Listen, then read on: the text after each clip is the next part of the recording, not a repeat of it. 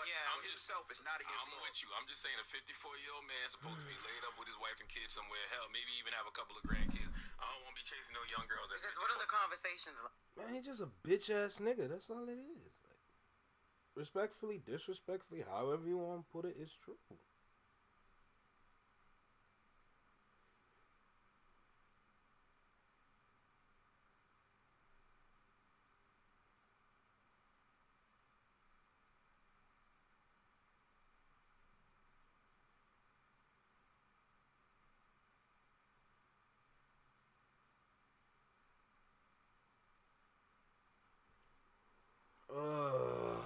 Jesus, man. What the hell is this? Who the hell is this?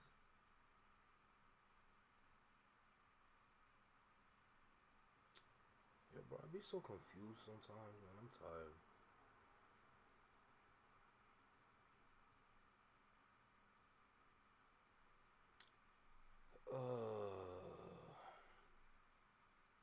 You want to know the answer? What's good, Quickie? What's popping? What's everyone saying? You want to know the answer, Rebecca? It's simple. Why would he, Shannon, whoever...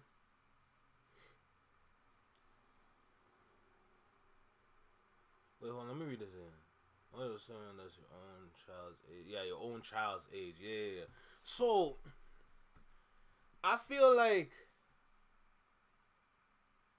Okay, first of all, someone... Okay, so this can go numerous of ways from the male perspective. First way that came to my head literally just now is that someone probably alley-ooped this to him. Usually when it comes down to like people dating other people, when it's like they're like, just like when you're dating someone, like when you see someone that's 54 dating someone that's like 21. Case of your dad that would creep you out, that your kids' friends are hitting on. Girl, yo, listen, let me tell you something. Okay, one way is that it's an alley-oop. That's the first way. Someone passed it along. Okay, that's one way. Second way, you met that at like a popular restaurant / club. Because one thing I know is that there's a lot of high-end restaurants that are also clubs where a lot of older gentlemen frequent. But at the same time, those women that want a sugar daddy, they're going to pull up to those same club / restaurants too. So that's a possibility as well. Now, he did say he met her at the gym. That's the third possibility. The third possibility of meeting someone like this is at the gym. Now, why would you want to date these kind of people? I mean, y'all saw the text messages. Yo, Unc a freak. Unc is a freak. He's a whole freak. Okay, listen, there's... The text messages that were shown are not the only text message. There's more. There's more. This Uncle freak. Okay? And guess what? She's freaky. Now, I don't know what her upbringing was or how it went down or how, like, what kind of, like, life she went through at her 20 or 21-year-old age. But she nasty. She texted the man, I want you to put a dog collar around my neck and choke me with... No. What? No. There's no.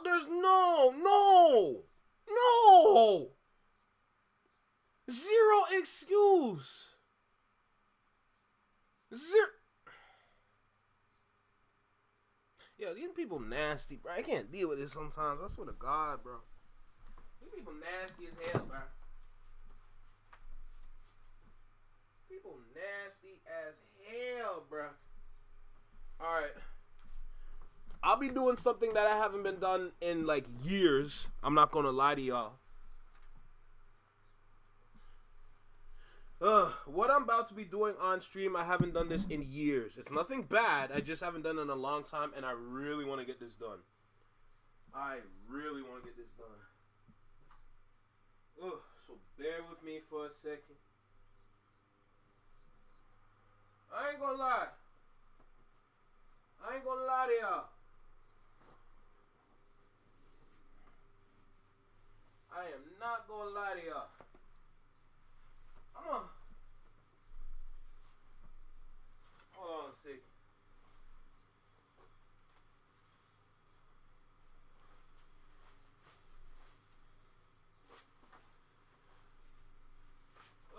Make sure we good. We great. Sensational. Boom.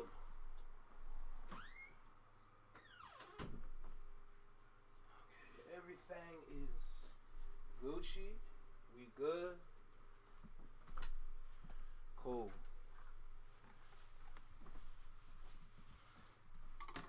All right. I haven't done this in like a while. I haven't done this in like so long. It's not sexy to be assaulted. Rebecca, here's the thing. Regular people get that. Regular people get that. But what we need to understand that the reality is this crash out generation, this YN generation, the unfortunate side is people that, or the people that, or the young adults, sorry, that fall into that category, they're all compromised. Or simply put, like, they're all just doing everything at a maximum. Need some damn therapy or some Jesus or both. Here's... Oh, we're going to be... Okay, hold on. Let me turn my camera on because I feel like we're going to be talking today. We're going to be talking today. So, okay. Okay, this is what we're going to do today. This is what we're going to do today. So, I'm going to be doing... Like, man, I haven't nurtured my hair in so long. First of all, this is the castor oil to get. Okay, this right here, this is the one. And also, I haven't used this in years. So, hair growth formula. I'll be using these two today. I have my shampoo and my leave-in conditioner over there. So I'm just going to be like doing my hair a little bit. Because since you brought up therapy, there's things I need to say about it. There's things I need to say about it. When you come to the Flex Your Mind Network, we're going to be telling y'all the truth and we're going to be honest with y'all. And honestly speaking, not everybody needs it. Let me start there. Right here, right now, this moment right here. Wait, hold on a second. Hold on a second. Wait. Hold on.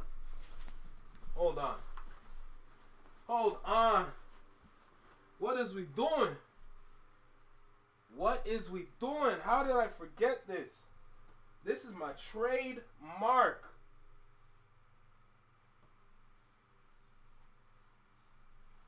This is my trademark. What am I doing?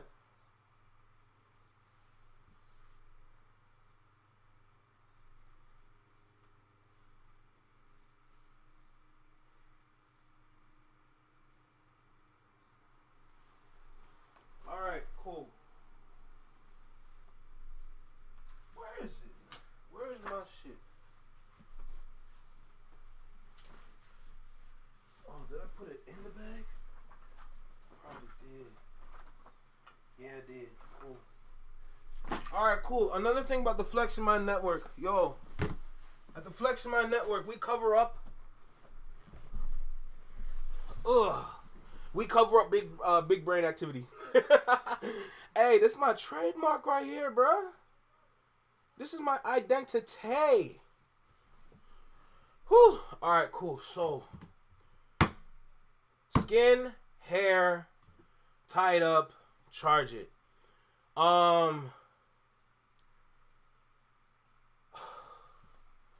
Okay, Rebecca, we gonna be talking today.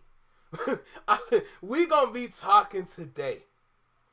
I have typical white girl hair. Don't you worry about it. Don't worry about it. Hair, all hair is good hair as long as that there's hair. I'm glad Anthony ain't here for that. But I sure think you need some type of help if you're like being harmed during consensual adult acts. Like there's something not right in your head. Okay, so watch this now. Watch this now. First of all, I agree with you that the young adults didn't have the actual proper like parenting. You know, so I'm gonna start there with you. I agree with you. Personally, me personally speaking, the adults are the ones that need therapy more than the young adults.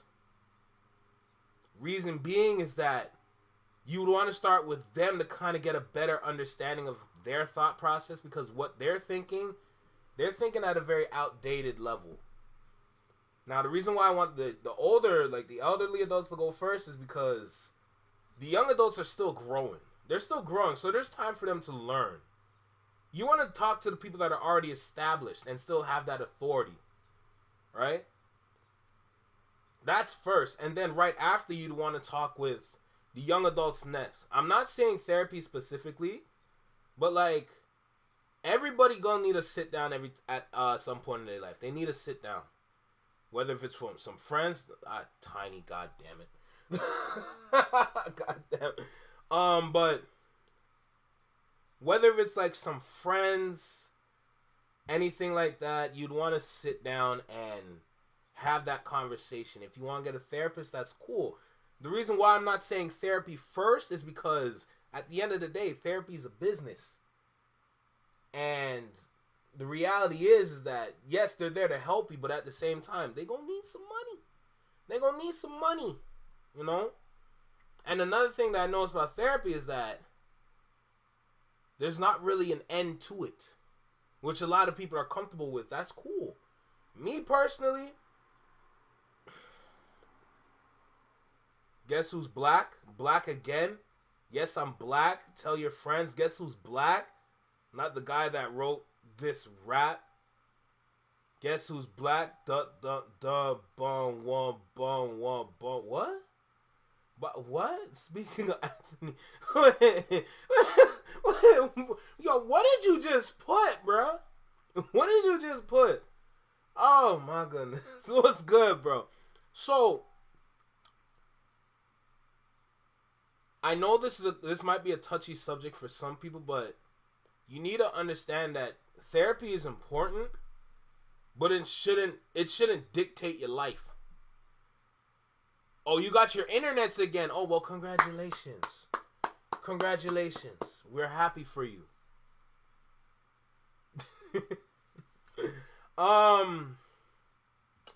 This is such a sensitive topic just because of like how society is today with it. Therapy is not supposed to bro, it's a parody on Guess Who's Back. I know, but I'm like, yo, bro. Yo, bro, what are we doing? BRB, I got you, don't worry. Quickie. Sensitive topic, therapy. Me personally, don't lead with it. It's supposed to be there to support you, yes. It's not ongoing. Eventually, it's supposed to end, or at least finish with what you're really there for. Anything that comes after that, put that to the side for another set of sessions. You don't want to continuously go, because now you're starting to fall down the rabbit hole where it's going to change like your overall way of thinking. Not saying that, oh my god, this is going to be so difficult to explain. This is going to be so difficult to explain. I'm just trying to nail out the facts, quick points. You want to be able to keep your own level of thinking when you go to therapy. You don't want people to think for you. Once you continuously have someone sitting in front of you, telling you, giving you suggestions, and then eventually making you think on their level, thinking based on what they understand, it's kind of changing you in a sense where it's like, you still have to keep what's true to you, but you don't need somebody literally in your head telling you what to do.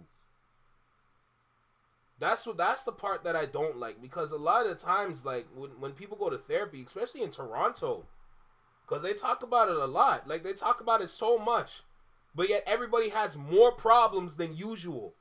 Make it make sense. Like, yo, your therapist is telling you, yo, stay out of the environments that you find the most problems in, but yet they immerse themselves deeper into those same environments that they shouldn't even be there or be in the first place. Like, I don't like the flip-flopping. I don't like the lying. I don't like the fact that we're championing something that doesn't work necessarily. Why is this the first option? I don't know. That's what we call weaponizing therapy. They use therapy to simply prove they're better, not to get... Ooh. Talk. I'm autistic. I actually need to go to... See, that's what I'm saying, though, Rebecca. Therapy...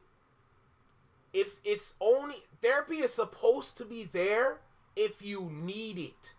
If this is what makes or helps you, this is where you should be. But I'm speaking from the average consumer standpoint. Not trying to group y'all into different groups, whatever, because we're all different. There's always different levels of consumers at the end of the day. There's always different levels. I'm not grouping nobody or anything like that. All I'm saying is a person like me, a person like anybody in my family, a person like some of my friends that I'm always around, where I learn from them and I gain levels of education from them, and we can all think for ourselves, and we can all have the level-headed conversations without conflict, without arguing anything. We personally, we don't necessarily need to go. We don't need to go. It's only there to assist. Therapy is supposed to be there to assist you.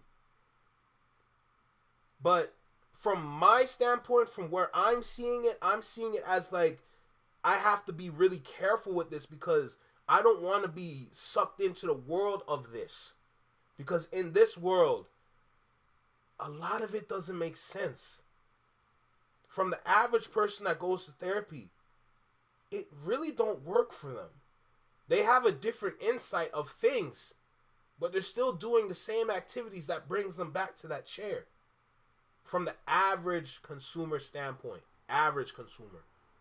Like the kind of consumer that's easy to that's easy to gain stats from, to put on a chart, to put on Venn diagram, whatever. Like, the consumers that are easy to get data from on these things are the kind of people that don't necessarily need it.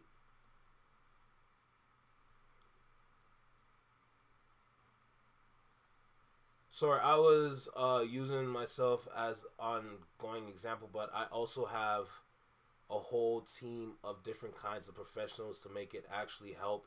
It's not one person doing therapy and everything. Valid. That's fine. You don't have a perspective of someone who actually needs that form of help to be human like I do. That's completely valid. I completely understand that. That's what I'm saying. Like, it's a touchy subject, because there's people actually that do get the help they need. But if a person like me was to go, it wouldn't really work for me, because now you're bringing up topics and ideals that don't really matter to me, but you're kind of making it matter, so I look deeper into it. And now I'm looking and trying to kind of focusing on things I don't necessarily need to focus on in the moment. So that's what I'm talking about from my standpoint. Because I'm already locked in. I already know what I need to do. I already know, what I have to do, not only as a YouTuber, but in life, at my job, everything. I'm locked in. I'm straight. Oh, nobody. We're just having a light conversation, Tiff. Don't worry. And I enjoy sharing my perspective as an autistic adult. And it's nice that someone actually wants to hear the perspective. That's what I'm saying. If it works for you, continue to go. That's what I'm trying. I'm trying my best to kind of draw a line through this, because I'm not trying to bash anybody. I'm not trying to say, oh, why are you going, whatever. No, I still say it matters. I'm just being cautious with how I tell people to go, because I still want to see people go, but the right individuals. I don't need everybody flooding in those doors. You know, that's mainly what I'm speaking toward. What's happening? Nah, we chilling unhinged. We're just having like an honest conversation about therapy, because the way I see it, I'm very mindful and I'm very careful about who I would want to say, oh, maybe you should go. Maybe you should look into this. Maybe you should kind of consider, at least give it like a first date kind of trial. I'm not the kind of person that's ever going to push you, because that's what I see a lot of. Oh, what's good, J Tom? What are you saying, bro? What are you saying? I'm not the kind of person that's going to push you into going to therapy. If I'm going to tell you, I'm going to tell you with precaution, but at the same time, I'm going to tell you with grace that maybe you should consider, but be mindful, because when you step into this realm, the first person that you meet might not be the first person that you should be with. A lot of people that don't know, like when you go to therapy, a lot of times the first couple therapists that you go to are probably not the right individuals for you to go to, but not enough people know about that kind of information. So now they might be with somebody, or they might be in front of somebody or speaking with somebody where it's like, we're not on the same page, but you're giving me examples of what I need to do, but we're not on the same page, and nobody clocks that. If you go, I want to make sure you find the right person. The therapist may have more problems than a patient. Valid, absolutely valid, right? But that's my caution. That's my precaution, because what I see around me is that there's a lot of people that go, but they're doing all the things they shouldn't be doing, but it's like they got the green light to do it in a sense. Absolutely, J Tom. It took me honestly 4 tries to find my autism team, if that's what you mean. That's exactly what I'm saying. Rebecca, that's exactly what I'm saying. But the way people preach about it, they're going to say, go, go, go, go. It's always go, but never look, research. It's never that. It's just people saying, go, go. Especially with the younger adults. The early 20s and all that. They're the ones saying, go. It's worth it. Go, go. No. Be honest with yourself. A lot of people, they might not need to go, because they understand their purpose. They understand what they need to do. And mind you, that purpose and like everything else, that also varies from person to person. It's never the same. So when I see panels when I was in college of people saying, yeah, you should consider going, it's really gonna help. A lot of us have our own responsibilities that we need to do, that kind of keeps us on track. Some people keep themselves on track through tasks, through jobs, making sure keeping themselves busy, not just sitting down. Some people are like that. Some people that like might get stressed from all the work that they do. What's good, Slay? How you doing? Actually, for my last spent 5 months looking up people's credentials to make sure they could deal with me. That's what more people need to do, Rebecca. A lot of people need to just get nigga. Yo, Anthony, my guy, come on, bruh. Now you sound like that white girl that Shannon Sharp was dealing with, bruh. Jesus God. Talking about put a dog collar around my neck and choke me. Excuse me? Okay. Shannon Sharp is like 54 and the girl's like 19 or 20, 21. Between that age bracket, right? So you have 54 and 19 to 21. I forgot her exact age. But what do they really talk about?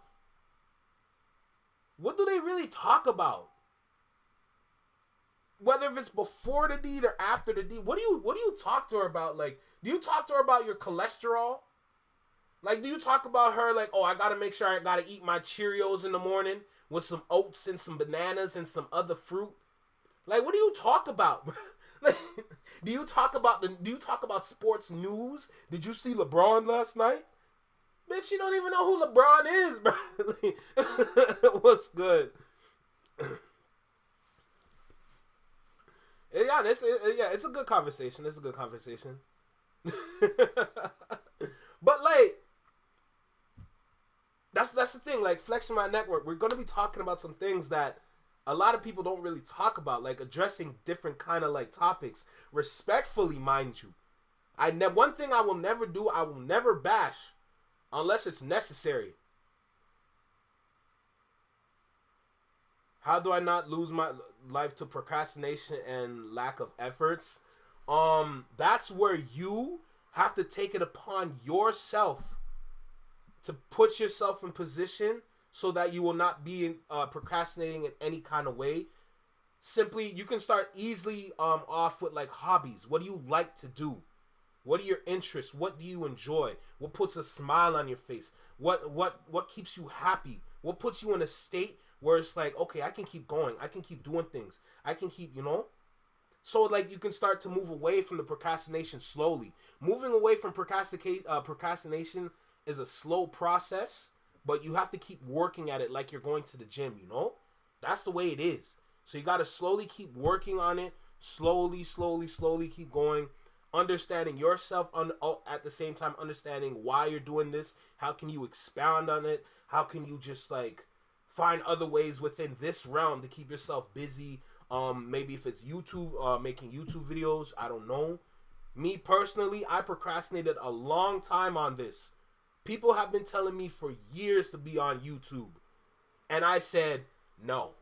And I kept saying no. This goes past the pandemic. People's been telling me to be on YouTube since when? Since, my God, maybe since like 2016, 2017. People's been telling me to be on YouTube, and I just got on YouTube last year, or almost last year. No, it's been over a year. It's been over a year. Like, yeah, nah. Yeah, I've been procrastinating on this, but like I said, I slowly started to do it. What really helped me with putting myself on YouTube was me starting a podcast with my friends, to be honest. Because before that, there was nothing on this YouTube page.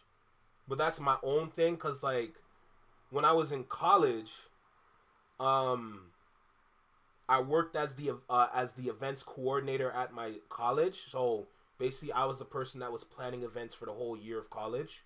Flawless run, by the way. So I had those speaking engagements. I had those panel talks. Like those kind of events. I scheduled that. I got the people together for that. I made that happen. I led that conversation. So it made sense for me to kind of start a podcast because like I kind of like having that conversation, whether if it was live or just with my squad. And a lot of times when I talk with my people, we talk about some real shit. So I'm like, yo, hold on a second. This whole podcast thing. So you mean to tell me all I need to do is just keep the camera on and we just talk? And then I just kept going and going and going and going. You know?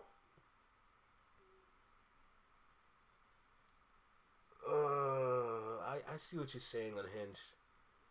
But yeah, like, that kind of helped me. The podcasting and me conversating, that kind of helped me with my procrastination of getting on YouTube. And then learning to keep posting on YouTube and everything like that. So, why are we so serious today? My bad, Tiff. I see you put the emoji. I'm like, what happened? We were having fun.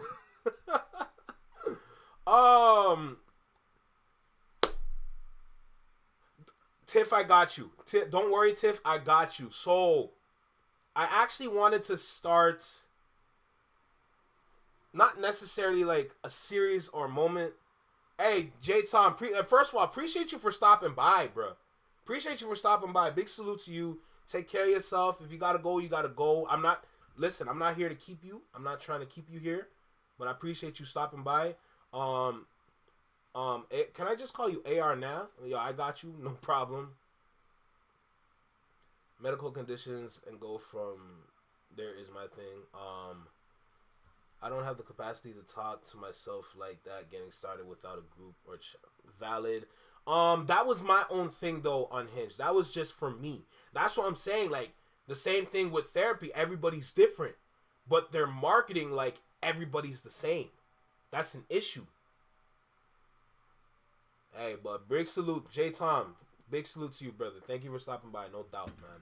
I respect it. I appreciate it, bro. You know I'm gonna see you in all the other spaces, all the other lives. So I'm gonna see you soon. Don't worry, bro.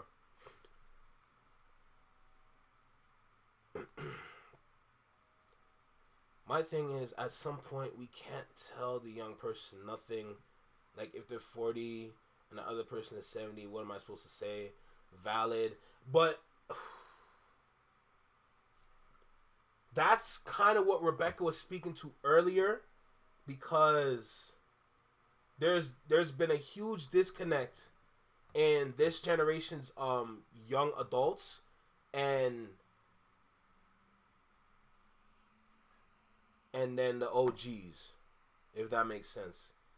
Because it got to a point where the OGs stopped talking, stopped communicating, and stopped dealing with the younger generation, to the point where the younger generation had to figure it out for themselves. Same thing that happened in music, right? When it comes down to like all the younger artists and how they make music, they had to go out and figure it out for themselves, right? So that's kind of the reason why you have these individuals out here that are on some wild shit. Because that's what they found out to be what their comfort is, what they prefer, what they like. As long as it's consensual, of course, but like that's what they figured out, you know?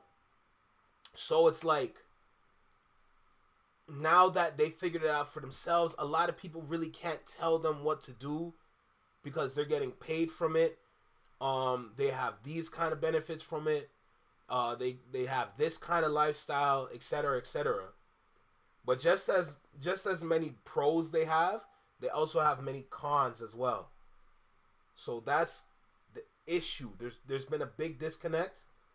So it's kind of like we kind of gotta, the OGs gotta reach out to the young ones again, but they gotta reach out with grace, you know. And that's completely valid. That behavior seems extremely predatory to me, Anthony, and gross. I'll never see it any other way, whether it's the older guy preying on the 20-something or the other way around. Valid. Because look at Drea. Look at Drea. Drea is dating a basketball player that's the same age as her son. Is that not crazy? I was raised like that. Hey, to be honest, majority of us were never raised like that, so that's fair. But I feel like I can put a pin in the conversation right now. We've been talking. we've been talking about this. It's been like 33 minutes of us chatting about that. Slay, don't even worry. We're gonna put a pin in that. We're gonna, if you want to pick that up tomorrow, Sunday, that's cool. But we can charge that to the game right now. There's at least some reactions we can get into for today. What is it? YouTube's birthday or something? Girl can't take rejection easy. The ladies edition. Oh, this man from Chirac.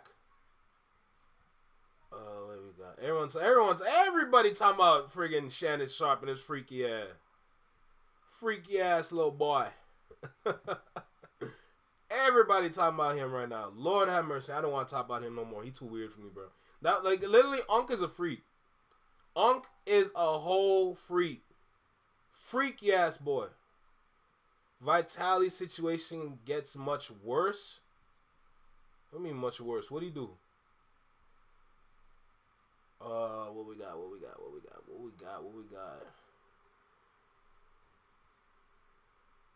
Someone please tell Friday to just get some better content, bro. Nobody cares about Bundog and Pressa, bro. If you're on the YouTube space, my guy, nobody cares about Bundog and Pressa. Sorry. Like, Jesus. Big Trouble could care less.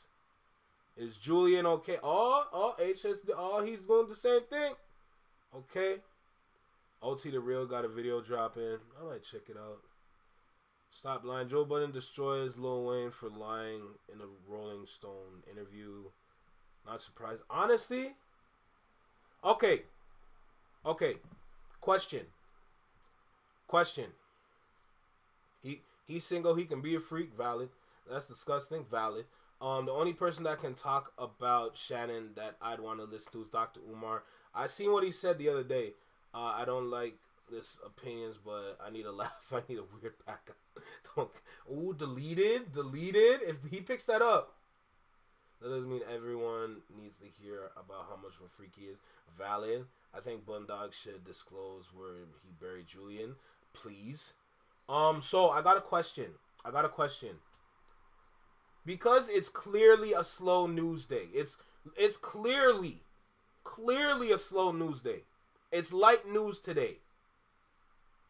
Should we step into the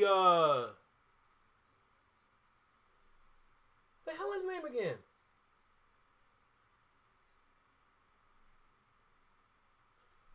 Should we watch the David Banner interview on Bigboy? Should we lead with that today and then see where the day goes? Because I told y'all, we're always going to have something. So I feel like the David Banner interview that I've been putting off, we could finally watch it today. David Banner. Banan. Who the hell is David Banan? I said Banner. When the hell did I say Banan? David Banner, bro. Should we watch the David? Okay, hold on. Let me help y'all out. Let me help y'all out real quick. This one. I found that kind of quick. I'm not going to lie.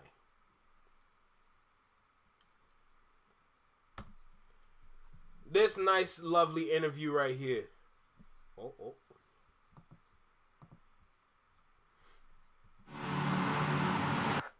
I don't know about you. I kind of want to watch it. Sure, why not? I'm with it. Who else is down? Because we've been supposed to get it. Let's get it. Also, I was trying to help you remember, but delay got in the way. Bro. Hey, regardless, I appreciate it. So we're going to go ahead and dive into this. It's 1 hour long. And you know how this... Did you talk about Dodie 6? I did that yesterday. Is there more? I don't think there's more. I watched, who did I watch again? It was Jalopy. Jalopy had a 30-minute video yesterday on Dodie 6. So I already covered Dodie 6. I know the Ville has a Dodie 6 video as well. I think it was like 10 minutes long or so, but I don't think there's really more information out there. But then again, with the Ville, you know what? There's more info that came out.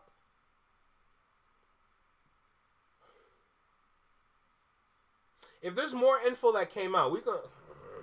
Because I know the Ville has something. There's an explanation.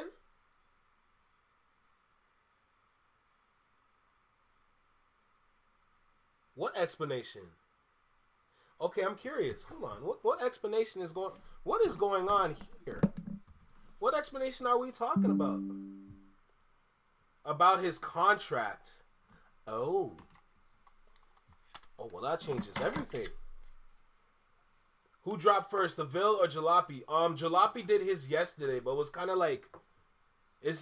The video from Jalopy is based on his own thoughts, but the Ville dropped one, I think, either late last night or this morning. He didn't get his publishing or something?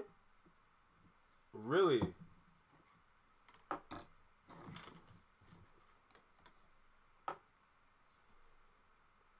He has a shitty contract and was trying to blame Yo, bro.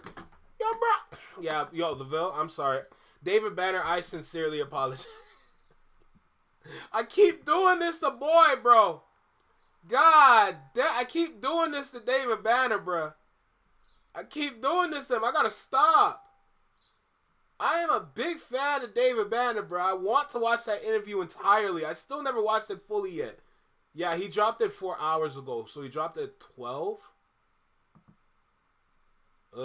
10 minutes. What's going on? What's good, brother? All right, so looks like we're doing this one first.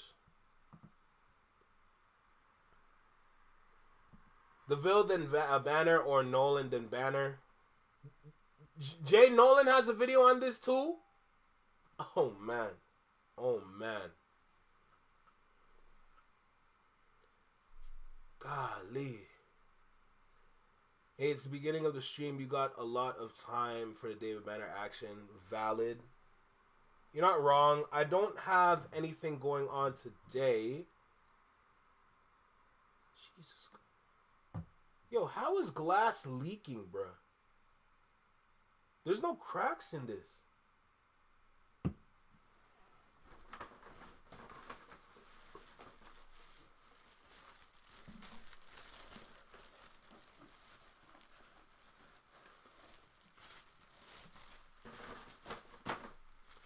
Ugh, thank God for napkins, I guess. How is this leaking, bro? That doesn't make any sense, man. I gotta finish that before it leaks everywhere. Jay Nolan was in the industry, so it explains the best. Oh. I didn't know Jay Nolan was in the industry. See, that's why I hate Canada, bro. That's why I hate Canada, bro. We ain't got no industry. Bro, I would have been worked in the industry long time ago when I finished college. What's good, Quickie? Welcome back. It's more in depth? Yeah, I know. But the reason why I'm mindful when I react to Jay Nolan is because, like, y'all know me by now. Or y'all at least should know about me by now. I'm going to talk. And I'm known for doubling the time in videos. So, whether if I have like a 15-minute video I watch, it's usually around 30 to 45 minutes. The other day, we had a 30-minute video on the Canadian history of rap. That turned into what? A 1 hour and 6 minute video? Like, I doubled the time, right? The condensation is not leaking, but I don't know. It's kind of yellow, so I'm known for doubling the time. That's why I'm mindful of when I watch Jay Nolan. So, and it's not cold either. Then again, I'm not good with science, so. But yeah, so that's why I'm very mindful when I watch it. What'd you say? Nah, run it up. We only got 2 vids lined up today. We got time. Hey, then we gonna get into it then. So, you know what? Hold on. Let me get the chat on my phone because I've been looking on Streamlabs. Okay. What the hell? Rumors are floating about Chromaz and Honcho Hoodlum in a relationship. But the man looks like a rat. And I hate Chromaz. Listen, if you ever hear about somebody named Chromaz, ignore it, please. There's a woman in Toronto named Chromaz. Please, for the love of God, don't look into her. It's not worth it. It's really not worth it, bro. In fact, it's going to make y'all ears bleed. I promise y'all that. All right, perfect. So I got the chat going on my phone right now. Let me go ahead. I'll be doing my hair while I do all this, so just let y'all know. I got to fix up my hair real nice. It's been a long time since I did this, bro. Woo! Hey, TW in the house, bro. What's poppin', bro? What you saying, man? Welcome. Thank you for stopping by, my guy. All right, so boom. We're going to go ahead. We're going to get to this video by the Ville. You know, let's not waste no more time. I've been talking. I've been talking. Let's just go. So with that being said, let's just dive into the video, all right? But before we do, we got a little intro to start. So let's go. Yo, right here. Right here in the small box.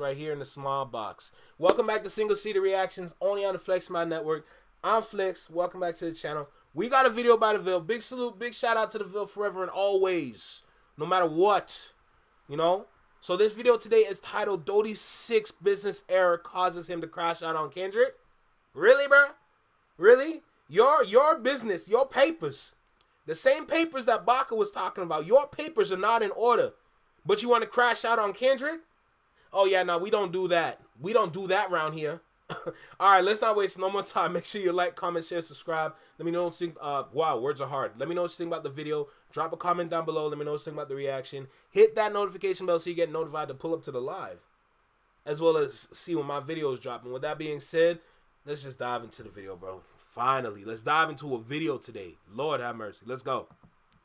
What's going on, y'all? Hit that like button subscribe if you haven't Let's done so go. already. That's If what you'd I'm like to talking donate to the channel, the cash app's at the top right corner of the video.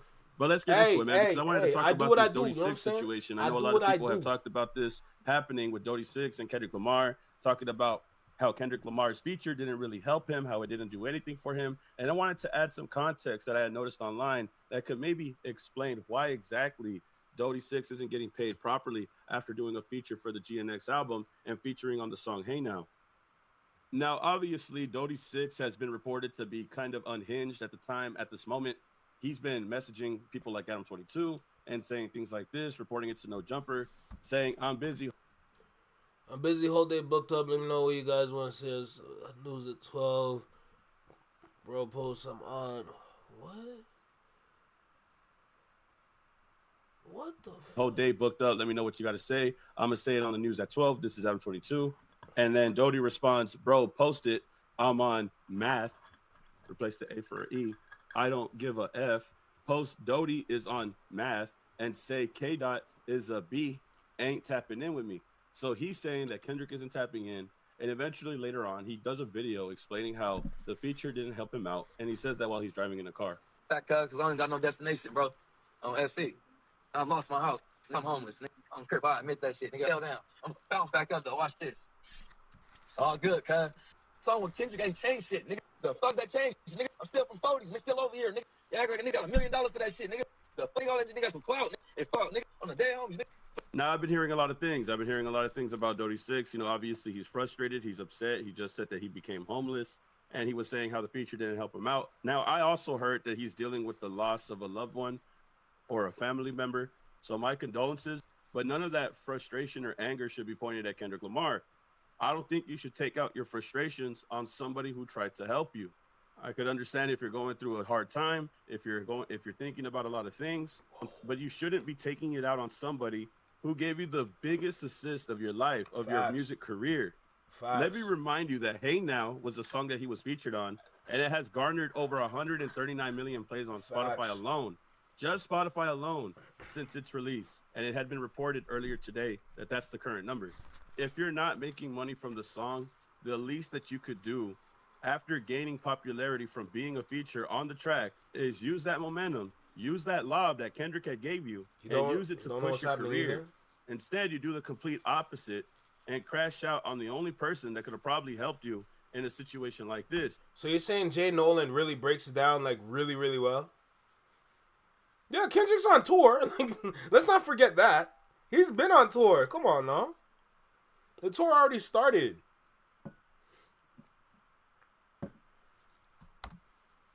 But the feature could only help you at this point if you help yourself, not if you self-destruct by crashing out online, saying all these things, especially about the person who was there and tried to help you. Not only that, but let me remind you with this interview that since 2020, Dodie has heard about Kendrick Lamar asking about him and wanting to work with him. When I was in jail the whole time, like literally since 2020, I've been hearing Kendrick Lamar asked about you. Like certain homies, the homie Doughburger, rest in peace. He hit me like, "Hey, I was seeing Kendrick asked about you." Like, whoa. I'm like, all right, but I heard a couple times. I never really like, is it real or not? I don't know. All this guy had to do was just wait for his opportunity to come, and he did. And when it happened, and he finally got the feature from Kendrick, what does he do? He goes and he blows it up. He goes and he messes it up.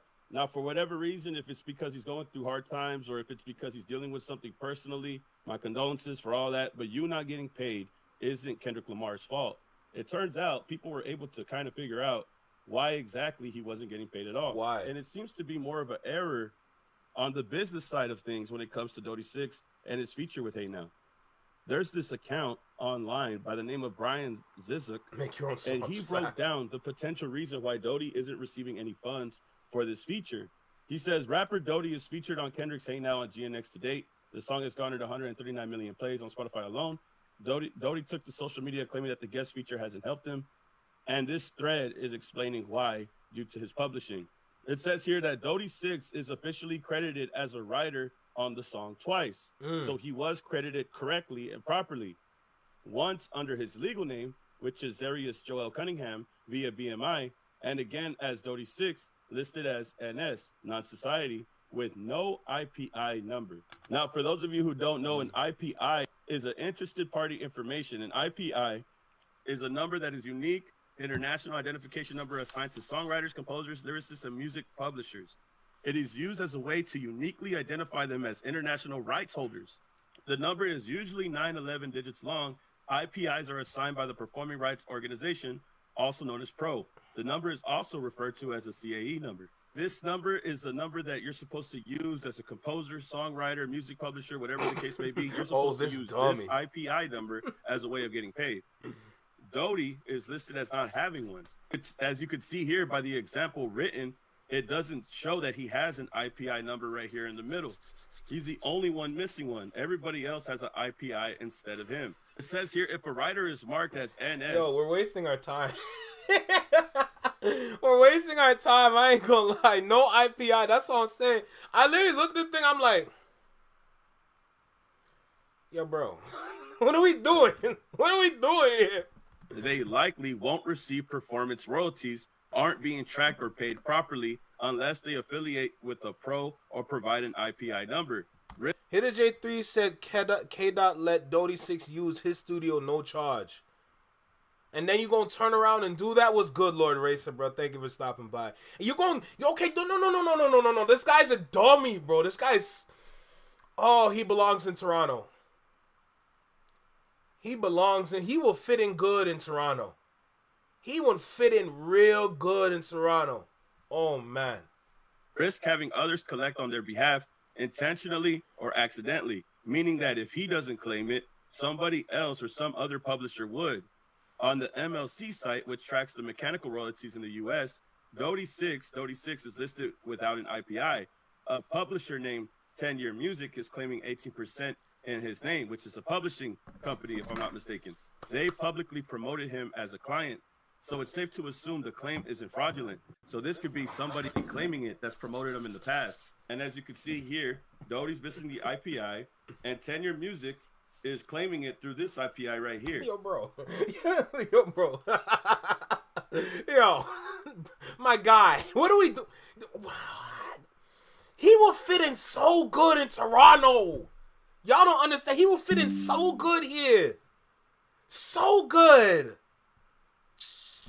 Honestly, he would thrive in Toronto. He would thrive in Toronto. A lot of people here would probably use him. Unless he gets his shit together, a lot of people gonna use him. Make a lot of tracks. All that. He gonna put in a lot of work in Toronto. Fact. But brother, shut up. Respectfully. But still. The publisher that promotes Dodie 6. Brian says, even if you're credited properly, minor publishing mistakes or missing or incomplete registrations will block your royalties or route your money to someone else entirely. Registrations must be accurate and clean across your pro, the MLC, and your publishers. He says, sadly, this happens all the time. A writer uses a stage name on one registration and their legal name on another. Their IPI isn't listed. A publisher files a claim for the wrong split percentage. The result, the artist is left wondering why they haven't seen a dime. To avoid ending up in positions, here's a quick checklist. Join a pro, which is also known as an ASCAP. Get your IPI number, register every song correctly, use the same name plus info everywhere, review who's listed as your publisher, monitor your MLC registration, and ask questions. I think this is a lesson that Dodie 6 needs to follow. This individual... Hey, he was in jail. He didn't know. You know what I'm saying? Man didn't do his research for real, bro. He's just out there letting people do things for him. Then they're going to railroad him, bro. Bro, as an artist, man, yo, people think being an artist is fine and dandy and fun and cool to do. You get all the money, you get all the girls. But if you don't get yourself in order, bro, they're going to take they're going to take everything from you, bro. They literally took your check, bro. They took your check, my nigga. And shout out this account, Brian Zias, hey, for breaking thank this you, down. Lord Racer. He I was appreciate able to you, break brother. down why Appreciate exactly you, no he doubt. hasn't gotten paid. He could see clear as day that the business side of Dodie Six's situation isn't straightened out all the way correctly. His money for 16 or 18% of the song is going to somebody else, and this is leaving him concerned and questioning how come he hasn't received a dime from doing this feature. From what it looks like right here, it doesn't look like it's Kendrick's fault. It looks like it's a business issue going on with your publishing and your IPI. That's something that you would have to fix on your own. Kendrick could give you the feature. Bro, how the hell is Baca not high? How does Baca not nice have his paper together and this man don't? Bro, and Baca only got like 3 big tracks. Yo, you can't make this up. But he cannot hold your hand and make sure that you do everything correctly. You're entitled as an artist and as an adult to have some type of responsibility in regards to the way that you receive payment. I understand if Dodie Six is going through a lot of emotional distress, if he lost somebody that he's loved or he lost a family member, my condolences. But at some point, you have to take some accountability and understand that if you made a mistake, you have to check your paperwork because the entertainment business is also entertainment. But yo, even to take that further, yo, bro, you got to stand on your business for real, man.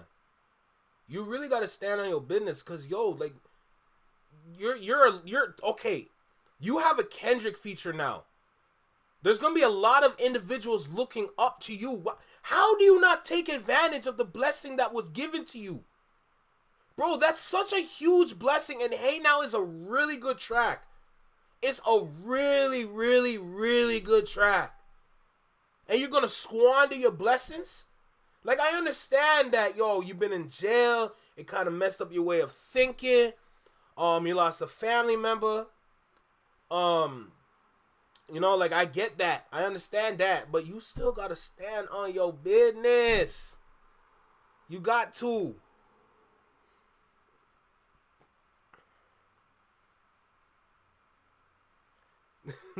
These white people. You can't even blame it on them either because they took advantage of you. They took advantage of something that you weren't even paying attention to. A feature on GNX is priceless. Facts. Facts. And the funny thing is, he's technically, okay, he's late now. He's technically late now, but prior this little thing that he did in the car, he would have been late a little bit, but he still, if he understood what he needed to do in that moment, he still would have got his blessings. He still would have got his blessings. All the people that he's connected with, they'll actually look up to him and probably, like, set him up, line him up with some literal, like, I don't know, anything. Like, anything positive could have happened for dude. Anything positive could have happened for dude. But, like, bro, you ain't do nothing. You ain't do nothing, bro. This is why you should have looked at Jay Nolan. He talked about what he should have been doing. Okay, I'll check out Jay Nolan next. Why hasn't everyone said to these young ones to take it to a business lawyer or get contracts and papers work explained? Rebecca, because they don't know any better. That's why.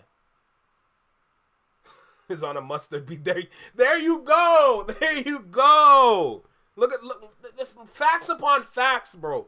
It's just the man's moving like a Torontonian. He's moving like a Torontonian. Let's keep it a stack right now. He's literally moving like a Torontonian. If we're gonna be completely honest. Like, this is literally how Toronto niggas move. They're always complaining about the money that they're not getting. So they go out and start scamming because scamming is so easy to do in Toronto. Scamming is probably one of the easiest things a nigga could ever do in Toronto. You don't even got to shoot nobody. You just scam niggas. You just scam niggas with some proper wordplay and you just charge it to the game. And then you go out and get an expensive dinner. You go eat steak or something. Like, yo, this is what they literally do. You know what I'm saying? Let's keep going. We're almost done with the video. Payment, but it's also a business. And you have to make sure that you cross your T's and dot your I's. Yo, I've been saying this rap game ship is business, eh? I've been saying this. It's a business for real. So you know that everything is being accounted for. If you're not getting paid or if you're not seeing a dime, it's probably because it's something that's going on your end on the business aspect of things. If he's having a situation with his home and if he's having situations with a loved one, my condolences, like I said. But this is something that you have to take accountability for. Facts. Imagine how much money Dodie Six could actually make from this song if he took care of the business aspect of things on his own. I'm not sure if the frustration is coming from not getting paid or if it's coming from the stuff that he's dealing with personally. I don't think that going at Kendrick Lamar publicly is a good idea. I don't think that going at the person that decided to help you is going to benefit you at all. I think it just makes your situation worse. If anything, I think you should have asked questions instead of trying to crash out. Because now you got people like Hitter J3 talking about the situation. And Hitter J3 is being open about it. He's saying, but since the net talking, tell Blood to tell y'all how Dot gave him access to the studio anytime that he wanted and got him a spot, etc. to chill. He says some shit be a test, but guys rather be in the streets and ain't got no patience. It looks like Kendrick Lamar did try to assist him in some type of way, whether it was giving him some type of studio time or if it was giving him a spot to chill at. But from what Hitter J3 is saying, Dodie rather be in the streets than to be patient. And I think that's the same thing that I'm trying to say. If he just took a step back and asked questions instead of being frustrated and upset, there probably would have been some type of resolve before lashing out online. Hopefully everything personal in Dodie Six's life gets straightened out. And hopefully everything on his business side of things and his career gets straightened out. You know damn well it won't get straightened out, bro. The man's about to work with, Adam 22? Adam 22 wanted to talk with him. They want dirt on Kendrick so bad that, like, niggas that mess up the blessings are always the ones that's going to take down a nigga. Oh, my God, bro. Oh, my God. This is terrible. This is so terrible. No cap. No cap, bro. Holy, man. This is... I feel bad for Kendrick, bro. I feel bad. Look at the blessing you gave this man. The man don't even know what to do with it. I feel like that's the only reason why he didn't get paid properly, in my opinion.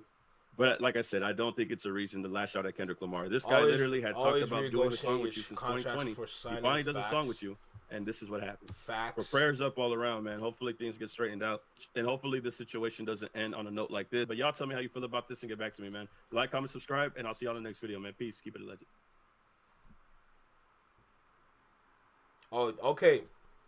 All right. So I'm going to go ahead. I'm going to go find that video. We're going to get into that video right now. But salute to the Ville regardless. But he did find some things. He definitely found some things that he could utilize for his video. So big salute to him regardless, bro. I enjoyed it. So let's not waste no more time. Let's go ahead with the next video. But big salute to the Ville, no doubt. Let's keep going, though. Go ahead, hit the record button. All right, cool. All right. Snowden. Working in the industry. Bruh, I'm so ready. Oh, he live right now. He live right now. It's Nolan. I'm not subscribed now, before we to get him. I swear I was. Let's fix that right now. He probably gonna see it pop up in this video. Yo, salute to the Flex Smile Network. I appreciate you. I swear I always saw his videos. Oh, this is a long one. Pause. Pause. Dodie Six said Kendrick did another for him. Chanel Dot. Why he's not eating? Okay, this one. All right, perfect. It's Nolan.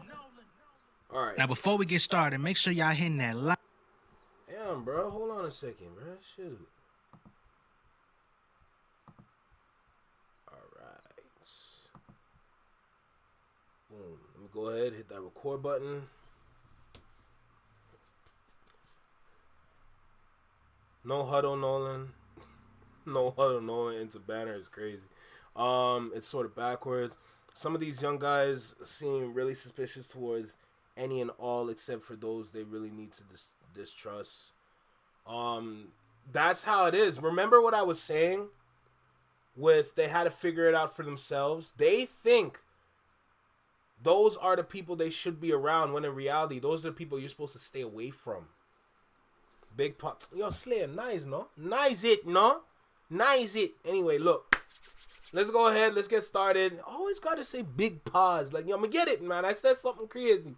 Look, let's go ahead. Let's get started. Jay Nolan, before we do intro time, let's go. Yo, right here in the small box, Welcome back to Single City Reactions, only on the Flex Mind Network. I'm Flex. Welcome back to the channel. We got a video by Jay Nolan really breaking down this situation with Dodie 6.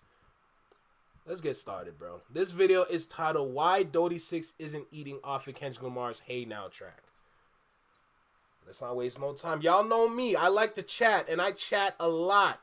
But make sure you like, comment, share, subscribe. Let me know what you think about the video. Drop a comment down below. Let me know what you think about the reaction. Hit that notification bell so you get notified when I go live, as well as when I drop my videos.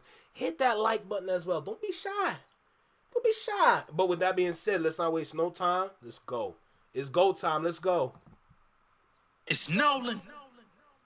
Now, before we get started, make sure y'all hitting that like button. Make sure y'all sharing it on your respective platforms. Let somebody know what we're doing today. Now, let's get into the show. Top about it, big small box. You know the vibe. Winning, they win. Putting on me and my friends. Slipped up and set in the trend. Oops, I did it again. Winning, they win. Putting on me and my friends. Slipped up and set in the trend. Oops, I did it again. Winning, they win. Putting on me and my friends. Slipped up and set in the trend. Oops, I did it again. Winning, they win. Putting on me and my friends. Slipped up and set in the trend. Oops, I did it again. 100% I'm authentic. I don't get down with the gimmicks. I keep it real. Damn, bro. I love the track. Come on, let's get to the video, brother. People, it's the kid Jay Nolan here. There Welcome we back go. to another episode of Inside the Industry, your number one source for music, entertainment, commentary, and breakdowns. Hope everybody's doing well out there today. Now, y'all know yesterday we talked about I got you, Kendrick too. Lamar. We talked about the whole Dodie 6 situation where he came out on his live, I guess after he had gotten jumped, robbed, and things of that nature. He came out and said, you know, he got real stuff going on in his life. That feature with Kendrick didn't do nothing for him. He You be know what I'm saying? spitting, He I'm got telling real you, the stuff track going sound on. nice. Y'all acting like he made $1 million off the feature, all this stuff, right? Kind of discrediting it, kind of making folks, you know, kind of think that, okay, maybe Kendrick ain't really look out for him or what have you. I've seen some people that You a grown ass man, my nigga. You gotta do your own due diligence and make sure your shelf is in order so you get the payment that you think you deserve. made reference to old interviews that he did in which he spoke a completely different tune regarding Kendrick Lamar's name, said how he looked out for him, how they were family now, and you know, how they had possibly worked on other records in the studio, but of course Hey Now was the one that came out. Maybe we're being so harsh. There could have been Maybe. other stuff coming Maybe. out. Could have had the potential to do a music video. Kendrick's been, you know, coming up with different treatments and things of that nature. Very active right now. All of these different things. Talked about how even when he was locked up back in 2020, His Kendrick own was clip. out That's here hilarious. looking for him. You know what I mean? And calling around all around LA, different neighborhoods to see what was going on with him.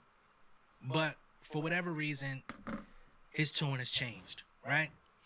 Now, word on the street is that Dodie 6 did lose a child recently, last month. And, you know, that's definitely a traumatic experience, something that not many See, that's people what I'm walking saying. this Like, I earth wanna can be, really like, relate with. It's wanna a be very respectful. exclusive club that nobody really wants to join.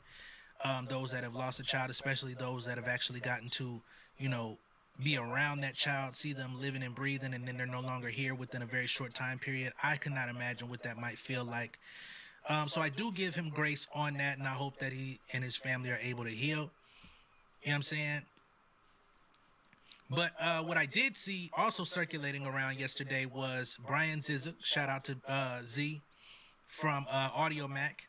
And he also talked about Dodie 6's publishing situation as to why, you know, he may not be seeing all of the possible benefits that he can get from this Hey Now collaboration with Kendrick. You know what I'm saying? Now, as a quick overview, of course, Hey Now was featured on the GNX album, which I believe is eligible for like double or triple platinum or some shit within 5 months. I think it's double platinum eligible. Hey Now as a song, it peaked at number 5 on the Billboard Hot 100. So we're talking about a top 5, top 10 song on the singles chart, period. Is the song that's also eligible for platinum certification. So this is a very successful record. And at some point, there will be a nice chunk of money available to him if he just kind of keeps his head down and gets his business in order. Right now, again, Brian Zizek. Why would he run to Adam 22, bro? Why couldn't you just talk to... You did a song with Kendrick Lamar. That's gonna get... I feel like everything I want to say is just gonna be pointless because the nigga never did it. For real, Big Dog Niz, I will not hold your hand. Bro, it's up to you as an artist, as a person. I'm just gonna be redundant. Let's just keep going. Everything I want to say, everything I was going to say, is just, I've already been saying it. I feel like I'm just redundant at this point. I just keep saying the same thing over and over. Let's just keep going. Says his business isn't necessarily buttoned up the way that it could be. And we're going to dive into that today. And I'm also going to give y'all some of my own personal experience in this music industry, understanding publishing and stuff like that. Because I literally, before making these types of videos, I used to have a course called Paid to Play, which actually taught artists how to get their business in order. Yo, my condolences, Rebecca. My condolences. Oh, Lord, man. This world that we live in. Man. It's not easy. It's not easy. It is tough. And I feel real pain when I hear these kind of things. Like, I feel real pain when I hear these kind of things. Because I don't have no kids yet, but there's always that possibility that could happen. You know? And it's sad. Like, imagine something that you've been waiting for. Something that you've been wanting to do. Raising somebody of your own. Showing them the game. Letting them know what they should be doing at the age. Just blessings, the guidance, everything. And then they just gone. That's real pain right there. That's what I'm saying. Like, I don't want to keep saying what I want to say because at the end of the day, like, he lost a child, bro. Like, oh my God. See, at the same time, TW, I don't agree with you either, bro. I feel like he might actually do it. But I feel bad. I feel bad, man. I feel bad. That's a different kind of pain. Like, that's not the kind of pain a lot of us is gonna know about. Whether we're a parent or not. Like, we don't really... Oh, Lord, man. Let's just keep going, man. So that they can eat off of their music in case anyone ever wanted to listen to it. So we're going to give y'all a couple little inside scoop secrets. Not even secrets, but just like tricks of the trade to where you can know what you're getting into, right? And also what an artist in Doty's position could have been doing in the meantime to keep himself afloat while waiting on that money and waiting on that business to get ironed out. We're going to get through all of those things in this video because this isn't made to dump on dude. He's going through a rough time. You know, he's got some other things, extracurriculars going on in his neighborhood that's not going well for him. Things I can't relate to because I'm not in that lifestyle. And, you know, again, trying to show him grace, although I know he is lashing out. He did. Yo, I ain't gonna lie. I'm glad all y'all are sending him. I'm glad y'all are sending Rebecca some love. I feel like she deserves it all right now, bro. She deserves all that love right now, bro. Losing, oh my God, I can't imagine. I really can't imagine. But I'm glad everyone in the chat's just taking their time. The same way we did it not too long ago, but taking y'all time, just sending love and appreciation. I'm glad y'all did that, man. Thank y'all, no doubt. Send that text to Adam22 saying that K-Dot is a bitch for not tapping in with him. But I don't think absolutely right. He truly means what he's saying, right? And I know a lot of people are ready to discard him, throw him away. Right. And that's cool too, right? I'm not excusing his behavior. I'm not saying it's right. I'm not saying it's all right. Mm-hmm. But I am saying, let's just talk about the situation at hand. Also, before I get started on this, I want to say, Sony Music, man, I don't think they fuck with your boy. You remember I told y'all that Web Sheriff came on my channel and struck me about a couple months ago? over supposed leaks that were supposed to be on the Some Sexy Songs for You Drake and P&D collab album, which those songs didn't even end up on there. But Web Sheriff, on behalf of Sony and Drake, struck my channel. We got that situation rectified. Strike got removed. We now have another strike from Sony Music, and this time it came from my Grand National Tour video the other day. Not for Kendrick, but for SZA, because she is actually a Sony artist by way of RCA. Played 40 seconds of her performing 30 for 30 with Kendrick, and they came and struck my motherfucking channel. So, but Nolan, you know why. You know why. You know exactly why they getting you. You're from the industry. They're gonna dog on you, bro. They're gonna dog on you, no doubt. And it's going to be you specifically that they're going to be dealing with. So I'm not surprised. Yeah, Sony Music's definitely going to be a no-go. If it's not UMG related, and I know some people are going to say, oh, you're talking about UMG because of Kendrick. No, I'm not.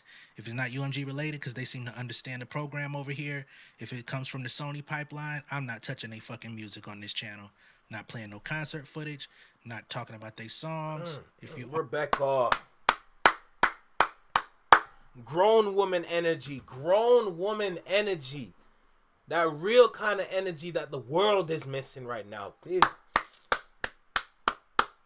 I felt like I needed to do that. Like, Jesus, I like hearing that. Or a Sony artist by way of any subsidiary, you can't get no love over here till y'all niggas do right by me. I'm just gonna be honest, because y'all niggas keep striking my shit, or y'all label keep striking my shit. And that means I they're don't like watching. That shit. I don't so that's appreciate a that good shit. They're thing, trying to to get be me took honest. out the game. Fuck them niggas. Okay? Now let's get to Dodie 6.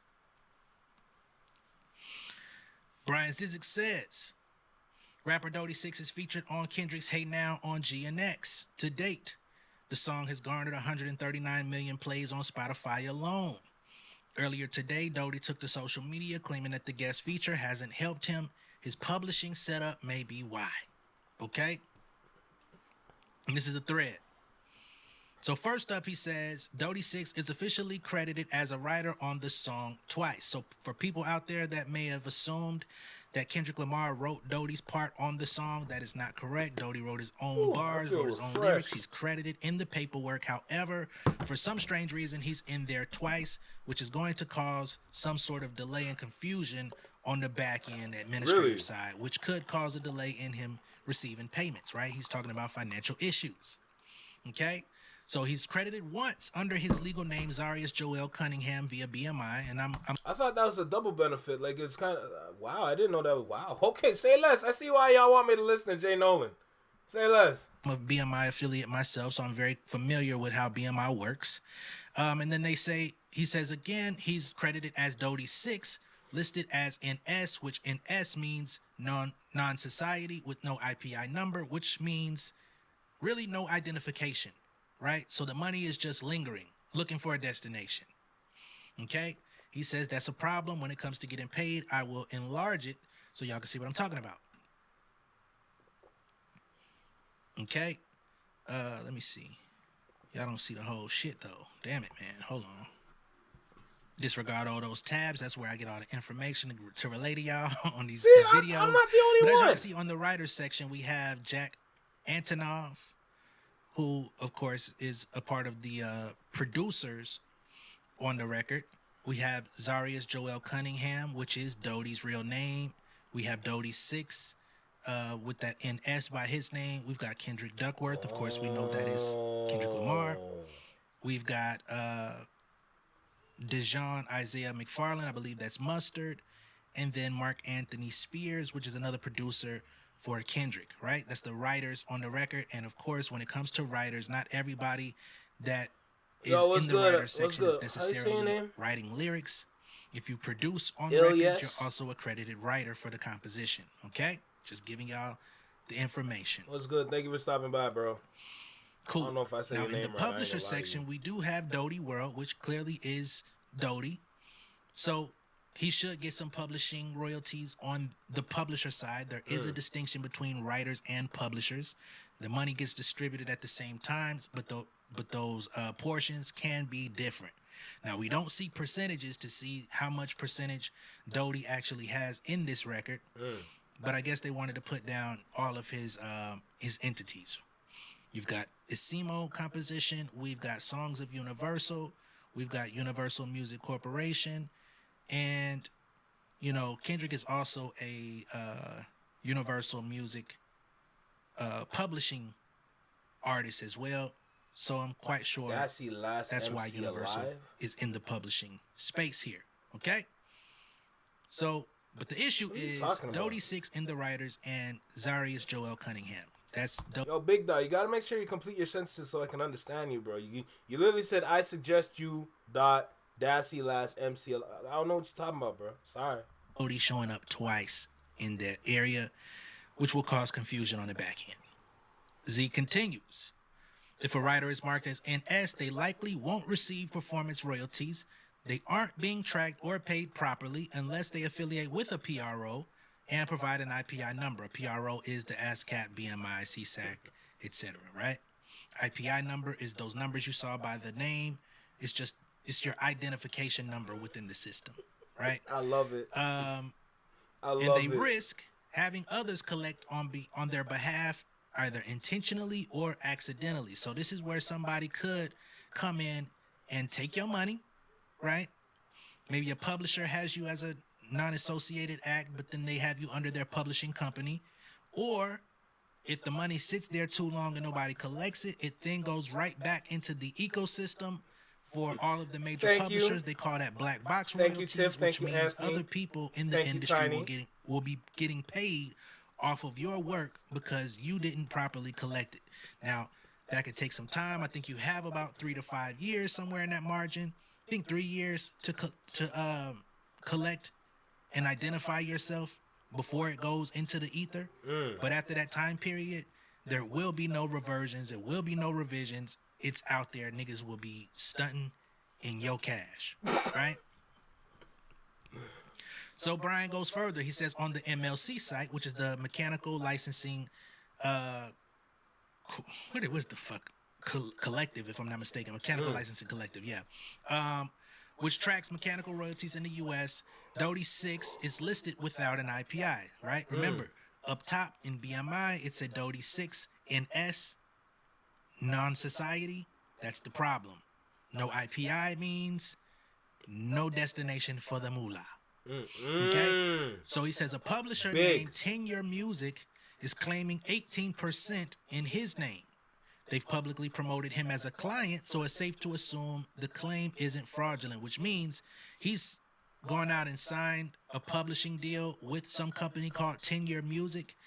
I don't even know who they are. Never heard of them before. Let me go look them up real quick. So we're now on the... Hold on. What did he even say? What did he even say? Y'all first of all, y'all doing God's work. Like, y'all doing God's work for I didn't even see what he said. Damn, that's crazy. Oh, wow, that's crazy. I just need, okay, let me just focus on this video. Because y'all clearly got it. Like, forget it. What the fuck?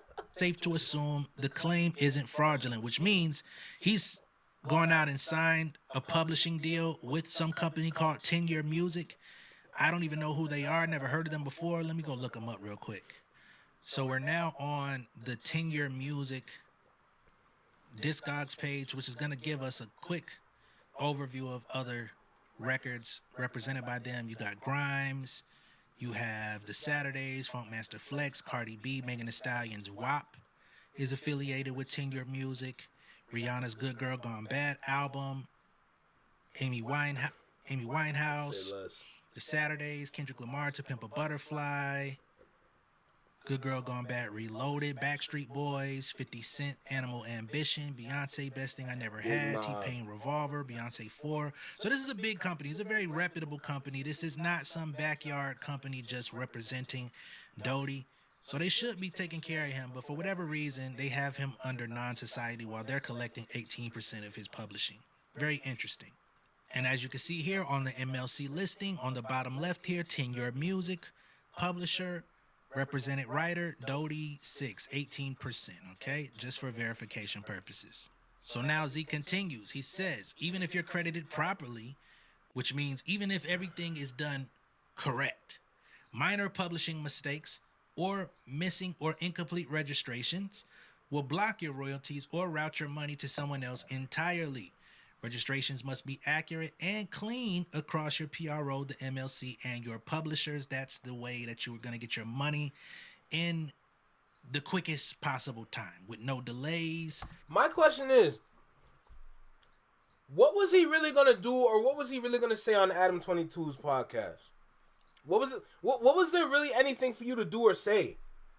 Cause literally, if you were to go there and you sit down with first of all, someone you should not be sitting down with. You go there, you sit down. You're gonna state all these things about all this garbage that you don't understand, because you're not doing your own research for real. You're going to say this, you're going to say that, you're going to go over here, say a bunch of nonsense here, whatever.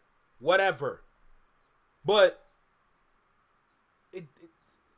there's no point. there's no point. Like you're going there to not only waste your time, but you're also going to go there to make yourself look stupid and clueless at the same time. Like, and then just like, ain't nobody gonna work with you no more. Now that you're homeless, I'm not gonna say that. I'm not gonna say that. Let's stay away from that, the whole family thing. But you're homeless. Ain't nobody gonna work with you, bro. You're cooked. You're cooked because you simply did not want to do your own research. When you're an artist, you have a responsibility to keep. It's unfortunate about how artists are treated a lot of the times. But my guy, keep it a stack. This ain't no freebie game. You got to make sure everything is in order if you want that bag. You clearly didn't get nothing.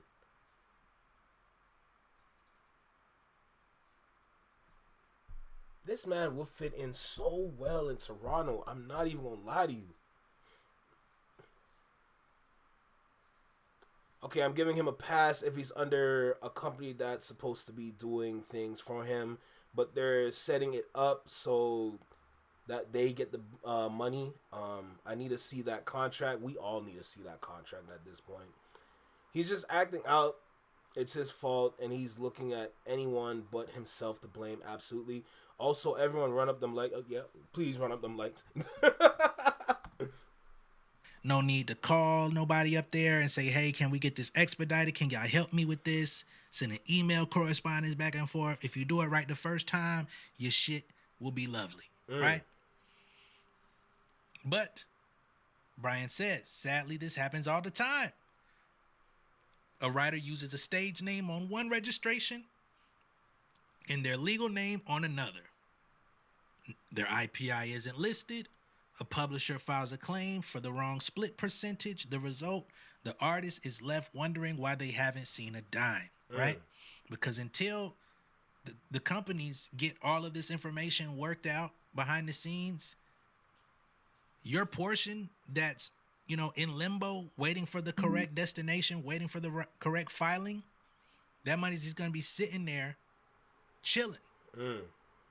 And everybody else that contributed is going to get theirs because they shit is flowing seamlessly. But yours is still, waiting on correction. So they're going to hold on to that money until the corrections are made. So Z says, to avoid ending up in this position, here's a quick checklist. Join a PRO, ASCAP, or BMI. Get your IPI number. Register every song correctly. Use the same name and info everywhere.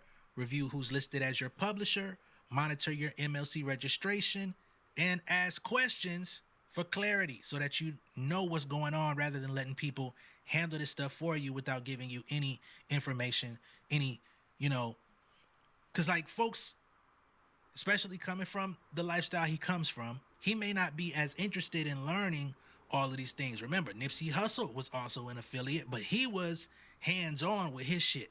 right? He taught himself how to record himself. He taught himself how to engineer himself. He taught himself how to get his companies in order, get his businesses, his LLCs. He learned investments. You know what I'm saying? He was reading books, learning about marketing. Boy, you better read them books. See, anytime I hear marketing, y'all see how I just light up? Because I understand for real. I understand. Holy man, don't get me started on marketing, bro. Don't get me started, bro. Oh my goodness. Right? So he was very proactive in his approach. Even though he had a background, you know what I'm saying? He still was about his business, and he didn't want anybody to do anything for him that he could not do for himself. I could pay you to do it, but I need to know how to do it first so that I could keep track of what the fuck you doing over there. Because if I need to fire your ass, whoop your ass, or anything in between, I'm knowledgeable about the subject. Right? That's how Nipsey handled his shit, but not everybody is like that. You feel me? Yo, what's going on? All this stuff is like, yo, how you doing, Movement K? How's your day so far? How you doing, bro? Thank you for stopping by. We appreciate you.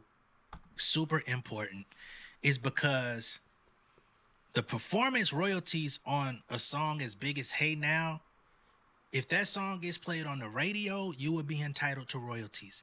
If that song, even though he may not even have a hand in the masters, the fact that it's being streamed at such a massive rate, I think they said 139 million streams on Spotify alone, there's a trickle-down effect going to your publishing from that as well. You know what I'm saying? The fact that Kendrick Lamar is even performing those records at the Grand National Tour, whether Dodie 6 is on stage performing with him or not, as long as those performances are getting calculated, there's publishing money that Dodie is going to get for those performances, even if he ain't there. This is stuff that a lot of artists don't know about, though. You feel me? So you got to think, if that song gets played on TV, if a music video comes out and the YouTube views rack up, you eat off publishing royalties from YouTube as well.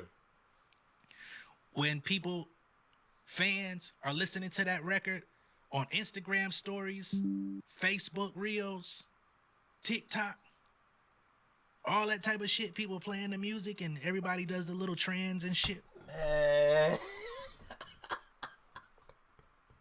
This is my domain. This is literally my domain.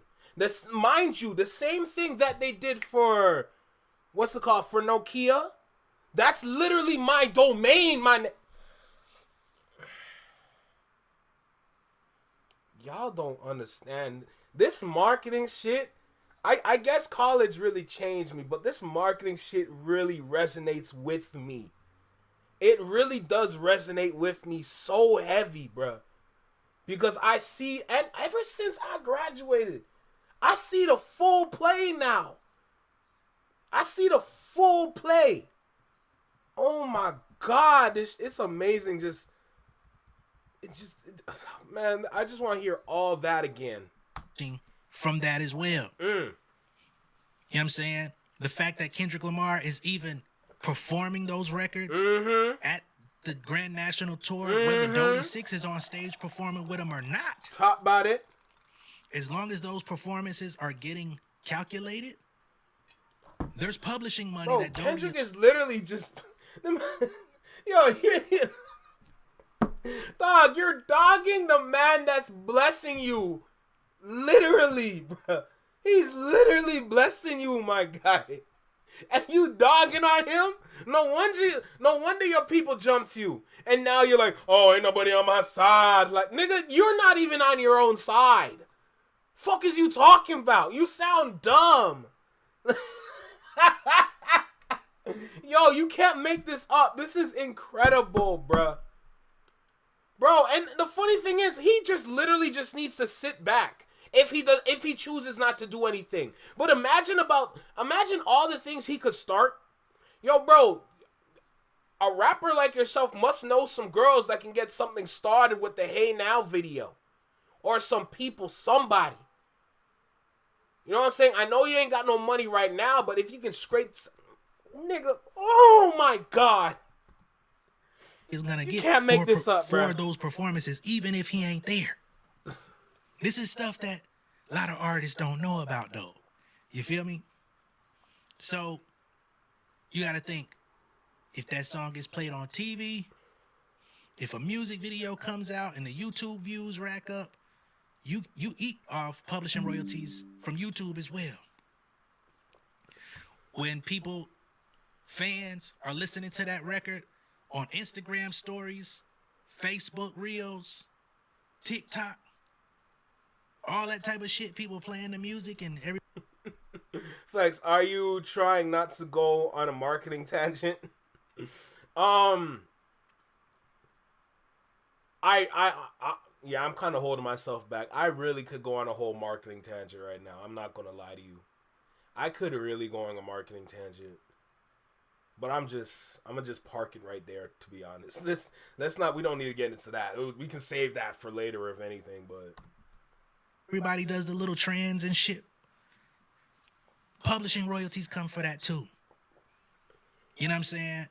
So there's a lot of money on the table, especially for a song that's up for platinum certification, that he's gonna miss out on. Now the problem here with Doty is he doesn't understand how this stuff works. nope. Kendrick may have gave him a lump sum of money up front for the feature. Who knows how much he may have paid him? I seen some people out here saying that, you know, he was out here flexing, you know, the first couple weeks when GNX So where'd the came money out. go? So they felt like Kendrick might have slid him a little something, and he ran through that bag. But the problem is, publishing royalties take time to accrue, right? If you're gonna get paid off the money, people have to go out and collect that money and make sure that it's all in the pot so that everybody could get their share, Yeah. right? Which could take anywhere between 8 to 10 months. So now, this album dropped, when did it drop? November? You riding high off whatever that money was that Kendrick slid you. You out here renting cars, getting jewelry, sliding out here, you know what I mean, doing whatever, probably trying to make it seem like you able to put the homies on. You know what I'm saying? Folks coming around trying to be friendly with you. Family you ain't seen in a while, they see you rocking with Kendrick, hear you on the album. Niggas want to go out to eat, you buying it for the whole crew, right? You just thumbing through the check because you got it. Not knowing this money really got to last me for the next 8 to 10 months before the other money start coming in, right? So you ain't really got shit going on. But as other people compared to AZ Chike, Lefty Gunplay, even Hitter J3, these are artists that once they got on the project, they started promoting the songs, doing other songs, releasing music, getting their shit together, signing deals, right? All of these different things. For Doty, I mean, he made some moves too. He I think right after GNX came out, he did a partnership with United Masters. Now, the only thing about United Masters is I don't know if they financially compensated him for that partnership, right? I don't know. Because, like, I think they signed. I'm just fed up. Because, like I said, I'm not sure. First of all, I'm sure he got some money from Kendrick. Kendrick wouldn't dog him like that, you know? Kendrick, you know, he blesses his people. But when he was just listing off all the possibilities of where that money could have went, that just, yo, this is what I'm talking about. When you are an artist, bro, there's so much you need to understand, bro. Cause you're literally, people don't realize, like, yeah, like, you're an artist. You're either like a Z tier, Z-list artist, or you're S tier, like Kendrick. Now I don't exactly know where he tiers, but oh my God, bro.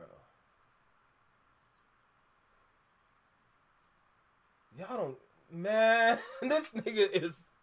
Oh, the disappointment that just runs through my head, bruh.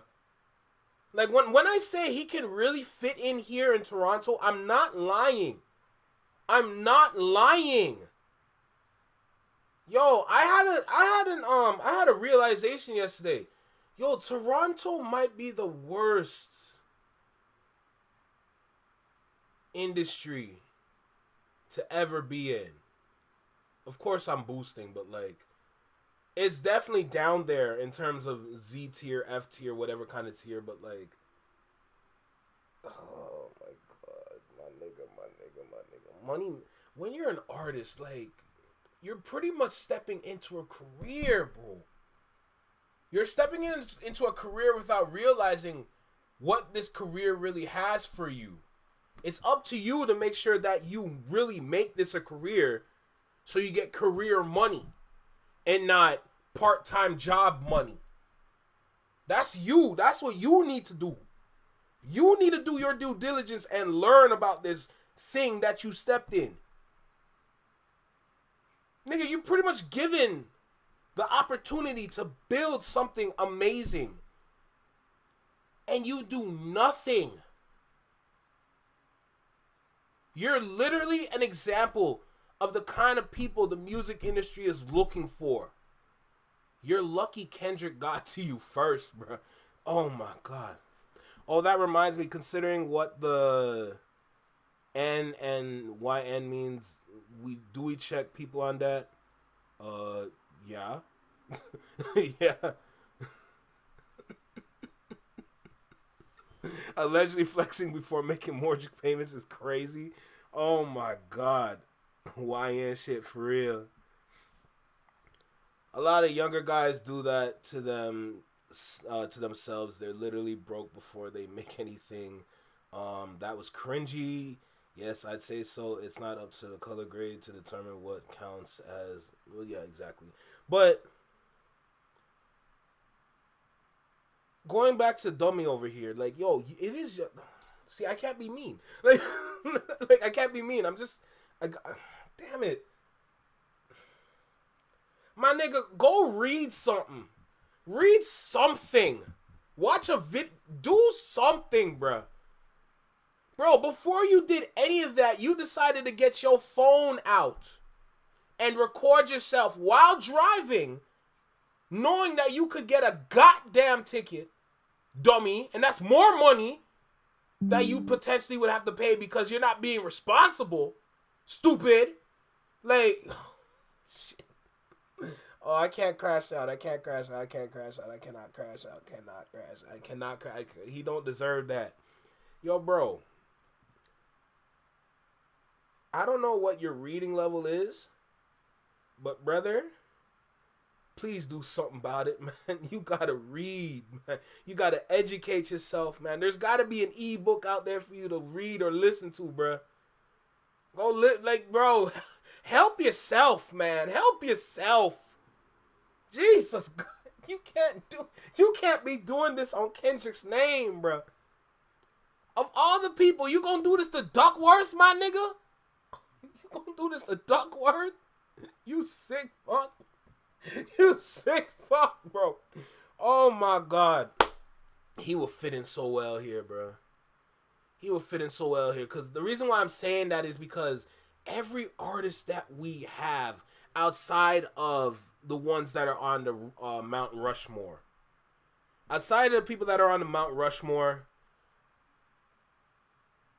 he would fit in so, but they don't do nothing, bro. They don't do nothing. Every single one of these rap artists that we have here, all your Bundogs, your Doovie, they all fumble the bag, bro. Every single one of them, they all scam. These niggas scam. Fuck, man. Like, Jesus Christ. All these niggas scam, bro. They don't be dropping music like they supposed to. And everyone's trying to wonder how they getting paid so much. Motherfucker, they scamming. Oh my god. How is everyone's like, oh, top 5 is sick, top 5 is that guy, top 5. The top 5 don't drop music. He don't drop enough music to be considered that guy because he be scamming. All these niggas scam, bro. Oh my God. I was trying to hold that one down. I ain't gonna lie, but I have to say it, man. I have to say it. I've been figuring this out a long time ago about Toronto. I figured this out a long time ago about Toronto, bro. Torontonians don't be dropping music at the level Americans are dropping music. And then we're sitting there wondering how they getting all this money. These motherfuckers are scamming, or they have a team of people that scam for them and they give them a cut of that money. And then that's the same money that they flexing. That's the truth. That's the truth. I was holding that down. I ain't gonna lie to you. I was holding that down, but fuck it. Fuck it, bro. I have to say something, bro. They really be scamming out here, bro. And then people sit there and wonder, why are they in jail? Why are they in jail for this and that? Even though they don't even go outside. They scamming? These niggas are scamming. News is out. Try to hide it. I try to keep it down, but they scamming. I can't sit here and just ignore this no more. I can't do this no more. Y'all don't know about Toronto. Toronto is lying to you, bruh. Toronto only wants y'all to pull up so they can scam your bitch ass. That's Toronto. That's Toronto. What are you talking about? I just need a vent. I'm sorry, bro. Nah, y'all don't understand how much this stresses me, man. Everyone's saying, oh, Toronto must be a sick place. Toronto must be a... No, it's not. No, it's not. We let scammers lead this city, bro. And then we sit there and wonder why our people are not doing what they're supposed to be doing out there. Because they're getting held down by scammers. They're getting... Jesus Christ. Oh, you can't make this up, man. You cannot make this up. Oh, my God. Let me finish this video because I want to go off on another tangent again. Let me just stop. Signed like Brent Fayez for a few $1 million a couple years ago. But Brent Fayez is an independent tycoon. They signed Big X the Plug. Big X the Plug is out here working. He's performing. He's touring. He's dropping music damn near every 6 months. He's out here doing shit. Double XL freshman. You know what I mean? He's an artist. He's been dedicated to the craft of being an artist. But for Doty, he's been dropping music. He got songs with Hit Boy, but how much is he promoting that music? Is he going out and getting booked? Is he... Rebecca, it's less about us. It's more about the majority. The majority see them as artists, which is why they're technically labeled as artists. But the reality is that they don't do enough to even be considered an artist. If anything, they're dropping at the same rate YouTubers be dropping music, bro. All the YouTube rappers out there outside DDG, they're dropping at the same rate all the YouTube rappers like Knox Hill, Screwface, any of those guys, even Jay Nolan too. Any of those guys, they're dropping at the same rate. Oh, excuse me. He going out and meeting promoters and like doing walkthroughs, because again, you gotta have some income coming in. So it's like shit. He should have been. Yo, I was trying to hide that promoter shit, eh? That promoter shit was supposed to be exclusive, Mike. I'm not gonna lie to you, because one thing about promoters is that they gonna put money in your pocket if you are the right individual, bro.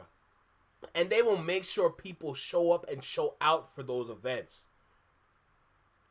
That's like the hidden underlying job for promoters. They gonna put the right people in position to make them look great. That's the real promoter job right there. Other than that, they're gonna take your money.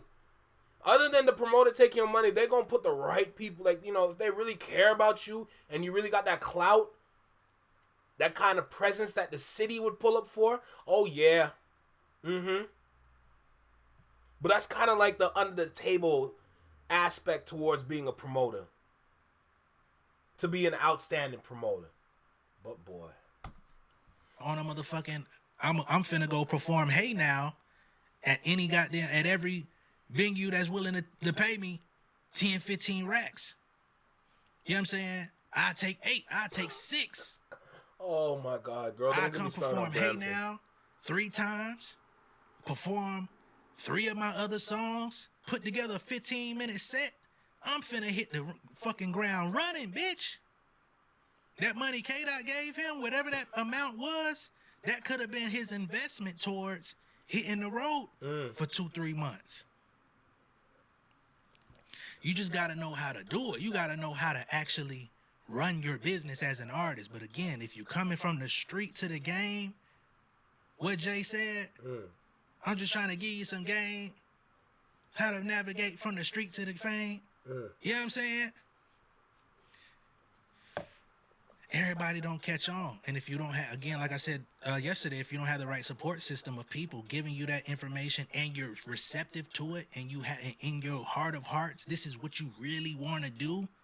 This is where your desire and your passion lies. Because a lot of niggas do music, but a lot of niggas' heart ain't in this shit. A lot of niggas don't really believe in themselves to really pop it off like that. They just have a knack for words and might have a, you know, when you come around, niggas treat you a certain way because of your aura, and you feel like, yeah, I'm really an artist. You're not really an artist until you really learn the business of being an artist.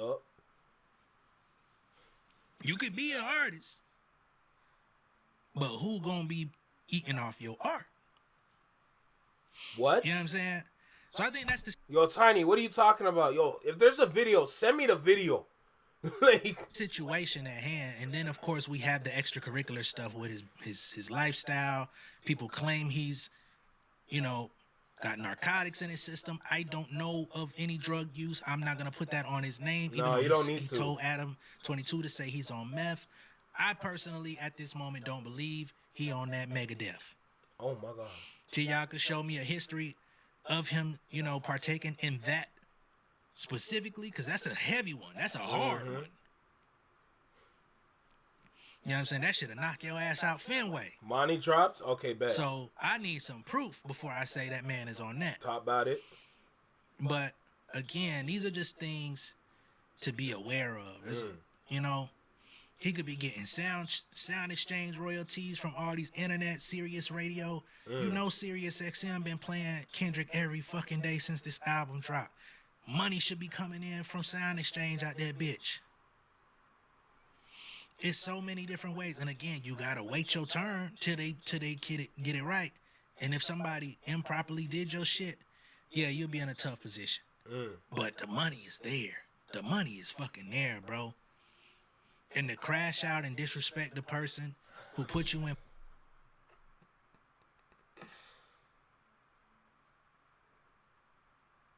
Moni.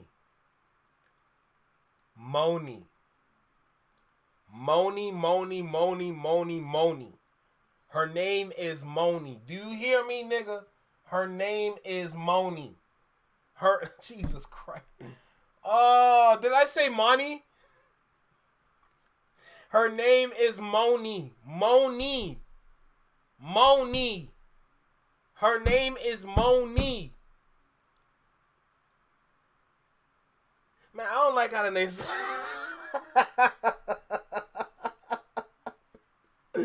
Oh, why is the name spelled like that?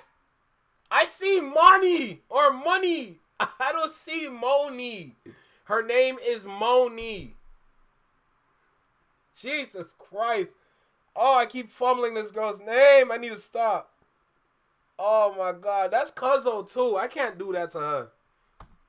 In position to where Jesus God. Even after you fucking crash out, you're still gonna get paid. I think he's gonna be looking at things a little bit differently in 2026 when that money actually starts making its way to him. Just an unfortunate situation, man. But this show is called Inside the Industry. I love being able to talk about these types of situations. It's not often that I do these days because there's so much other shit. Niggas want to argue back and forth, diss each other, go have beef. You know what I'm saying? Which is all cool. It's all entertaining. But inside the industry, you know, the thought process behind this show originally was to give game about the industry from a real standpoint, or like a business standpoint, survival standpoint, how to feed your family out off this shit standpoint. So it's always nice when I can ingratiate that angle back into the show every once in a while, okay? Bitch, if I was on motherfucking GNX, nigga, I wouldn't be turning that shit. I'd be performing at goddamn colleges. I'd be performing at birthday parties. Yup. I'd be performing at bar mitzvahs, quinceañeras. Bitch, don't ask me where Kendrick at. I'm one half of the record. I'm gonna do the whole shit. I'll be performing that nigga shit. Are you kidding me? I'm trying to. I'll be at family reunion. Hey, slime it 3K. I'm at the family reunion, bitch. Y'all gotta spend hella money on food anyway. Y'all got it. And y'all gonna get a piece of Kendrick, not Kendrick Lamar. But y'all gonna get a piece of it. You know what I mean? Walk around with that stick, just pay me 3K. Think I won't drop the low K? But again, if that's not your habitat, if that's not your wheelhouse, it's easy to get confused. It's easy to get taken advantage of, and it's easy to look around and be like, man, fuck this shit. It's a rough situation, man. But let me know what y'all think of all this down below in the comments. Be sure to like and share this video. If this is your first time seeing me on YouTube, go ahead and subscribe to the channel. Become an insider. I will catch y'all on the next one, man. Any artists out there interested in learning this type of stuff, I don't do consultations anymore. I'm not available for that stuff anymore, man. My schedule has changed tremendously. But on realjnolan.com, you could go get my book series, The Pen Game Portfolio, Volume 1 or 2. I recommend 2 because it's much longer and more in-depth. It teaches you all about the music industry, top to bottom, from the early days of fucking selling lyric sheets to now.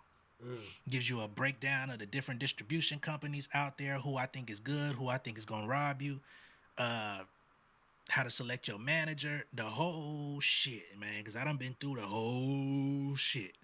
All right, trying to tell y'all, man. I got a song on Power. I ain't even told y'all. I got a song on Power. I've been trying to get on Power for years. Where 2 weeks ago, this artist on Power, who, because you know, every now and then they have people like performing on stage. You know, one of the plugs on the show is getting into the music business. So they found this white boy that's like rapping on stage, and he did a song called "Get Up." I actually wrote that song, and it's being performed on the show. And even in a situation like that, they just played it on TV 2 weeks ago. It's probably gonna be damn near January or April before I actually get paid off of the publishing side of writing that. You know what I'm saying? So I'm speaking from experience. I'm not talking out my ass, man. This is stuff that I've been on. But I don't want to have to go through it again. But a nigga diss me, I will. You know, I would love to show it to y'all, but of course, that's copyright issue with Stars and Lionsgate. They gonna knock that shit down like the Kimbe. But yeah, go on realjnolan.com. Check out my books, The Pen Game Portfolio Volume 1 and 2. Or if you're more of a visual learner, you could go through my course called Paid to Play. You know what I'm saying? And it's a video course that gives you pretty much the same information on how to get your money, collect your cash, man. And I ain't charging niggas out the ass for it. You feel me? But I'll catch y'all on the next one, man. Much love and respect. Be sure to like and share the video. Becoming the Insider. I'll catch y'all in a minute. Peace. Salute. Big salute. King of my city and cul-de-sac. Coming out swinging like soldier rags. Leading my people like quarterback. Boy, I study this shit, I'm an almanac. Had to get. God damn, bro. Whew.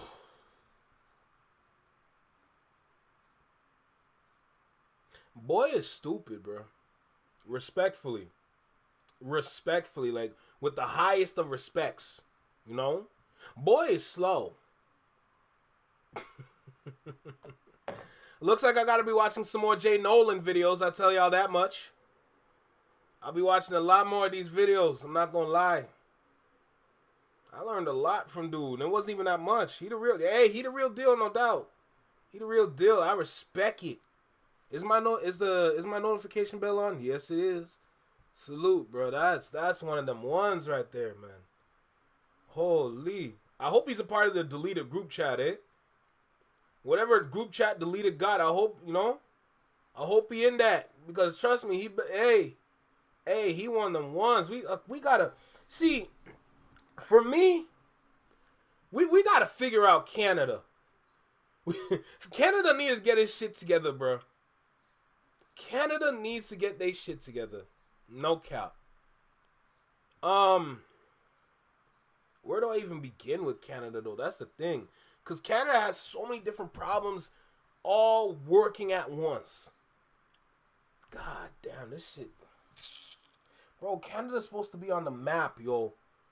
Canada's supposed to be on the map. We're nowhere to be found. If Drake goes, Tory Lanez is in jail for another 9 more years, 8 more years.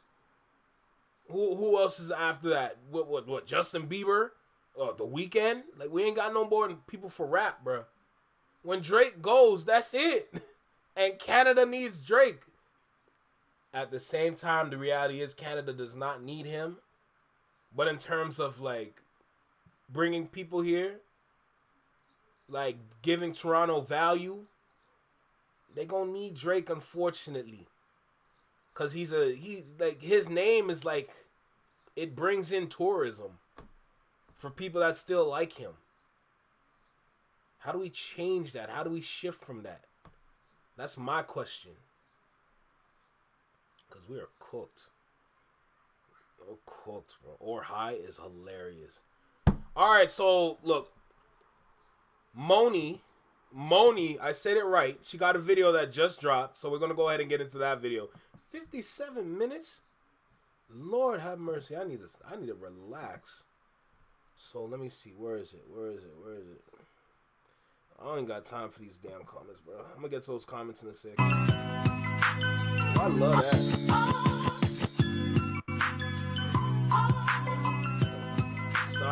Stop. When I hit the pause button, you pause, nigga.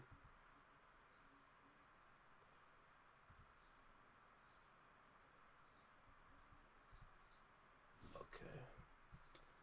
All right.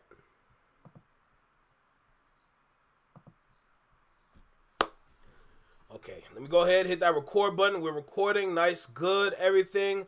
Back again. We're going to get into this whole Houston OVO situation that's going on here. I knew something was going to happen in Houston.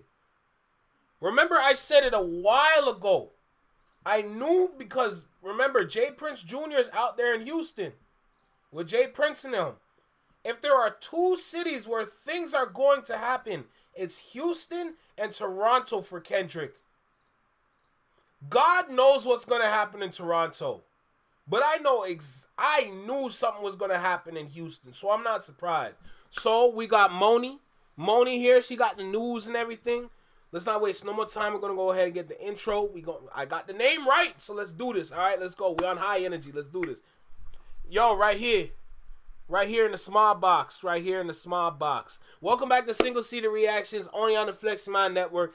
I'm Flex. Welcome back to the channel. We got a video here by Monty. This video is titled Drake Fans Create Fake TMZ Article Targeting Kendrick Lamar and SZA's GNX Tour in Houston. I am not surprised at all. I'm just mad that this shit is happening, bro. That's how you know, like, these fans are little kids, bro. They're little kids. They don't know how to let this go. The nigga lost, bro. Let it go, bro. Y'all crying. Y'all mad and everything, bro. Y'all always saying, oh, why is Not Like Us playing everywhere? I'm sick and tired of Not Like Us. Didn't Drake run back-to-back at damn near every concert he had for 2 years? My nigga Kendrick's just doing it all at once. He's doing it all at once. That's it, bruh. Not Like Us is a generational track. That's a cultural record. Not Like Us is going to be up there. It's going to be up there with every other cultural record that we got. From the Hit 'Em Ups to the Wipe Me Downs to the We Gon' Make It's to the All About Benjamins. All of them tracks. Every single one of them tracks, they're all cultural records. Throw Some D's. It's up there with Throw Some D's. Every single one of them records, bro. Not Like Us is right there. And if y'all mad about it, go cry about it. That's it. Go cry about it, bro. I'm not gonna sit here and try to argue with y'all, knowing that y'all have no argument. So look, let's not waste no more time. Make sure you like, comment, share, subscribe. Let me know what you think about the video. Drop a comment down below. Let me know what you think about the reaction. Big salute to the live chat up above. I appreciate every single one of y'all that's in the live chat, no doubt. Hit that notification bell so you get notified when I drop my videos as well as I go live. With that being said, let's go. Hey cousins, welcome back to the It's crib. almost over Audio for real. Mooney here. Hope everybody is having a good one. Please do me a favor and smash that like button. Also, please share this video with a friend, a family member. You know how the saying goes. Tell a friend to tell a friend to come over here and become a part of the family as we are on this 20K journey. We are so close. I think we're like under 200. Oh wow, she cousins really almost away at from 20K. joining the 20K club. So shout out to y'all. Also shout out to y'all for liking the videos, commenting, and all of that. For the record, yes, cousins, today I found that I had COVID. I don't. What?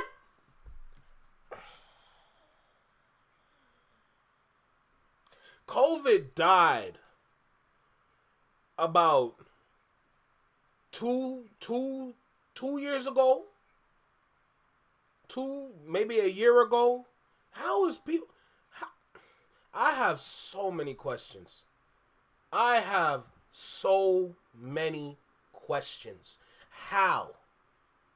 Let's not. That's what Slay. That's what I'm saying. How is that still a thing? That make no sense. That makes zero sense. My dear, let me just play the video. Yes, cousins, today I found that I had COVID. I'm still trying to process this, especially with the tour coming to Atlanta on Tuesday. So I'm getting another test on Monday. So hopefully by then. Tiff, by the way, just to answer your question, has Drake brought any value to Canada since he's been in the industry? Unfortunately, he's brought so much value to Canada. It's at a point where it's like they need his presence to continue to do what they do in Canada. That's how much value he's brought to the industry here in Canada. But here's the problem with what he's done. He ain't done nothing. He's brought value to the industry. I wouldn't even say the music industry entirely. He's worked with some people. Like, he's worked with some Torontonians. That's cool. But he's never benefited the music industry here. Not really done anything for the advancements of the music industry here. The music industry is just up in the air, man, honestly. I'm gonna stop because it's just there's so much he could have done and nothing was done. Shit will have passed, but that's another time for another day. But because I want to come to y'all with this quick story because it just feels like the OVO's Drake fans just won't stop. They will not stop. Like, they're trying to find any and everything to try to get a win up for Drake's sake.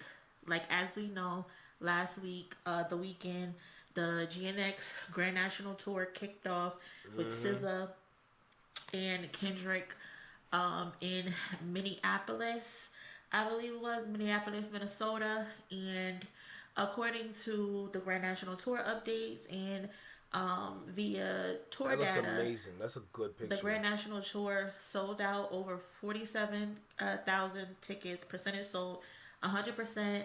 The average price was a little under $2,000, and the average revenue was over $9 million. So, and this is the highest grossing. Not 2,200. What would we call it? This is the highest grossing concert for a rapper in Minneapolis at the U.S. Bank Stadium. So Kendrick and SZA are right on target. They are on their way to having the highest grossing rap. And I know Drake fans, they're going to say anything and everything. They're going to try and reference what they did to Meek Mill. Is that your world tour or your girls tour? They're gonna try to bring some shit up, and they'll probably say some shit like SZA got you wiped down, my nigga. Y'all don't know who Kendrick is for real, bro. Y'all recency bias has blinded y'all to the point where you don't even know what you're talking about.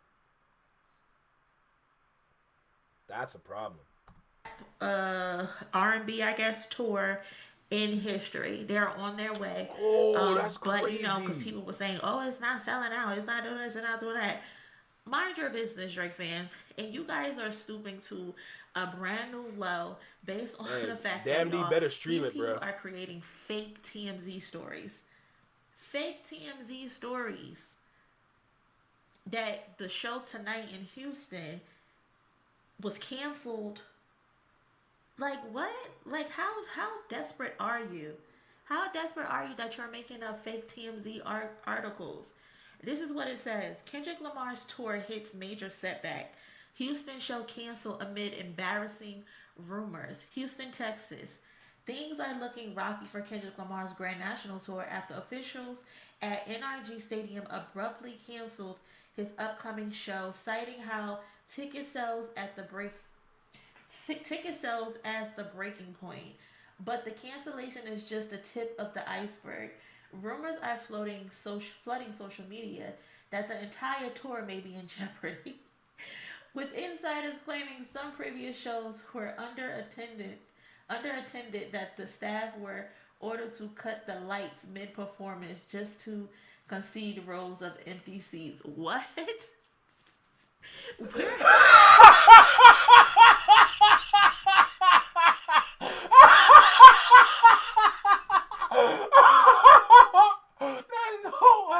There's no way. There's no way.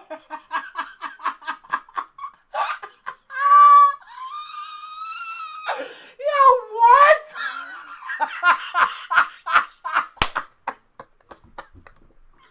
Oh my god.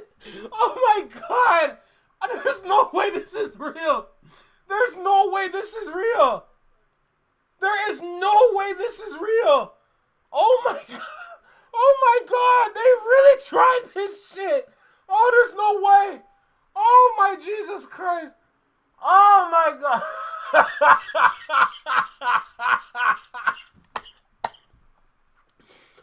Oh Jesus God. There's no way. There's no way they really went to this level. These niggas done chat GPT'd some bullshit. Oh my god. There's no way. And you know they gonna do something in Toronto too. You know they finna do something in Toronto, bro. Oh my god. Oh, don't worry. I'm gonna back it up a little bit. Hold on a second. I'm gonna back up the video.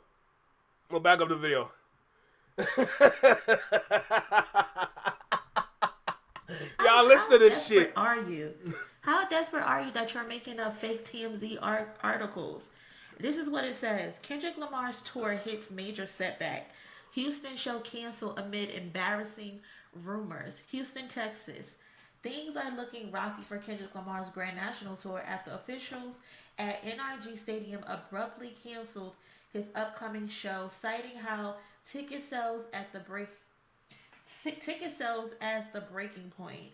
But the cancellation is just the tip of the iceberg.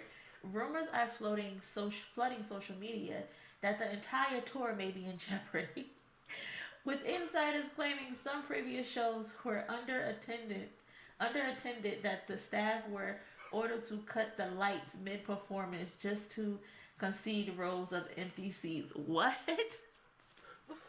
Where am I getting this from? Like, this is so embarrassing. Like, have you no fucking shame? What are you talking about? Yo, it's not even just this. Look what they're doing. The tour is not just Kendrick. SZA's there too. Whatever y'all doing to Kendrick is affecting SZA as well. And y'all are willing to do that to both of them.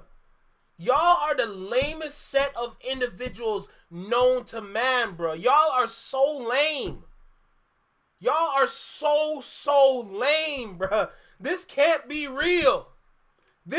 I know it's not real, but y'all understand what I'm saying. But like, yo, you understand how useless you have to be to waste your time to make this and try to do, and you know this is what Top 5 and Jay Prince Jr. were trying to do. Y'all know this is what they were trying to. These niggas were plotting, they were quiet, and this is all they did. This is the best y'all came up with. Anyhow something happens to a tour bus, anyhow something happens to somebody working with them, anyhow something happens. First of all, y'all spelled cancel wrong. These niggas done spelled canceled wrong, bro. Yo, canceled has 2 L's, my nigga. Oh my god, there's no fucking way. There's no fucking way, bro. There's no fucking way. There's no fucking way, bro. There's no fucking way. There's no fucking way, bro. Bro, they really posted this shit thinking that we got them. They really posted this shit thinking we got them. We got them. We did it. We got them. We got them. We did it to them. This is gonna stop everything. Y'all are the dumbest set of niggas I've ever seen in my life. Oh my god, bro. There's no... Y'all niggas are so lame. Y'all niggas are so lame, bro. You can't make this shit up, my nigga.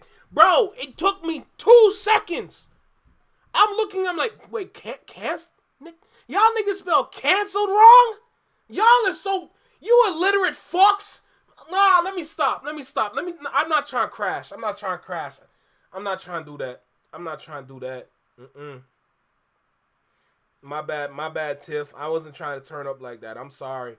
I know you finna say something. Stop cussing or whatever. I'm sorry. I apologize. I didn't mean to disrupt your workspace. I didn't mean to. These niggas just pissed me off. They just pissed me off. I can't deal with this. This is insane. This is absolutely... These are the dumbest set of niggas I've ever seen in my life, bro. Bro, I've seen slow kids smarter than them. I've seen the... Y'all know the class I'm talking about. The class of the slow kid. Them slow kids be intelligent. These niggas are stupid as... Let me bring it down. Let's come back home. We in the clouds right now. Let's bring it home. These niggas are so useless. Instead of doing something for y'all cities, this is what y'all want to do. This is the kind of nonsense y'all want to do. Instead of putting in work in y'all own cities, this is what y'all put y'all work to, bro. Instead of getting y'all boots on the ground and making a change and gathering y'all people together in the city and really doing something for the music, and y'all, this is what y'all want to do. Bro. Oh, you're not at work today? Oh, say less. Oh my god.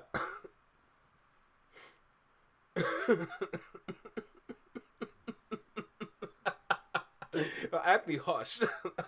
Oh my gosh. This is not real. So was it canceled or they had to cut the light? Girl, Slay, none of this. Listen, Slay, let me say this loud and clear for you. None of this is real. None of this is... What do you mean cut the lights? They didn't need to cut no lights. Those are just people willing to put their lights on the phone, bro. That's it, man. What are we talking about? Cut lights. Egg and cheese omelet, preferably mozzarella only. Don't go straight cheddar, or it's your recipe, not mine. It's not your fault, not mine. Ham, Thanksgiving, Easter ham, not slices. Brother, what? let me just... My brain is everywhere right now. I cannot think. I'm just trying to process this. I will understand what you're saying in a bit, but right now my brain is pretty much in the stratosphere. Let me just keep going. Bro, no shame, One attendee described a bizarre moment during a recent show. The crowd was dead quiet, and suddenly the pre recorded laugh track cut off, and it was just silence. The awkward moment allegedly led to a mishap on stage when a backup dancer accidentally dropped SZA, blaming the incident on not being able to adjust for her weight in the dark. Why are you just like this is pathetic? This is so pathetic. Now organizers are in full damage control mode. Sources say safety concerns and disappointing turnout are pushing the team to reconsider the future of the entire Grand National Tour. We're evaluating the risk, one insider said. Low attendance is one thing, but it's starting to get dangerous. Stay tuned. This story is just heating up. First of all, y'all are so stupid because it's only been one show. What do you mean previous shows? It's only been one show. And that show, from what we see here, completely sold out. So what the hell? What the hell are you talking? The lights are on right there! Fuck!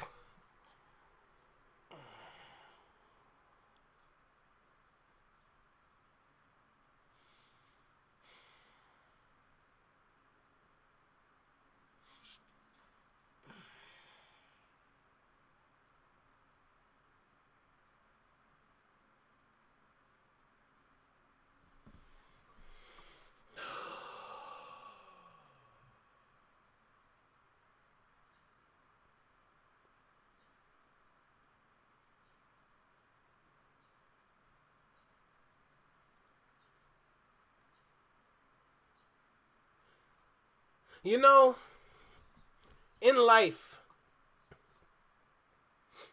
there's a lot of obstacles.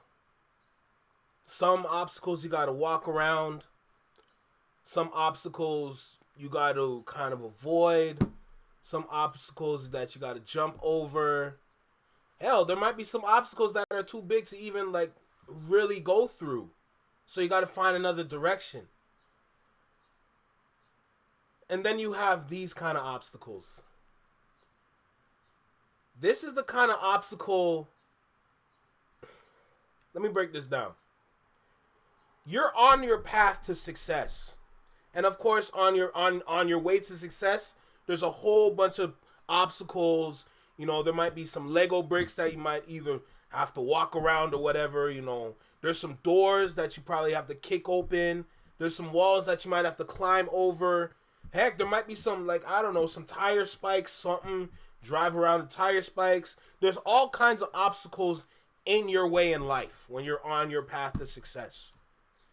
This obstacle right here is not even on the fucking pathway. This obstacle is light years. You're driving on the road.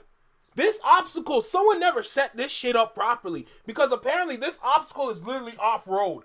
Meanwhile, you're still driving. This obstacle is so useless. This obstacle is so useless. I've seen useless individuals be useful. This is how useless it... Nigga.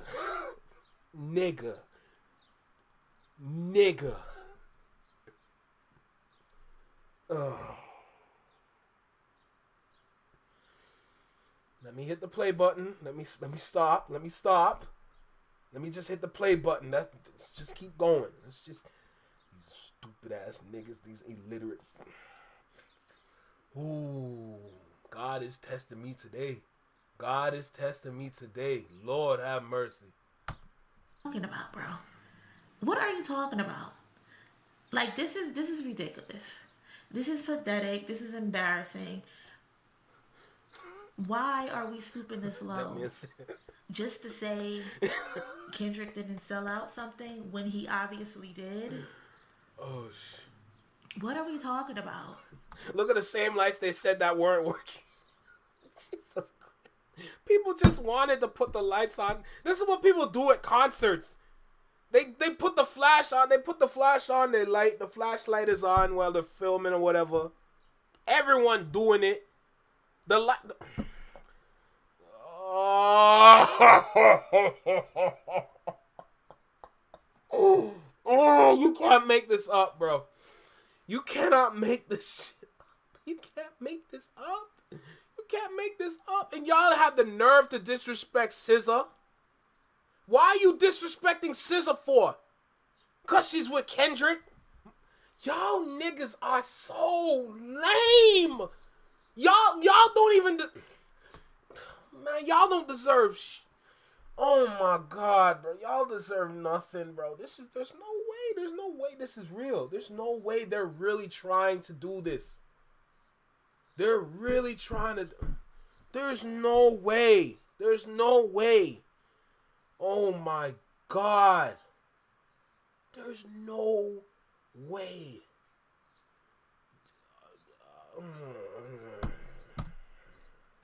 What are we talking about? Come on now. Like, this is, like, you guys are continuously making things worse for Drake. Like, you guys aren't doing things to make it better for him. You're just doing things to make it worse, to embarrass him more. Like, this is beyond low. Beyond low. And now they're on social media like, oh, the Houston show isn't doing that well. It was only sold out for 75%. But as of 12 p.m. today,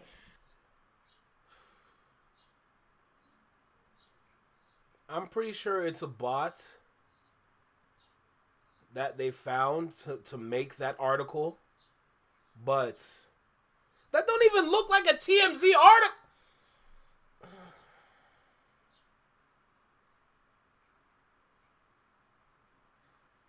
I've seen a TMZ article. Hold on. What was it? What? 628? Hold on a second.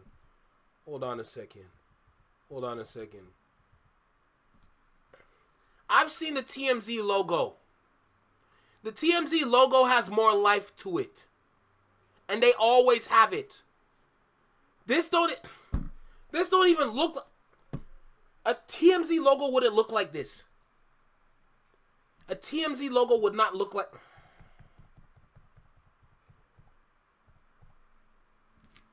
Let's just keep going.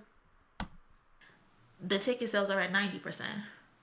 So you don't think it's going to be sold out as well? The reality is, a lot of people like to wait to the last minute to buy tickets. Paid bots. I do believe it's paid bots to make that happen. But at the same time, it's either bots or ChatGPT they used. And then they probably pushed it with bots. That's what they probably did. Actually, no. That honestly, what that post on Instagram, it would have a lot of bots. They'd probably buy the likes, they'll buy the comments, they'll buy the views, they'll buy everything for it to make it work. So no, that's paid bots. That's absolutely paid bots. Because they want the problem is the resellers. If people aren't buying tickets and reselling them, are you talking about the jacking crowd? them up to thousands of dollars, people would buy tickets automatically. But because resellers want to try to make a quick buck off of ticket, they jack the prices up, and people are not going to go and pay thousands of dollars for nosebleeds. No, people are going to wait to the last minute for those prices to drop so people can get some type of money, and then they're it really buy did their go tickets. over my head. Y'all see I'm stressed. Come on, bro. Y'all know this. I'm stressed as hell, man. And this is making it worse. This is not new. This is not unheard of. Just stop it. Hey, Paul. That's a valid point. ChatGPT would not have grammatical errors, bro. They would not have that. So that's how you know how dumb these niggas are, bro. Oh my goodness, bro. Oh my god. It's just pathetic, y'all. I can't believe they're going out this sad. They're going out so sad. Like this is pathetic, y'all. This is so pathetic. Fake TMZ articles. And then you're saying previous shows that haven't happened yet. We're only on night 2 today, and it hasn't even happened yet. Like, just stop it. Just let it go. They cannot let this battle go. This man got his ass whooped so bad that his fans just refuse to let it go. They've become obsessed with Kendrick Lamar. Anthony, me and you are on the same page because based on what you saw, that's cool. But I remember at a point where like the logo was embroidered and it had like little elements to the logo that would give it some shine, like some white parts or whatever. I don't know. Maybe it's a Mandela effect or something. But I know the logo didn't used to look like that. The article got me tripping. Hell yeah, it got me tripping. Got me fed up. Got me going through a menstrual cycle or some shit, man. What the hell is going on? They're so obsessed with Kendrick Lamar, they're monitoring every single thing that it is that he does. Instead of, putting that energy. That just shows how obsessed y'all are. Y'all are literally obsessed with the nigga that dethroned y'all nigga. Y'all putting more time into Kendrick than putting time into your own brethren. Make it make sense. And then y'all say Kendrick is the... Y'all are so stupid, bruh. Y'all are so dumb. Y'all say Kendrick is the one that's, he's always on Drake's nuts and everything. Meanwhile, y'all riding Kendrick's GNX, my nigga. Y'all are weird. Y'all are weird. Blame shifting ass niggas.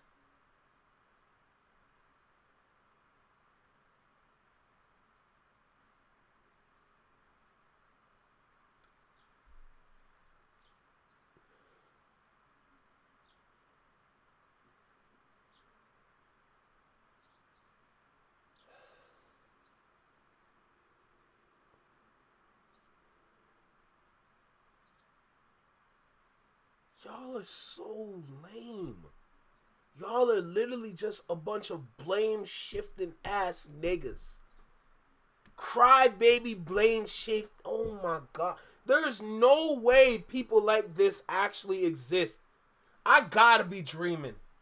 I got to be. There's no way. Oh my god. There's no way this is real. This is a hallucination. Oh my god, I'm just asleep at work. There's no way this is real, bro. There's no way this is real. Y'all don't understand how, we've been, if y'all remember a while back, Top 5 and Jay Prince Jr. were on live together, chatting, plotting, figuring out what they could do. And this is the best y'all got. If anything happens to Kendrick, my nigga, it's over for me in Toronto. I'll expose everybody. If anything I will expose everybody. If anything happens to this nigga, it's donezo.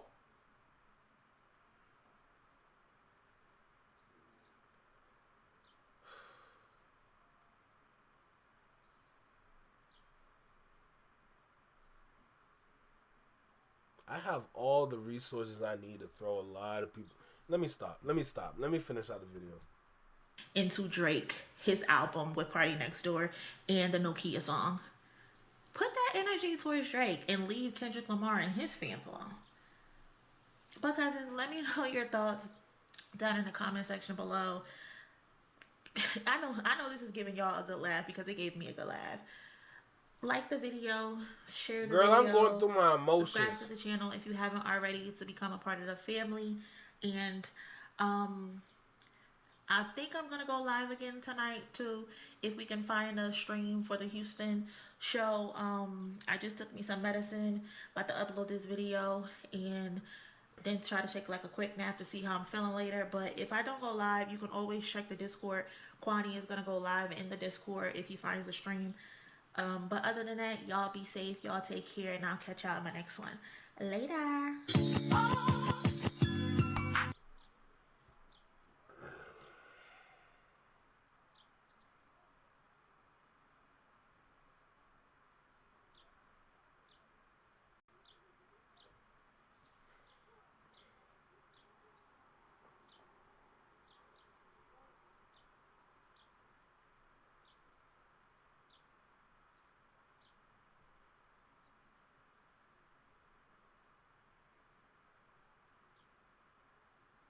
Like, comment, share, subscribe. I'm just gonna end the video, bro. I'm just gonna end this.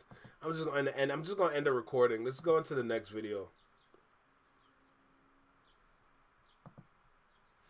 Let's just go into the next video. Oh my god. I cannot believe. Yeah, we're going to David Banner next. We're going to David Banner next. Nah, bro. But that's that. Enough of that. Oh my god.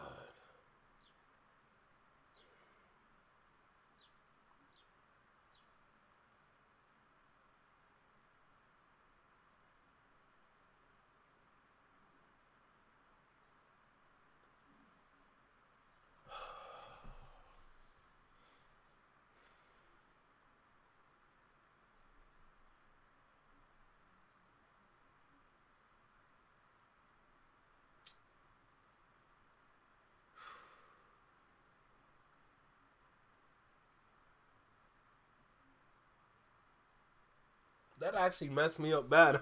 I ain't gonna lie. That actually messed me up really bad. I'm not gonna lie to you, bro. I'm not even gonna lie to you. That messed me up really bad.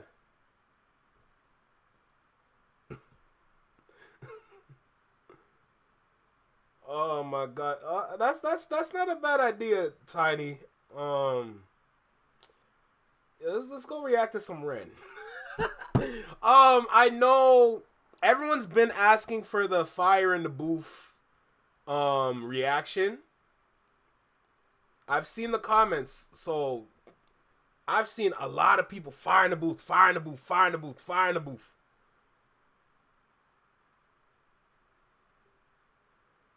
They're going to try something at every show. Don't stress yourself. Nah, this is not. But the reason why this affects me so like so much is because this is the culture we've been asking for. This is what we've been asking for as consumers from the artists, and we've never gotten things at this level for years, maybe over a decade. If you want to be really honest, we never got something at this level. This is the culture we've been begging for. And now that we're finally on track, going back to what we were, this is what they want to do to disrupt it. That bothers me down to my core because I love this culture so much, bro. It's so amazing. This thing called hip-hop has birthed so much. Look at all these different spaces hip-hop is in, or things that are considered hip-hop based on the different pillars of hip-hop. Look where we at, bro. Everywhere you go is damn near hip-hop, bro. And I've made sure to immerse myself into most of the pillars. Fashion, music, film, dance. That's 4 extracurricular pillars right there. Like, it bothers me to this level because there's so many people. Let me just stop, bro. Let me stop, man. It bothers me so much. And that's how you know I love this shit too much, bro. Oh my god, man. Y'all don't know. They won't go down without a fight. That's the funny thing for real. Have the Drake fan replace me. House will like cause chaos. Don't kill me. Let me say goodnight before I fall asleep again. Take care, Slay. Have a great night. Sleep well, sweet dreams. Wake up just with positive energy in your heart. And just be successful for your day. And I pray for that sunlight because I know it's tough in the UK. I ain't gonna lie. Oh my goodness.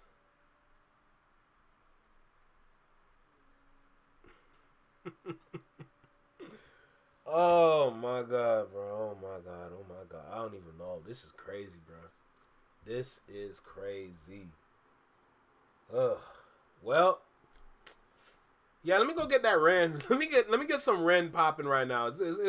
It's a good time for some Ren. It's a good time for some Ren. I'm probably, what do I want to do? I'll do, if I'm gonna do the Sam and Ren video. Okay, so probably, what time is it? Okay, 6:42 right now.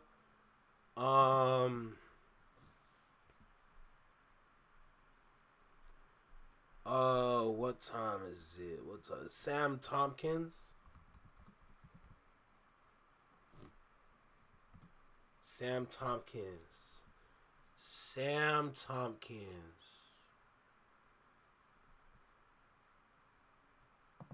See, if I'm gonna do this like, sorry, oh my lord, my lord.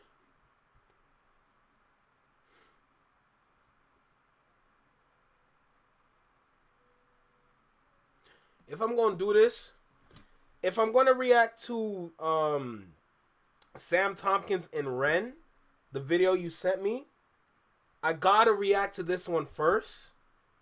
I haven't heard I haven't heard this in a long time.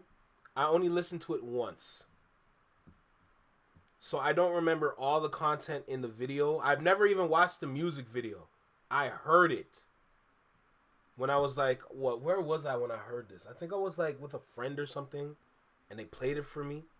And the song, like, it sounded good, so I'm like, okay, cool. But now that I have the opportunity to react to it, and I don't really remember the full song, this is a great time for me to react to this. Then get into the Sam Tompkins and Ren video that you sent me, Tiny. And then I will do the Ren Fire in the Booth. So it's pretty much like 3 music reactions. Pretty much 3 music reactions. So that's the plan for right now. Then we'll get into David Banner. So it shouldn't take me too long to get through those 3 reactions. It should be quick. So, you know what? Let's not waste no more time. Let's not waste no more time.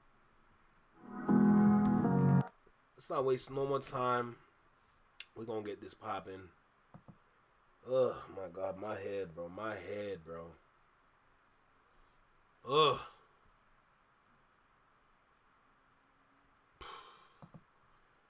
Alright, let me go ahead, hit the record button. We're gonna get into some music. If we're gonna do this Ren reaction, we gotta do it right. Definitely gotta do this right. There's a reason for this, so for now, we're just gonna get started. We're gonna react to Sam Tompkins first, but before we do, we gotta do our little intro. So let's go ahead, let's get started. All right, let's go. Yo, right here in the small box, Welcome back to Single Seater Reactions, only on the Flex Mind Network. I'm Flex. Welcome back to the channel. I've been wanting to do this one for a while. I'm not even gonna lie to you, bro. I've been wanting to do this one for a while now. So let's go ahead. Let's dive in. Let's have some fun. This video is going to be a reaction video to Sam Tompkins' song, Time Will Fly. I feel like I need to pick me up.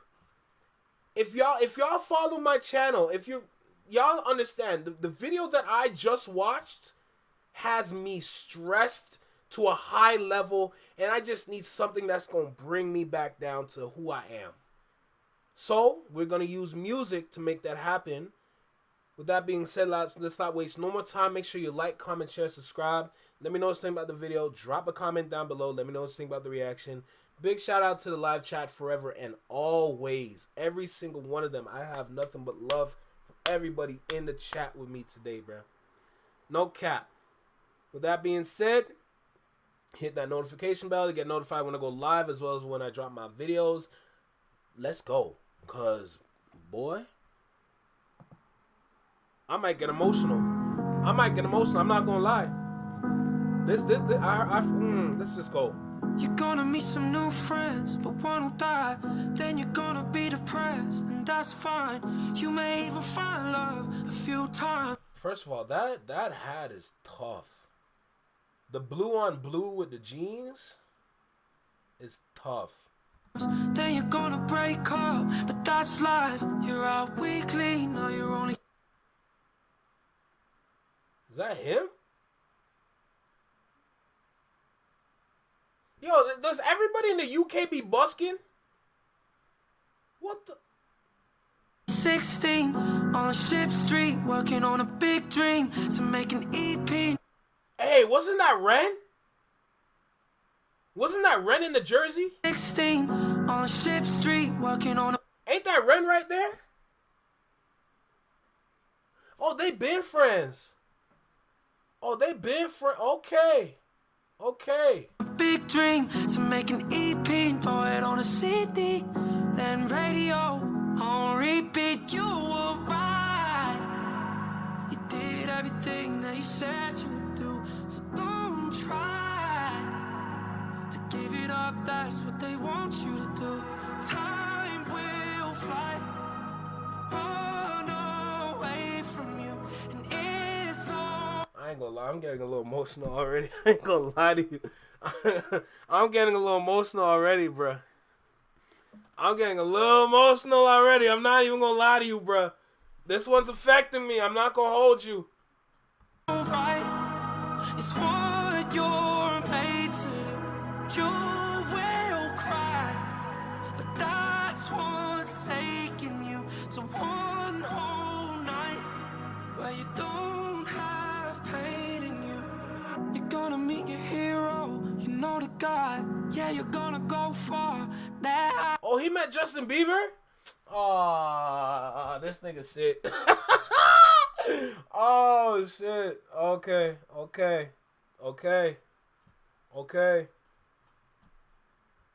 people will sell you dreams enough times, but you'll read the DCs and dotted lines. You know why you're playing those strings in the morning till the late night.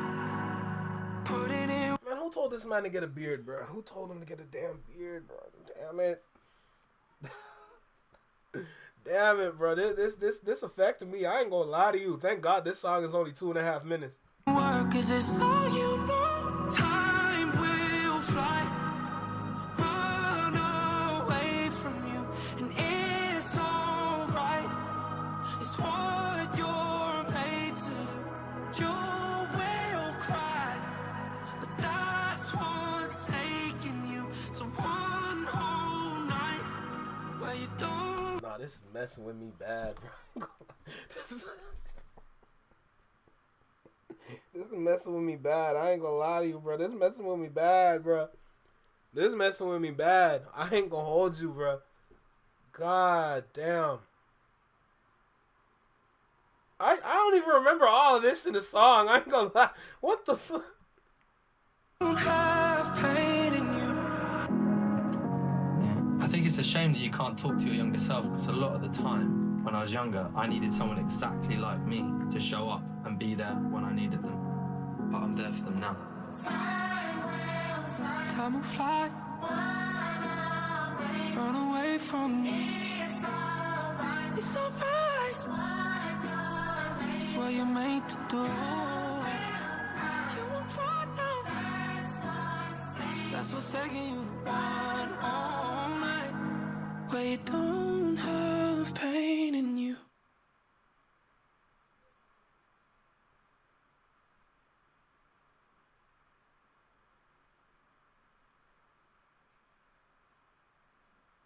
Nah, that was too emotional, bro. Nah, hey, that was just a little bit too emotional. I ain't gonna lie to you, bro. That was just a little bit too. God damn, bro. Am I one eye, bro? What the fuck? Hey, nah. Go back inside my eye, bro. We didn't need that. So I'm saying, I told you that was gonna mess me up. I ain't gonna lie. That messed me up a little bit.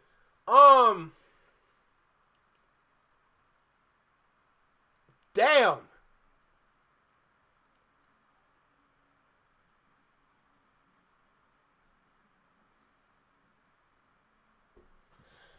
Oh, shit, bro. Shit.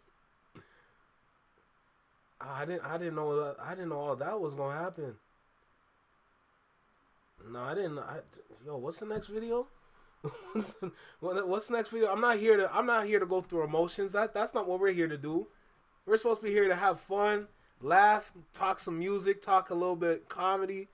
Oh shoot, that. Wow.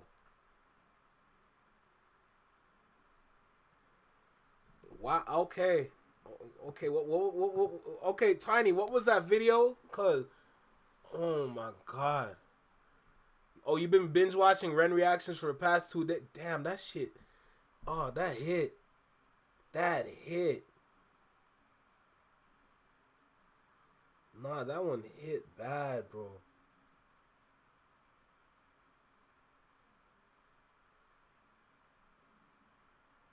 Nah, that one hit bad, yo. I ain't gonna lie to you, bro. What the Bro, that was only 2.5 minutes. My eye peed itself. That is hilarious. Going through emotions is good. Man, I wasn't trying to do it live though. I wasn't trying to do it live, my nigga. Shit, bro. I wasn't trying to do it live. That's crazy. Yo. Nah, just when he was a kid. Oh my god. Nah, that messed me up. And then wishing you would your younger self wishing you would have someone to talk to that will understand. Nigga, I'm not even trying to talk about this right now, bruh. I'm not even trying to talk about this. Oh my god, dude. Oh my god. That messed me up. That messed me up bad. I ain't gonna lie to you. That messed me up bad, yo. Wow. Wow. That hurt. That hurt. Like, damn, bruh. Oh, shoot. That hurt. Yup, that hurt. That hurt. Oh, goddamn. That hurt.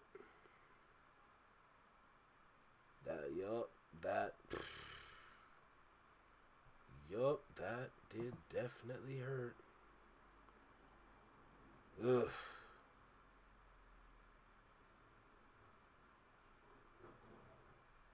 It's a beautiful thing. I don't disagree. Halftime, Nas what?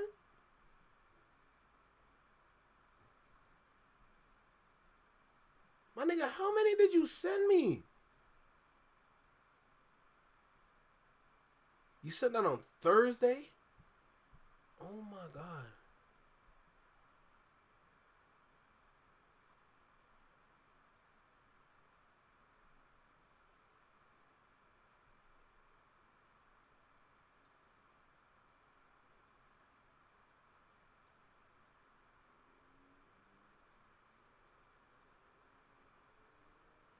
Oh, I got. Wow. First of all, my eye is messed up, bro.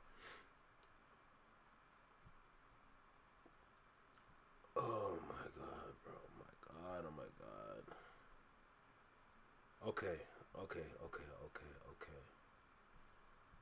So this is the blind eye featuring angry car park attendants.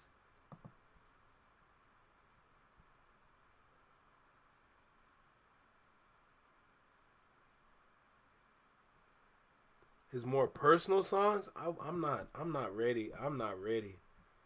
I'm not ready. I'm not gonna lie to you. That one, I'm not ready. Well, that's not exactly what I needed. Oh shoot!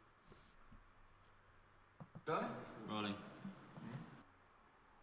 And they were both young. I ain't gonna lie, the pink hoodie tough. See, the one thing I don't have, I got pink pants. I ain't got no pink hoodie like that. I need that baby pink, that pastel pink. I need that.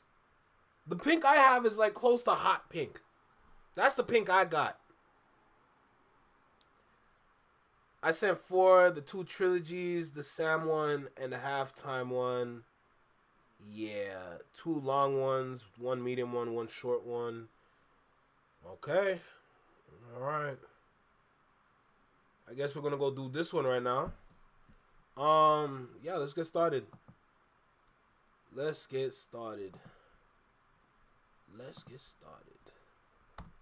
that work? Nope, that does not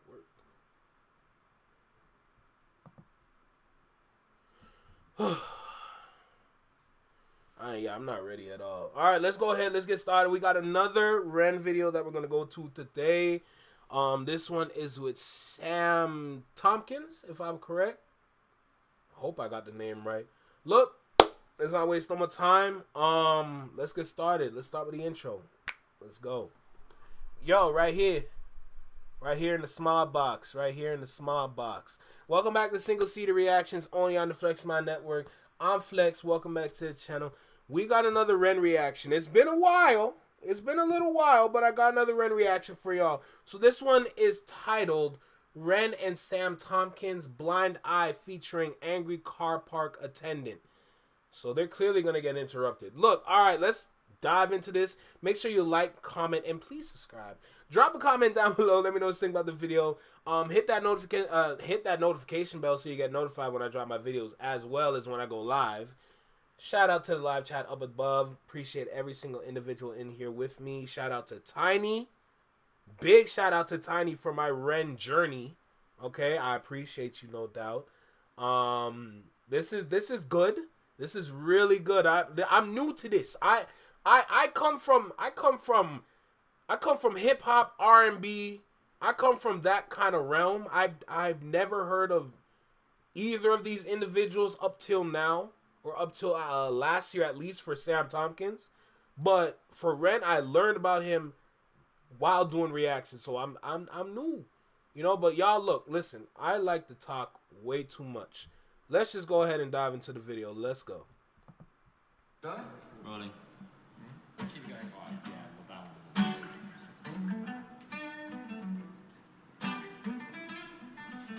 Oh, they having fun with it.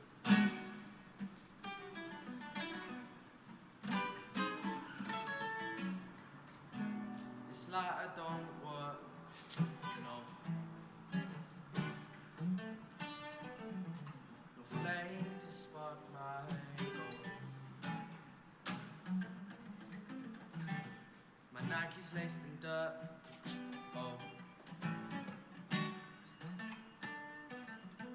I feel like I'm treading on my own soul. Yeah. My headphones only working on the left. I ain't gonna lie to you. I was like, it's kind of low. It's kind of low. I'm like, they got no microphones, nothing. They're in a parking lot. I forgot he got a voice. Let's keep going. Side, but I try to live the right life. My eyes wide and I strive to stop my demons gripping, ripping from the. Okay, I see why they're there. I see why they're there. They're using the acoustics of the parking lot to boost his voice. Oh, you cheeky bastards. You cheeky I see the play. I see the play. Keep going. I see the play. Inside, this road is dark and I can't find the batteries for my flashlight. I'm blind-eyed and outside. I like that flashlight. I like. I see what you're doing.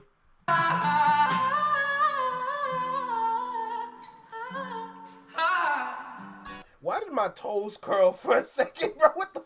Why did my boy? Stop! Why did my toes curl, bro? What the fuck? What?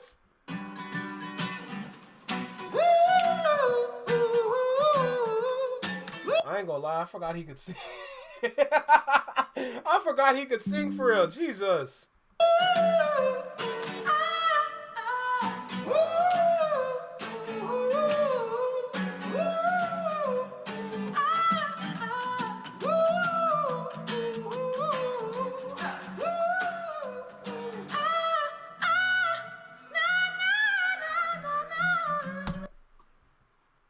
Warn me when you do some shit like that.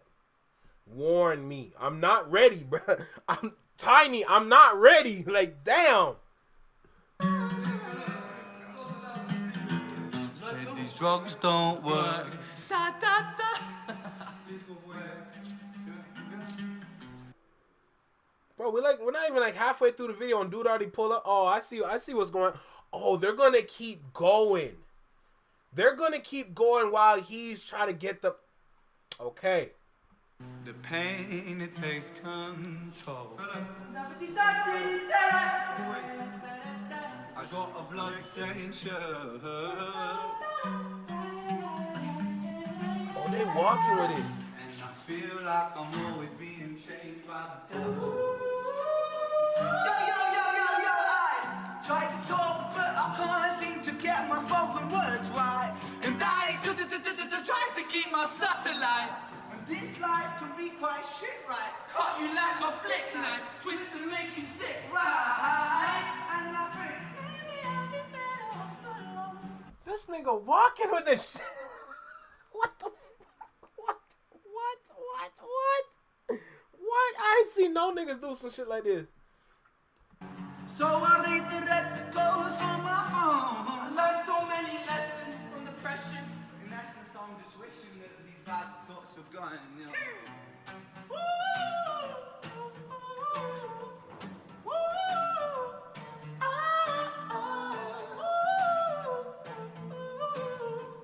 Yo, they just casually walking with it.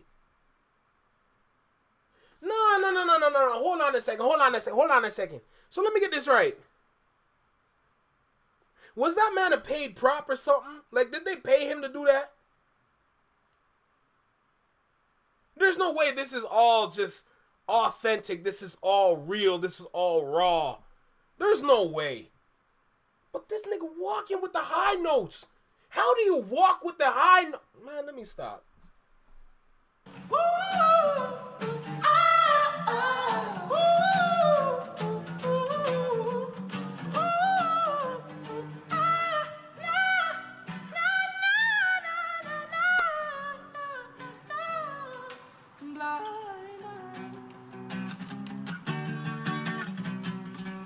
Stop the string. Okay. Sometimes I get these times when it's like time works against me. In my mind, I kind of mind, yet that my mind can torture me. So I rhyme, because when I rhyme, it's like my rhymes, they set me free. I shine so bright, I shine these times, these rhymes come out of me. Times I breathe, times I fall, times I slip, times I fall. Really did snap a string. So hard that the whole building could fall. Times I breathe, times I break, times I'm true, times I'm fake, times I'm when the floor is up, niggas wanna be for goodness sake.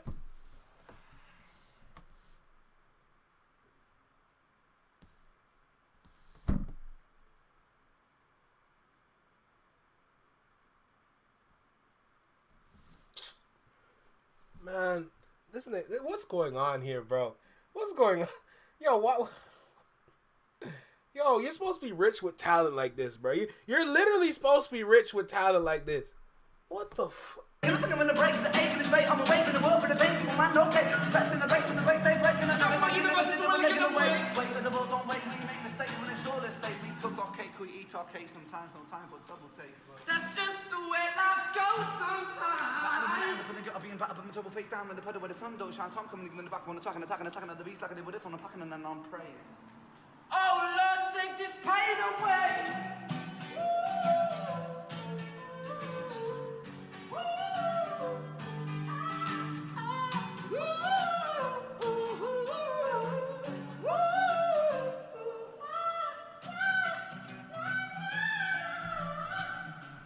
Oh, what on earth is going on right now, bro? What is going on?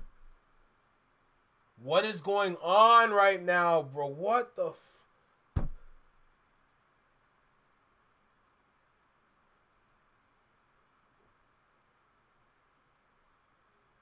Oh my God, this is I can't believe what I'm I can't believe what I'm witnessing right now. I cannot believe what I'm witnessing right now. Oh, OT is here, yo. What's good, OT? Tiny. Wow, I can't speak. Let me breathe. So Tiny just gave me this. Well, she didn't just give me this, but she wanted me to react to this a while ago. So I'm just giving my time, listening, enjoying. I'm amazed. I'm just wow. I see you were dropping something. I saw you were dropping you're dropping a video. I think you have something scheduled from what I remember from my subscriptions. But let's finish this. Let's finish this first.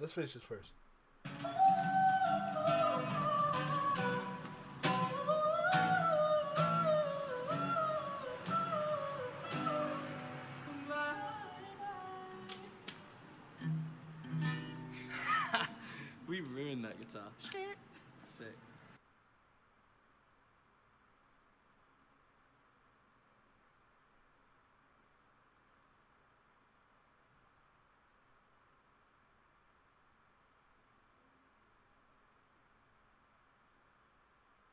Okay.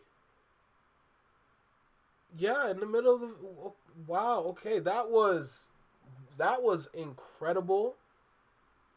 That display of just vocal levels. Wow. I always forget this nigga Ren can rap. I always forget that. For some damn reason, I always forget dude can rap for real. Caught me all the way off guard when he started spitting the little bars here and there. I guess I gotta really react to the fire in the booth. I really gotta react to the fire in the booth then with Ren.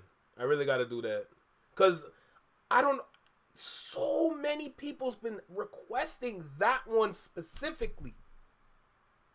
I gotta do it at this point. I gotta do it. At this point, I gotta do it, man. There's no other way. I gotta do it. We gotta do the fire in the booth. But look, y'all can clearly see from my reaction to this video. I wouldn't even call this a music video. This is just a video. Y'all clearly see that I enjoyed the hell out of it. I'm amazed with this man's vocal range, first of all. Both of them. They both have a phenomenal vocal range. They're just casually walking with a guitar, playing it, singing. Dude over here in the pink hitting high notes I've never heard in such a long time. Like, yo, bro, that was amazing. Jeez. Oh, you got 3 upcoming to drop. All right, say less. All right, we're going to go ahead and get into the next video, the fire in the booth, the well-requested video. Let's go ahead and get into that. Oh, my goodness. Let me read these reactions. One of the trilogies has him walking around at night, and the halftime one might be made in Canada. I don't recall. I got 5 albums in a lineup to drop during my bid, and if I don't fix up too much in there, I'll be out in 6 years or... Wait, whoa. Wait, yo, okay. OT, you going back?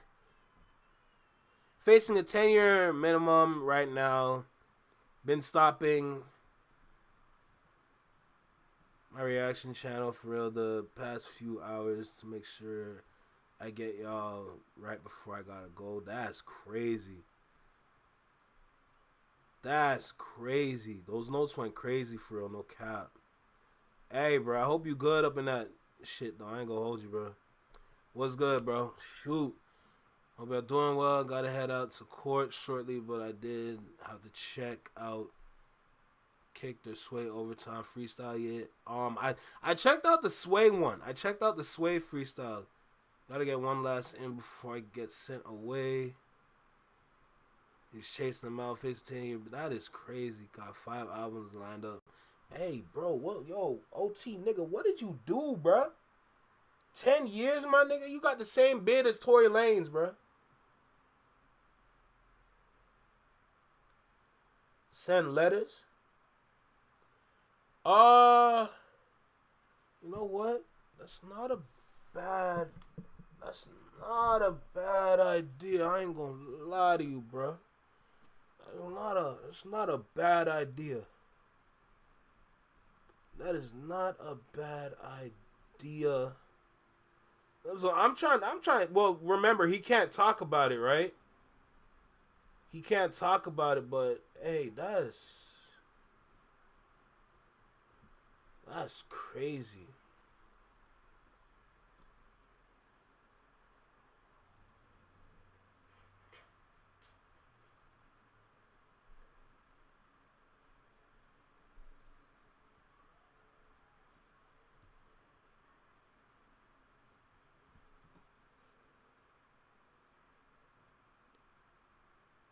Oh, most you can say? Hey, bro. Man, this world we live in is tricky, man. All I'm saying is, I hope you good. I hope you. I'm pretty sure you already. Man, I gotta be okay.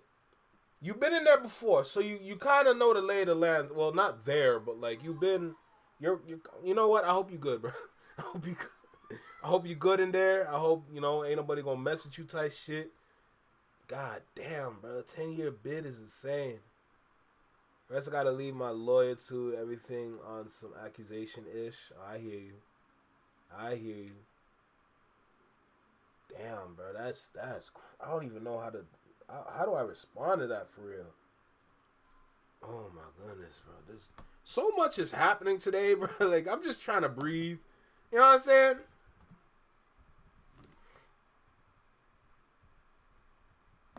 Red and Fire in the booth.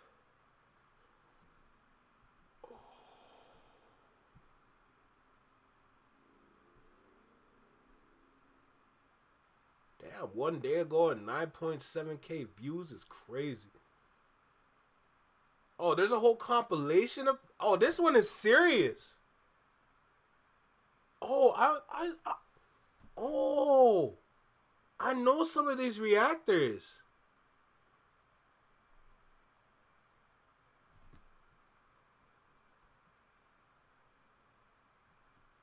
So this is the one then, huh?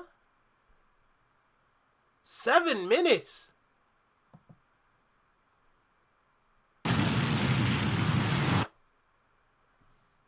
Oh my days.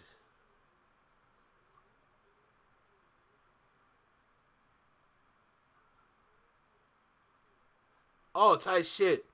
We be good. Hear no, speak no, see no. I hear no. I get it, bro. Gotta head out shortly, but if y'all got time, OT the real kicked. It's under 2 minutes. I can be more clear to be fair. I'm not asking about guilt, just the charges. Got a vid to it as well. Ren is my fave. Hey, bro. Valid, bro. Valid. And that's coming from Canada, too. Damn. This dude Ren is worldwide, isn't it? Jesus. Hold on, let me get that one ready. Oh my goodness. Let me get that one ready. I think my left eye is sensitive. Half my eyes are sensitive. It's hilarious.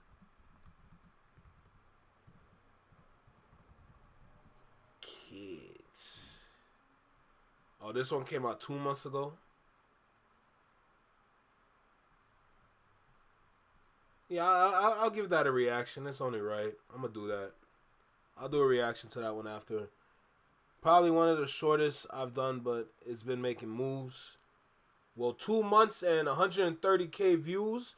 Yeah, you're making some moves, all right.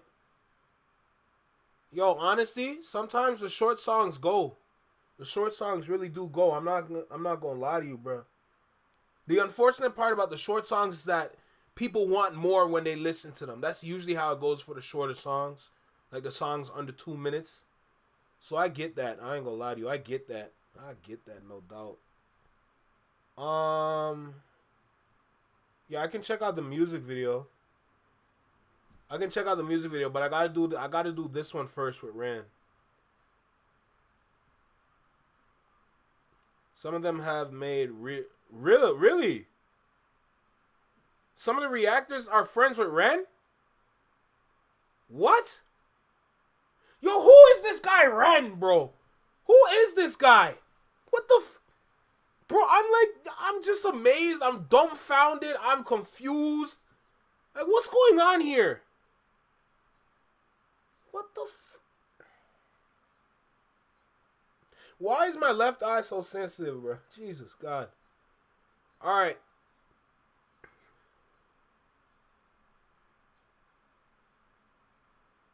Hey, yeah, no doubt.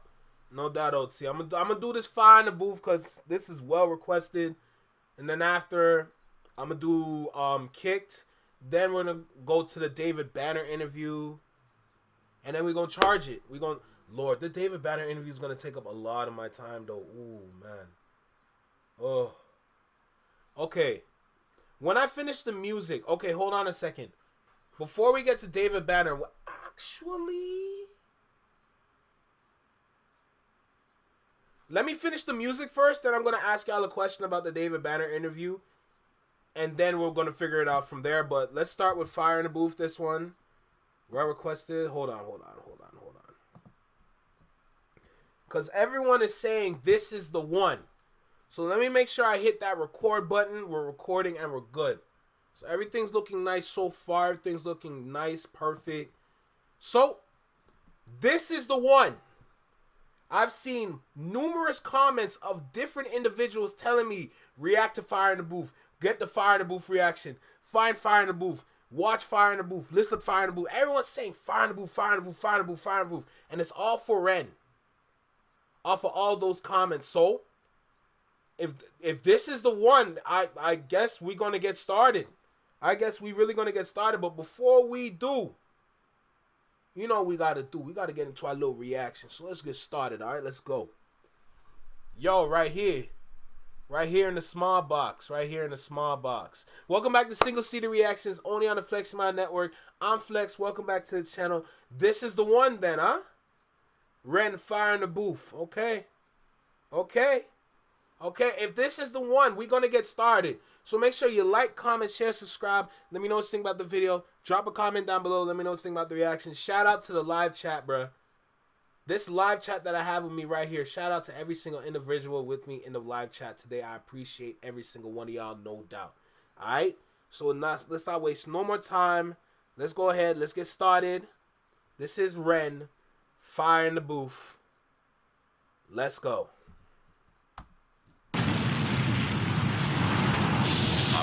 Man, this better be good, bro. Oh, yeah. Perfect. This better be good. Hey. That was one short disclaimer. This one here, I've been waiting for this one. Shoot, I be waiting too for real, bro. Why does this look like a fight game right now? This guy is one of the most exciting artists on the planet right now. I can't lie.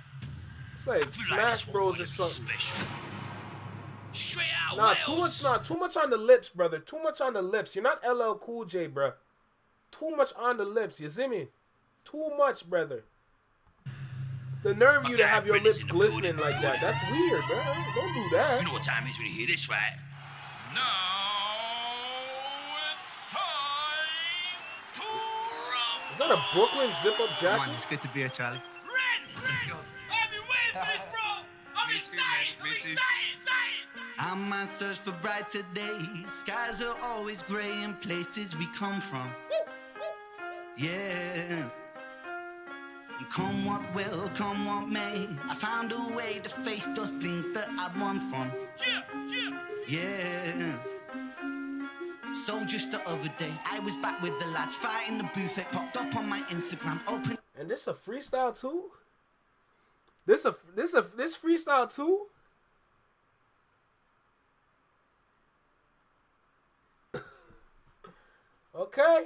Okay, I'm here. I'm present.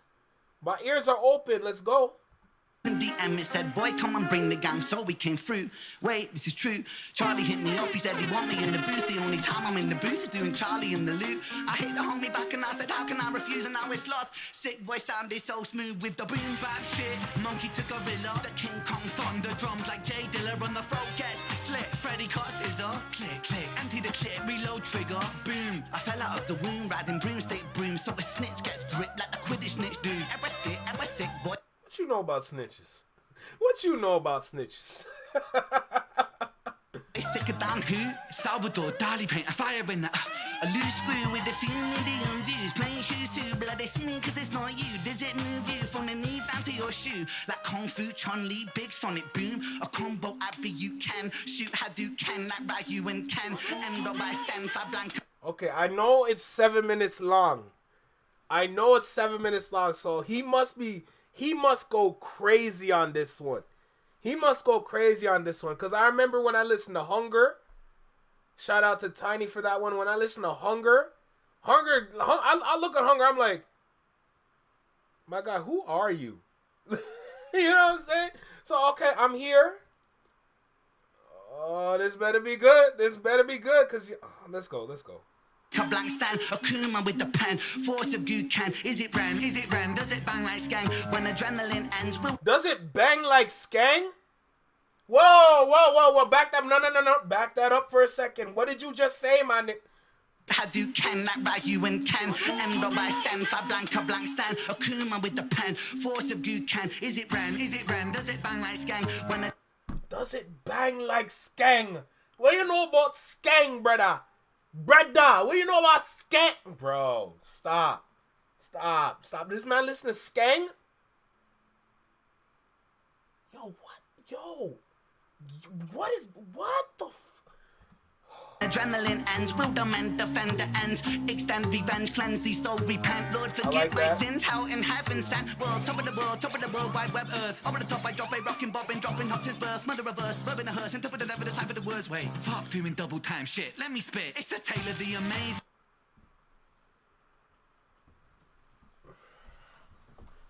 So how's your day today? How's your day today? Because I'm stressed today. I'm stressed. I've been through a lot today. How is your day today? Like, what the Spike the rank, I'm an 8-bar, 8-arm up diggin'. Smoking 8 with my mate when it's 8 p.m. Yeah, I ate like an 8, I'm an 8 eatin'. Flip the 8 on its side like Infinity Stone. Finna be the baddest rapper anonymity, no. Affinity for masculinity, Sylvester Stallone. Smoke a half, Fanta Rocky, flip okay, it's KO. If you know, you know. I got soldier flow, that's a .50. That's a sniper scope. Take the sniper scope, point it at 50. The body decays like it's an isotope. With a 10-year half-life, you decade. So in 10 years time.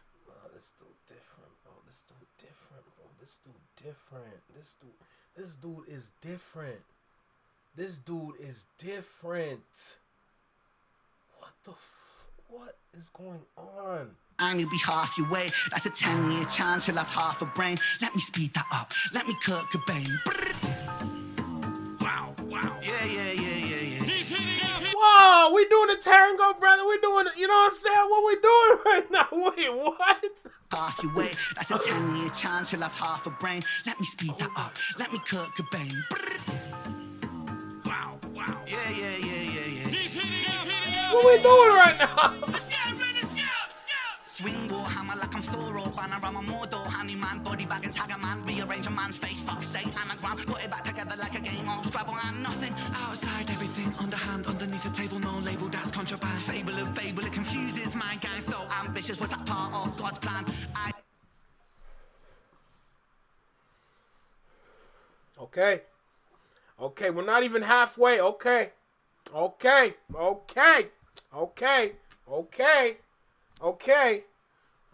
Panorama Mordor, honey man, body bag and tag a man. Rearrange a man's face, fuck's sake, anagram. Put it back together like a game of Scrabble and nothing. Outside everything, underhand, underneath the table, no label, that's contraband. Fable of fable, it confuses my gang. So ambitious, was that part of God's plan?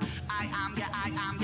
Fighting like a attack on the Titan, biting Titan, Levi, Aquaman, Batman, down when Bruce met Superman. Jeez, man got steez, man got bars and the bars make cheese. Man gets fees for a feature, please. Man spreads bars like the STDs. Man makes peas and frozen greens. Man's bar like a field of sheep. Got more bars than Ibiza. No.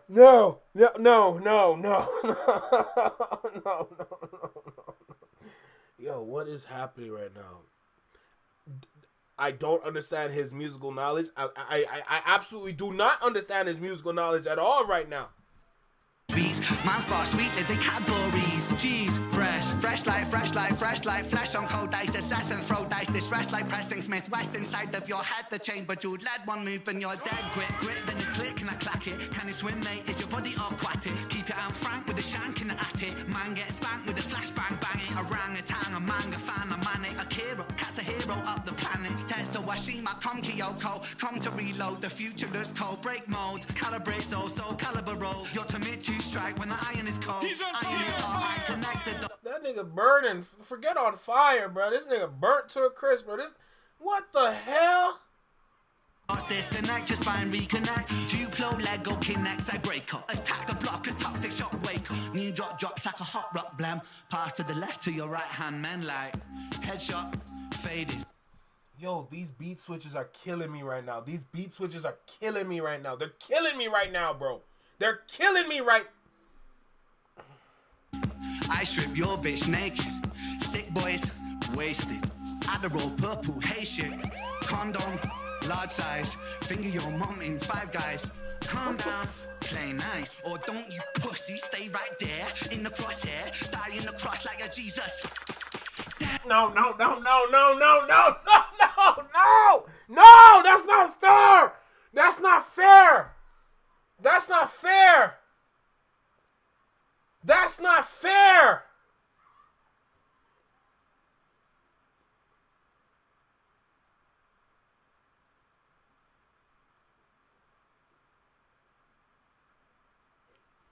That's not fair, bro. That's not fair. That is not fair at all, bro. Wasted. Adderall, purple, hey shit.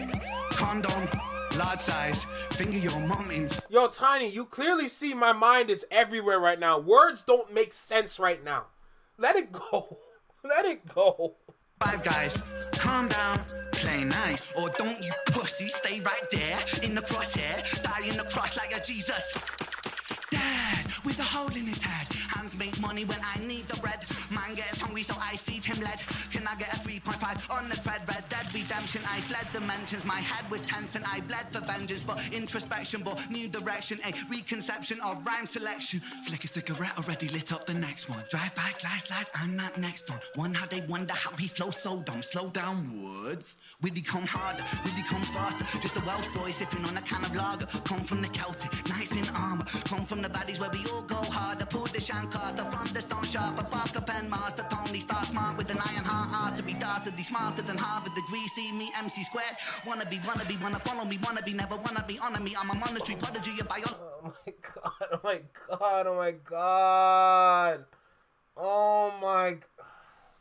Please, please, please. Nice in armor, come from the baddies where we all go harder. Pull the Shankarta from the stone sharper. Parker pen master, Tony Star smart with an iron heart. To be dastardly smarter than Harvard degree. See me, MC squared. Wanna follow me, wanna be, never wanna be, honor me. I'm a monetary prodigy, a biology baby. Raised on a diet from the Wu-Tang shady. Dizzy and some Wizzy and some Packer from Jay-Z. Dizzy and some Missy and some K-Dot tasty. Don't forget the Plan B, that's what made me. Don't forget the Plan B, that's what made me.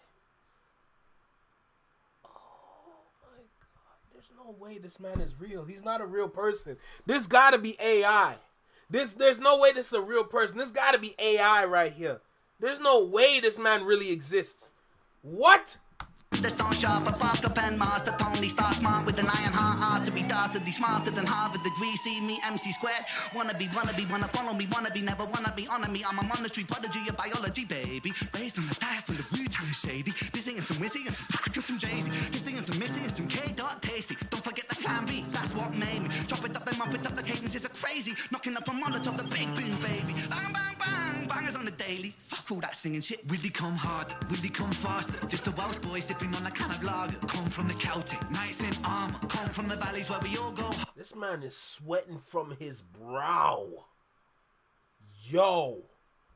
Smoking on a spliff, singing Curry and Biff. I'ma leave it with this, cause I'm getting pretty bored now. I live just to feel the music hit. I give it as a gift, it was mine, it is yours now. Smoking on a spliff, singing Curry and Biff. Leave it with this, cause I'm getting pretty bored now. I live just to feel the music hit, and I give it as a gift, it was mine, it is yours now. Ay. Perfect, perfect, perfect. Bring it back.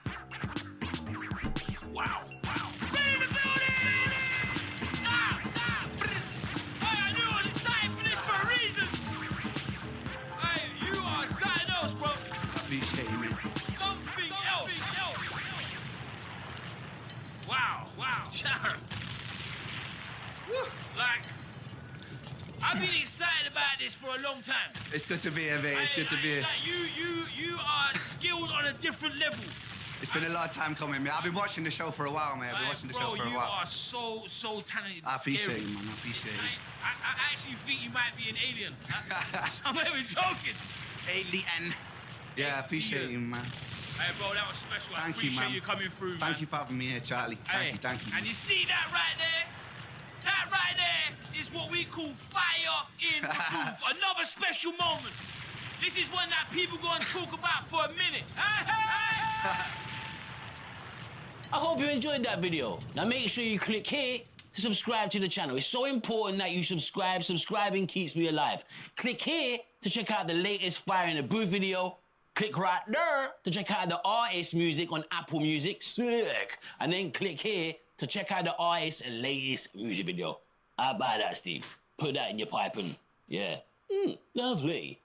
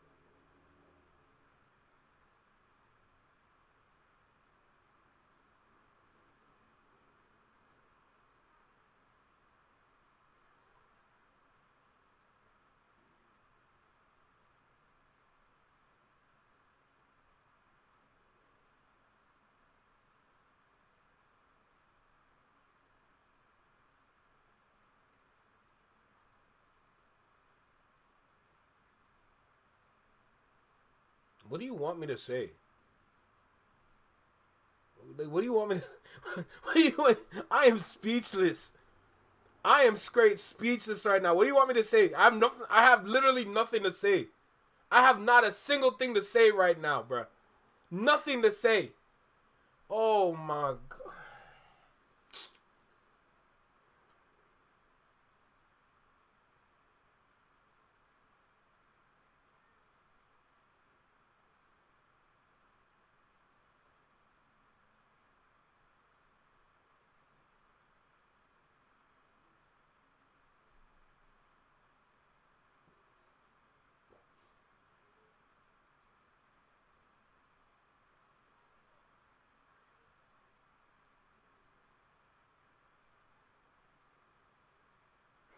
What's the verdict? It says a lot. I got no words, bro. What the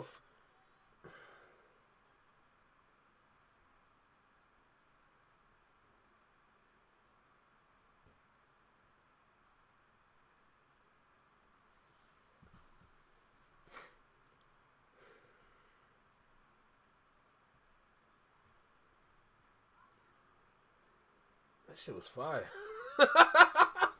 That shit was fire. I spaced out for a second. I actually spaced out. I literally just spaced out for a second. I'm not even... What the Yo, who is this guy? Who is this guy, bro? Can we get him to come to Toronto? Toronto needs something right now, bro. Toronto needs something. Jesus God, we have nothing here. We have nothing. Oh my God, yo, can he come to Toronto one time, bro? We'll take care of him, I promise. I promise to take care of him, but can we get him to live here? Oh my God, what the fuck, bro? What the fuck? Bro, that was amazing. That was amazing. Yo, that's... And I've seen some fire in the booth, like, freestyles. That was amazing. Oh my God, bro. That was amazing. Oh my goodness.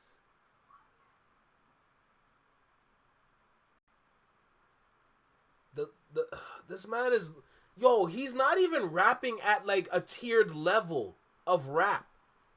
He's literally off the charts in terms of rapping capabilities. Like, okay, let me gather myself for a second because I clearly been quiet for long enough. He is rapping at levels that a lot of people will never understand in their life. And I'm including majority of the artists out there. They won't understand rap at this level. They will not. This right, bro, it's effortless. It was all effortless. Smooth transitions, everything. He never stopped. The parts that he slowed down, he was only doing it to pick it up. He never stopped the flow. And the amount of times he switched his flow. It pisses me off when he raps fast because I'm never ready. I'm never ready, but that shit is so sick. For some guitar playing kid to do, I just can't believe it. I can't believe it, bro.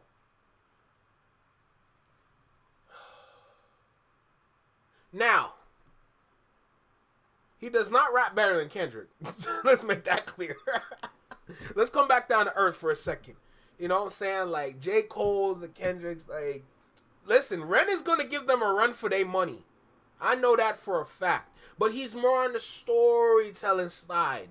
And his storytelling is so flawless. It is flawless. It's so flawless, it's frightening. This is scary. This is scarier than Scary Hours. Drake could never, ever. Bro, that was off the top of his head. I don't care what anybody says. That was off the top of his head. How do you pull that off? How do you do that? How do you do that? That's what the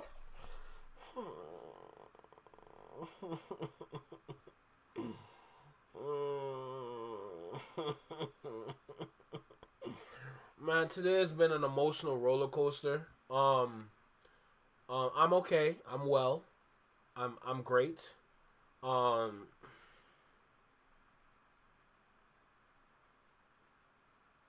my God. Oh, Jesus, God, that was amazing. And he has been in Canada for longer periods to get treatment. He has a video he made in Calgary, I think, and one that he also might have made there too. Oh my God, bro. Oh my God. Bro, every reactor needs to watch this. Every reactor needs to just react to Ren content. Not only to get money in his pocket, but just to just enjoy the talent, bro. I went from these mans walking around playing a guitar in a parking garage.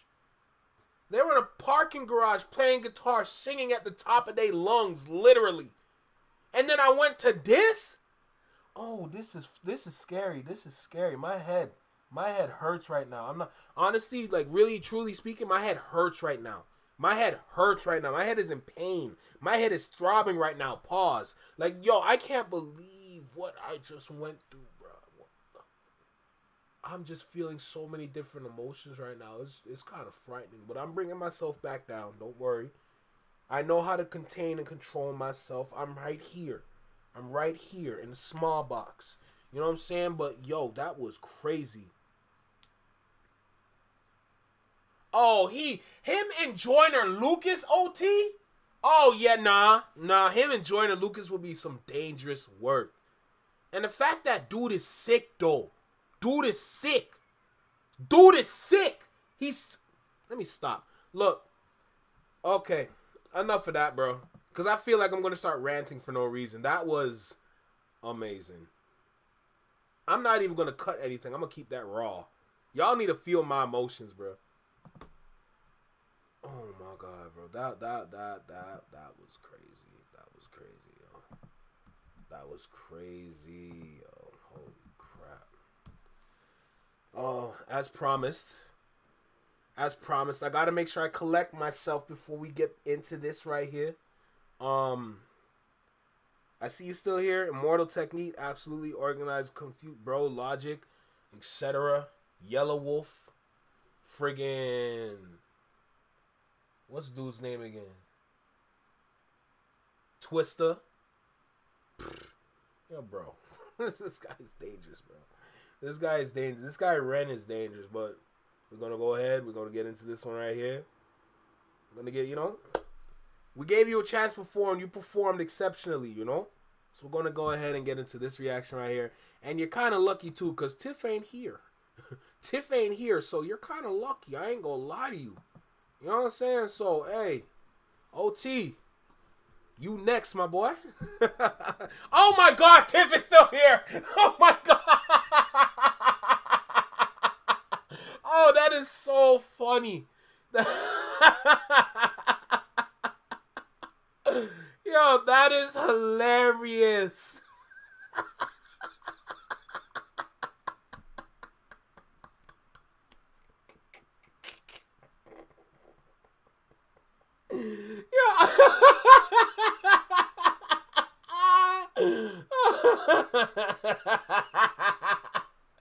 I love it. I love it so much. You don't understand. Oh my God, I love it. I love it so much. All right. Hey, we're going to go ahead and get into this one right here. I needed that laugh. I ain't going to lie to you. I needed that laugh. Oh my God.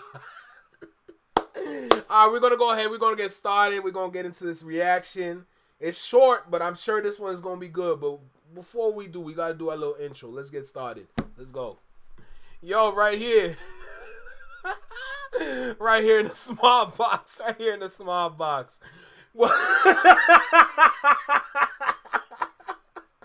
Welcome back to Single City Reactions only on the Flex in My Network. I hope I got that on the recording. I'm Flex. Welcome back to the channel. Nah, Tiff is MVP. She's MVP. That was so funny. That was so funny.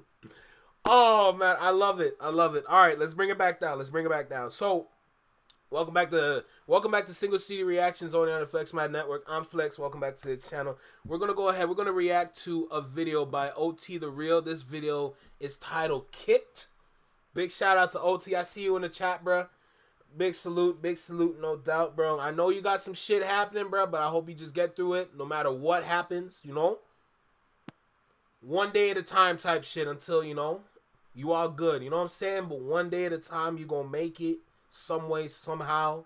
Big respects, big shout out, Let's go ahead.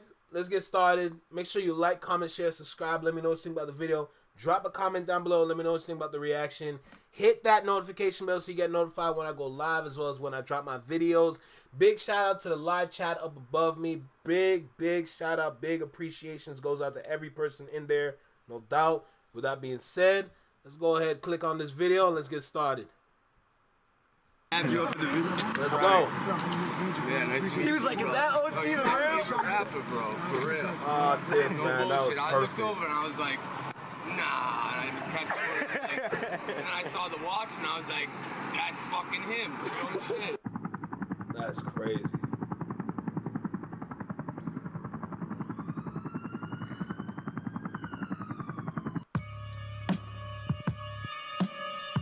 I like that shit.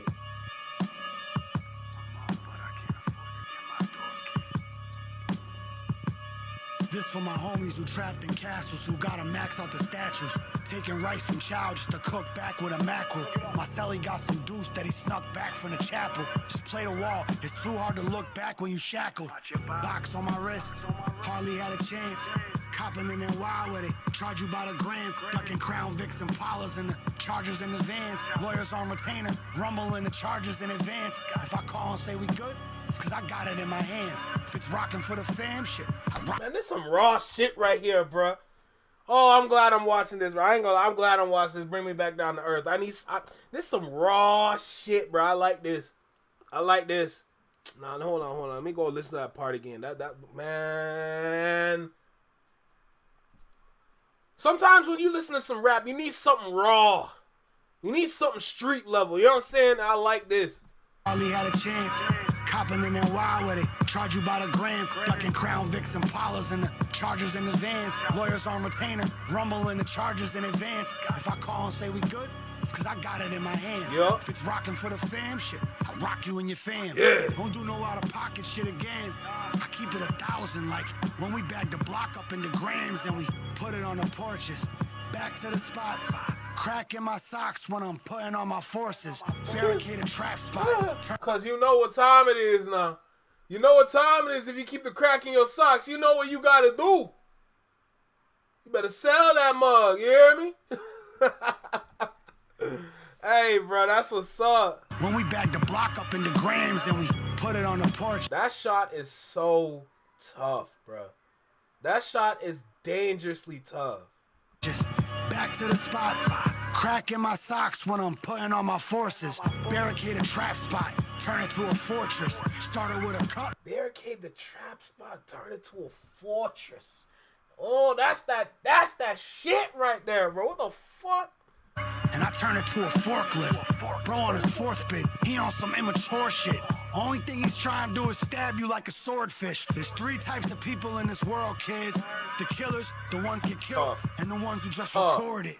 I'm up, but I can't afford to get my door kicked. Nickel plated. I'm up, but I can't afford to get my door kicked.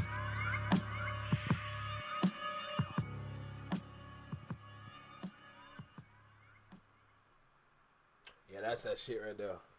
You know you needed one of them turtlenecks that turned into like a half shiesty. I felt like you needed one of them, like a nice turtleneck that turned it when you pull it up. It's like a half shiesty that just cover up to your nose. Man, that'll be tough.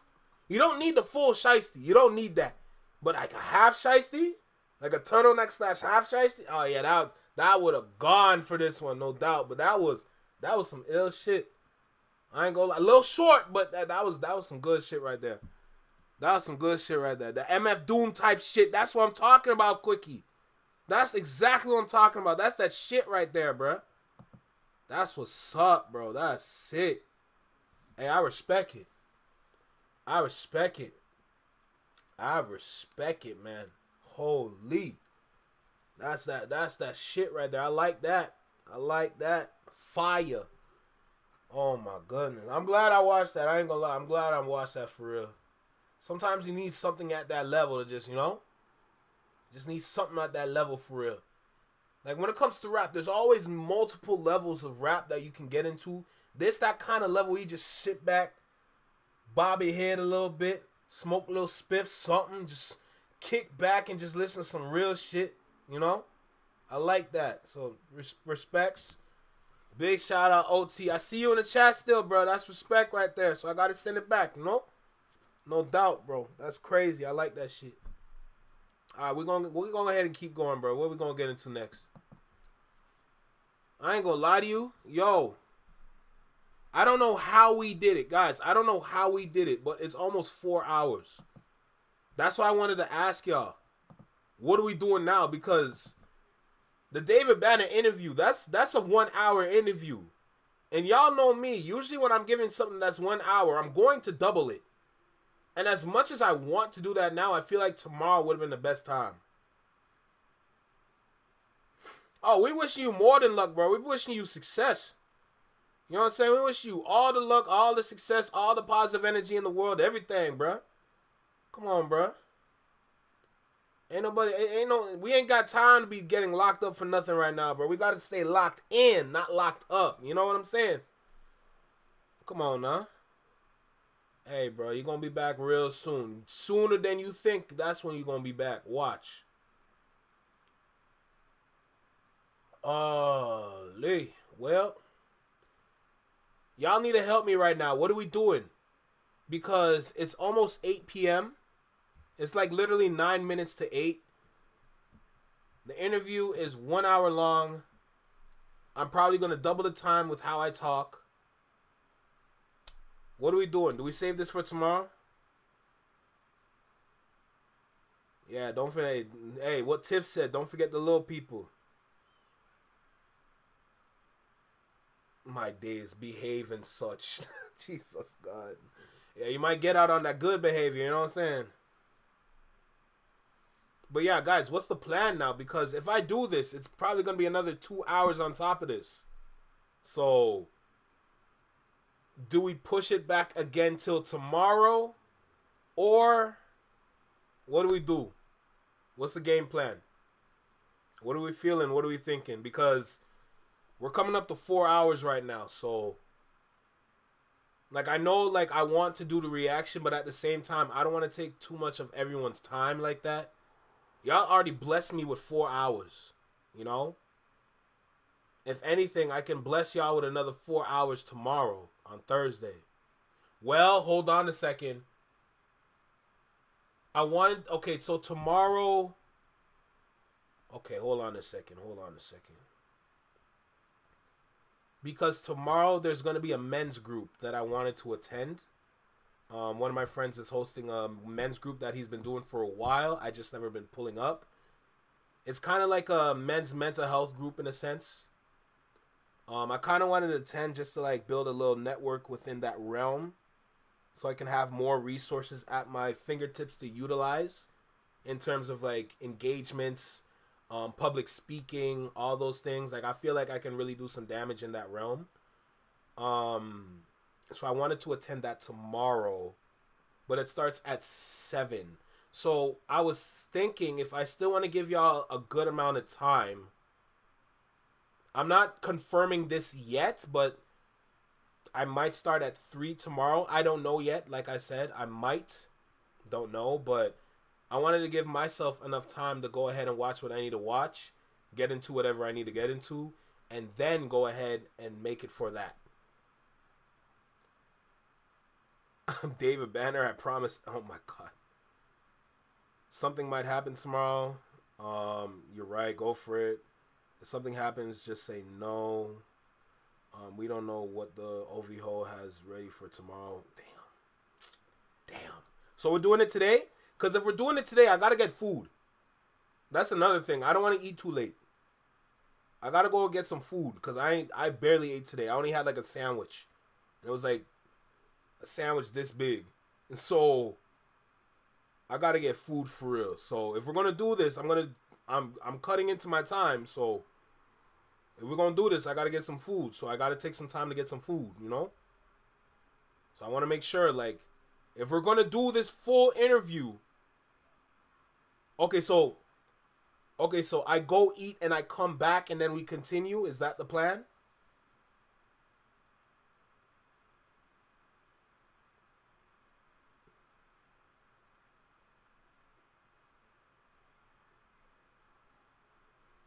Because I can do it. I can keep streaming. I'm not tired. I am not tired at all. I'll tell you that right now.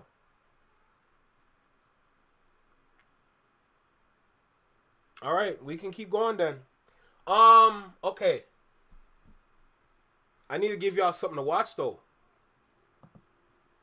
So I got a plan. Don't worry. I got a plan. I'm gonna give y'all some shit to watch. Don't you worry. Now, I haven't figured out what's going on. I need to get some sleep. I forgot Easter is over, and I have stuff to do because it's not the weekend either. Valid, do what you gotta do. You know, I'm not trying to take y'all from y'all lives, you know, but thank you for stopping by. As long as you enjoyed, that's all that matters to me, you know. If you gotta go, you gotta go. We're gonna keep doing what we're doing here, though. So let's go ahead and do that.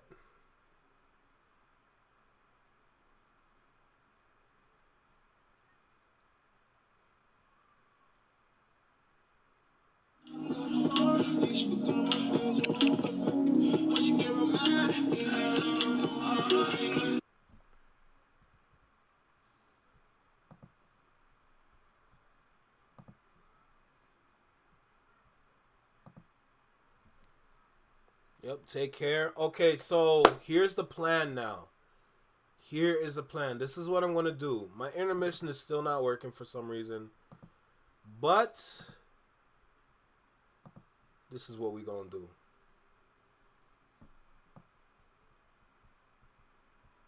This is what we going to do. I don't really want to distort the video, but I got to do it. I got to do it. Not too long. Yep. All right. I'm going to go get some food. Don't worry. But I want to make sure that I don't want to bore y'all with y'all waiting for me. So I have something for y'all to watch. I know It's not necessarily on topic or on brand for anything, but I wanted to really share this podcast episode with you guys. Because I sat down with my friends that are producers. You're gonna see them. There's two on the right. You have Andre and you have Kevin, and we were both interviewing an artist that goes by the name of Anxious. So I wanted to kind of share that conversation with y'all, you know. It was episode 19 of my podcast. My podcast is actually called it's called the Match My Energy Podcast. That's the name of my podcast.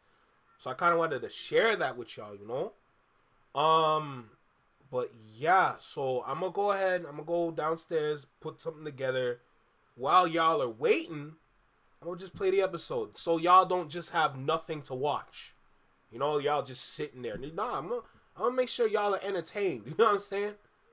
Don't worry, I'll make sure y'all are entertained for real. So I'm gonna go ahead.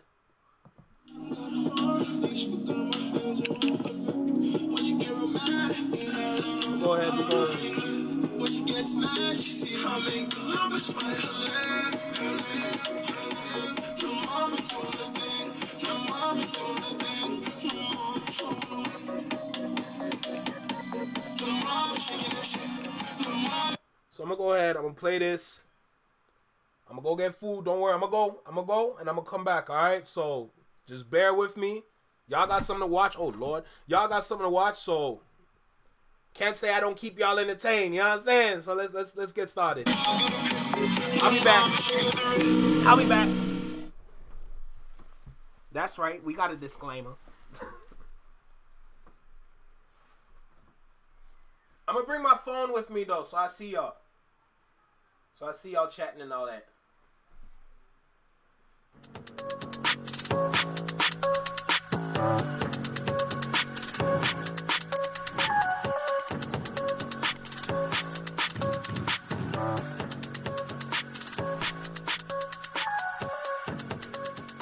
All right, guys, welcome back to the Match My Energy Podcast. I'm Randy. I'm here with Anxious, Dre, Kevin. Look, this episode, we jump right into it. So please enjoy, like, subscribe, share, comment, share with people, whoever. Let's get this one out because this one is important, all right? Enjoy. Yo, don't listen to everything I say. Shout out on this Founders production over here. Hey, we need some sponsorship moving this way. And big up my man's over here. Nah, shit. give me I'm this. platinum. No big. Hey, yo, Look, this is a crazy episode. Y'all need to tune into this one, all right? So let's go. Get into it now. Let's get it. You already know. Movies are going, but then you get like a brief intermission. Commercial, you're running. So it gets your attention. It gets you, oh, yo, this movie's coming out. We should plan to go see this. So people have anticipation built. But when you have all these apps now where it's like you're paying for it just direct, you're cutting out everything. So all the prepaid commercials that people are paying for and all that money they're putting into it is not really benefiting them. The song is already fully mixed. No, he said that wasn't mixed. mixed. That wasn't mixed. Oh, okay. Yeah, so he told us it would be money. So I'm like, yeah, that's where you're losing out on that because it's just like, it's not there for your audience. Yeah. Your audience, 90% of them is just like clocked out. And I'm like, the generation now, because I'm fucking 92, so I'm like, I might be old and appreciate these things different. Because it's like, you need commercial to help you disconnect back to reality. So you can be like, okay, yo, take a breather. Because I'm listening to like trap songs like... Oh, like you're telling me in the car. My energy, huh? Like you're telling me in the car. Yeah, that's what I'm telling you. My energy is just too different. Yeah. So I'm like, I need a disconnect. I need a breathe intermission. So that keep me amped, but don't get me too rowdy. Like when I'm driving to work in the morning, I'm listening to like trap songs. I'm energy up. Yeah. Like, you know what I mean? I'm cussing this person, cussing that person.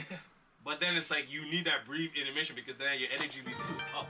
Yeah. So you need to like calm the simmer down. So yeah, okay, the news might come on like as a tech for me, as I appreciate at work is everybody's car going, the channels are different. So I'm always hearing something different, whether it's something to do with history, art, or just what's happening in the world right now.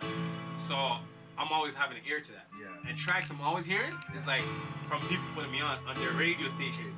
Because one man might be listening to some next American radio station. That's fine. I'm not listening to it. You're not Right? gonna find it. You get me, right? So I'm like, damn, yo, what channel is this? And I'm praying it because the car would be there and I'll be just running it. The AC's going, so I'll be sitting in there waiting and they're probably looking like, yo, why isn't the car moving for service? And I'm like, I don't want to chew the done, but I want it to done so I can hear the name of it. Yeah. So I'm like, yo, look at the radio station. I got my phone with me all the time. I'm like, yo, what radio station is this? All right, when I go home, I gotta type it in and pray.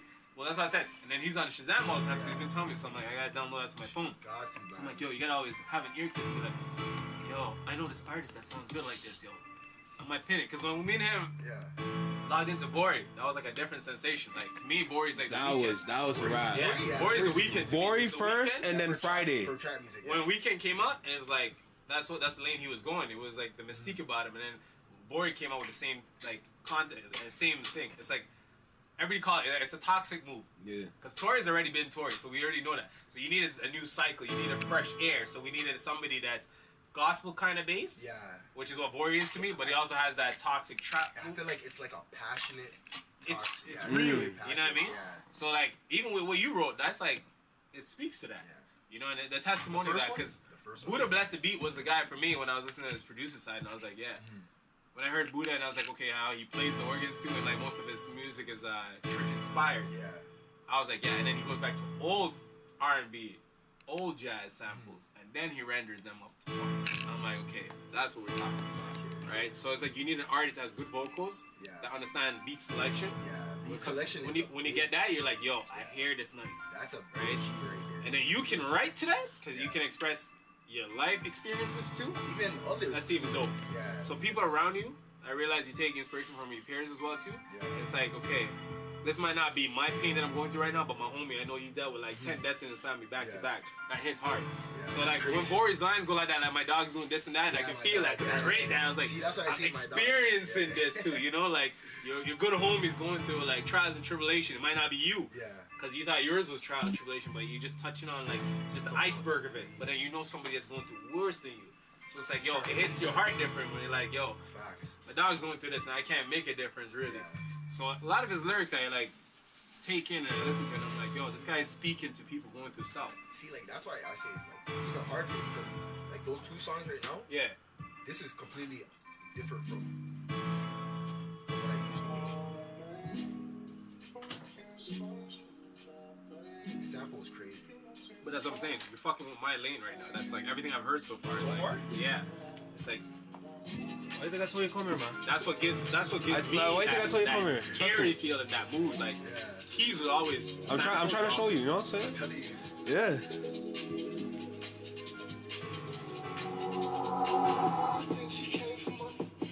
See this? So I'm getting party next door. Yeah. From this. Yeah. Yeah. That's the genres that I'm like. Yeah. And this is top 40 too. That's I'm not fucking lying to you. Dead ass. 100. Like what I'm here, I'm like your shit can go far away. Oh. I think I got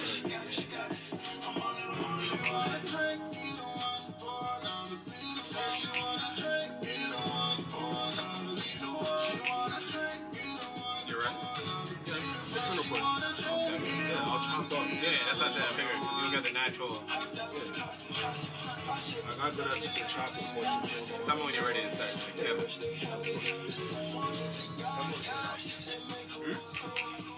Our debut is good. It's a good intro to yours. Like, we're listening.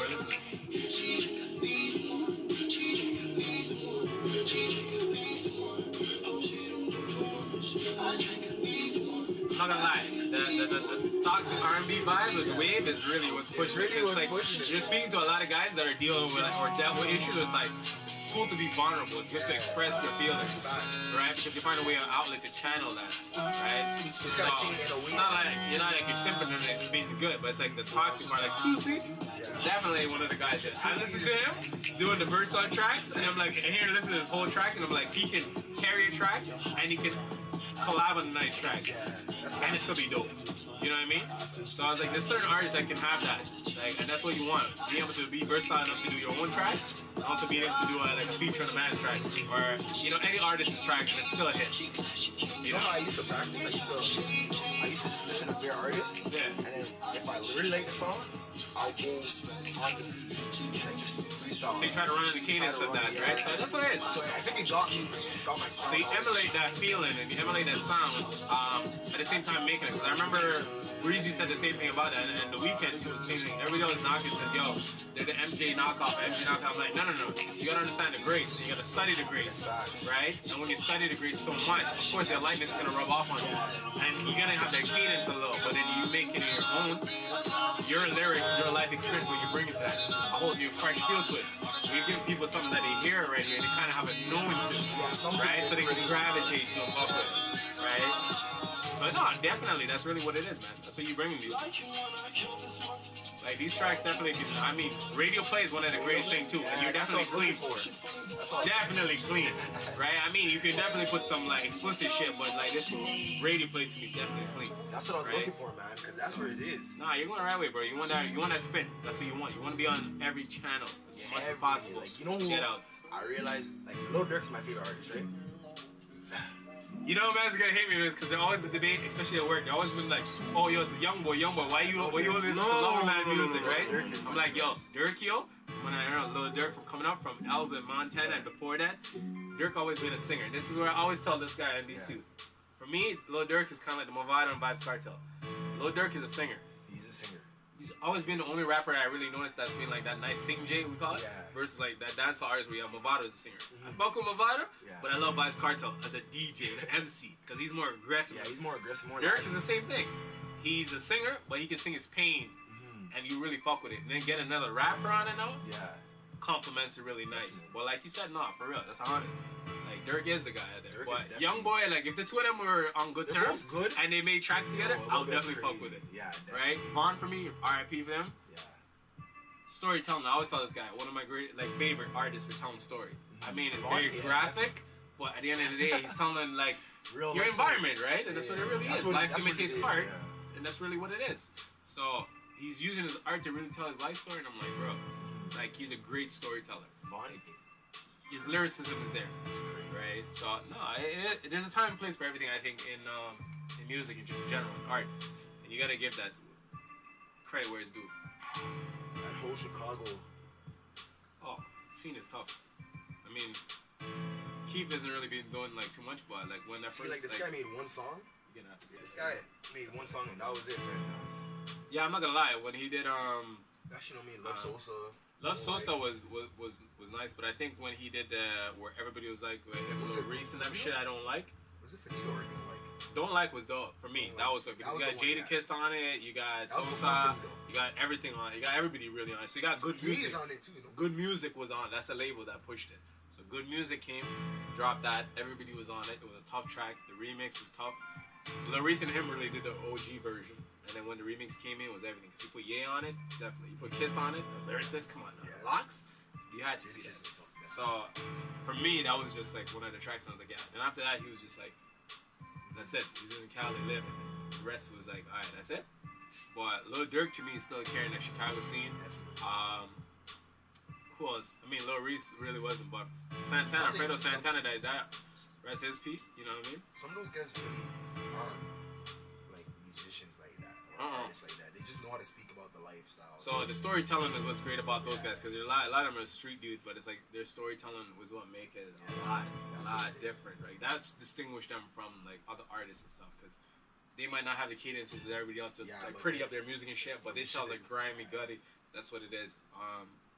You know, like I know he's all from Memphis, like Young Dolphin, Key Glock and stuff. You know, I'm not gonna lie. For me, the music doesn't thump the way like I take music, so I can't really even say too much to that. But he, you know what it like, is? he's Those more guys, onto that. Those guys, it's like they're talking shit, like they're talking shit consistently. And it's also too when you think of different states, everybody has different accents, right? Yeah. So it's like when they're dropping like a record and you're like trying to listen to the terms they're speaking about, or you know, their dialect is just so different. And you're trying to like understand what they're really speaking on, and you're not used to it. Because as I said, this is what it comes down to, like your top 40 go-to. It really kind of sucks because if those guys are really not in your top 40, that influence and energy is not really everyday to you. So it's kind of foreign to you. So you're trying to dissect that and read between the lines, like what he's talking about. But like Moneybag Yo for me, definitely a roll with, right? That new album's nice. For sure. 4-2 Doug, definitely. Like he's a next storyteller. That's good. I think him and Baby definitely like complement each other well on the beat, right? Easily. So that's the next thing too. But most of these guys, to me, is really just speaking their story. You know what I mean? They're using art really to like showcase it. There's always a double-edged sword to it too. Because now you got people who think they can do the same thing they're doing and they're copying it. Like the Young Thug era was crazy. So you got a blueprint, right?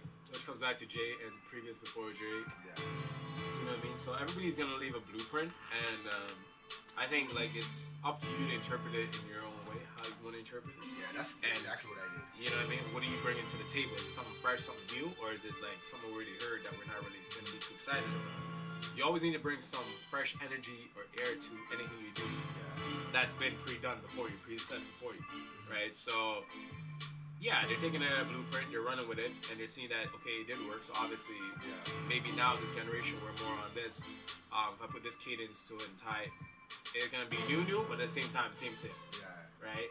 And I know there's a calling, and I know there's a crowd that's gonna rock with it. And then you can't knock that, right? I'm like, yo, kudos to you if you can be that one to stand out by doing that, using that template. That's by all the means. biggest goal as an artist, finding your sound. Yeah, and that's the thing, the originality, we already know, like, me and Kev here knows that, like, everything's been sampled, like, so many times, right? And for me, it's funny, because even the other day, we had a conversation with the youngins at work, because they're just talking about how much records they have on their phone, and I'm like, yo, bro, like, easily, I got, like, 4 laptops, you know what I mean? 4 hard drives, one 5 terabyte, the other one's all 1 terabyte, I'm like, they're all loaded with music. I got into this thing, like, DJ, right? My uncles put me onto this thing, right, from I was young, so I'm like, for me, I've been following music, and being in the Caribbean, born in the Caribbean at an early age, music is life. That's the influence you have big time around you. So I'm like, a lot of times now when I hear songs, because even right now too, there's a big thing going on with reggaeton. Well, he's out of here. Yeah, you're hearing the French horns, I think. You're hearing that. Yeah, because Shabba Ranks and them Bo Rhythm, he was like, there's a thing, lawsuit out now where they're trying to like slap everybody for that. And, you know, it makes sense because I grew up hearing these rhythms. So when I hear these reggaeton songs now, the cadence and everything, I automatically understand it. The language, I might not understand everything, but the energy was already there, right? So I'm like, I already know this was being a 90s track or the late 80s track because I've heard these records played before. And I'm like, yo, I always tell these young youth, okay, you like this track, right? And they're like, yeah, you don't know about this is new stuff, right? What do you know about this? I'm like, okay, go on Google and look up the original for me and tell me how many times the song's been remixed. And they're like, oh shit, you really serious? So then I play them the original and they're like, so it's like that. And I was like, bro, all this music's been sampled. It's okay to do it. Just gotta pay credit and give flowers where it's due. You know what I mean? So like Chasey Chapman, like Fast Car right now, that she did. She's like trending for that. And it's funny because she's trending for a track that she did way back when. But I believe it was Luke Combs that actually went on it and did a remix of it. And that's a country, and she's trending on country, bro. She's like, even her, I was reading about it, and she's like, yo, it's so crazy that I'm trending on like country music, top 100. And I'm like, how many decades later too? For a car, like, you know, a track that I did way back when. That's so funny, I was just talking about good country. And honestly, I was just talking about good country, I swear. Yeah, because it's like, when I look at it, she's like, honestly, like, I didn't expect that to be like that because, you know, you're up against like Taylor Swift, you know what I mean? Shania Twain, you can't really knock her. Those are legends in the game, but right? they've been in the game Blake so Shelton and all of them. So they've been in the thing. Like, for me, when I talk about country to people, I'm like, yo, I'm about like Dolly. They're like, we talking about Dolly. I'm like, bro, I'm talking about Dolly. Dolly, Whitney, you look it up, The Bodyguard with Kevin Spacey. Like, that track in there, the track that she got, Whitney actually sang a cover to that. Right? So, when she had an interview, she's like, I ain't got no problem with Whitney singing my track. It's just kudos to me. Like, it makes me feel nice that say that somebody else can put another rendition on it and it sounds as great too, if not better than her. And she gave her props to that. She's like, I acknowledge her on that. And I'm like, of course, Whitney did her thing on that track. She murdered it. It gave it a fresh air to it. And you're like, you still love Dolly. That's who she is, you know. And you know that song, the original creator, that was her. But to hear a new spin on it from a cultural person where you can relate to, you're like, damn. She put an R&B type on it. She put cadences on it that we. So you got a country side now you can listen to, and you can listen to like the R&B side. I'm like, you're winning. So to me, I'm like, music is just timeless, and you have to be able to like Music is transcend. definitely timeless. You have to be able to do that, right? And then just putting a fresh twist on it, you can never knock that. So give the younger generation, because I always heard a debate about older guys talking about like the young generation. I'm like, yo, the young generation has to have a template to go off. Hopefully, I don't sound like anybody. That's my right. But that's the thing, like I already gave you the reference of the Party Next Door sound. The Vori cadence when it comes to lyrics, you know what I mean? So it's like, in a sense, you want, because you have individuals like myself that listen to those type of music. Right? I've always told people, like, for me, the type of tunes I listen to is like late night drives, calming, settling, you know what I mean? And things that you can relate to. So you need content and you need lyrics in your song that people can relate to. Once you have that, you got them on the hook. Because they're going to always come back to you because you gave that feeling. And for me, personally speaking, like I can tell you a lot of like Celine Dion tracks. Celine Dion, Bro, and I'm saying, like, how do you not, right? The Titanic track. Bro, I remember. No, but you hear it. If you hear a track, you say, yo, I heard that before. Because I'm like, as I said, growing up in the Caribbean, like, Celine Dion is a Jamaican Beyonce. The Caribbean Beyonce. So you have to acknowledge her on that. You know what I mean? So whenever I hear, like, her tracks, it's like, it always brings me back to a time point in, like, Jamaica. Or my earlier, younger years. It's like a memory, that flashback, that just hearing that track. Because you know where you were, you know where you were going, you know what you were doing. And it's like a time of peace or a time of, like, joy or something like that. So you're like, yo, run that rhythm again, like, right? So that's what music really should be for you. It's like, just like food give you that, like, smell that gives you that sense of time and place, emotions. Yeah. That's what music is supposed to be, because those are all art, all different forms of art, though. You know what I mean? So I appreciate all of that stuff, because studying, like, as I said, music, language, history, and the arts, they all come together, like tie in really nicely. So when you get somebody that can do it, and I mean, we definitely have to bring in Breezy. Like, that's why I like Breezy deserves his flowers over and over and over and over, time and time again, right? Always. The Weeknd, same thing for me. He deserves his flowers over and over and time again, because it's like you have a blueprint and you legit took it and made it your own. And Breezy's just an all-around, to me, all-around artist. Man, dance, you know what I mean? You write for other people. You co-produce on your own tracks too. You know what I mean? You're like a full entertainer. And MJ was the one. He didn't play instruments, but he made things based on how he uses his voice. His mouth was his instrument. Yeah, his mouth. That's what it was. That's so funny. I The seen that the other time. You know what I mean? We are basically an instrument. You gotta, that's you the gotta thing. tune yourself too. So from a producer's point of view, like how me and Kev probably here can relate. When we make a beat, like I can say this too, because he's on camera obviously too, but he's over here dealing with beat. When we produce something, we're together, it's like you get a vibe. I'm like, yo, this instrument is there, this instrument is there. Okay, the beat's done. We just need another last instrument, and the last instrument is obviously the vocal, the voice of an artist or two. So we always look at it and say, yo, okay, we have this space for that, we have that spot for that. You guys ever feel like those you're are the too two much to the artists. beat? As I said, I mostly specialize in melodies. Okay. So melodic melodies, that's my range, that's my run. Like I love that. Like I always put in drums here and there just to fill in the gap. Yeah. So if I'm sending a beat to you, for example, as an artist, yeah, I want a melody to stand out a lot to you, but I'll accompany it with like, maybe an 808, maybe a kick, a snare, simple, very simple drums. Because that's the next thing about producing is like simple drums really goes a long way. Because a lot of the bigger producers out there, they tell you they use the same I'm telling you, nothing changed, bro. Yeah, Southside, all of You get me? So they've been using the same and running with the same procedure that they have and haven't really changed up, but yet they're making like platinum hits. Why would you do it? And it's like it's not overshadowing the melody, it's not overshadowing the artist. You want the artist to really marry the track with that. So yeah, like you said, do I find at times I did at first when I started, madly overdoing it, because if you go from a beat battle perspective, you have to lace that track. You want to put as much element in that just to get people feeling different feelings, ooh, and crazy and ahs. But when you're doing it on a producer level now, it's like you really gotta break it down now from scratch and say, okay, the simple the beat is, the better it is for the artist.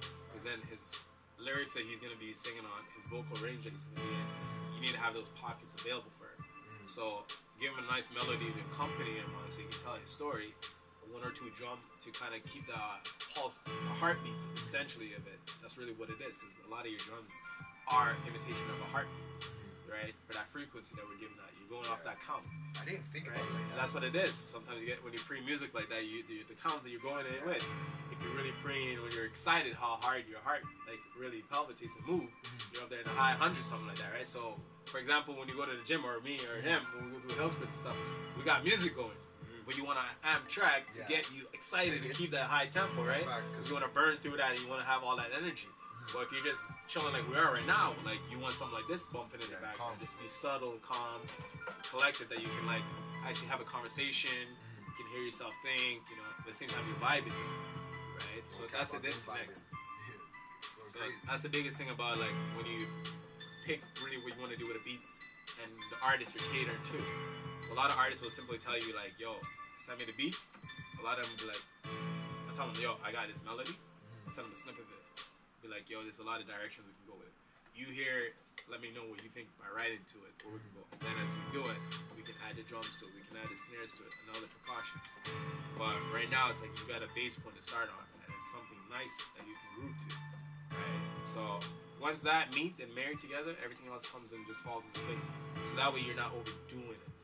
But if you just send a beat out, you're always gonna have the idea like, yo, either you're overdoing it or you're not really up to par with it because you're like, yo, I don't know what he's gonna sing about. I don't know like what his art's gonna feel. I know his vocal range is like more down sub level. It's not like a high pitch where like a female singer where it's like okay, high frequency. I didn't think so it's like we shit. think like this. If I gotta put like high bells in, I thought they just send it on. They don't care. Nah, that's where a proper engineer comes down and a proper producer because you gotta think you put high end bells like you're hearing right now and then somebody has a higher vocal range. They're gonna be battling with that space up there. I didn't even think about Right? that. What you're saying is probably like the level of producer you probably work with. Honestly, it's whatever I hear, if I can go on it, I can go on it. If I can't, I can't. But that's what I mean. As an artist, you shouldn't really be able to like say that. Like you said, if I can, then I can. So if you can write a rhythm versus if you can't, it should be like, okay, I personally tailor making beats for you. So I'd rather like sit side to side with you and be like, yo, we're gonna vibes on this. All right, cool. And then your direction would be like, all right, you know what? Do that drum count there at 1, 2, 3. Put a nice pause on that. We're gonna build up here. Bring the snare here, so it gives that pocket there. And then I'm gonna come in with this, and then that way we can like dub this. Like put the ad libs right here, and it will sound blessed because it will tie in nicely. Versus you getting a beat now that you gotta go chop it up, or your engineer's gonna like chop it up. And when we start doing stuff like that, now we start compressing things and start losing quality. And then it's not gonna sound like the same sample you heard. Yeah. So then you're gonna be like, yo, when I initially heard the song, I thought this was gonna be the vibes to it, but now after editing it, chopping and tweaking it, it doesn't really match the lyrics now. It doesn't match the vibe anymore, right? So that's why I find it producing. I don't know about Kevin. Do you prefer like live? Yeah, like how when we like mash up and collab, do you prefer that in person, working with somebody versus like sending out beats to an artist? In person for me is like way better because you get to feel the emotion of the artist. Facts. Right? Like working, like sending a beat to somebody is just like sending an email, they read it.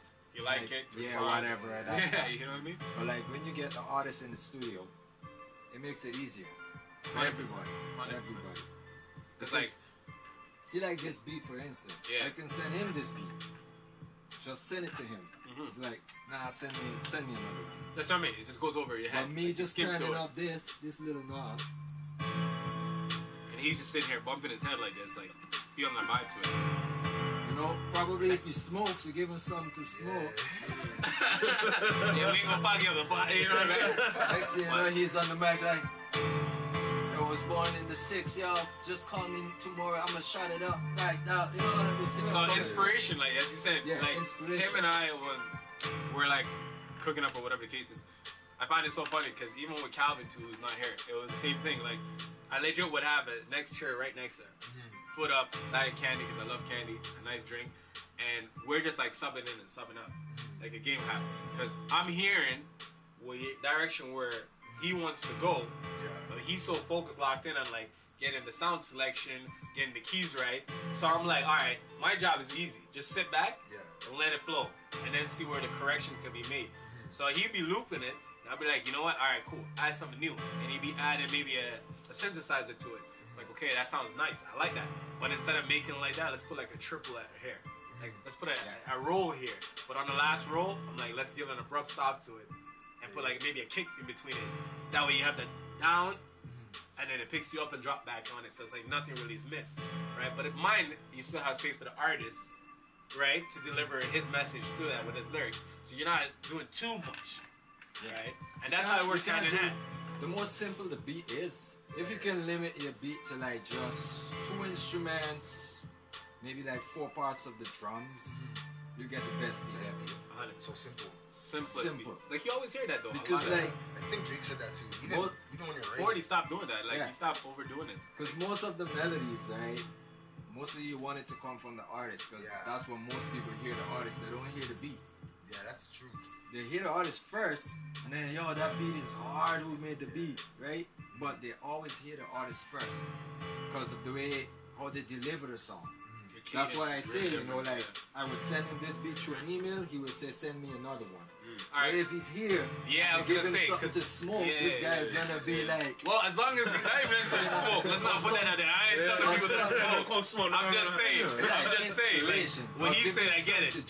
As long as you're in, like, because truth be told, like, I send out beats to it. I'm like, I don't know where people are, but for me, when I work, I'll be in my bed and ideas come to me at like 2, 3 o'clock in the morning. My guy Mikey knows it too. Like we be sending each other memes 3 o'clock in the morning, and we're like, "Yo, Deb, you're up still? You're up still?" Because we know it's hard. Like you can't really see because your mind, like, I got ADHD too, so I'm always like on wired. So I was gonna be distracted by something. Yeah. Right. So I'll be like, okay, cool. I'll be scrolling the grams, and then like I hear a thought, and someone come, and I'm like, yo, I like that beat, but I think I've heard it somewhere. It's like I'll pull up my phone, obviously, right there, so I'll switch over to it and I'll go to GarageBand, see if I can get a quick idea of the structure and something like. Or I'll reach my notepad and I'll be like writing 1 or 2 lyrics, just jot note it in a way that I think an artist would deliver it now. Mine, I'm like, okay, I just need that bar or just that line, and you can always add to it. You only need like the first thing to make a beat? So for me, it's inspiration, right? Like when I come to making a beat, I open up my DAW and I get in it. First thing I go to, because as I said, I'm very melodic and I go with keys. I go to the keys. And he knows that. So I'm hitting like Nexus, picking out the nice organs, nice pianos, like airy sounds, nice pads. And then I start running with that. So now the chord selection is what it is. I'm more of a dark person, minor chords. Happy chords is alright, but like because the range I work with is lower like BPMs, minor is really settled and nice. And that's why I said from the R&B transition side and the blues and jazz side, that's for me to build up, right? So I'll just play a random thing. I don't have no direction where my beat's really gonna go. But the sound selection is on point, and then I pick the right chord selection. And from there, that's the beat. So it might be sound like a trap sound in the first like 2 loops that I make it do, and then the artist might be saying, yo, alright, cool. If we raise the octave a little bit, can we like see something? And raise the BPM and you raise the octave, and next thing you know, it's like a trap song. And you're like, this went from an R&B vibe to like now we're in a trap vibe. Okay, you know what? Cool. Let's sub in like a nice synth now. And you got 2 tracks realistically there because the first, all you have to do is just save that. And the second one, you just like turn it over and you just boost the RPM, the BPM's like it, and RPM will get it from driving cars too much. You know what I mean? That's what I'm doing too much. And then it's like, yeah, that's how you change it. But then like. The next thing too I think about is the sound selection on, like for example, the 808s or the kicks. The playback from here, being home in the studio and hearing it, is totally different than when you go in the car or when you're running off of your Bluetooth. It's like everything gets compressed different. Yeah. And the renderation of it is just totally different. So if I send them a wave file, I listen to it back and I'm like, damn, bro, it killed the vibe that I had because like when I was bumping it at home, it sounded tough. It was bumping deep. Yeah, that's how I feel. Now I send it suppressed. You know what I mean? That's how I feel when I leave the studio too. So now it's like his job now is like, or Calvin or as a sound engineer, it's like, yo, they go in there, they deal with the compression, they deal with the EQ. You as the artist now, you come in, they have like the beat side chain a certain way so that even though you're doing your ad libs in or whatever case, all of it is tied in harmonics. They're like very harmonious. You're not losing anything like that, right? But like the first track you even bumped for us, like I don't know if you still got the first track where you bumped, right? We gotta put this man on too, yo. You can't have the man in here and not like playing his beats and stuff like that. Let's hold this on pause for a second. Let's hear this. Yeah. So I'm like, your first track.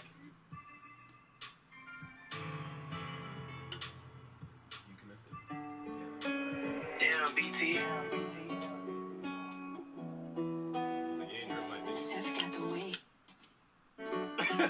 I was gonna say, you dead ass man. You need both hands to feel this, both ears to hear this, both eyes to see me. When you get millions, don't live life through I embrace all my siblings. I was really scarred before that lion talked to children. I like to learn from God and apply it to my soul. I was chasing money just to bring you home. Don't dislike the public, but the public. I was gonna say, you want one? I put it in the freezer. Grab the one in the freezer and put that one back in. Like to change on me and make me feel. Cool, no, put that in the freezer. Or put an orange, pineapple one in the freezer. Got my rod and fished it out. The water came, I changed. And then you take that one that's in the freezer. I was born and criticized. My dad didn't really want to live his life. He told me that he wanna die. I was like 12, I was like half his size. 12 years later, he still wanna die. Now, the next track, now that you played the second one, so like the second one that you played now to us. Second one? You're sitting on some heat. Nah, homie over here, you're really kicking it. So.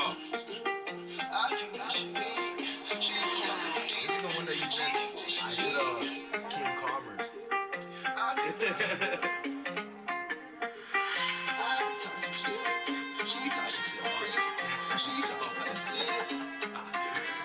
So like, yeah, this track was what the first thing that stood out to us, like from a producer's perspective, is like, yo, the beat wasn't properly like chopped up or EQ'd properly. It wasn't properly mastered and stuff. Yeah. But like it was good because the first thing I heard from it was all the instruments. I don't know about you. I heard all the instruments. All I hear is the instrument over it. But the track is nice. You just gotta marry it properly. And like as soon as I heard that, I was like, okay, cool. And then I know he lit up too. As soon as I was like, yo, if it was properly like engineered. None of them are mixed, so But that's what I'm saying. If it was properly, then it's definitely right. She thought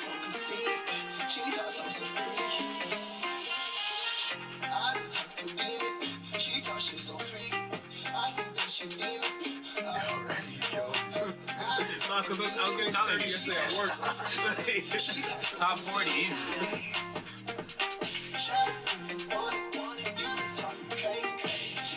Easy, Mr. Dancer over here, bro. Mr. Dancer over here. All you need is your light sticks.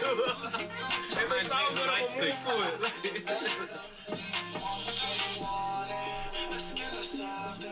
She dropping draws, yeah. I might deny it, but I like it. Told her pop it.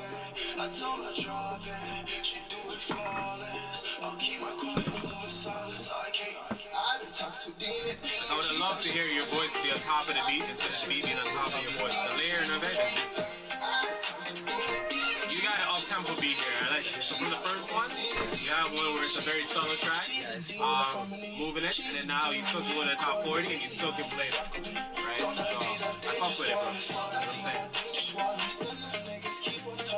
Alright, you can run the track. She fell in love, so I play with you, so don't play with me, so I'm here for you, my love. I've been talking to Demon, and she thought she's so sweet. I think that she like tracks like these and stuff, right?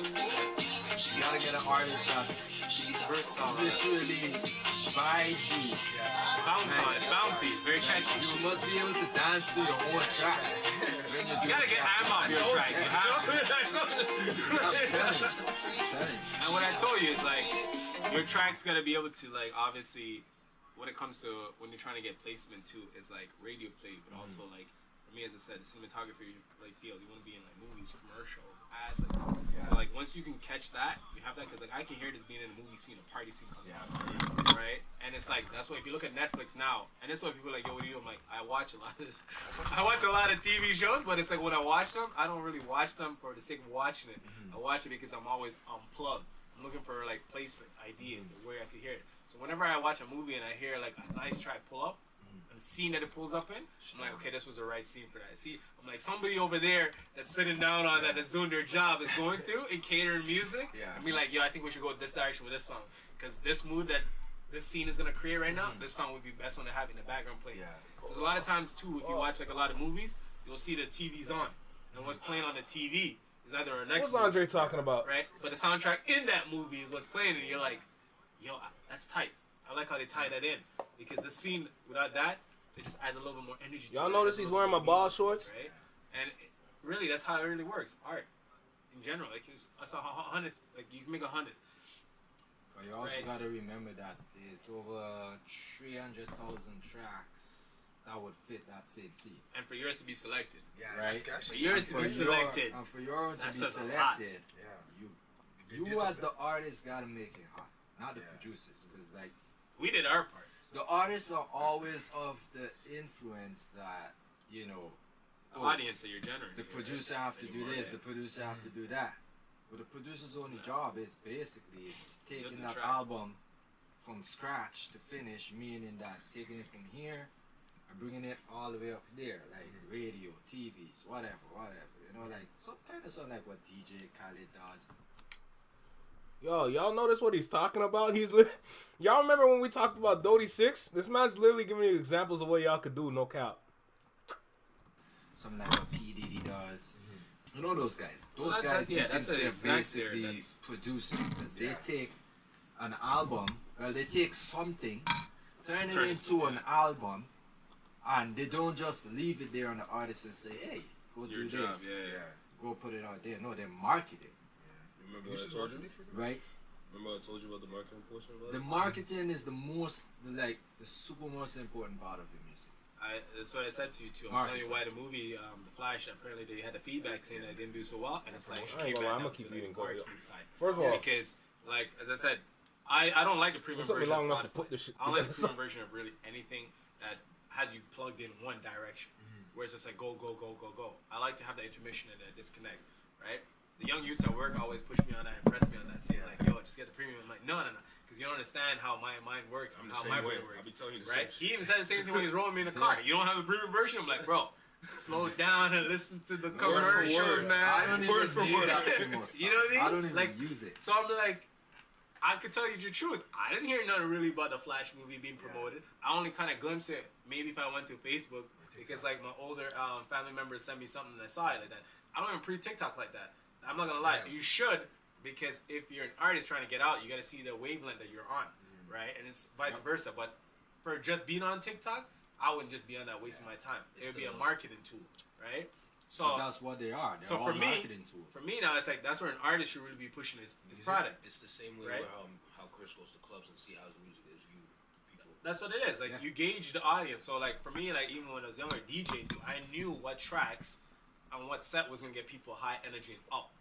Right? I've done like varsity party in Hamilton too, my uncles and them, and like they're old school, so like they obviously did their intro. They build up the vibes because you have people of different age groups, so they understand different music, right? So you're playing some old '90s and stuff. Like of course, a lot of Caribbean kids, people in general, always around music, so we're fluent with that, or we're conditioned to that, right? And then you get into your top 40s for your Caucasian people, crowd and clientele, right? But then it's That's like your biggest when crowd. you get into That's like the the hip biggest hop crowd. set now, right? Yep.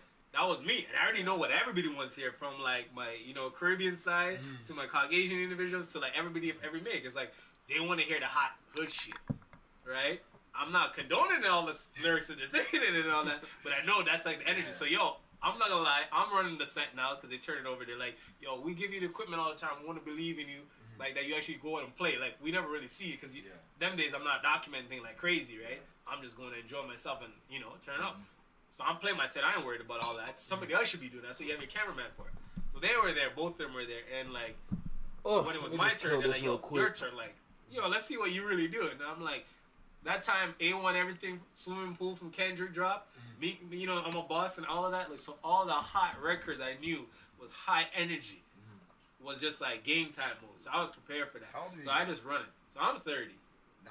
No, I'm 30, right? My man's here is like 2 years older than me. So it's like I'm the youngest guy here. you get me. So it's like just being around that and being around like my uncles from like a young age and like learning music from them and learning how to have song selection. So song selection turned into sound selection for me because I got tired at the point where I'm like, yo, I'm DJing, bro. It's the same thing as producing. Yeah, I it's won't, the same you know thing, what I mean? basically. But then I got cheese and I was like, I don't like to be in crowded space too much because I'm an introverted individual. And then with the temperature and climate and everything popping off, I'm like, I'm always on stage. Yeah. I'm always seeing that, right? Or I'm like sound booth check in the back. So I'm seeing everything. I'm always that like escape route. I ain't gonna lie, exit route. You know what I mean? I'm ready for it. Gone if things pop up. Yeah. So when I go to concerts now, it's like, and being like in the mid now, it's a different energy because people are all around you and touching you. And then you're looking and seeing like, oh, this guy's like really going crazy for this track and stuff. Yeah, I'm back. But I have all different perspectives. Let me just kill this real quick and we get back being into in it. the forefront, being at the producer, sound booth at the back, or in the crowd, so you know how people gravitate. You have the energy that people give. So for me, I had that. So I'm like, yo, I like staying at home, bro.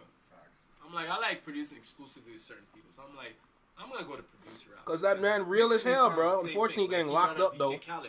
That's But he real as shit. thing I remember, because I'm like, even if you watch Shatas, you Maybe a little always see too DJ real. Khaled. That was his first days, yo, right? Yeah, When he was just Back when chilling it was- on the corner, right? back Him when and it was White Club. Him and White Club. Khaled was all Where it's over, like, man. yo, he's just with security, right? Just standing around and there's a little juvenile in there where Yeah, man's like, yo, look at Nancy. Nobody knew, bro. Khaled was all over. He was the there place. the whole time. Nobody knew. Yeah, Khaled, though. Even what is this short guy name again? He's the Which one? shortest one. The shortest actor, man.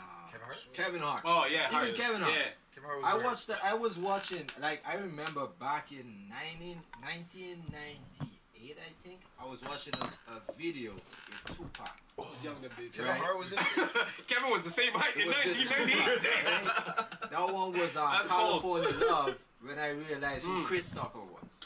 Yeah. Then- That was because of Then when the video for that then drop. when Need for Speed Underground 2 dropped, when The soundtrack was heavy. I'm not gonna lie. The heaviest soundtrack on Need for Speed. That Hyde I was fuck with Midnight universal. Club. My man's that know that that. was That was when- like Midnight Club Dub Edition remix. That was me. From that Ooh, track, excuse some I more, realized there's a distinctive And I've seen me tripping right now. Yeah. I get that. It took me years to realize who The that face was. to it. The face to it. Only to realize it was Kevin Hart. Yeah, with that song with I think it was Fat Joe, Lil Jon, and the East Side Boys. I think it was. I can't remember the name of the song. To the window, to the wall. Oh, yeah, that track. yeah. Kevin Hart was in that. Yeah, That's go look crazy. the video, That's you're gonna crazy. see it. Kevin Hart has been in that. Right, because I video. know him, Like, Chris Tucker. He was the short And guy. Wesley Snipes. Running his mouth. Lil Duval too. Yeah. They have like the Lil Duval, comedians. I know he's the around. comedians Yeah. have like a nice Back when he had presence braids. in a lot of movies, right? Yeah. Because even Chris Fridays Rock. too. Yeah. I didn't know about Chris Rock, but I know Chris Rock was the little mole rat in what they call this stuff in Doolittle. When he was talking to himself, Dr. Doolittle, Eddie Murphy, like, yeah. I was just watching it last night. I was like, that sounds like Chris Rock. Arts hand in hand. You That's see what where I'm I'm saying. coming You know what from? I mean? So these guys have been around for like ages. It's just that we don't know. Yeah, but even look at Martin though, like from like doing Def Jam stand up and all that, you see like Martin paved the way for a lot of other like comedians to step on that, right? And it's like he always gets flowers for that. And that's art. Art is art. So it's like I was never Everyone surprised waiting on when the I kill seen, to the like, concert. I love it when Is that California love that serious? you mentioned that because Chris Tucker was in it and the way he was, like the way he was dressed, he gave me that thing of Fifth Element. Yeah. Because he's always the Well, loud, I've done crazy, it if it obnoxious was guy at I've ever least seen. said, Right? alright, So no. when he started, it's like, wait. In California Love, I was like, I definitely knew who that was. And I was done. I was like, That's Pac? the thing. Chris Tucker? I was like, nah. These guys, I'm like, all right, That's you know the what's a thing. vibe. And then the video comes on and you really see it and everything. It was just a vibe. The track itself. So California Love stands. 'Cause I was watching for me, that. I was definitely watching that stuff on the VHF cassettes. I can remember my uncle had that shit. Bro, when that shit got And he damaged. pushed it in. And you watch that, like, you Why watch that- all the videos there, even with P. Diddy, Maze. Yeah, that was the bad boy era back then too. Yeah, all of those guys So was no on money, the, no that problem. cassette. Damn, Right? you niggas old, bro. Bro, They are Very bro. old. Damn. the joke that Very kicked us old. was when they said Diddy's videos was like when you're looking through it a grader, and then I For- could never yeah, for unsee more it. money, more problems? When you shine light on it, all Yeah. the cinematographer back there for all these It's the videos was same like, yo, it shit. was the same setup. It was always like they're trying to get you in this like hypno type of hypnotic. It's just hypnotizing, bro. Because every time I look at it, and then after saw it, man's like, yo, really shine a light in the grader and look through it, and you'll see this is the music, baby. But then That's when like you look that. at, but then when you look at some of these guys' position in like As the execs? music industry, Yeah, as the execs. for me, like they took a lot away from the artists. You know, like for instance, let's say P. Diddy. Yeah. P. Diddy's been around the music scene for quite a long time. He lived longer than the artist. Quite a long time. Deadass. But you'll always see his face in something. If He's it's relevant. with Miz, He's relevant. If it's with, Yeah, he's you know, relevant. you'll always see He his stays face in relevant. something. That's what keeps him alive. He stays relevant. You But can't knock like him for that. most of the tracks you'll ever hear, like the highest, toppest, best tracks you'll hear that comes from Dr. Dre. Yeah. You don't see Dr. Dre. But that was the And you thing. don't- That and was you the don't producer know. talk though. That was a producer talk though that they had. They said, you know, and there was a shot towards Diddy too, where they're like, yo, come to Death Row because it was him and Shook. Come to Death Row if you don't want to have the, you know, the producer, the exec up in your videos all the time. And I was But like, the beef, it's true. The beef, I love the beef. The only part I didn't love is that a lot of people got killed because you don't expect. Because people they went got too killed. far. The 'Cause energy yeah. we like we talked about that even coming here. Yeah. We're like, yo, we like you But have to have that. for that beef. If you want to get forward Yeah. as an artist, just trash talk another artist. Yeah. It's the same thing It's with simple as that. what Tory Lanez did to what's his name? Bro, it's a setup thing, dog. Yeah, Joyner like, Lucas. Joyner Lucas and yeah. Tory Lanez when they were beefing, and they both shot each other up. Yeah, you gotta stay But relevant. the only You thing gotta is, think of like, it as a marketing most of point, these like, guys, yo. they don't have thick Right, who's skin. They beefing only right now? show like they have thick Pusha T skin. and Jim Jones. They're beefing right But they don't have the thick Pusha's skin. different, dog. So if you're one of those, The man said, yo, I don't know no limit to this, bro. There's no like, yo, we're joking type. Nah, I read that on Push. Pusha's like, too far. There ain't no such thing as too now. far. That last Like, song he put out to Drake. It's like, yo, That there's no was some such thing vile as too shit. far. I'm like, Pusha Pusha T. T. Oh, That was some vile shit. Man put a You never song listen on to it? like that. Pusha T, I'm not gonna lie, Drake is just, I'm a melodic person. Yeah. Once it gets to too much, I have to think about what you're saying to me every line. Yeah. It's just too much. yeah, they're doing way too much for a little. No, Pusha T. All right. So this is where it comes down to. This is where it comes down to. There's a difference between like a lyricist, and we need that. We need a lyricist because if you like the generation I understand right now, and like as I said, from my background coming up, it's like you come up from sound selection, right? But then you also come from lyricism, and like a lot of old school dancehall artists, bro. Like It's all about I lyrics. seen them get up on stage and just freestyling it, and this is before you even think of freestyling if you don't, but they're just giving lyrics. Yeah, it's Like just their lyrics. lyricism was just different, right? They're telling Even like the if bands, the track yo, is off time and these guys are still but they're going telling the left, bands, right. yo, all right, feel the energy. Give me a lower key. Do, do, do, do, do, do. All right, boom, boom, boom. All right, cool. It's like, done a boy off like this and that. Yo, you know what I mean? And the lyrics are just rolling, and you're like, yo, that's a bad line, dog. Next thing you hear that is printed on wax, and you're like, yo, I was there when he did that track, right? Yeah. And you're watching all these like old school throwback videos now, and you're like, yo, a lot of these artists, their big records was something that they came up on freestyle on. Young boy, the most Liquor of Youths, them.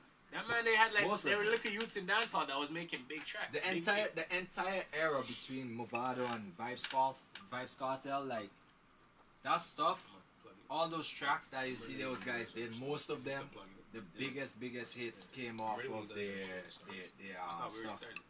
Isn't it running? I'm gonna give you two. Oh, yeah. Yeah, So, most of the JB, tracks. when you're done with this one, we're gonna start getting into the shit. You're running some beats. No, because I was saying like, because as I said, I heard this thing and then I was like, yo, the cadence is too like. For example, this was like, Chris sent me something like, this is Short that I work with. She sent me something, and I was like, I made you listen to it at first. It's like she has good voice too. This is one other thing too. Like a lot of artists, like yourself, you're good. Like you have like nice cadences. Yeah. Right. But some artists like it's hard. They don't believe in themselves. Like because someone's like yo, that I was can't me at the write, beginning. or like someone's like I got individuals I'm working with. It's like yo, I can write, but I don't want to sing. I'm like, damn, I gotta go find somebody that can sing your shit. So it's like, how about you sing your shit and it sounds more authentic, and we mold it to you. I'm a producer and I even sing my shit. Yeah, he's like, but that's the thing though. Where, like sometimes we have like, you buy all these plugins and have all these sounds, but then They're literally just talking about reference tracks. I'm literally sitting here finishing the salad. I'm like, yo, bro, they're reference tracks. own voice is an instrument. And you gotta utilize that to the 100%. best, right? So sometimes you know you gotta hum in. Like I said, MJ showed us big time. You have to utilize that. And then a lot of times, if you're sending beats out now, though, you don't have the artist next to you, so you gotta improvise. So we as producers now, you see the direction you feel best that a track should go. You're like, okay, the beat's going like this. I think if the artist came in here, he or she sang at this, you know, frequency or octave or pitch, it would sound less. You know what I mean? You could put like an ad-lib behind it here, and chop this out, or stretch this bar out, and re-loop this part, make sure the drums come into this part, or make sure the 808 come in that part, so it's not too muddy, you know, so that's what a producer really sees. So artists, I look at it as like, our job is to help you guys be the best you can. So we help mold you guys. But that's if they're willing to take that. Because that's the thing you said. Some artists are very, very tight on I've things. worked with tons of artists, right? You can speak from testimony, definitely. So he's done some reference tracks for some artists in Toronto. He's done reference tracks for rappers and R&B artists. He's more on the R&B side. Andre, so you have Kevin in the red hoodie and then Andre in the black shirt with the rose. Mind you, the shorts he's wearing are my shorts. So keep that in mind. You know what I'm saying? He's wearing my Cadence shorts. But he's done R&B reference tracks here and there. Like they've done a lot. I'm not gonna lie. And this came out. How long ago was this? Probably like 2 years ago. If you want to give it a date, I think about 2 years ago this came out. I'm not gonna lie. So this is a long time ago. I'm not gonna hold you. It's a long time. So yeah. Where I can just tell him, yo, get the F out of my studio. Just go home. Take your money and go home. That ass, no lies. No, because like if I'm gonna put out a record, it better be the best record I know I can do. I mean, let somebody else say, yo, that shit is trash. Yeah. But for me, I know that was my best, and I'm gonna continue doing my best. Yeah. Right? But You some already of know these your lane. artists, You know your lane, yeah. they're like, yo, boss, that's how I'm gonna write this song right now. They're like, okay, nothing's wrong with that. Okay, but we can change this into this. Turn this word into a melody. Instead of saying, na na na. That's what I'm saying. So, You know, like Kevin we can saying pitch here, it this the way. whole Na thing. na na na na na na. They don't have that. They don't have that like the that vision, confidence, and the vision. So that's the thing about us. How long was that? Holy shit! It's been 50. Wow. Damn. Okay. Cool. David Banner. Hey, ever seen the shade with them butterfly doors? Stun as a hazard. Get like me. Hey, ever seen it? What? That old school David Banner right there, bro.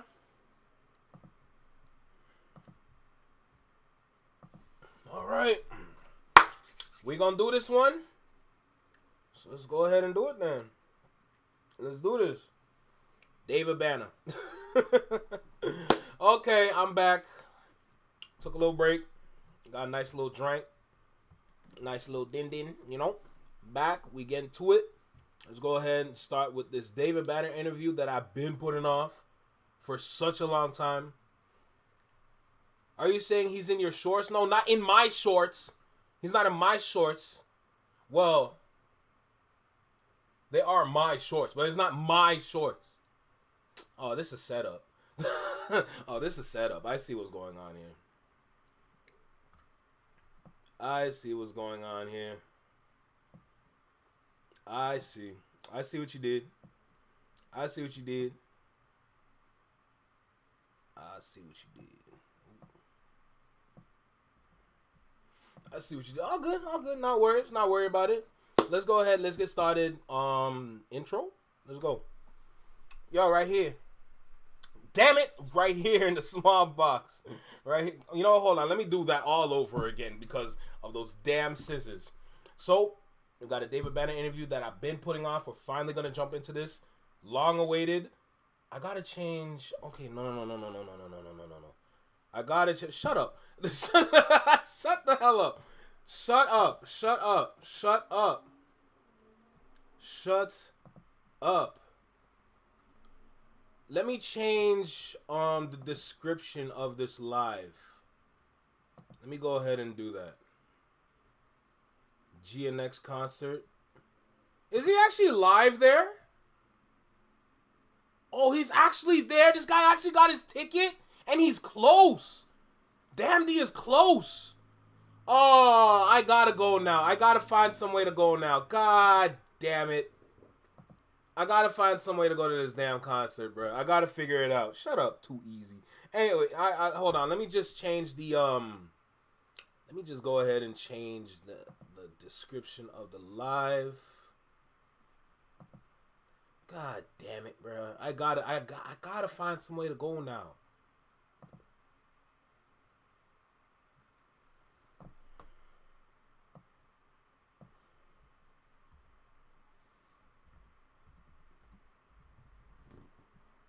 Ooh, excuse-moi, Jesus.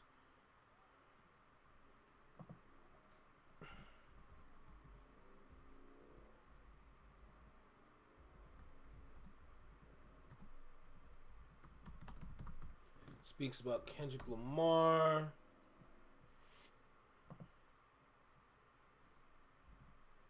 On interview with Bigboy.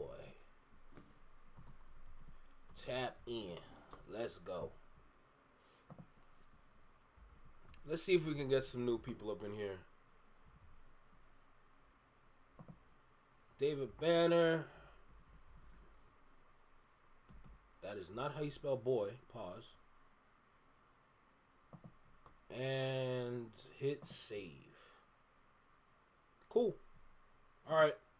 Updated. Let's see what's going down. Let's go ahead. Let's get started. Long awaited. Wait, hold on. Am I still recording? No, there's no sense of... I don't want to chop that up. Let me just start this over again. Let me just start that. There's no sense of keeping that. I'm going to delete that one. Alright, cool. We ready? We ready? We live? We direct? We are recording. Perfect. Now, I've been putting this off for a while now. Maybe for about over a week. If I want to be generous with it. But this interview right here... Oh, he clearly kicking it. He clearly kicking it. I saw it. I'm mad. I want to go so bad now. I really want to go. Man, y'all hating. I love y'all, but I hating ass nigga. Anyway, long-awaited interview. Been putting it off. All these other videos that I gotta watch, I have to watch them. You know, it's important that, you know, we gain an audience here. So, gotta do what I gotta do. But we are finally here. It's a little late in the evening, but I'm sure some people would pull up. But regardless of how many people are here, we're gonna go ahead. We're gonna get into this interview. I'm gonna guarantee y'all this right now. This is gonna be a long reaction. This reaction is probably gonna be one of my longest reactions I've done in a while. So be prepared. If you like long form content, you're in the right spot. So with that being said, let's go ahead. Let's get started. Let's go. Yo, right here. Right here in the small box. Right here in the small box. Welcome back to Single Seated Reactions, only on the Flex Mind Network. I'm Flex. Welcome back to the channel. Hey, listen. Listen. If you want gems, like I'm talking gems upon gems, you tap in with David Banner. Because I promise you right now, he's going to educate you, whether you like it or not. And I'm here to I'm here for some education. I'm definitely here for some education. I'm here to learn. I still haven't watched this entire interview yet. I only seen 2 clips from this whole 1-hour interview. So I can't wait. I'm excited. I want to see what I'm going to learn from this. But look, before we get started, make sure you like, comment, share, subscribe. Let me know what you think about the video. Drop a comment down below. Let me know what you think about the reaction. Shout out to the channel. Shout out to all the members. Shout out to all the people viewing. Shout out to the live chat, no doubt. I know they're laughing at me, but it's all love. You know what I'm saying? But look, with that being said, let's not waste no more time. Hit that notification bell. I always forget about that. Hit that notification bell so you get notified when I go live as well as when I drop my videos. Now, with that being said, let's finally watch this video. Jesus, let's go.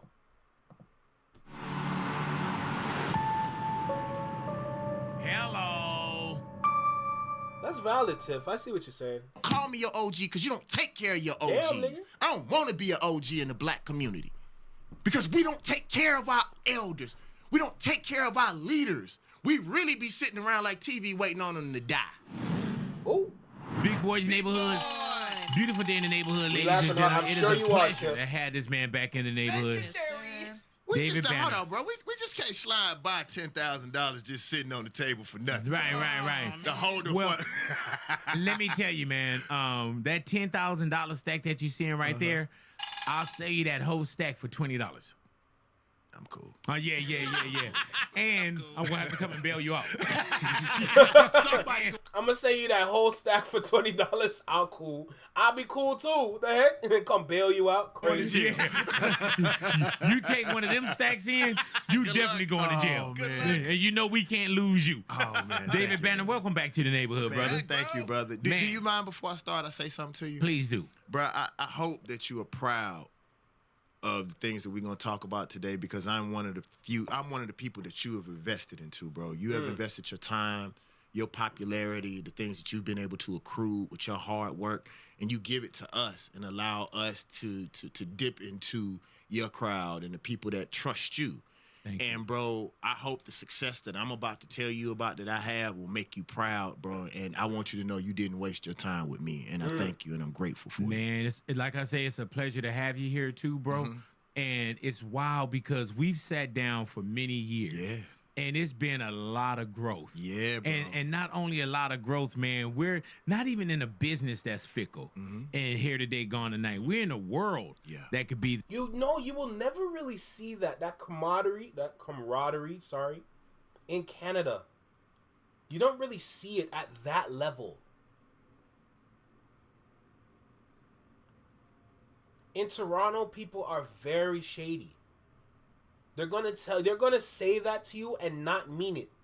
They're gonna give you a script that's gonna make you feel good in the moment, but in the reality of it, it's just like, no, I can tell you're lying. I can tell you're memorizing, or you're just remembering what you memorized. That's the problem with Toronto. They're not real. It's not real out here. It's fraudulent. Rebecca can attest to that. Welcome back, bro. How you doing, bro? Welcome back, my dog. Big Paul in the building. That's what's up. We're not done yet. We're going to finish this right. This is the last thing for today, and I've been wanting to watch this. Let's go. The same way, man. So to see or to see us standing, yes, you know what I'm saying, and whatever's sense and whatever where mental wellness is at, I'll accept it, bro. Well, you even know, bro, just the things that we've gone through physically. Yeah. You won't even talk about the spiritual yet, bro. Yeah, man. Just physically, man. And people see the bravado, because, like, bro, my whole focus now is just superhero films and action and stuff like that, bro. But the real truth is I started it because I was sick. The doctor was like, you're going to die. Yeah. And so when people be like, oh, look at David Banner, I'm like, I'm happy to be alive, homie. So just the fact that we here, regardless of what we are able to accrue, bro, the fact that we are blessed enough to still be breathing. Sometimes we pray and we thank him for the fake, $10,000, or we thank him for the, the car outside.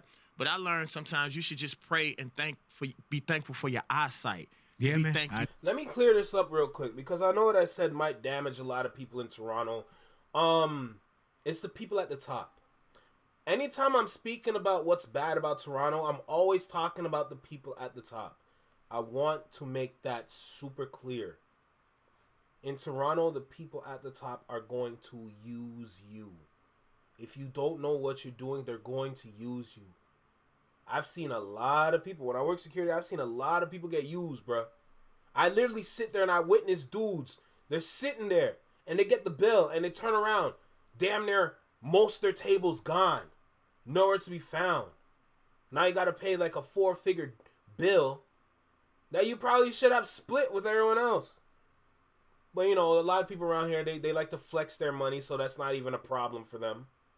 So they continue to do that.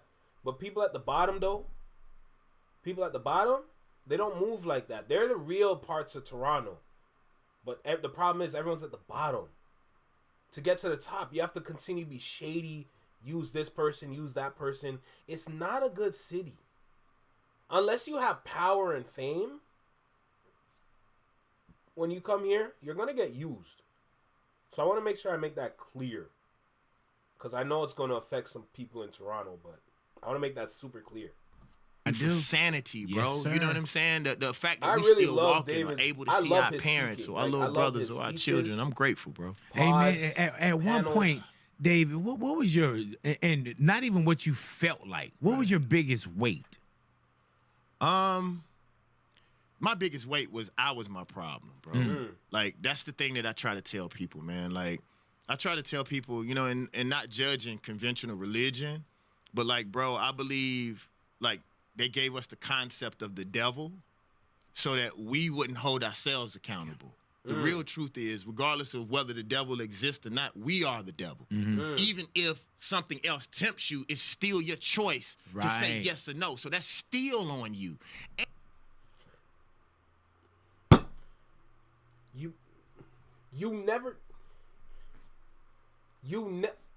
3 minutes in and I'm right here with you. I'm right here with you. Let me hear that again. The devil so that we wouldn't hold ourselves accountable.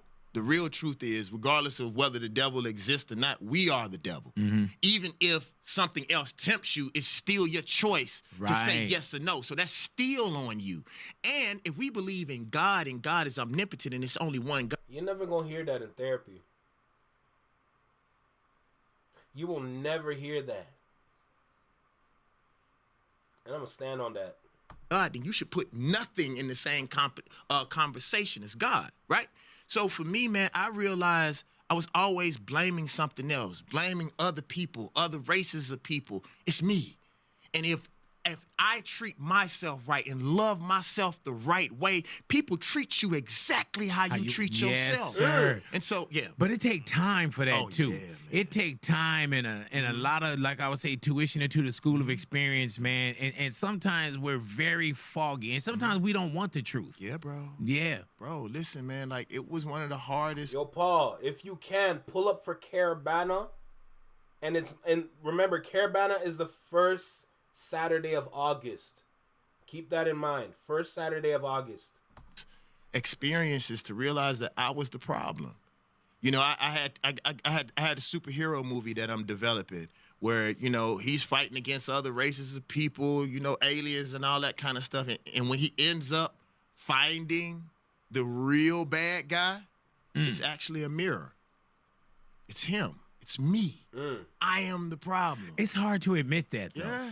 You know, because it's so easy to like other ones are dominant with the point. You know what I'm saying? Like the point, but and people always say, "Oh, well, what about the fingers that's pointing back at you?" It sounds so easy, but it's real. Yeah. But it's easy to blame everything on everybody or something on something or somebody, and that's easy. I'll give you a great example. A lot of people love, to go against each other in music, right, and talk about each other. Why don't they lead with accountability in therapy? I don't care who's sitting in front of them. It could be a straight person. It could be a gay person, bisexual, whatever kind of sexual that you want to put out there. Why don't they always start with the accountability part? Of course, not direct. Therapy, you don't direct shit. You got to work your way around it. But why don't you work your way around accountability so that when that person that they're sitting in front of actually is learning and receiving the information about how to be accountable for yourself, they'd actually be a better person. And then we wouldn't have problems all over the place.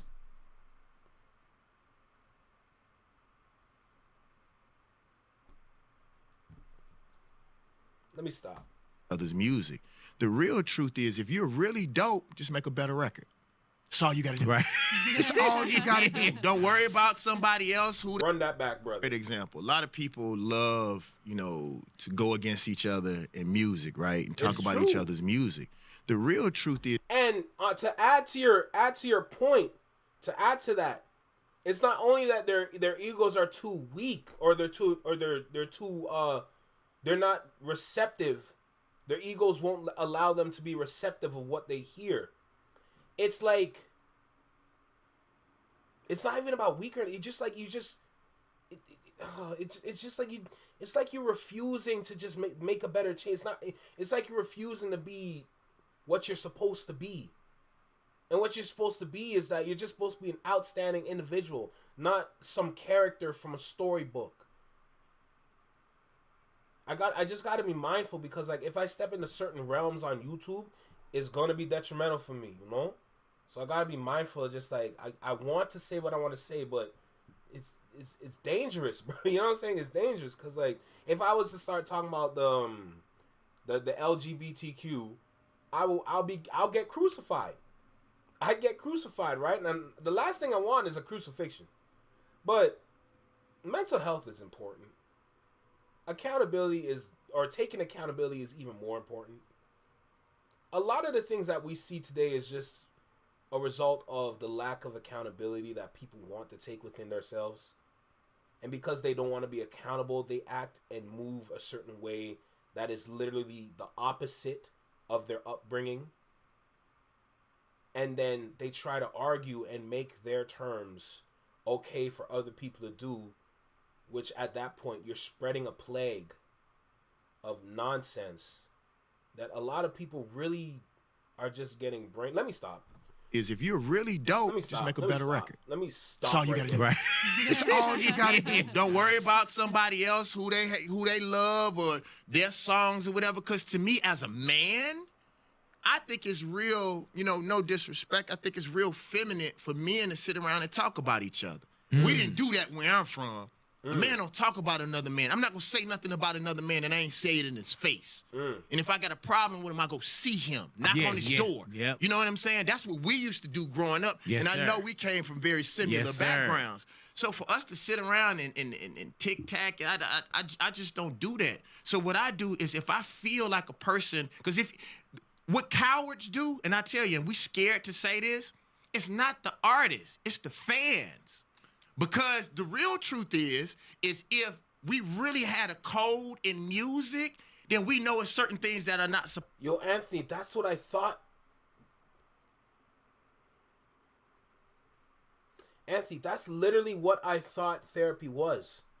That's literally what when I first, learned about it, that's what they told us when we first learned about it.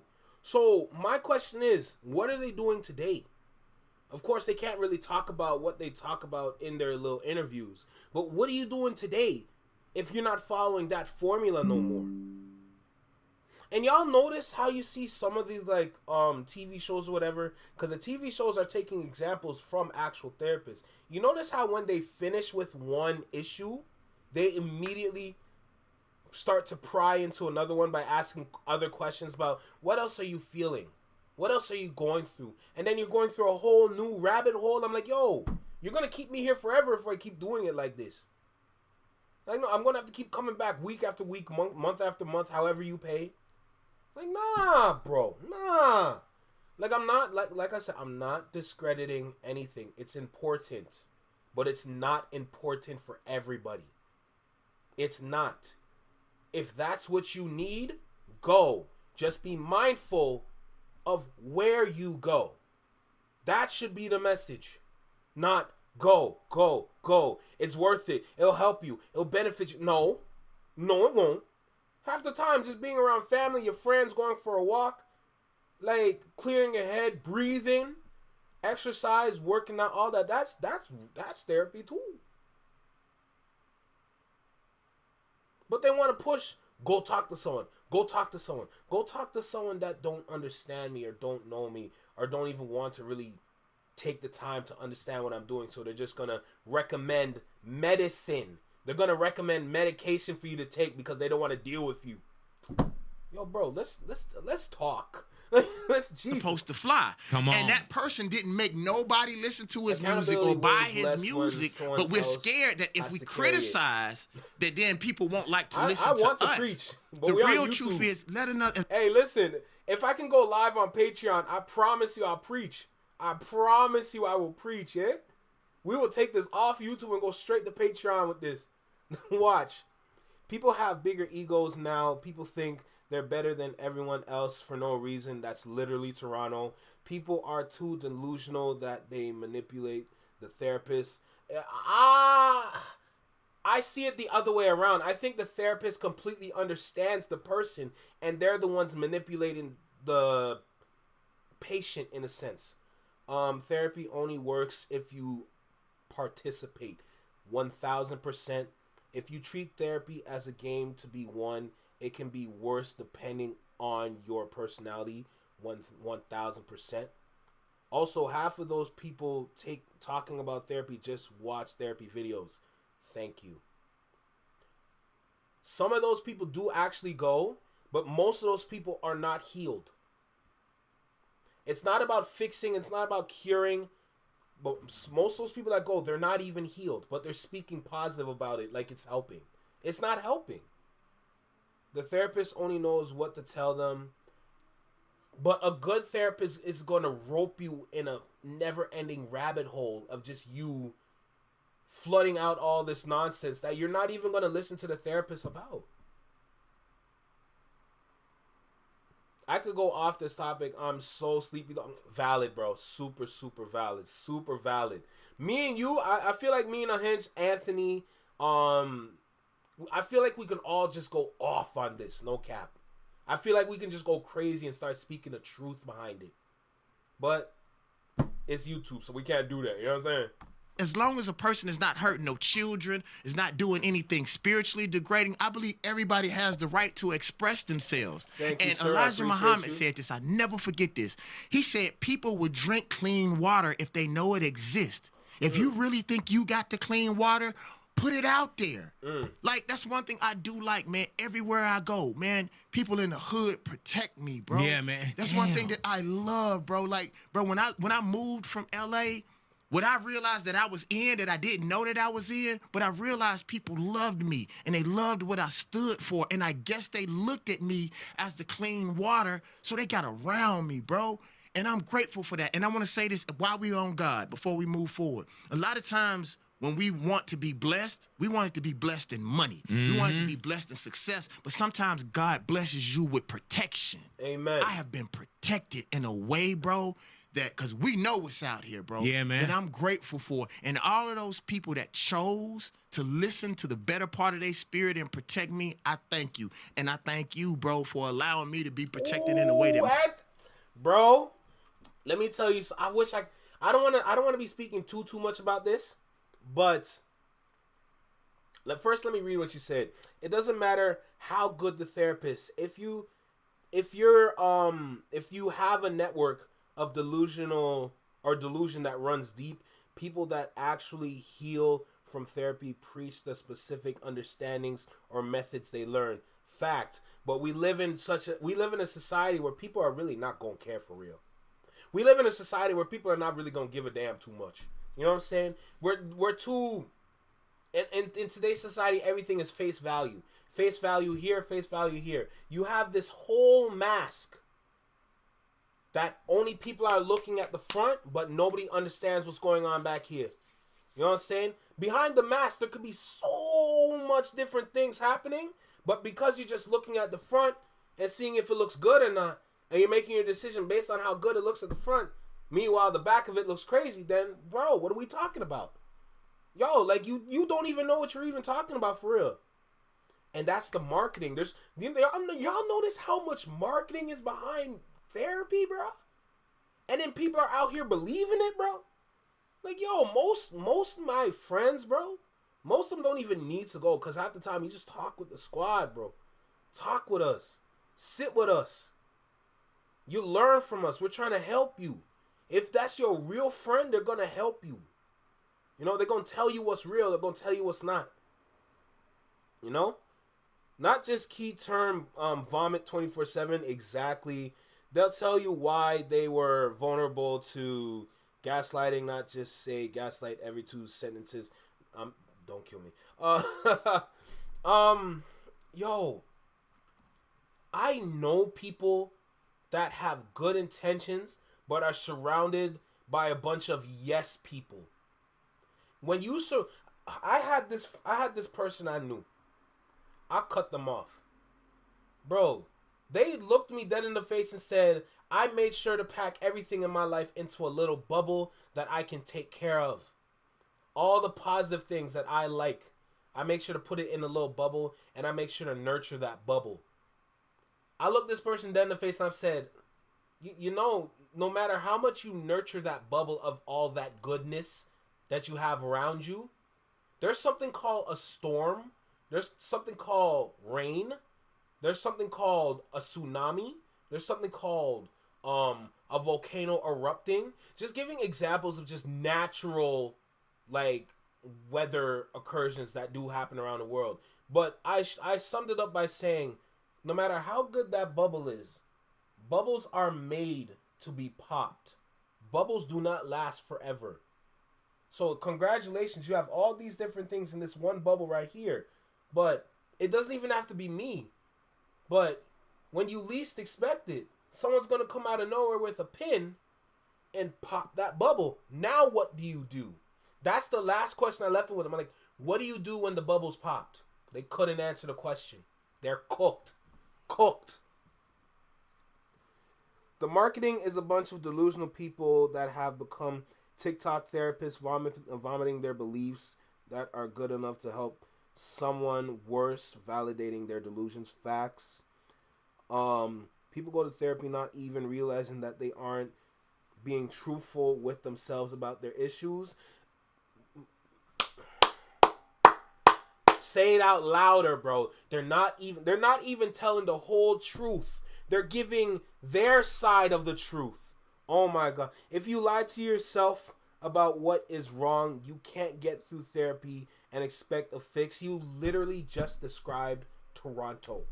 Bro, like, I feel bad because, like, Toronto is a good spot to go to in terms of just, like, going out and enjoying yourself. But when we talk about the people that live in Toronto, now we'll be looking at the city like, what is going on here?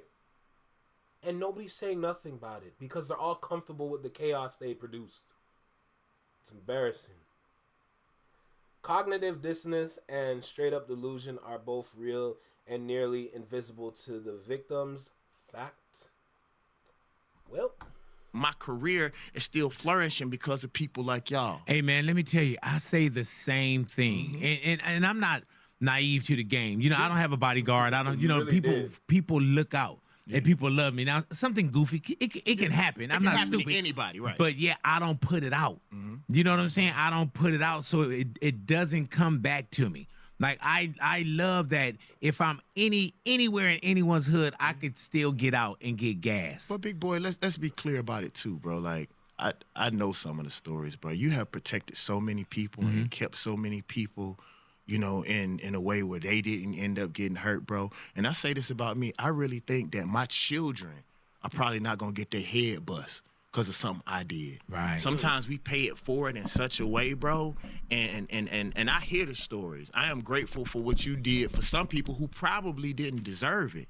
So, bro, like, as much as we don't want to admit it, if you plant a seed in fertile ground, you water it, and it gives good sun, you're going to expect something to grow, right? Right. It's the same way with your good deeds, bro. You're a good person, bro. And what you do on radio and all that stuff, that is cool. But what you do behind doors, people know that, and they talk about it because they talk about it to me. So you are a great person, and I just told you that, bro. We got to stop hiding the God in us. Bro, we praise the God in everywhere but the God that's inside of us, bro. And you a good dude, and you deserve everything you got. And this year, I promise you, I was just doing this. I was sitting outside. I said, I wonder who picture they going to take down next year, because I'm getting a spot out there on that wall. I heard that. I mean that, bro. I am going to be one of the top. It is a sickness. Don't kill me. Kendrick only won because of bots. A Drake fan that was in a Discord providing the TMZ logo for the article that got posted and botted. Delusion and cognitive dissonance in a group. Bro, man. Don't even get me started on these Drake fans, bro. Don't even get me started on them, because they lack a lot of education. These Drake fans lack a lot of education, and it is frightening. It is so frightening to see, bro. Because those are the same people that are the famous ones. So basically, they're out here creating little mini-me's of little dummies all over the place because of their fake celebrity. Man, let me stop. Hey, man, on this planet. I noticed when you walked in, you was looking at these pictures in here. Yo, serious? No, I'm dead serious. No, dog. you were really Because looking. I was thinking, like, do I want it in here, or do I really want the one out there on the wall? And I actually know who I want to take down, but that's for God to judge.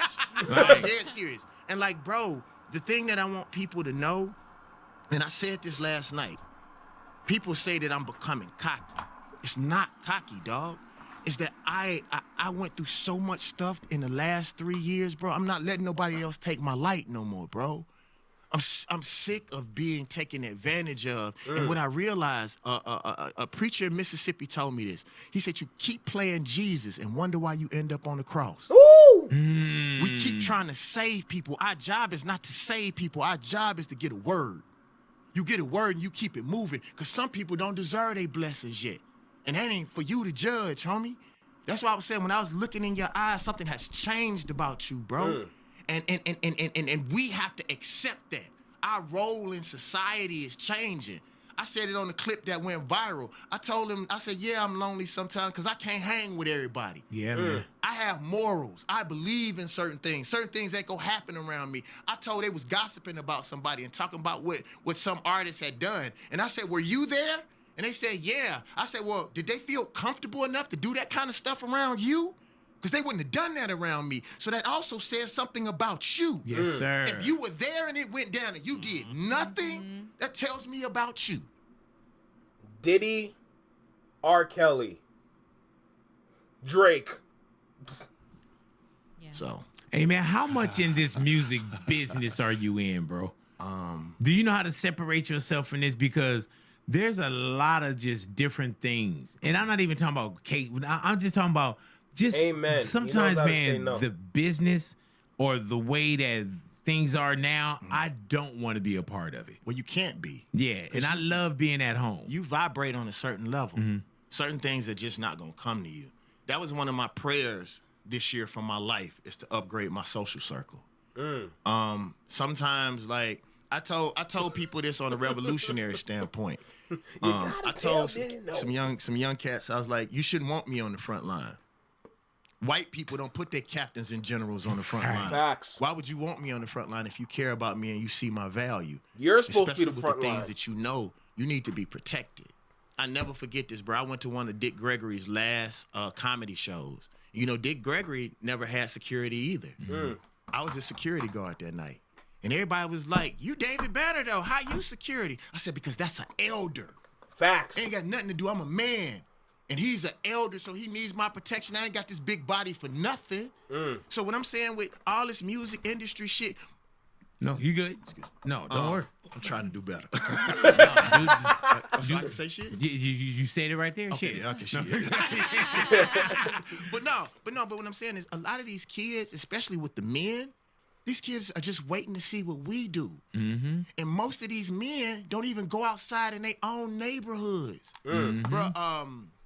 Bro, there is a comedian named Ali Sadiq. Oh, I love Ali Sadiq. He is one of the greatest men that I've met in this industry. Absolutely right, Anthony. And bro, he said something, and I'm not an emotional guy. It almost brought tears to my eyes.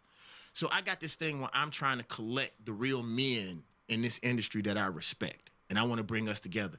And so I saw him, Ryan Davis, a comedian from North Carolina. He introduced me.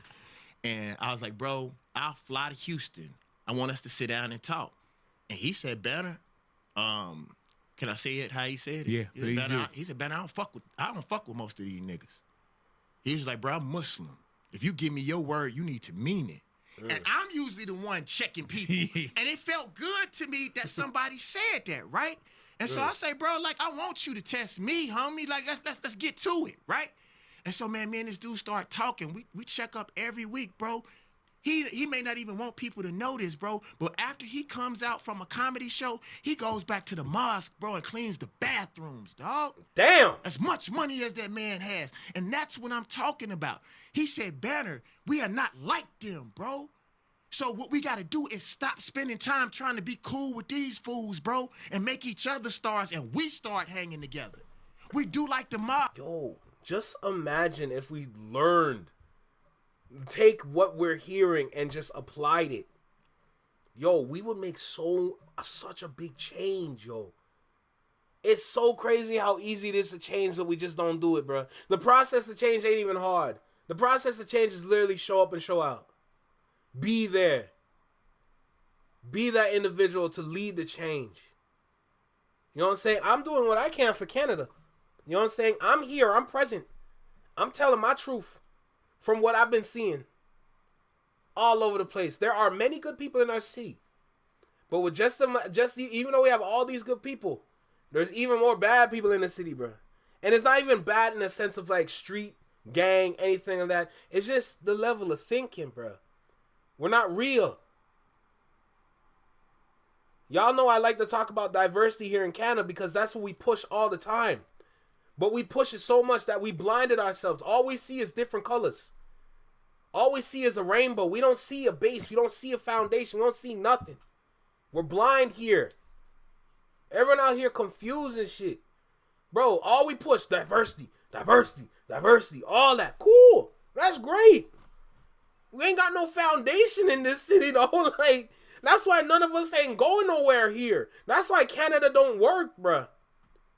That's why the music industry's trash. We ain't got no foundation and nothing. We have all these great individuals. What they have to do, they have to leave Canada and go somewhere else to make it or figure it out or get the game, build something. You can't do that here. You can't do none of that here. So that's why I say all the time, we are cooked. You can get all the wealth you want, which is not going to be enough. I ain't going to hold you.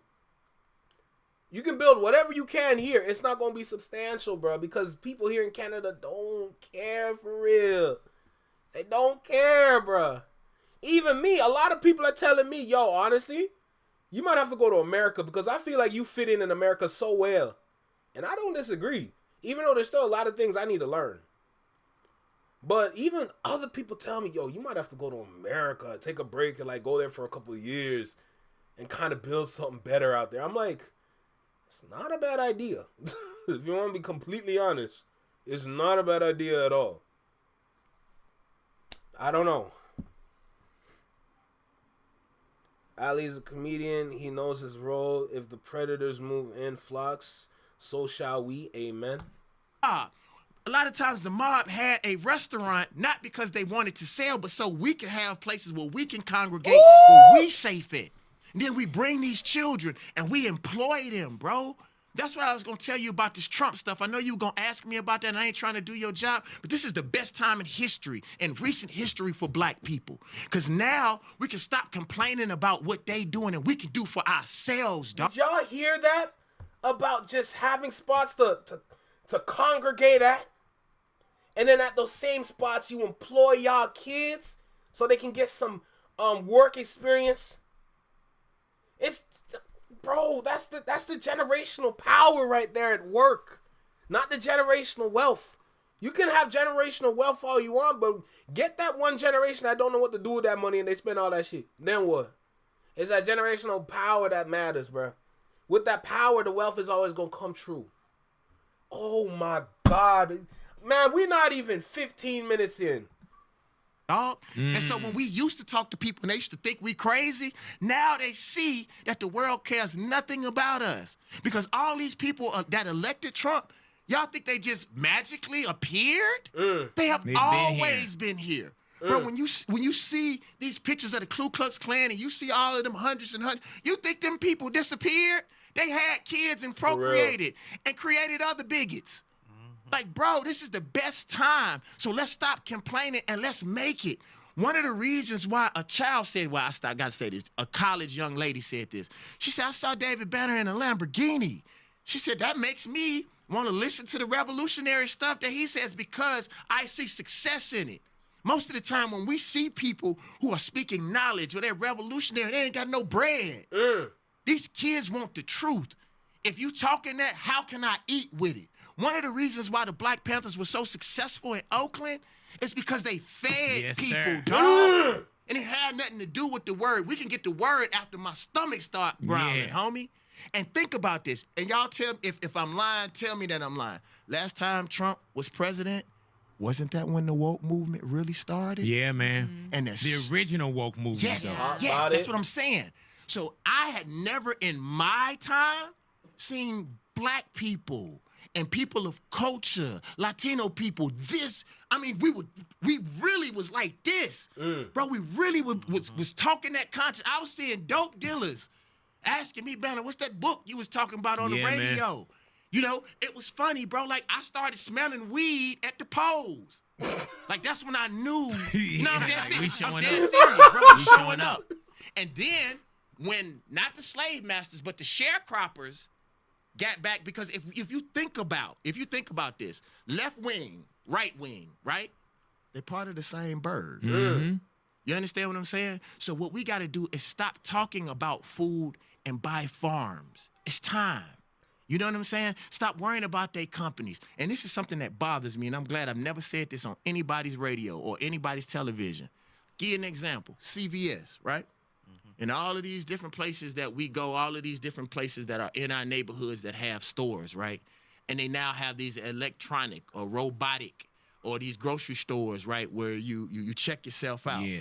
These used to be the places where we didn't have to get in trouble because we could get a job. Having a business in a community isn't just about us giving you our money. It's also what you're going to do for our community. So if you can't employ our children and help keep our children off the street, you shouldn't be in our hood, homie. So this is the best time. I'm actually excited. Do you see me? Do it look like I'm losing any sleep? Because when this stuff happened, when crazy stuff happened, that's when we go and get the man or the woman that we used to call crazy. They used to call us crazy, homie. So know that. Hey, you come to the front of the congregation because I heard you were saying some shit back then. You know what I'm saying? I heard you were saying some shit, but I wasn't really listening. But my ears are open right now, so you better come to the front of the congregation with me. Girl, oh my God. Our time. Hey, man, and off air, I was telling him, I said, man, this Trump thing, I told him, I said, man, I'm losing sleep. And you was like, I'm not. Yep, I'm happy. And I was like, man, when we come back, you got to explain that. And you was like, this is the best time. In history, bro. Yeah, man. What I am more afraid of, and then we'll move on, because we need to talk about fight night. Right. We talk about family business, because I'll get so into the conversation, Fight I'll Night was leave a and be good like, show. I didn't do nothing for me. No, but seriously, man. I learned this in my own personal fight. Sometimes when we think that God is chastising us, God is actually, all pain is to show you not to go this way no more. So if God is pushing your face, fool, go this way. And the pain will stop. it just means it's time to change. And we get so in our feelings, why God doing this, why God is doing that. No, sometimes it's not even because it's something bad. Like, it may not be time. The reason why I have so much pain in the music industry, because it may mean God's telling me you ain't a rapper no more. Go and be that superhero that you said. It's your time now. So every time I try to go back to music, it hurts. God was just saying, like, no, son, I'm not mad at you, but fool, I keep showing you that this ain't where you need to be. You happy doing movies. Look at all this money you making. You just told the kids about the Lamborghini. Why would you come back over here and suffer, fool? Go that way. That's all pain is, bro. Or pain is showing you that you may need to work a little bit harder. When I'm in the gym, we don't start counting until we feel the pain. That's all pain is a sign of what you need to do or what you need to check. If the pain is here, then God tells you, okay, you need to check right here. So, bro, you all are doing a good job. Celebrate. Have y'all ever noticed billionaires? That's when they make the most money. If you look at The Art of War, and I'm paraphrasing, they say that people find their God in chaos. So sometimes people create, and I'm not gonna talk about this because the last time I talked to this, I said this, then my Instagram followers disappeared. Right. But sometimes these chaos. These companies will create the cure and then give you the disease so you can come and buy the cure. But they always had the cure. So they created the chaos so you could come and buy the cure. It's such a hustle. Man. All right. And sometimes, and we'll stop with that, but sometimes you ain't even buying the cure. Yeah. Because the money ain't in the cure. You're not buying the cure. You're buying the placebo. Oh, what'd he say? You ain't even buying the cure. Yeah. Because the money ain't in the cure. Yeah, it's in the comeback. Yep. That's a whole nother. But you know what, too, man? David Banner, you're one of those voices that we trust. And you're one of those people, man. And, you know, I know sometimes the weight can be heavy, but there's a few that we just like, man, okay, Banner got it. You know what I'm saying? Banner got it. And when you speak, you're not just speaking for you, you speak for us. And we trust your word. Killer Mike is another one that I like. When he speak, I'm like, oh, yeah. Killer Mike is another good one. Mike got us. You know what I'm saying? Let me tell you something about that big boy really quick. It's important to me, bro. You got me over here choking up a little bit. All right, I was in a debate one time, and I asked a group of black people. I said, do you all think I'm the antithesis of Trump? And they said, yes, we do. I said, then why don't you all take care of me like white people take care of Trump? Ooh. I'm not the antithesis, because if I was, you would love me better. We don't know. We are addicted to people that treat us like white people treat us. Think about most of the entertainers. The one that treat us like dogs and tell us that they come into town to have sex with our wives, that's the one that we love the most. We don't really treat the real people. Like you said Killer Mike name, right? Most people don't know this, but you know how long Killer Mike been trying. Yeah, man. Killer Mike went somewhere else, and people don't even know why Killer Mike is popular. Right. They don't really know his real group. Right? Yeah, man. Right? So now we should be thankful that he came back because he didn't have to. Nope. The problem is we don't really take baby like OG. Don't call me your OG because you don't take care of your OG. I don't want to be an OG in the black community because we don't take care of our elders. We don't take care of our leaders. We really be sitting around like TV waiting on them to die. I'm not going to die. I'm going to be successful because, big boy, I never thought about it. I don't have children. I don't have a wife. And I was, you know me, at one time I was willing to die and give everything for my community. For what? Look at Malcolm's family. Look at Martin's family. So if I'm your OG and you love me, don't talk about it. I wasn't even gonna say this, but I'm gonna say it now. I went and called 4 of my friends and said, have y'all seen Family Business? As popular as the show is, we hadn't come out of the top 10 of Amazon since we was on there. They're like, nah, bro, I ain't seen it yet, huh? But you the first one to benefit off of my success, but you don't even consume it. Black people are the number one, well, not the number one. We consume music at a very high rate, but we pay these tech companies and not the artists. Me, Snoop, Tip, Prince were some of the few people that say streaming is not smart. Right. We was getting pennies. You said that earlier. Yeah, we was getting pennies, and now you want to get fractions of pennies and go give it to a tech company that don't even like music. Think about it. These are techies. They're not even music people, and we run and go give our... Those are the kind of places we need to work at. If we're going to continue down this route with music, we need to be there. Because they're playing our songs. They like the gangster shit. They like the gangster shit, no doubt, right? That's what Kendrick doing. He putting out gangster music. You know what I'm saying? But like, I know it's hard to work at Silicon Valley, especially if you're of color, because that's not respected out there in any kind of way. But man, like, that's where we're supposed to be. Those are the places we need to be to work at. Because that's how we can make those gates that they keep closed. We can crack open the gate a little bit. Say, here, come here for a sec. I got something for you on this other side.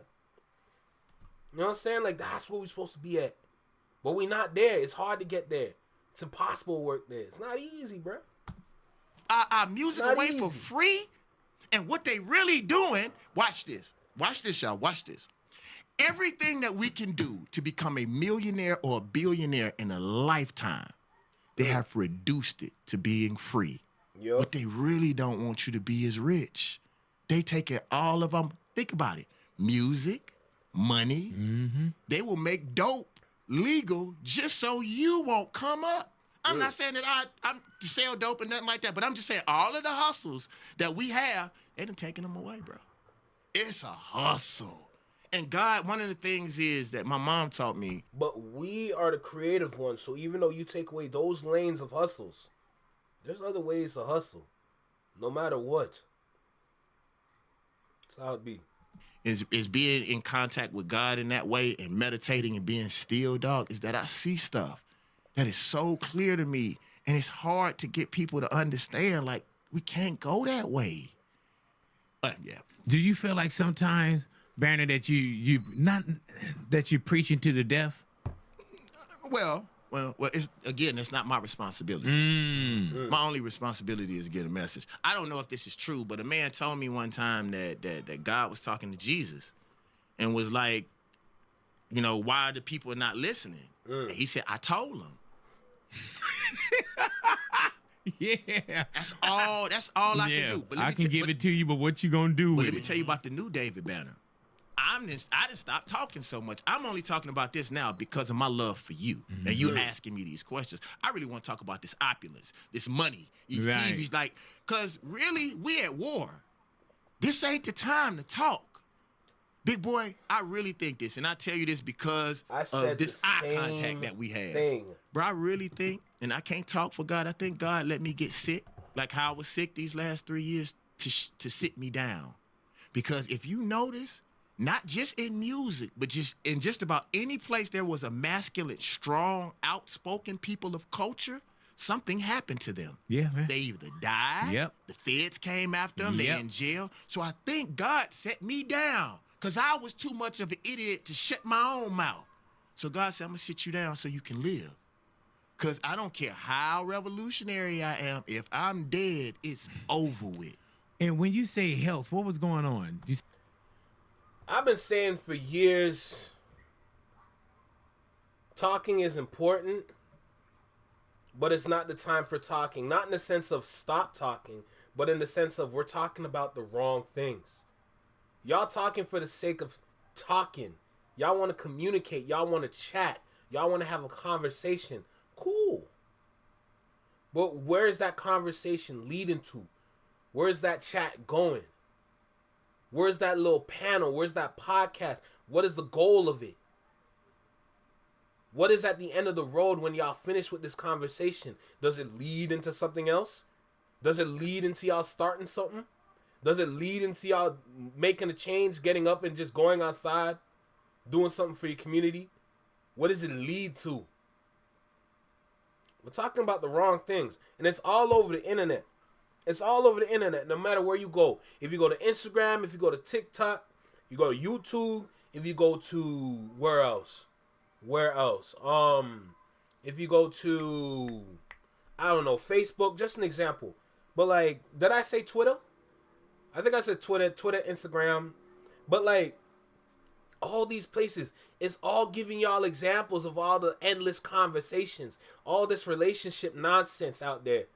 That's an endless conversation because they keep bringing up little points and aspects to the conversation where it's supposed to shake it up and change it. No. No matter what outlier you bring into this conversation, at the end of the day, it's still the same. You're just exposing yourself with what you allow into your life when it comes to these conversations. Go ahead and talk about that one ex you let into your window or let in through your doors. Go ahead and talk about it. You're just exposing yourself that you are easy. But you trying to be strong-headed or strong-willed so it doesn't look like you are easy. No. Admit it. You got used. My question is, where do we go from here?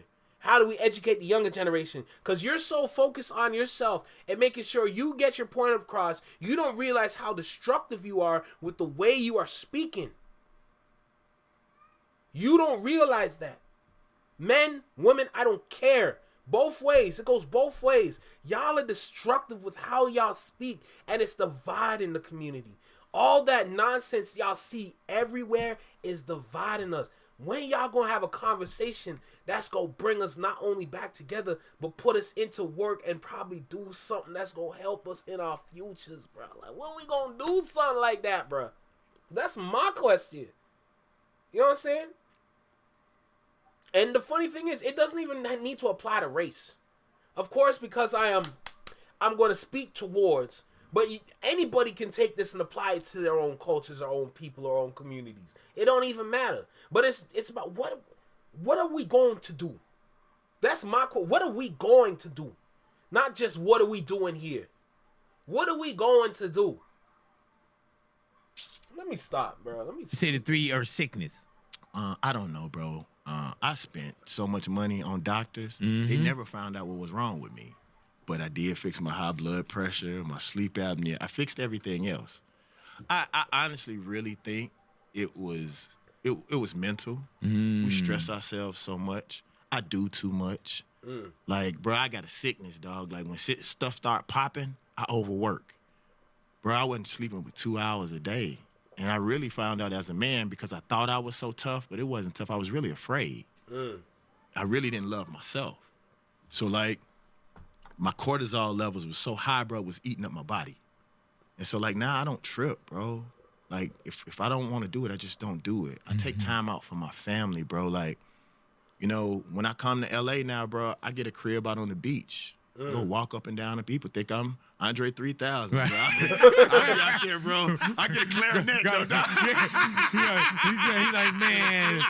He said Stacks got the flute. Yeah. Yeah. What about this clarinet? But it's crazy because when we're in so much go mode, it's crazy. That's why when you say God set you down, because sometimes we not going to sit down.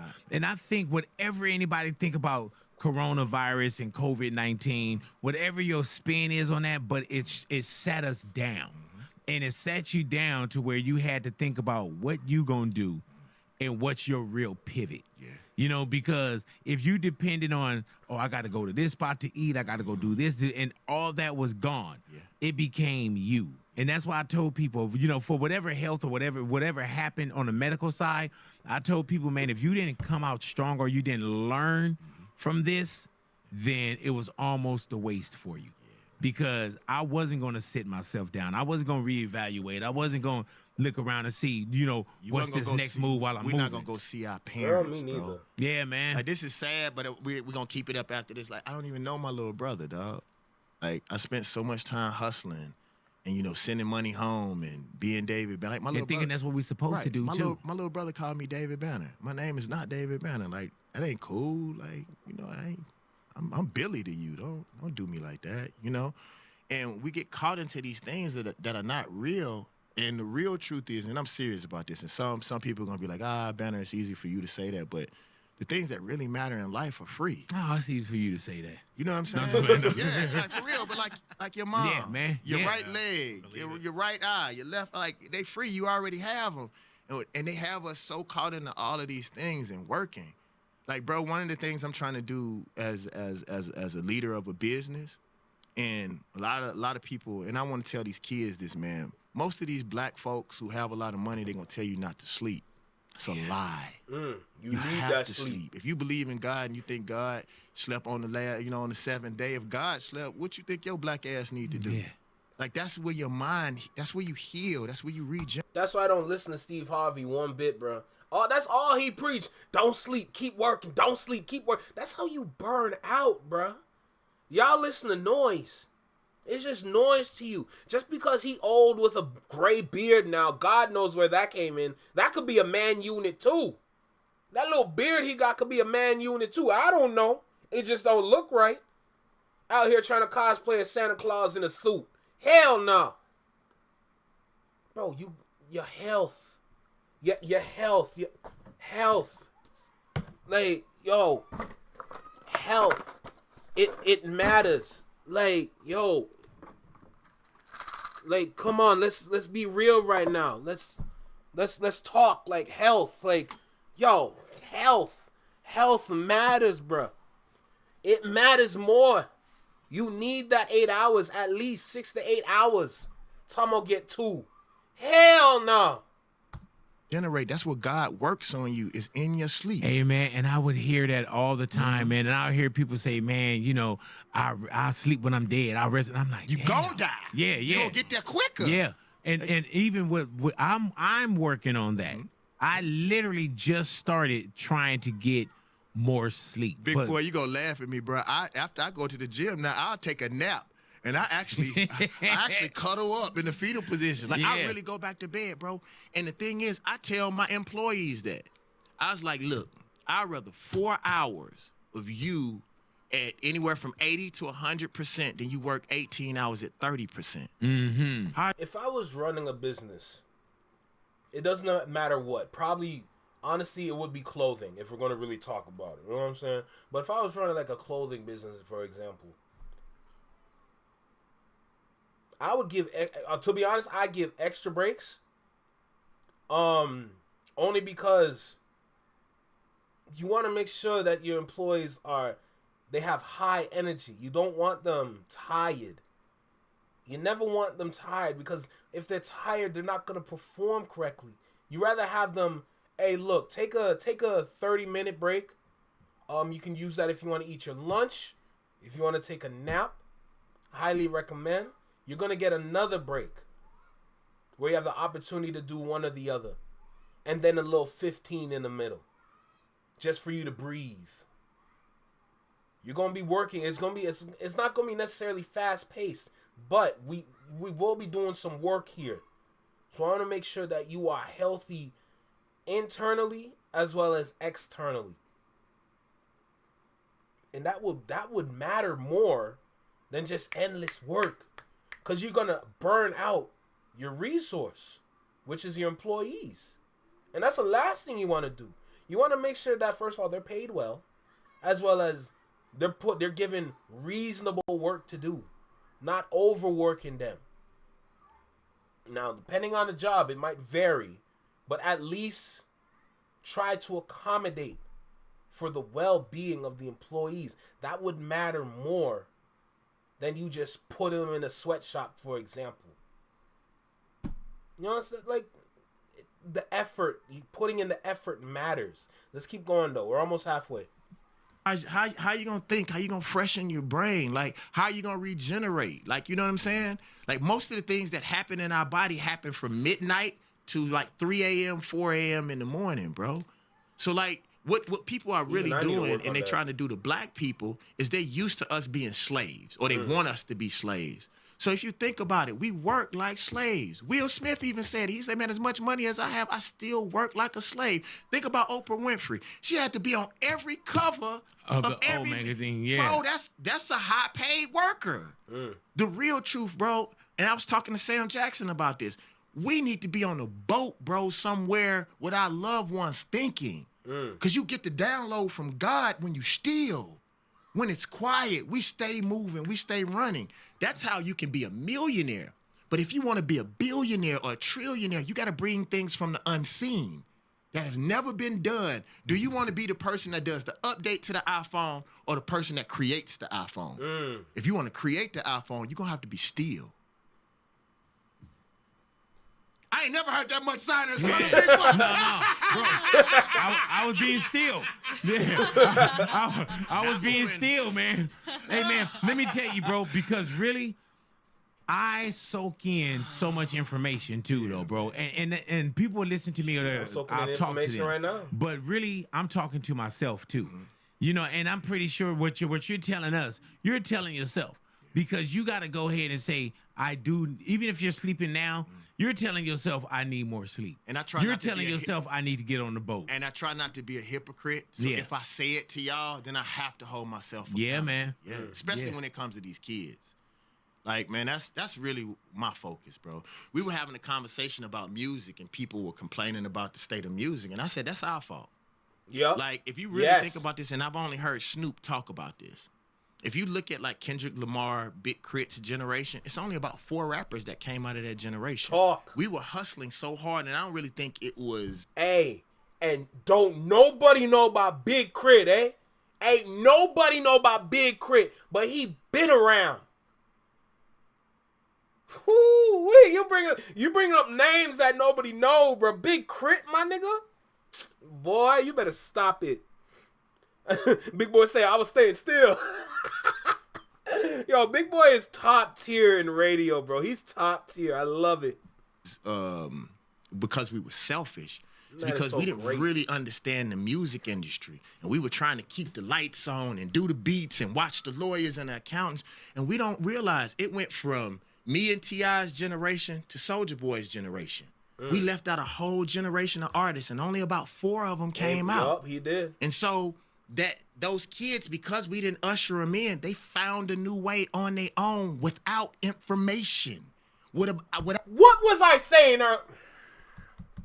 Lawyers and accountants, and we don't realize it went from me and T.I.'s generation to Soulja Boy's generation. We left out. That matters so much. That matters so much. And I spoke to this. Niggas, my hoodie keeps coming off, bro. This shit, hoodie big as hell, bro. Anyway, I spoke to this. From T.I. to Soulja Boy, that's a big gap. Because T.I. was around 2005, 2007. I think he kind of took his break around 2007. But Soulja Boy came in around 2009, 2008, around that time. Or no. T.I. is like 2004. T.I. was really popping around 2004, 2005. Soulja Boy, I think he came in around 2000. When did Soulja Boy come in again? He come in early YouTube. So that's like around 2007, 2008 maybe.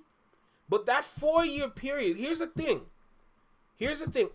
Usually when we have these things working, it's supposed to be seamless. There's supposed to be no breaks. If you allow it to take a break, someone's going to pick it up and take over. Because it wasn't seamless, like I said before, the kids had to figure it out.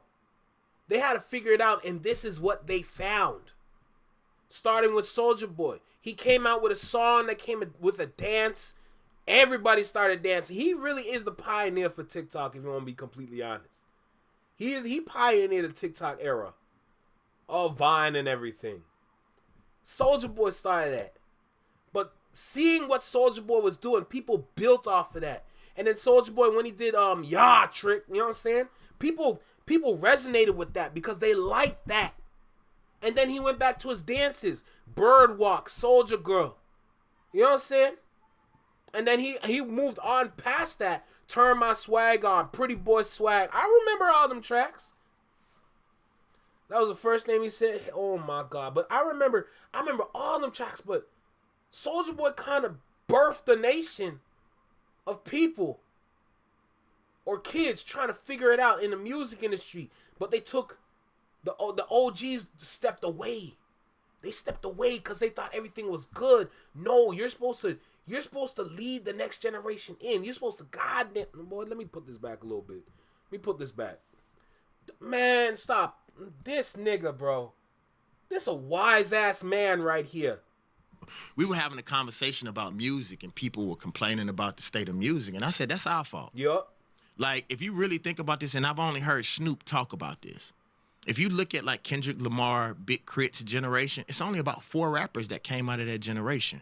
We were hustling so hard, and I don't really think it was because we were selfish. It's because we didn't really understand the music industry. Yup. We were trying to keep the lights on Yup. and do the beats and watch the lawyers and the accountants, and we don't realize it went from me and T.I.'s generation to Soulja Boy's generation. Yup. We left out a whole generation of artists, and only about 4 of them came out. Yup. And so that those kids, because we didn't usher them in, they found a new way on their own without information, without us. So then when that's why they hard-headed. That's why they brain tough. That's why their house is built of bricks. They skull is too thick. Because they figured it out, they think they solved the problem. Boy, you didn't even solve for X. Oh my goodness. They got popping, then they turned their backs on us because they should have. We wasn't there for us, and they wanted us, bro, and we didn't do it. So if we got a complaint about music or TikTok or all of these things, and then what happened is these white corporate entities ended up raising our children. Yeah. The same way our parents. This nigga spitting. This nigga spitting. Oh my God. This nigga different, bro. This man different. This man different, bro. What the? That's why they don't listen. You're damn right, Tiff. You're damn right. They didn't mean to do it, but they went and worked for the government, got these jobs, lawyers and stuff, but they set us in front of MTV. Right. And so MTV, BET raised us. That's a choice you have to make. So I'll say, bro, if we want better music, if we want better neighborhoods, the men especially, regardless of what color you are, we have to reconnect with these kids and stop. It's inevitable. It's inevitable. These older men, women don't matter. You can't sit there and complain about these kids all day long, and y'all ain't the one. Y'all the elders. You're the OG. You're the grown-up. Sorry, you got to do the grown-up thing. You got to sit them down. They wanted to learn from you, and you turned your back on them. Now you got to make sure you start following them around, because that's what you got to do now. These kids tough. They hard-headed. They're not going to listen. But you need to give them that word. You need to give them that wisdom, that understanding, that guidance. You got to do that. It's inevitable now. They need it. Literally, society, they're literally crumbling society with how they think and how they move. They're the reasons why a whole lot of this dumb shit is going on. And then you have all these adults now, same way. They're the ones following the kids. That's why you have all these adults moving backwards. Don't make no sense. All these individuals out here doing all the wrong shit. And then we sit there and wonder why everything is going so wrong. Ain't nobody taking their role, bruh. If you're the grown-up, you got to take your role. You're the one that they look for guidance. You got to guide. Put some power into these kids. Empower them. Bring them life. Give them that understanding. They can't do it by themselves. They figured out something, but they figured out something that's taking them away from what they need to do.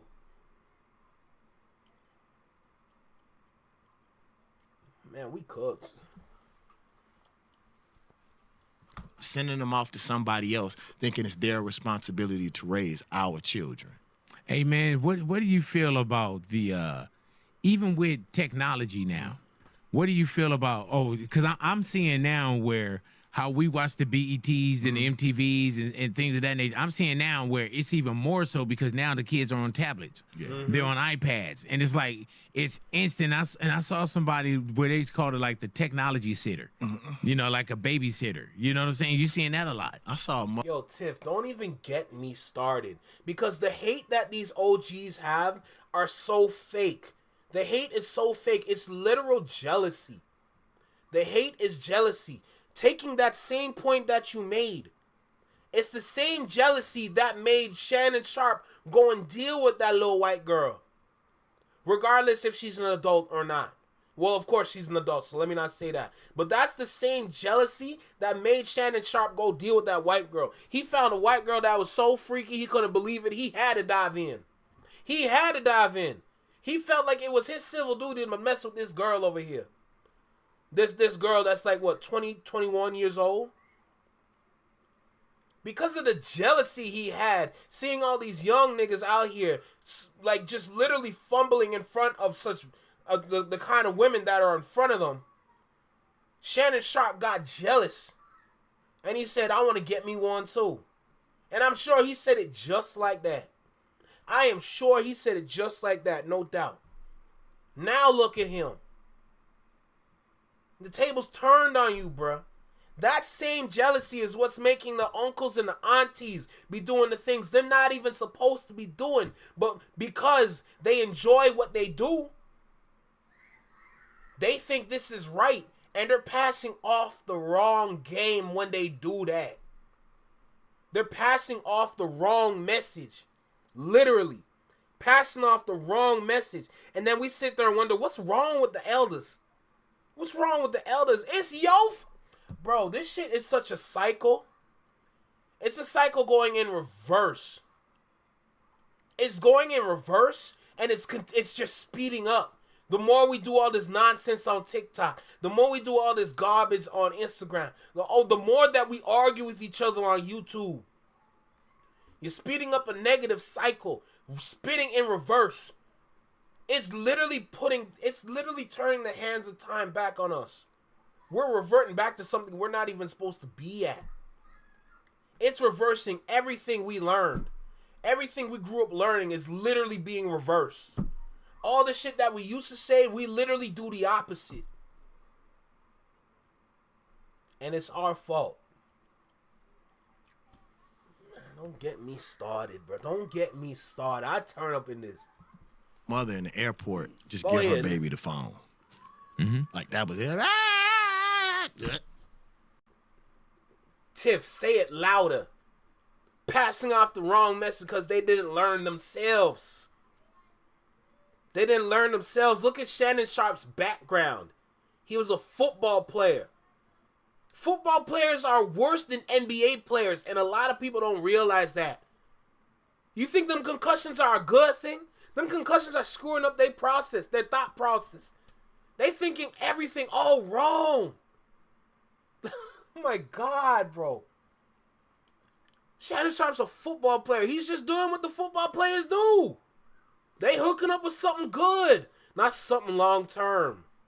And that same thing that you hooked up with, look what she doing to you now. And look who she teamed up with. Let me stop. Let me stop. Because I'm going to start making too much sense. Yep. And then, but watch this. So, I try not to talk too much, man. I'm trying to shut up. Me too. But, man, think about the radiation that comes out of telephones, and we're giving those to babies, bro. Just because we don't want to engage with our children. That's lazy. The other thing I don't understand is we watched Terminator. We watched all of these movies, and even the tech people say this. The computers are going to get smart enough to kill you. And they're still making the robots. We shouldn't engage with technology, but technology is supposed to assist the man, not think for the man. It's supposed to assist you, not write the stories, do the music. And with black people and people of culture, they don't like you in the real world. Man, Bigboy looked like a proud father. This man looks like a proud father. My God, look at that smile on him. Why in the hell would you go in a box on a computer and think that's so dumb to me? They hate you. Even more. I think, talk. That's the first. Say something else. No, that was him. Oh, sorry. Well, I wanted you to say it, bro. Say something. I gave him all your energy, bro. I love you, Dave. Bro, what I want you to do next time you speak, But no, big boy, seriously though, This man filled with honestly energy. believe this. And some people gonna get mad. I don't give a damn. I'm really buff right now. I train. I actually do. No, I'm serious. I do tactical gun training now. I'm trying to be like I watched Keanu. I really love what he's doing. He's a great person too, and I watched him on them guns. I do tactical gun training. It's crazy, bro. Anyway, bro, Pete. So I don't believe if we cannot repair, fix, or create the technology, I don't believe we deserve it. Think about this, bro. We used to take our car to our uncle, and our uncle could fix our car. Yeah. Now you have to go to those people. As a matter of fact, a lot of people don't know this. I'm not gonna say the company, but one of these companies, bro, they can shut your car down now by remote control. Oh, yeah. Bro, wherever you are, they control you, and we okay with that? Just because we want to be cool and we want to do the next thing? That's crazy. Bro, I'm actually starting to buy old cars on purpose. Maybe I'm going to be the only one on the highway. Right. Hey, man, what movie was that when all those Teslas just start driving by themselves and yeah. But that's real, man. Nah, not even. Just look at Fast and the Furious. Well, I forgot what number. There's too many Fast and Furious numbers. But like that girl, she literally pressed the button on her tablet and then activated all them cars. And all them cars started driving, creating obstacles. You see cars just driving out the parking garage, falling from 3 stories high, creating more obstacles, trying to block the path. Oh my God, this is crazy, bro. Like, people don't even know where their batteries are in their car right now. Fix your phone, homie. We put our whole life in something that we can't control or fix. Yeah. That's putting yourself And they in make jail. sure now you can't get into it. Yeah. Yeah. Oh, yeah. By the way, y'all, Fight Night. Talk about that. On Peacock. Don't say too much. Family Business, New Orleans. This is very, very Congratulations. important, That's y'all. a stacked cast, too, Yes, bro. man. That's a You beautiful better switch cast. it up. You're making too much Everything sense, that I'm brother. touching right now is so blessed. And this is what I want to tell people, because a lot of people get upset because I don't speak as much as I used to.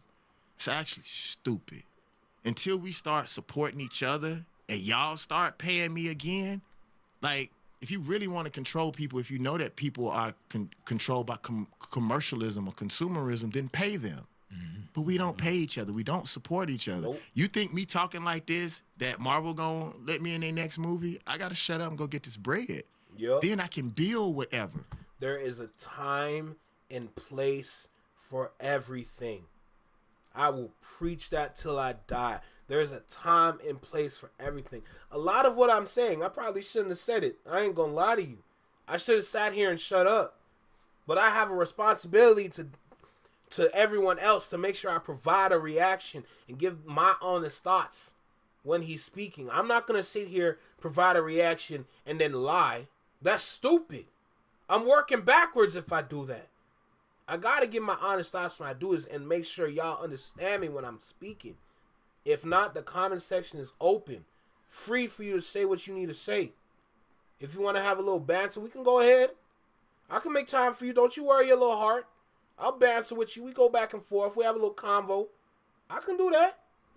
Try me and I'll do it. You know what I'm saying? But if you want to have, like, you know, put a little comment saying, oh, I really enjoyed when you talked about this. And maybe I would expound saying, absolutely. I feel like this is, like, yo, like, come on. This damn hoodie, bro. This damn hoodie. But yeah, nah, like, I'd be foolish sitting here doing nothing if I have the camera on, if I have my microphone on, if I have my laptop on. I'd be foolish not to do what I do. And I'm doing it at the best of my abilities. At the same time, I'm being educated and I'm learning. Let me stop, bro. Like, I'm tired of, I created a banner vision, and I'm serious about this. There's a young black girl. She was about 6 years old. She came in crying uncontrollably to her father. Her daddy said, baby, what's wrong? What's wrong? What's wrong? She said, are there going to be any black folks in the future? Oh, my God. He said, why? She said, because I was watching the Jetsons, and I didn't see none. Like, literally, sci-fi is them preparing us for a future, and usually it only...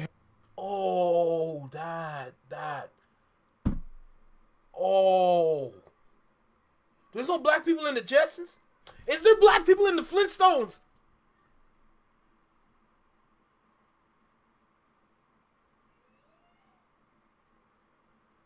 Oh my God. There's no black people in the Jetsons for real?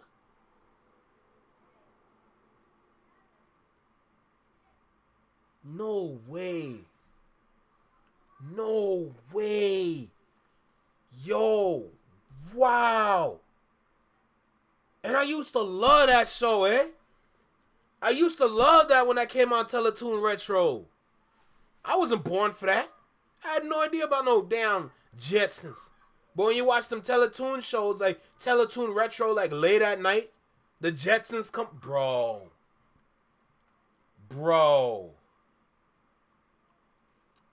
That is so crazy.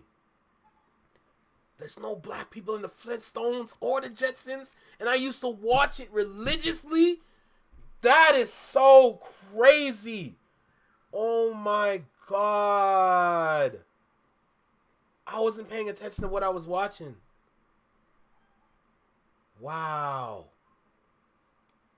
I like the Jetsons for the fact that they were driving around in flying cars. Their houses were huge, big houses in little like tall pods. And then when you watch the Flintstones, he's driving cars with his feet. He's starting a car just by running. They have all this innovation in the Jetsons with the way like they build, construction workers, how they cook, how they hunt, how they eat. I'm sitting there, I'm amazed by what I'm watching, and I'm not paying attention. God damn.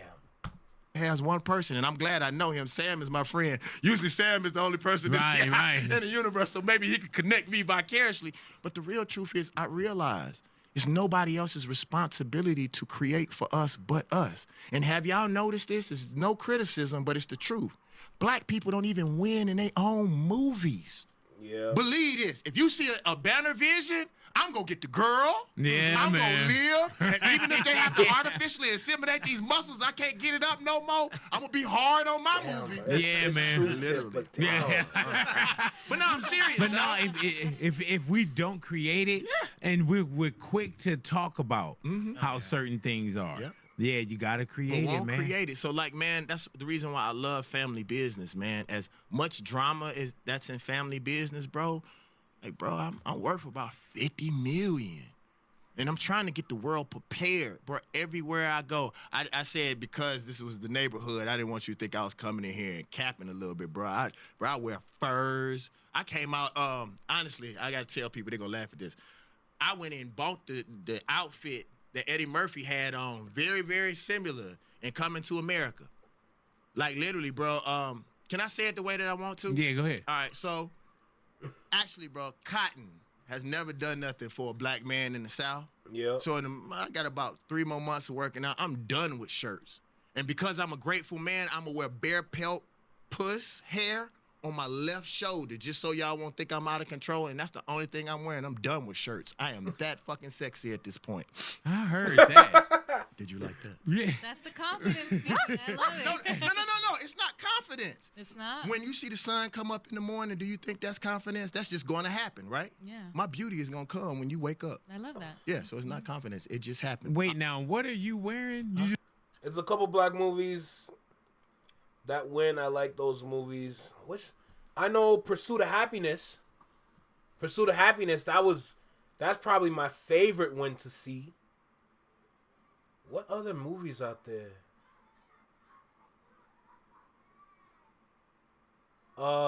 Maybe Are We There Yet? You can include that one. What else? I don't know. I can't really think of that many movies with wins from black people. That's crazy. That's crazy, yo. What the hell? But Pursuit of Happiness, like... Pursuit of Happiness is hands down my favorite movie of all time. Of all the superhero movies I watched, all whatever kind of movies that are out there, Pursuit of Happiness, hands down my favorite movie. I've watched it over 25 times, healthily, beginning to end, no problem. No matter where that movie was playing, I always watched it. And I will still watch it to this day. I love the Pursuit of Happiness. That is such a movie. All but one Denzel movie, all Will Smith movies, valid. Definitely all Will Smith movies. Not all Will Smith movies. 8 Pounds. I think the movie 8 Pounds. That's the one where he dies and then like his organs went to different people. I think the movie's called 8 Pounds. I could be wrong. But 8 Pounds, he didn't win in that. I Am Legend, he died in that one too. Yeah, no, he didn't win in every movie, but definitely a lot of Will Smith movies. Well, then again, if you look at Hitch, did he win at Hitch? Was he successful in Hitch? I don't remember. You just gonna wear something you can pet over here? No, it's gonna be the coochie hair from a bear. Right. I'm gonna wear it on my shoulder just to show some level of gratefulness. Because I'm out of control now at this point. I think I am so sexy, big boy, that in about a year, I'm just gonna burst into pure light, pure energy. I think I am gonna transcend the human form. I am that sexy, and that happened to you. Hey man, you know what I love about this? Because David Banner of old, right? You know what I'm saying? I'm talking about David Banner, shirt off, jumping around. Maniac, yeah, but it's crazy how long we've been able to see evolution. Yeah. Because I remember even like let's say Method Man. I remember Meth with the eye in there and hair wild, and now people look at Method Man and they're like, oh, Zaddy did, but he took care of himself. You don't know the story? He was the reason why this happened to me. No. When I couldn't sleep, I called Method Man. Wow. Like this went a little viral. I called Method Man, and it's funny. Rottweiler. I did a verse for Eric Sermon, and then me and Rottweiler got really close. And I didn't believe Rottweiler was from New York because he did something that we do in the country. I was like, man, I really want a record with Method Man, bro. He said, hold on, and hung up the phone. Called me back in 5 minutes. Said, Meth said, call him tomorrow. Here go his number. Damn. So I called Method the next day. He did the verse the next day. He said, I got to go. My daughter's graduating. I had a verse tomorrow. So I called him. I was like, Meth, like, why? Like, bro, you don't know me. Why you do that? He said, because I'm on Black Twitter, and Black Twitter say, protect David Banner, so I'm going to listen. So we got cool, and I called him one day because I saw his transformation. I said, Meth, bro, I can't sleep, dog. And he was like, Banner, the same thing happened to me. And he was like, bro, that's when he said he started going to the gym. He said the gym in New York opens up at 4:30, and I couldn't sleep anyway, so I just started going to the gym. He said, Banner, the common denominator in everything that you go through is you. So you have to change you. So, bro, I started going to the gym every day but Sunday. And even the days that I didn't want to go, I would just go and sit out in the parking lot. A wise man told me, he said, you know what the heaviest weight in the gym is? What do you think it is, big boy? You. Nope. What? The front door. Oh!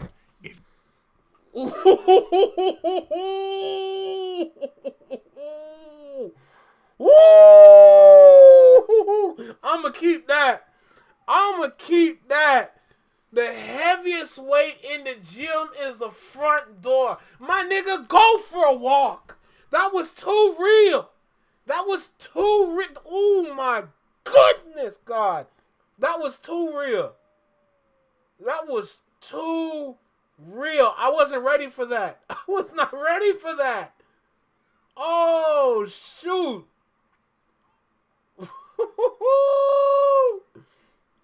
I need to hear that again. And even the days that I didn't want to go, I would just go and sit out in the parking lot. A wise man told me, he said, you know what the heaviest weight in the gym is? What do you think it is, big boy? You. Nope. What? The front door. If you can't open the front door, you can't get to no weight anyway. So that is the heaviest thing, because we don't go. We stop going. Even if there's a book called Atomic Habits, and they say that in Atomic Habits. I'm serious, y'all. This sounds crazy, but even if you go and work out for 1 minute, it will stop you from having that bad habits, because weeds grow quicker than fruit. So if you don't go one day will turn into 2 weeks, or turn into two years, and then you're dead. Don't I know it? So just go for that 1 minute. Go and sit in that parking lot, bro. And I did it. Man, I never walked out of working out where I was like, man, I hate I did that. But you always get that, man, I'm glad I came here. I'm glad I got it out the way. But I tell you what my problem is my ego. I be thinking, bro, I'm a rapper. I ain't gotta do this shit. Man. and especially when you're getting older. But that's the time too, man, where it's like health is wealth. And we heard it our whole lives, but we didn't understand it. You know what I'm saying? And you always think you got time. I want to tell y'all, and this is for the ladies too. I'm gonna tell y'all gonna laugh at this. So I started yoga, and that was really, really hard for me. And this is the most embarrassing thing, y'all. And this would really make me start working out hard. I couldn't put my socks on. Oh. Like I was so stiff, I had to like this. And I'm saying, bro, come on now. I know you not what you understand. And I was embarrassed. So watch this, y'all. No lie. I started stretching like this to put my socks damn, nigga. So I started stretching to do things that I really needed in my life. And then like now I can do this. Put my socks on. But I started stretching and doing things that could help me in real life. Man, this man has better mobility than most 20-year-olds, bro. What the fuck? This man has better mobility than most 20-year-olds. That is scary. This is one scary ass nigga. This is one very scary ass nigga, bro. Holy sh! Yo, this guy might be my role model. I ain't gonna lie to you. This man might be my role model for real, bro. I need to buy his book. And so the fact that I can put my socks on, the fact that I can touch my toes, bro, the fact that I can see my stomach, and I can't lie to you, man. Like sometimes you gotta use ego. I remember, man, and you know these days, I used to pull my shirt off, and women would go, "Oh," now they go, "Ah." Yeah. And no lie, man, there's this rapper from Mississippi. His name Coke Boomaye. He's one of the dopest cats I ever heard. He told me, he said, Banner, you can't get fat no more. And I said, why? He said, do you know how many people from the hood that you motivate? And when they see you fat, that gives them an excuse to quit. And so sometimes when you So he pretty much put himself in position to be a monolith. David Banner is a monolith. Yo, that is crazy. To do it, you don't realize who's watching you. You don't understand that young girl that looks up to you. You know what I'm saying? That young man in the hood that may need that fake $10,000 so he can scam. No, I'm just joking. but no, that's real, man. And then even with my health, right? I could so-called accommodate. My biggest weight day was when I got the surgery over 20 years ago was 511 pounds. God. But I felt like, I can accommodate this. You know, I'm a big boy. I was good in my skin. If I needed to fly, I could fly first class. I needed a suit, I can get a suit made. If I needed a car, I can get a bigger car, Suburban or whatever it is. I never thought about it that way. I could accommodate being 500 pounds. The same way when we saw you, it was like, that's David Banner. You got your shirt off, you jumping, you going crazy. And we loved that from you and with you. Yeah. You know what I'm saying? And you could accommodate this crazy, fun-having David Banner. And maybe you were happy. Because even at my biggest, bro, I was happy. But I tell people I work on my And my is my health. Okay, I was healthy. At 500 pounds, I had a trainer, all that, but now I'm healthier. I was already sexy. But now I'm girl, sexier. I know. So I'm working I on know my Bigboy was I'm working a on the big urge. boy. No disrespect, y'all. I'm working on my ist. I am the sexy ist. Let's be clear. I'm tearing. I mean this. I'm tearing their mouth out, dog. Right. And they gonna pay me. They gonna pay. Jay-Z said he gonna get them back for what they did to the Cold Crush. Right, yeah. I'm gonna get them back for what they did to A-Ball and JG. I heard that, bro. Yeah. Like they're gonna pay me. And the one thing that I'm gonna do, bro, and I'm telling you this so you can be proud of me, bro. I am gonna show people how it looks to be uber successful and fair. To be uber successful with morals. That's the one thing, bro, that I can say that I loved about Nipsey so much. Man. The money, he gonna get his money, but there's morals and there's ways to do it. And even when he made mistakes behind doors, it bothered him, bro. It bothered him because he cared, bro. And that's the thing. We ain't got to criticize nobody. We ain't got to criticize Trump, nobody else. You do it. And I thought about this. Mansa Musa, bro, the richest man that ever walked this earth, almost bankrupt parts of Europe by giving. Not by war, not by bombs and spears, by giving. Imagine me changing the world by being fair. Not criticizing that I can't be Tiff. Ozempic, that's like a post-COVID kind of thing. Which is why you got to look at Ozempic carefully. It's a post-COVID thing that happened. Ozempic wasn't around back then. There might have been other ways of like cutting weight quick, but it was never called Ozempic. Ozempic is post-COVID, which is why I look at Ozempic funny, because there's something not right there. Be the black Superman. I want to be Heru. I want to create my own, bro. And do our own, buy our own. We don't need DEI if I can afford to buy the school or build the school. I don't have to worry about they fake food if I own the farm. Yes, sir. I'm done with talking, homie. That's why this stuff means so much to me. So if y'all want and love the stuff I'm talking about, go to wherever you need, BET Plus, to Amazon. And even if you don't want to watch Family Business New Orleans, stream it while you cleaning up and let it run all day. I'm dead serious, y'all. That's real. No, I understand, you understand bro. what I'm saying? Fight night, man. And I have to say this, man. Fight night. Because Family Business New Orleans is one of the dopest dramas on TV. We're going to tear their mouth out. Thank you, Carl Weber. We own them. Family Business New Orleans, Family Business New Orleans, Fight night. But Fight night, bro, I hadn't seen nothing like that since Harlem Nights. Oh. And this is my opinion. If y'all remember, Eddie Murphy was on a run, and I don't think anybody in history, as far as opulence is concerned, has ever made black people look as good as Eddie Murphy did. Yeah. And we didn't support Harlem Nights like we should have. Right. Nope. Not with that cast that they had. Hey, man. Look, beautiful movie, too. Fight Night did awesome. We broke records on Peacock and all that.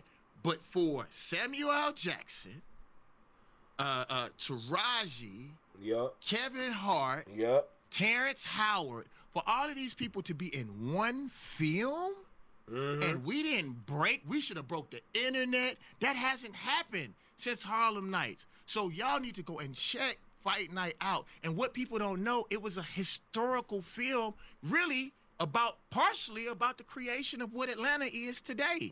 And so we run Atlanta, we do all of those things, but we need to know the history behind it, bro.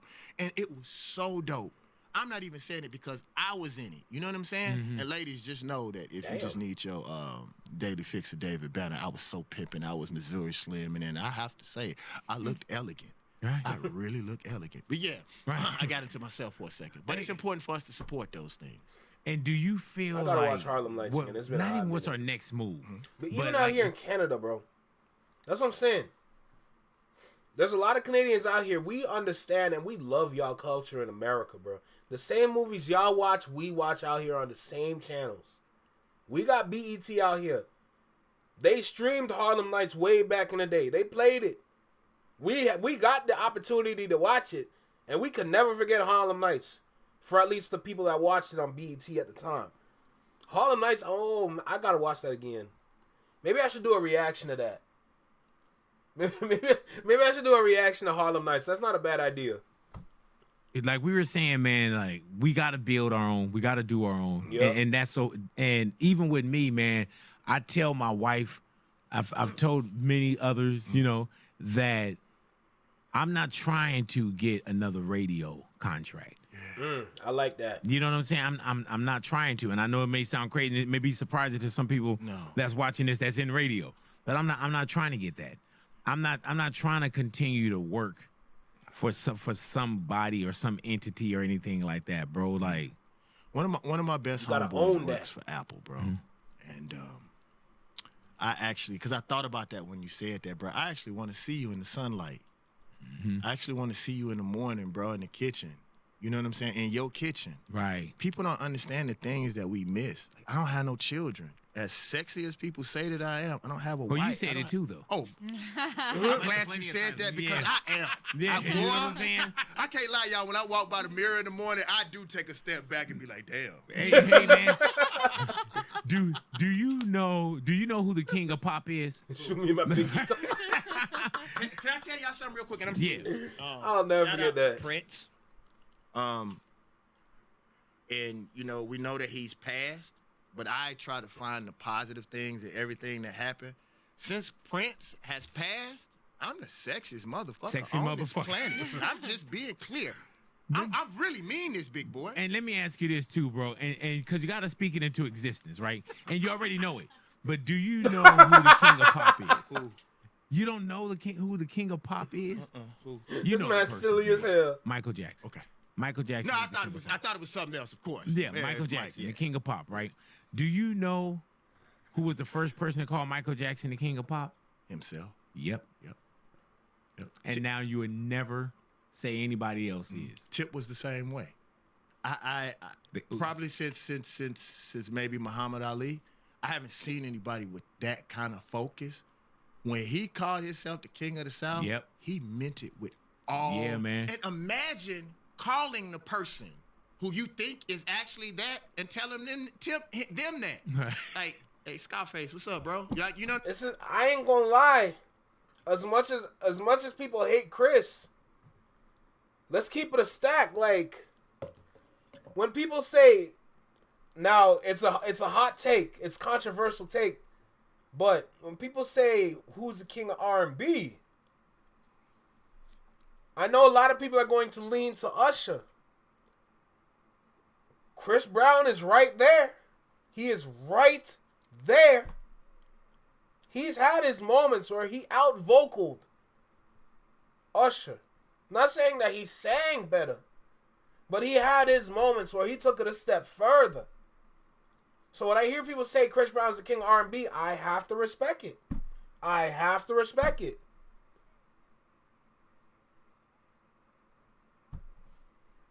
I got to. Did y'all not hear him on the Mutt remix with Leon Thomas? Oh my God. This nigga different. I get it though. I understand the formula. I understand the play. You know what I'm saying? Like, how do you feel about this? And, you know, Face being the player that he is, young man, if that's how you feel, run it. I mean, that's man. what I heard, you know. And so for me, man, I mean this, man. Like, bro, if we really love God the way that we say that we do, and we see God in ourselves, we only a reflection of the Most High. And I really believe, like, when I call myself a God, a lot of people feel like, I'm not saying that I am the God, but the funny thing is I see it in you too. Mm-hmm. You the sexiest motherfucker alive too, if you believe that. But God loves you so much, you are what you say you are. If you a nigga, well, that's what you asked for. You said you a God and you act like it, Yeah, and man. you that too. So when I say it, I mean it with all my heart, bro. I do. And the one thing that I know is that these kids model what they see. So if they see me, and a lot of times, John Henry Clark said this. He said, one of the ways to freedom is just acting like you are. Bro, do you know how it feels? Think about black people after slavery. We used to hide the special things about our children so they wouldn't take them away or kill them. For you to say that you sexy and you mean it, and them white girls looking at me the way that they do, them folks don't like that. Put your chesticles away. Right. Chesticles. Man, hey, Banner, I'm telling you, bro, you're a Bro, I special love one, you, man. man. And you know when Love people you, say, man, I love you, bro. and we hear like, man, this brother needs to be protected. You know what I'm saying? And I'm telling you, bro, your spirit. And even if we're not catching up all the time, I see the message. Yeah. I see the purpose. Yeah. I see the integrity. I see the how genuine you are. And and there's sometimes, man, when it's I and me, and I and me is fine. Yeah. And you're supposed to take care of I and me first. Yeah. But even with your I and me, you always include us and we. Yeah, bro. And that's beautiful, bro, because they tell you now, you're no good to us That tripped until me you're good out. to yourself. First thing they tell you on the airplane, we say it all the time, is secure your mask. Even before you secure your babies, because you're no good to anyone else until you're good to yourself. Continue to take care of yourself, man. And the I and me and us and we, bro. Can I say one thing before I leave? Hell yeah. One last thing. I believe in those 3 years what I went through. I think bro, and I'm only saying this because I enjoyed y'all so much, and I didn't plan on ever saying this on the radio, but I think God took me through this. I think it's a younger generation or the newer generation king of R&B, because the way we put kings today, the way how we label people as a king today, is almost like it's generational. You know, Michael Jackson being the king of pop, he's forever the king of pop. Ain't nobody can beat that. Nobody in this world can beat Michael Jackson and what he did. I don't care what the streaming numbers are. Ain't nobody can beat that. Period. But when it's Usher and Chris and they're both still alive, it's subjective, you know? The older audience are easily going to say Usher. The younger audience are definitely going to say Chris Brown. But no matter which way you go, I'm just glad that there's two different brothers that can sing their ass off and still keep it gangster. Hey, Rebecca's back. What's good? And hey, Tiff, I'm glad you're biased when it comes to the 90s, because I'm not going to lie, the 90s had some good music. The 90s had some good music. Me personally, I love the 2000s. I'm biased with the 2000s, but I'm right there with you with the 90s. But I got my 2000s bias. It makes sense, you know? Period. That I had to know that not even the movement in black people was before him. Like, I had made helping black people. It meant so much to us. To be honest, that's valid. You know how they tell you make no idol or you put nothing before God? Sometimes we don't say it, but our actions show. That's valid. That's fair. We don't spend enough time talking to God. We don't spend enough time doing those other things. So to a certain degree, I think God made me realize that nothing on this planet comes before God. Even the things that I think are good and positive. Right. So even if it's feeding the homeless or feeding that, still, as good as you think that may be, doesn't come before God. And it really shouldn't come before you. We put everything before ourselves. I'm gonna take care of me this year. So like I tell everybody, man, if you want to see me or you want my goodwill, I'm also looking at how you support me. Because as much as people will tell the basketball players and the rappers, you should donate, you should do this. Well, if I'm making $10 million and you want me to give $1 million, if you making $10, are you giving $1? Right. What are you doing? I'm going to ask you again. Are you watching Family Business New Orleans? Did you check out Fight Night? Because how am I getting this stuff? They think because we revolutionary and we good, money is just dropping out of the air. It's not. We need your support. So what I'm telling y'all, man, is make sure that you take care of you. Make sure that you love you. Big Boy, I want to thank all of y'all for allowing me here. I actually don't even talk like this no more. I try to be focused on us getting this paper. I'm starting this movie company. I need to keep a lot of the racket down. Right, I'm serious. Right, so yeah. I try to be focused. You're not talking like you're done. You're not done yet. For me to really talk that shit. Yeah, and you know what's wild about that, man? Sometimes even the silence speaks volumes. Yeah. You know, and I think that's what you were saying as well. Like, okay, let me be quiet. Yeah. Yeah, let me be quiet. So, man, and let me get in position. I love y'all and I appreciate y'all, man. Thank you for having me here. I'm dead serious. Y'all watch this. Watch y'all tell y'all. That spot out there, I know which one I want. That's going to be mine. All the FANs I'm coming. Are in the 90s. The picture on the wall. I'll tell you which one. Should we just take it down now? If you want to. Hey, dude, don't tell us. Go and take it. Go to the wall and bring it in here. No. You know me, big boy. Hey, I do it. Go to the wall man, and bring the picture in here. Bye. I'm on my way. All right, yeah. All right. So, you started it. All right. Leave that door open for him. I don't even want to see it until he walk it in here.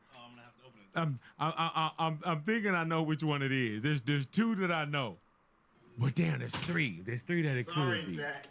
Zach. Man, if he walk in with Kendrick, I'll be like, oh shit. No. If he walk in with, that's the second one I thought. All right, Zach. Oh my god. And Zach need to know I know he mean with his hands, but I do tactical gun training. He didn't really talk about Kendrick that much. Hey, man, but it's not done yet, so I don't know. Why did I think this one? Because I told the team, I said, man, if he come back in here with Kendrick picture. Oh no. Let me tell y'all. I just told y'all in my movies we gonna win, right? Yeah, man. I wouldn't take a black picture down there if it was the only picture up there. Right. I saw a video of Kobe, and it really showed me the way. They asked him if he thought he was better than Jordan. Yeah, And I just recently saw that, this again. He said, I would never say it out of my mouth because I took so much from Jordan. I learned so much from Jordan. And Rebecca, that's valid too. What our people are doing and what black people had to do in I order, say because this. understand, that's our heart. Let's be clear. I am very clear what we have to do in order to be up on these walls. So there's no way that I would take down another black person. How did you feel about Kendrick at the Super Bowl? Oh, I loved it. Yeah. I loved it. And I love his artistry. And Well, I love, man. here we go. I love how he treats his family and how he feels about the culture. You know, one thing that I want to say, and I mean this, especially when it comes to black people, is even if you feel a certain way, we shouldn't say that shit in public. Yep, that's why I tell people. Even if I tell like my brother, if I felt like he was wrong, I tell him in the car. Yeah, like man, the fact that he's there is so wonderful. And this is what bothers me. If you are gonna criticize, why don't you criticize everybody like that? If you're gonna swing the sword, swing the sword. And if you're gonna swing the sword, be God enough or God-like enough to give not just criticism. Oh, okay, well, what do you think I could do better? You don't know, because you a bum. Right. Like, man, like, come on, we gotta love each other. We gotta do better. I am so proud. And if I can't say nothing else, this man brought LA together in a way that I have not seen since the 60s. And bro, Kendrick don't move around that much. For him to sit in and write something that can galvanize people in the way that he galvanized people, bro, that's powerful. And you know what I love about that? You lived here, but Banner, you're not from here. And even when I saw the pop out, people probably thought like, oh, the pop out, oh, not like us, oh, can you know? But I saw what was powerful about the pop out. I knew what cultures were up there. I saw the Crips, I saw the Bloods, I saw, you know, the Latinos. I saw what it looked like. I saw people walking out, you know, like everybody's high-fiving and not just, oh, we up, the city's up. It wasn't about Drake. It was about what we felt. And that came from, if you could say one man or one team, but what everybody felt like. And that's why when I saw the Super Bowl, people that didn't understand it, I'm like, well, maybe at that moment, it wasn't for you. But for those that knew the purpose, it served me well. And I know my team now don't want to hear this. Uh-oh. But Man. I gotta say it. But I thought Family black business, people, New Orleans. I thought black people wasn't fucking with the NFL anyway. Bro, we pop off so much, bro, but we ain't supposed to be messing with them anyway. But because they gave one black person some money, and all of a sudden we back with the NFL, we ain't supposed to be watching that anyway. Since we talking about all this black power right now, all this black excellence, like we get into the wrong things. And so we gonna criticize the fact that another black man is there regardless. I don't care who it is. We got that spot. And we got an opportunity to shine and put on for our people, and somebody got up there and did something besides just, hey, look at me dance. That boy didn't do no hits for the most part. And still is the most viewed in history? That's the biggest stunt of all time. I'm not even gonna do the songs y'all really like, and I'm still gonna smash. Yeah, man. What? And I'm gonna play a video game with your mind at the same time? They don't even know that. Hey, man. And you know what Hey, okay, okay, Rebecca, so we're sitting down right now with a radio host. His name is Bigboy. He's been in the game for a very long time in the radio industry for years, probably well past a decade easy. He has a very powerful voice in LA. Bigboy has a very powerful voice in LA, and if you notice the pictures that are on the walls, those are the kind of individuals that pull up to the Bigboy TV or Bigboy neighborhood. I remember when it was Bigboy's neighborhood radio station or radio channel, however you want to put it. And then now we have David Banner. it's safe to say that he's a retired musician. He's a retired rap artist. He's very heavy and big on activism. He's also an influencer in his own kind of way. And he's just an outstanding individual in the black community. So I just want to make sure I help you understand who these people are at this moment right now. So I hope that clears it up. I hope that helps you out. David Banner, like, man, this man is just an outstanding individual. And the amount of wealth, the amount of knowledge, the amount of education that you see from him is just, it's kind of frightening because the man is a little too smart. Like, he's just a little too smart. And then for him to have a friendship with Bigboy for all this time, and then Bigboy being the one that was talking to David Banner, giving him game, and then to see Bigboy sit there just like a proud father, like, you don't get moments like that all the time. It's amazing. No, Tiff. No, I agree with you. He definitely. Oh, what's wrong with my camera? He definitely has hits. I remember his hits. Get Like Me. That track he had with Lil Flip. What was it? Not something pimping, something like that. I forgot the name of the track, but like David Banner got hits. Let me not discredit that. David Banner definitely got hits. But he's pretty much done with the music now. He's pretty much done with the music. It's safe to say that he's done with the music. Oh, if he was on the radio, I may have heard him at some point then. Well, I'm not black, so I hope no one minds. Girl, you're good. Me learning about black culture, etc. Girl, don't even worry about it. When you come to the Flex Your Mind Network, you're gonna learn something. When you come to this YouTube channel, you're gonna learn something through these reactions. You know?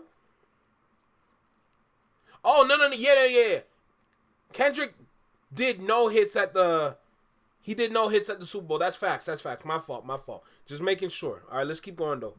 I love about that, man, and not even just about the numbers, but that's Michael Jackson, high numbers, Prince, Bruno Mars, like for Kendrick, and he did it his way. Yeah. You know what I'm saying? Like, I didn't look at that and say, man, what Kendrick doing? He didn't have no guy out there from a rock group playing a guitar. It was like, that's Kendrick. Yeah, man. And we don't also understand, man, and I'm going to say this and I'm going to go, because well, there's one more thing I do want to ask you, because I want to clarify something. Okay, cool. I'll say this, bro. Like, I believe sometimes. We involve ourselves in lynching. I see what you're saying, but not the hits that people wanted. Maybe that's where he's coming from with that point, because he did play the hits, but he didn't necessarily play the hits people wanted to hear. Kendrick played what they needed to hear. Damn. Did I just make sense? That's crazy. Without knowing it. You know what I'm saying? And we publicly lynch each other. That's why he called Cap. For Okay, entertainment of each other. And if you notice, a lot of times when they used to lynch black people, it was black people around watching it too, when we could have been doing something to stop it. So when people ask me questions, I usually don't. This is probably the first time, go and look, y'all, that I've ever said anything about that song or what was going on with that, because I'd rather use my power for something else, right? I ducked that question. But what I will say, man, is I seen this for myself. Kids are now being involved in lyricism. My homeboys' kids, I'm not talking about nobody else's kids, is actually dissecting lyrics because of that man. And so he's able to do something in a situation that may not be the cutest situation, but I can honestly say he got a lot more out of it. He engaged mind, had people asking questions and talking about things that people hadn't done since early 90s hip hop. And that's when we got people like Jalopy. That's how we got people like The Ville. That's how we, you know what I'm saying? Like, that's how we got these YouTubers. If it wasn't for them two, I wouldn't even be here for real. You know what I'm saying? Like, yo, that's so crazy, bro. That is so amazing. I mean, we talk about Souls of Mischief. That's on your shirt, man. When I went up to the Bay, I went and engaged with Tajay, bro, because of what they did for me. From a lyricism standpoint, for me to see somebody rapping like that was outside of New York, meant the world for me, Yeah. or to me. So for Kendrick to be able to at least have black folks thinking all around this world, we gotta give that young man some kind of credit and some kind And of. Ben, I want to ask you one thing because you had Valid point. touched on something, and I was like, man, people probably gonna read into it a different way because I wasn't sure on what it was when you said, and you don't have to answer this. I will. It was when you were talking about how if there was a problem, you wouldn't say it, in a rap. You would go and paraphrasing that you would go and that we come from. We'll see you. Mm-hmm. How did you feel about the entire beef with Drake and Kendrick? All right. Well, let me clarify that. Yeah. When I meant come and see you, it didn't necessarily mean that I'm coming to Right whoop there. you. Yeah, I'm not coming to pull a gun. I'm not saying that. I'm saying that as men, if you say something about me, I believe you. So I want to be clear on what's happening. Like, I had a situation where we literally... Rebecca, no. No, they really don't. Okay. I don't know if you know this stat, but think about this. In America, the children in America, on average, right now, currently, read at a grade 3 level. They read at a 3rd grade level in America. So, they going to be asking them questions. If we're going to be super honest. That's the latest for the data. I think that came out like, 2024 maybe? Who said it again? I forgot who said it. But that was around 2024, maybe 2025. I could be wrong, but currently right now they're reading at a 3rd grade level in America. So to answer your question, no, they ain't got no critical thinking skills. That's super sad. Then wait, what? What seriously? Well, yeah, it is shocking. It's very shocking. It's very, very shocking. But when you think about it, when you look at what's going on television, what you see on TikTok, especially TikTok, and then what you see from all the videos of kids pretty much not doing anything, they're not working because there's no jobs for them, because the immigrants are taking the jobs. Same thing that happens in Canada. You know, usually the kids are the ones that are working at the Tim Hortons here, or they're working at the Pizza here, or they're working at the Popeyes, wherever. It's usually them. But they ain't got no jobs for the kids no more. So now the kids, most of them are just sitting at home, chilling on their phone. You know, they're probably just doing some nonsense. Like, what? They're probably doing TikTok dances all day. They ain't got no job to work. So how they gonna get bread? Everyone on TikTok trying to make it. Literally. So they ain't got no critical thinking skills. But look at what Kendrick did. Look at what Kendrick did, bringing people together. People asking questions. What do you mean? What is Kendrick talking about? And then they start to understand, like, oh, that's wordplay. And then they figure out what an entendre is, like a double entendre, triple entendre, quadruple entendre. If you look at 616 in LA, that's about like 17 different entendres. You know what I'm saying? So like people are starting to understand these things. And then when you have songs like Not Like Us or 616 in LA or Euphoria, I'm gonna take Meet the Grams out there because Meet the Grams is just diabolical. But when you look at those 3 songs and then you can add Like That in there too, yo, they're actually like, they're listening to this. First of all, they're listening to the song. The song is good. But then it's like the song is also educational as well because now they're asking questions. They're like, what's this bar? Like, I hear stories of teachers. Like when David Bader said that, that's not the first time I heard that. I hear stories of teachers in school, whether if it's middle school, elementary school, high school, they're all asking questions about Kendrick's lyrics when the beef was happening with Drake. Everyone's saying Drake this, Drake that, Drake this, Drake that. Drake was used in that sense. He was not used in the sense as he's a guinea pig, but he was used for his likeness. Drake's likeness and Drake's fame is the reason why Kendrick won. That's literally the reason why Kendrick won. He outclassed them in every kind of way. And because Drake's name was involved, it was on such a big scale. And OVO niggas don't realize the power that's literally in front of them. Because of Drake's name, it was put on across the world. This beef was an international moment. This beef was an international moment, and these OVO kids don't realize this shit, bro. The way Kendrick took down their king is so diabolically frightening. When you look back at that situation and you sit back, honestly, you can't even say nothing bad. You can't even say nothing bad. Because Kendrick just seized the moment. One thing I learned in dance, if you're in a dance battle, specifically in Crump, if you see a chink, if you see a crack, if you see something in your opponent that you can utilize, you strictly target that.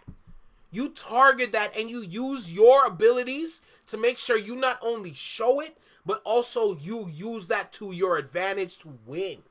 That's all Kendrick did. Drake said, oh, you can use all that underage shit. The man said it in Tailor Made. Yeah, you can go ahead and use all that underage shit. Go ahead. Let's see what you got. And then he got what came to him, bro.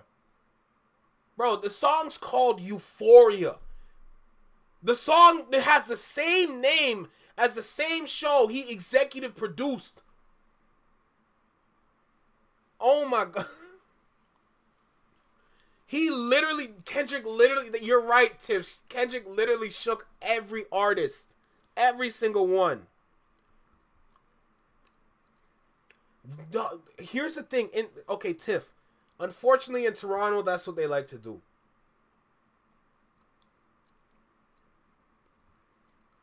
I'm glad you did that. Oh, wow. I don't know. I was very hands-on with my kids so they could read at a college level. At grade 5 and 6, so I didn't realize it was that bad for kids. Girl, it is that bad for kids. It is that bad. And yeah, so Tiff, unfortunately, specifically, honestly, high school, college, a lot of people were breaking down Drake's lyrics. And then when you get to Toronto, it's like Drake's lyrics are like common knowledge in Toronto. It's like I remember I was walking in like the Eaton Center. It's just a mall that's in downtown Toronto. I remember I was walking in the mall, and literally every other kid was just saying Drake lyrics at the time, because I think he dropped an album or something around that time when I was there, and everybody's just saying Drake lyrics, and then they're breaking it down. They're trying to put together like the bars and the wordplay, and I'm like, that's kind of weak. I ain't gonna lie to you. They're like, what? Yo, what's wrong with this guy, bro? This guy's weird. I'm like, so I'm the bad guy? I'm quoting Nicki, so I'm the bad guy? Honestly, I got so bored with the music of Drake's era. It was so stale and mindless and stupid, and you're preaching. But the problem is that because Drake is from here, and the fame that he acquired, people fed into it, you know? And because they fed into it, they fall down a whole rabbit hole filled with lies and false talent. Like, it's unfortunate. I'm telling y'all, Americans, UK, Czech Republic, wherever, Denmark, wherever.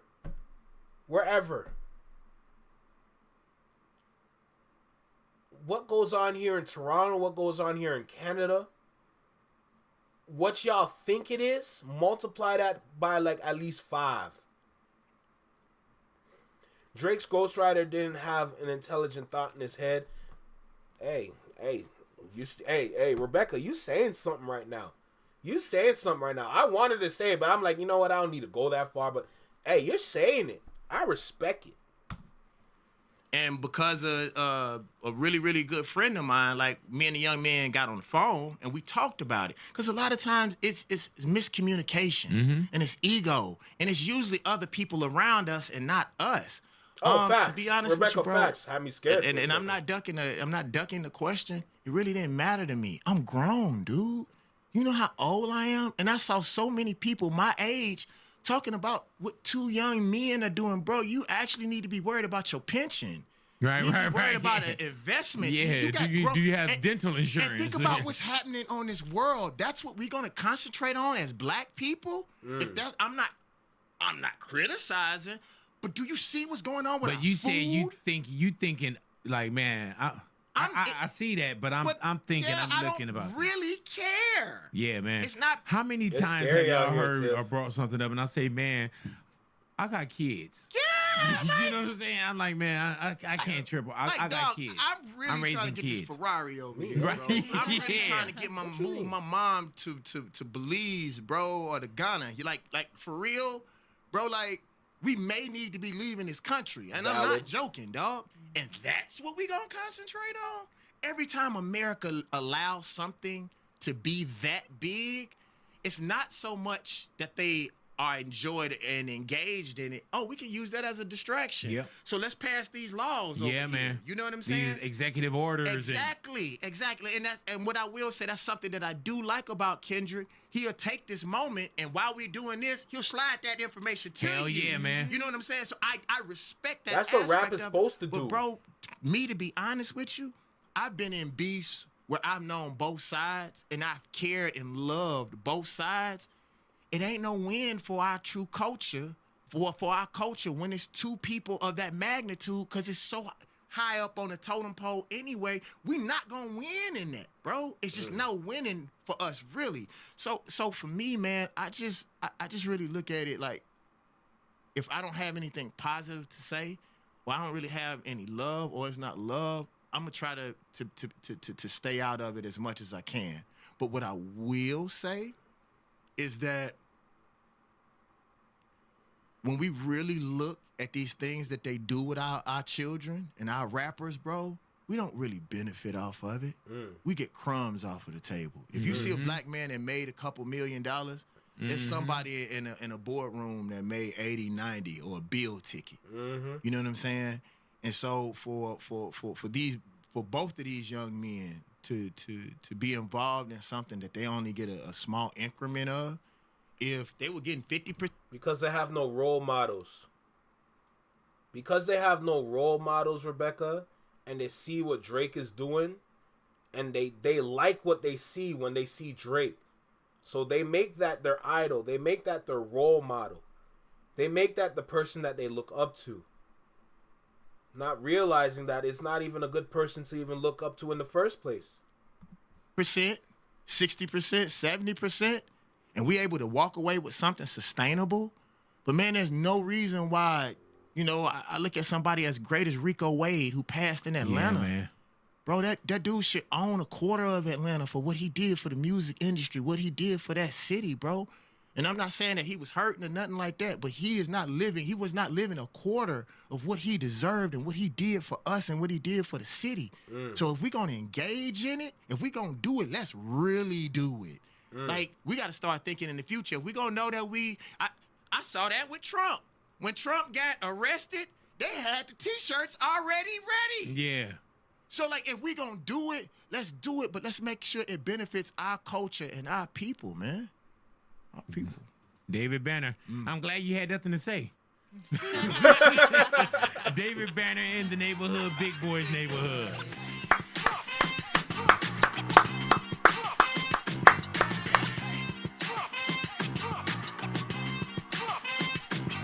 Big salute, bro.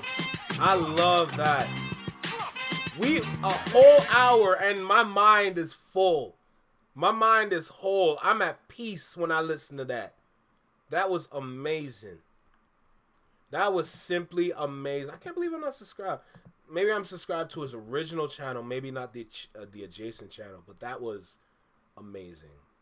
Simply just amazing, phenomenal interview. I loved every moment of that. And that interview had me energized too. It had me energized. Man, I was wow. So, we've been doing this for about 2 hours and 13 minutes. Holy sh! I told y'all I'm going to double the time.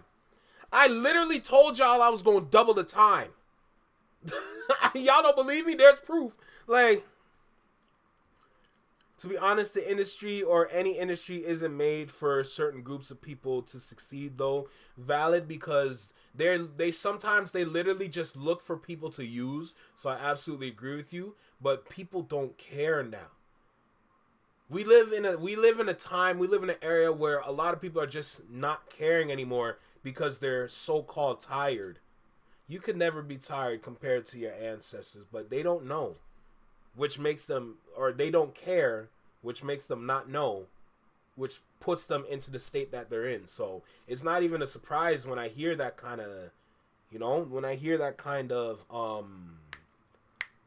comment. When I hear that kind of comment, I sit there, I'm like, okay, think what you want, that's cool, But I feel like this interview is the kind of interview that I'm just gonna endlessly replay over and over, so I make sure I learn everything I can.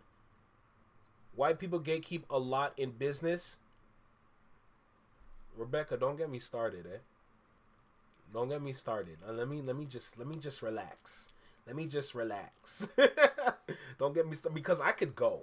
I can go. Don't even get me started on stocks. But let me stop. Let me stop. I don't have much words. I said everything I needed to say throughout this interview. I'm at the point where LOL, I've seen it, don't kill me. Damn. I'm like I said, I'm not surprised. Damn, that was wild. Wild. Every moment of that interview. Honestly, Rebecca, I recommend you watch the interview. I feel like you would learn so much from David Banner. It might scare you. And that was only like an hour and 9 minutes, if I'm correct. But I feel like you should take the time and just watch that interview. Because there's so many gems. There's just so many gems within that interview. It's scary. It's so scary. But that's the end of that. All I can say is that I enjoyed it. And I know everybody else here with me enjoyed it too. And that's all that matters. We just sit back, we enjoy ourselves. Y'all got y'all little snack. And just we enjoy the time, But yeah. Damn, I've been streaming for 7 hours. 7 hours.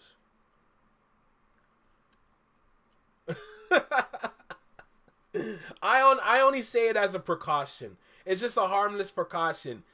If you love learning, girl, enjoy. That's all I need to say. Let that be your podcast that take you into your night. That will take you into your sleep. Because trust me, Trust me, it is worth it.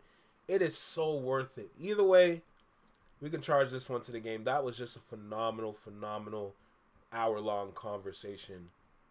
Wow. I'm glad I watched that. The whole thing. First of all, I finally watched it. Finally. But I'm glad I had the opportunity to watch that. And I'm glad y'all shared that with me, bro. That was just wow. Wow. That was amazing. That was simply just amazing. Well, honestly, that was the last video for today. If we're gonna be completely honest. Is Damn D still at the concert? Damn it. I really gotta. Okay. I'm pretty sure Tiff is still here. Tiff, I got a question for you. Because I remember it said to make a GoFundMe or something. I remember you said that. To get them Kendrick tickets. Thank you, Rebecca. Thank you. I hope you have a great day tomorrow as well. I hope you have a great night. But I'm sure Tiff is still here. If not, then oh well. But Tiff, you said Damn D made a GoFundMe for his Kendrick tickets. I'm just not used to promoting things like this. I'm not like a huge fan of just saying, look, I have a GoFundMe. Like, nothing bad happened to me, hopefully. All right. Nothing bad happened to me, hopefully. Like, knock on wood type shit, But, like,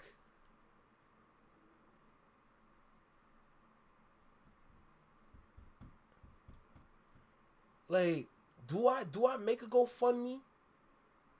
Do I do something like that? Do I kind of make that happen? Do I put that together? I don't know. I've never really done anything like that before, if I'm gonna be completely honest. And the funny thing is, on my link tree, like I said, I never promote the Amazon store, like the Amazon wish list I have on my on my link tree. I never promote it, but it's there. It's at the bottom.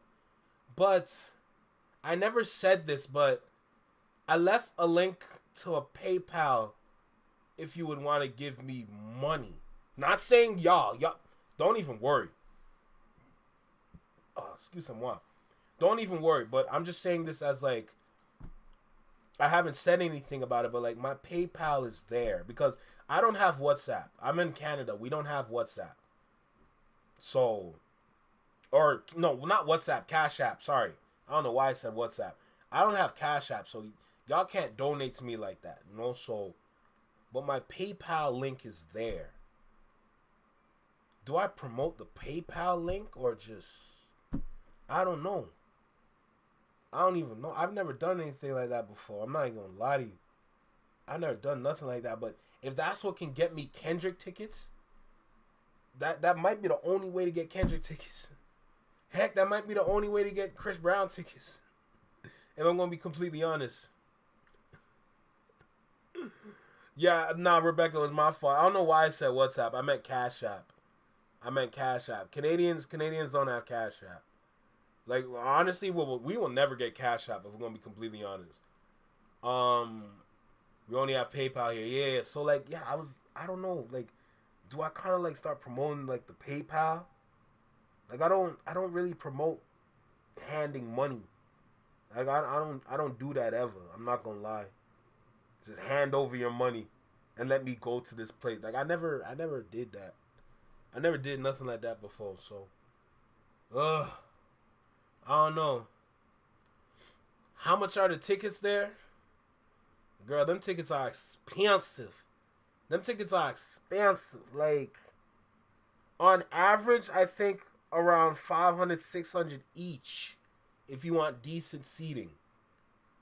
Now, and how are you going to get tickets to Canada? They're sold out, I think, both days. And I think Drake bought the floor for the first day thinking I don't know. Okay, Rebecca, I don't know if that's true. I really don't know if that's true, but what I do know is the second, they're not sold out. Both days are not sold out. There's still seats there, cause I checked the other day. Yeah, that was fake news. So we checked the other day on stream. I think that was before you stopped by. But we checked before on stream and looked at the tickets. There's still seating for the Kendrick shows on both days. So it's not sold out. But yeah, around 500, 600 on average. On average. So it's not cheap. And I feel like as much as I want two tickets, I'd have to just get one. It only makes sense to get one. Because I don't, even if I promote the PayPal, I don't want y'all just, here, take it. No, I don't want that. Hold on. And at the same time, I don't want it to come from all in one place. So, it's tough. It's really tough. I'm not going to lie. It's really tough. And then I haven't even looked at the prices for the... See, that's why I don't want to do this, because there's so many things happening, and knowing how it is in Canada, it's not happening for me if I don't do this. But there's so many different things happening. There's Kendrick. Chris Brown is on his 20th anniversary, and he's doing a tour. And then in November, I got going to Vegas. Like, there's so many different things lined up. I'm just like, bro, I can't sit here and keep begging like this. I can't do that. That's not how I was hot-wired. So it's like, I don't know. I'm stuck. People may start buying close to the day. Absolutely. And when you think about it, we're in late April, and May is in, like, what, next week or so? June is pretty much right there. I'm pretty sure that's when the Toronto show is. It's like June 13th or something, or June 12th. Like, June is right there. Like, it's not far. 800 was what I paid, but they weren't awesome tickets. They're decent, but the good ones were way more than that. I found a website. Some of the seats at the front, 2 weeks or less. 2 weeks or less, really? Oh, that can't be. It can't be. Yeah, like, no. May is in, like, yeah, less than 2 weeks. Honestly, less than 2 weeks. Honestly, what, today's the 23rd, so less than, well, it's, yeah, less than 2 weeks to safely say. But, like, we're pretty much a week away from May. And then just go through the whole month of May, and June is right there. Yeah, till May. Yeah. So, I've seen some seat prices, though. Like, I remember watching it or looking at it on stream. There's some seats that are around, like, $600, but they're close. Not saying you're, like, right up to the stage, but, like, you're really, you're close to the stage, basically. And, of course, there's, like, multiple stages, you know? There's, like, what, 3 different stages that he walks around to or whatever. But, like, it's, no, that's the Chris Brown concert. Sorry, it's like a diamond. It's like a diamond stage, so he's walking around the diamond, basically. So, like, I've seen some seat prices. They're pretty close for one. Like, I would have to get one ticket, honestly. If the Chris Brown tickets are cheap, hopefully, because they're going to have the Chris Brown show at the new stadium, or the new concert stadium. But I had to make sure I had seats to accommodate my physical disabilities. So, there's never good seats there, but okay, could be better. Valid. That's completely valid. Yeah, like, it's tough. It's honestly tough. I'm not gonna lie. But, yeah. Cause, like, I see, let me get the name right, Moni. I saw Moni, she live stream. Damn, he live stream. Who probably, like, I feel like everybody's gonna live stream. HHSB crew, I feel like Big Zoe finna live stream if he goes. Like, whoever, I feel like Read My Soul, if he went, he'd probably live stream it too. Oh my god.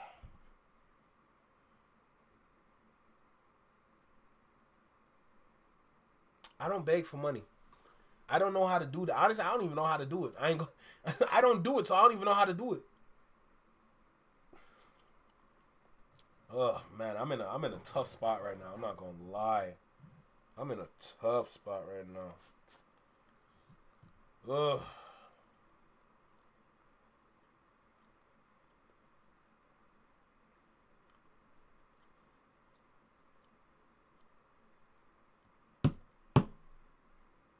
I don't know. Honestly, I hope this whole PayPal thing works if I do it. Because for a small channel like me, I would want to live stream. Make it a goal then and don't beg. Isn't that a thing on YouTube channels? I've seen some channels do that. I've seen some channels have, like, the whole goal thing set up. Where, like, there's, like, a bar at the top. And then as they get money, like, the bar kind of increases. So I've seen that. Heck, I've done that for, like, subscribers, I think, at one point. Way back when I really first started. Y'all remember, like, from the my greatest hits that Anthony made? I held the glass up with the water in it, like, you need a drink. You look a little thirsty. You remember, y'all remember that? Like, I did that. I remember that. Yeah.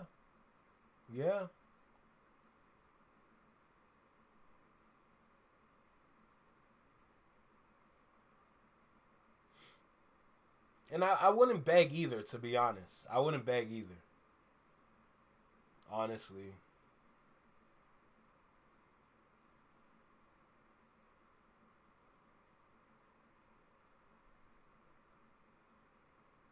I don't really beg, period.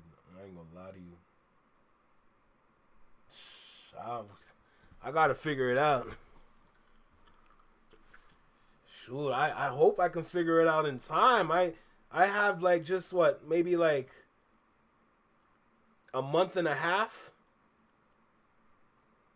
I might have like a month and a half until I can, like, you know, until like the day comes. So realistically, I might only have a month.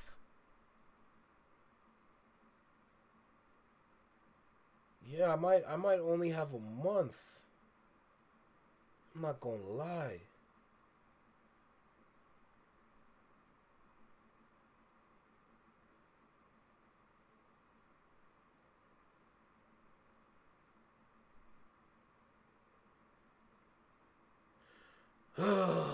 Jesus. June is Kendrick. August is Chris Brown. November, Complex Con.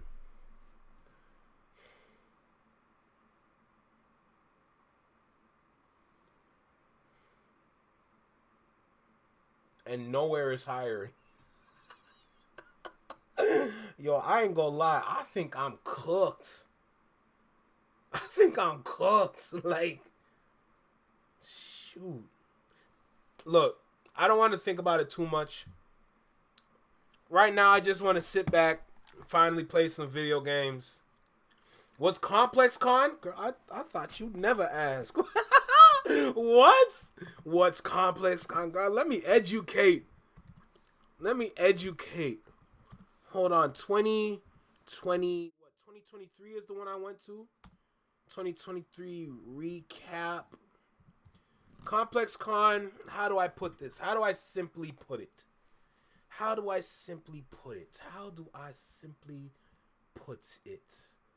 Oh my God. Oh my goodness gracious. Oh, I'm not ending soon. Whoa. See, I gotta fix the mapping on these buttons, bro. Girl, don't even worry. A lot of people don't know about Complex Con. Don't even worry. A lot of people really don't know about Complex Con. But, oh my God, I still can't believe I was there. Bro. Okay. What is Complex Con? Complex Con is simply just a convention made by Complex. So if you know about the Complex Instagram page or Twitter, whatever, it's a convention made by Complex that pretty much has everything that involves pop culture today, from fashion to food and everything else in between. You can add in streetwear, sneaker culture, skateboarding culture, people from the fashion industry, anything and everything that is pop culture is all in one convention. And it's usually held in LA, but from last year to this year, they've been doing it in Las Vegas, and it's been successful. So it's pretty much just one big pop culture event that brings out all kinds of individuals, people that love fashion, people that love television, people that just love collecting. It's just a hot box of just multiple different things that have to do with pop culture, right? So, excusez-moi. Let's go to this video right here. I really went here. Day 1, Complex Con. This is my... Oh my... I was really there. And I missed the Jabberwocky. Oh, that's 2021. Okay. Never mind.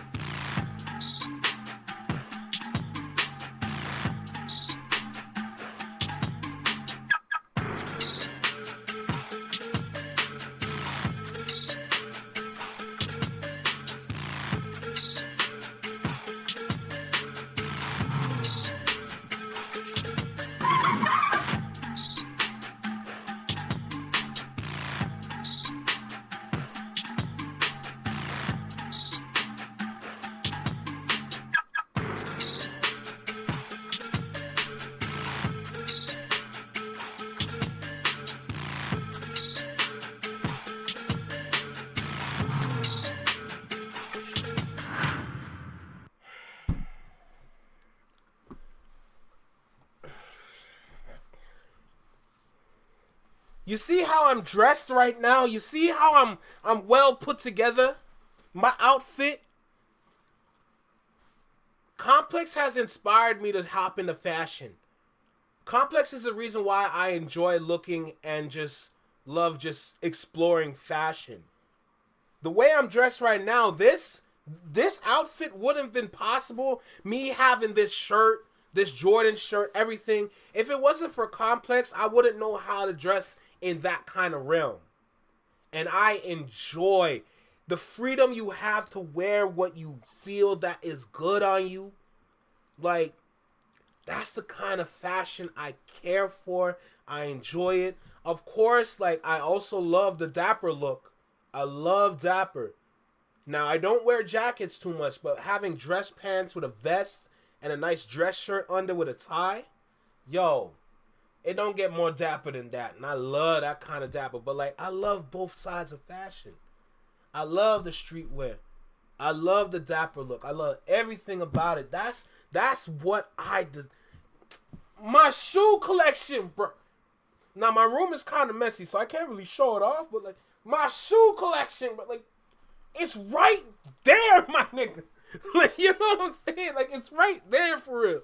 Holy. All the clothes. I've been keeping it light with my fashion. I like to mix my colors. I know my color palettes well. So when it comes to me putting colors together, it's almost effortless. You know? Ignore the undershirt. That's all I'm saying. Ignore the undershirt. I just threw everything on. But, like, yo, the fuck? What was that? What was that? I know all kind of weird shit around here. But this is my shit. This is my, like, y'all, I just introduced y'all to my sanctuary, bruh. I don't really be telling people about this unless, like, y'all ask. This was the year I went in 2023 when Kid Cudi was there.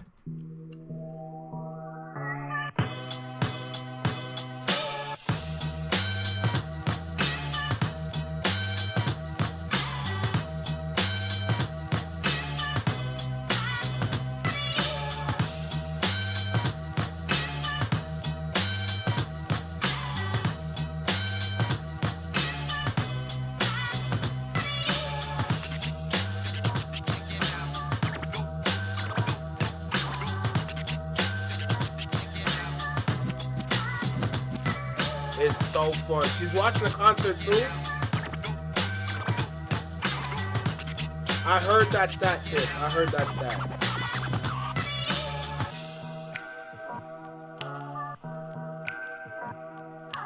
Skateboarding culture is a very big part of streetwear culture. Fun fact, that booth right there that he's skating at, that's the Marathon booth. So if you know about the Marathon clothing brand, that's Nipsey Hussle's clothing brand. R.I.P. Nip always. I have hold on. I got proof. Hold on a second. Don't play with me. I got proof. Nigga. I got proof. Y'all want what? Y'all stepping into my okay. Y'all want proof? Y'all want proof? Here we go. You just stepped into a whole new world. Let me tell y'all something. I made sure to get my. I made sure to get mines. Ooh wee. This is my proof, right? I was there. I walked up to the booth and said, I want this shirt. But the front is not the reason why I wanted the shirt. It was the goddamn back. Hold on, let me put this other one down. Hold on. The back is the reason why I wanted the shirt. This is tough. This is so tough right here. Oh my God. And then, hold on, let me put that one down for a sec. Hold on. This one. This shirt right here. This shirt by Represent right there. This was at Complex Con 2. I was contemplating buying this one. It was a little pricey. But this one, if y'all see the back on this one was so worth it. And I haven't worn it yet. Hold on, is the tag still there? Hold on. The tag's still here. I still got the damn tag right here. I haven't worn it yet. But okay, but look at the back. Y'all just stepped into a whole new world with me, bro. Y'all, man, let me stop. Y'all see this? Y'all see? This is so grimy. This is so ill. This is so me. This is so sick.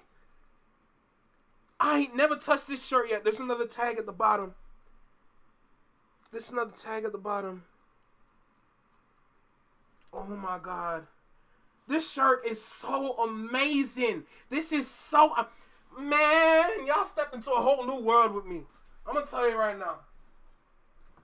Oh my goodness. Oh my goodness. Y'all don't get it, bruh. This is my world we talking about. Where's that other one? Where's that other one? Oh my God.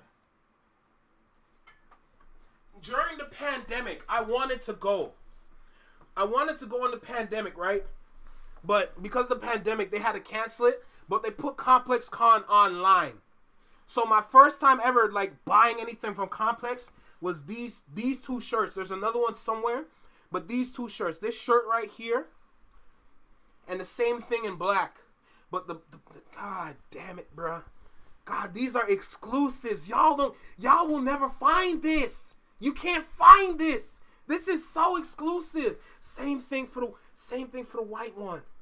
Same thing for y'all stepped into a world with me. Oh my God, the white one tough. Oh my goodness. Y'all don't get it, bruh. Y'all don't get it. Y'all done started something. Y'all done started something, bruh. Oh, here we go. Here we go. Here we go. Here we go. Here we go. Lord have mercy. So this is the third shirt. Oh my God. Y'all playing around with me. Look at that right there. Well, that's a Complex Land. When Complex Con was online, they called it Complex Land. This was their standout shirt for that year during the pandemic. Something simple, but it was cheap. Beautiful shirt. I said, let's get it. Let's get it. And this was the other shirt I got. This is the other shirt. This is the Oracle shirt. So Chris Brown had a booth there. And Chris Brown had his own, he has his own slippers. I got them up there. This shirt, I got it at the booth along with the slippers. And this was at Complex Con as well. Oh my goodness. Oh my God. Oh my God. Let me tell y'all something. I got time. Boom. I got the Chris Brown Nami slides. The Chris Brown Nami slides.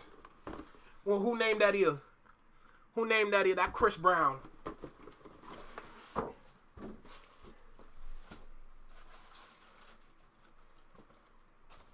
I only wore these once. But these are the Nami slides. Size 12.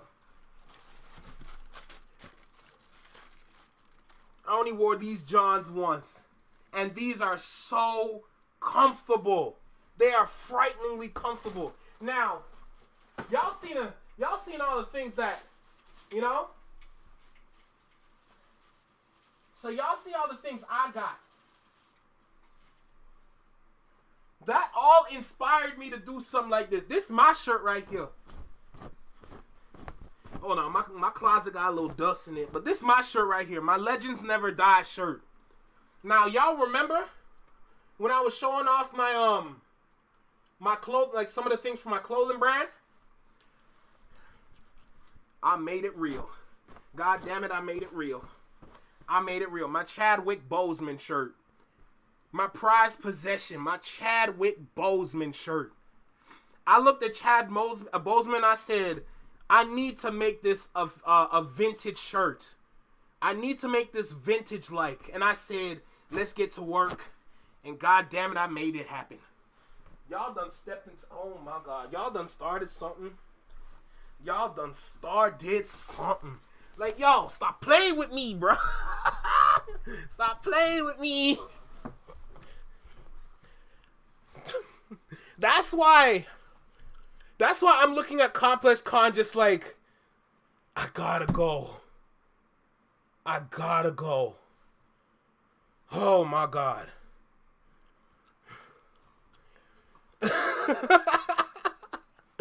Oh my God. Oh, this fashion shit. I love this fashion shit so much, bro. Y'all don't even know, bro.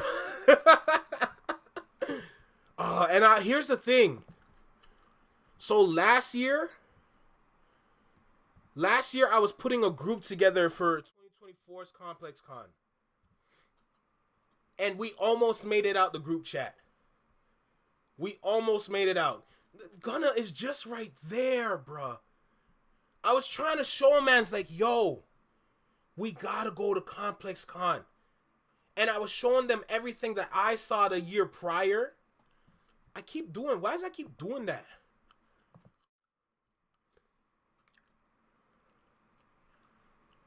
It's a bit wacky. I know it's wacky, but I have till November. So who knows? I don't know if it's going to be the same. I don't know if it's going to get better, but I gotta go. I just gotta go. I gotta go. Yep, No Jumper was at Complex Con too. Oh my God, I just gotta go. I just gotta go, man. Oh, y'all don't understand. I know, I fixed it. Don't worry. I fixed it. Oh my God, man. Hold on. Let me see this. I had about 5 people in the group chat at the time, but 2 of them dropped. So if I would have went still, I would have went with 2 other people, so 3 of us in total. But it just never worked out, unfortunately, and we missed out on a lot. We missed out on so much. But this was last year. Hello, we're at Complex Con, so Oh, no. That is Hong Kong. That is the wrong Complex Con. This is the one.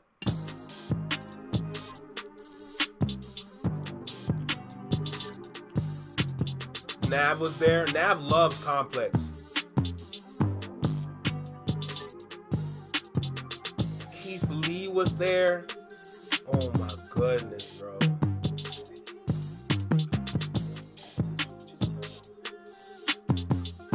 Lethal Shooter was there. That's crazy. Black Boy Max. He's short as hell. Snoop Dogg Andre was there. Gunna.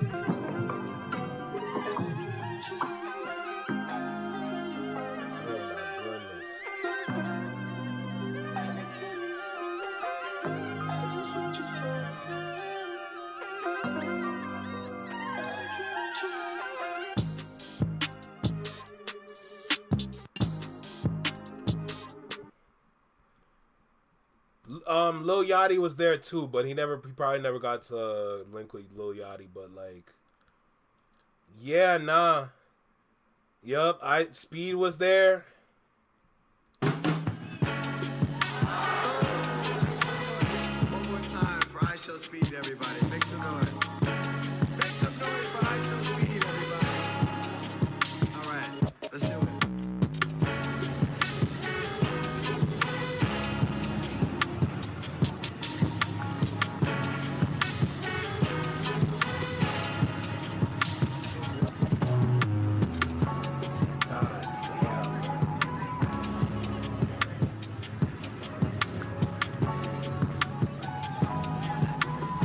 Yes, I'm still here. Yes, I'm still here. Yeah. Oh my God. Yo, guys. I'm not gonna lie. Get a job. Shut up. This is the job. Okay, I can't lie. I cannot lie.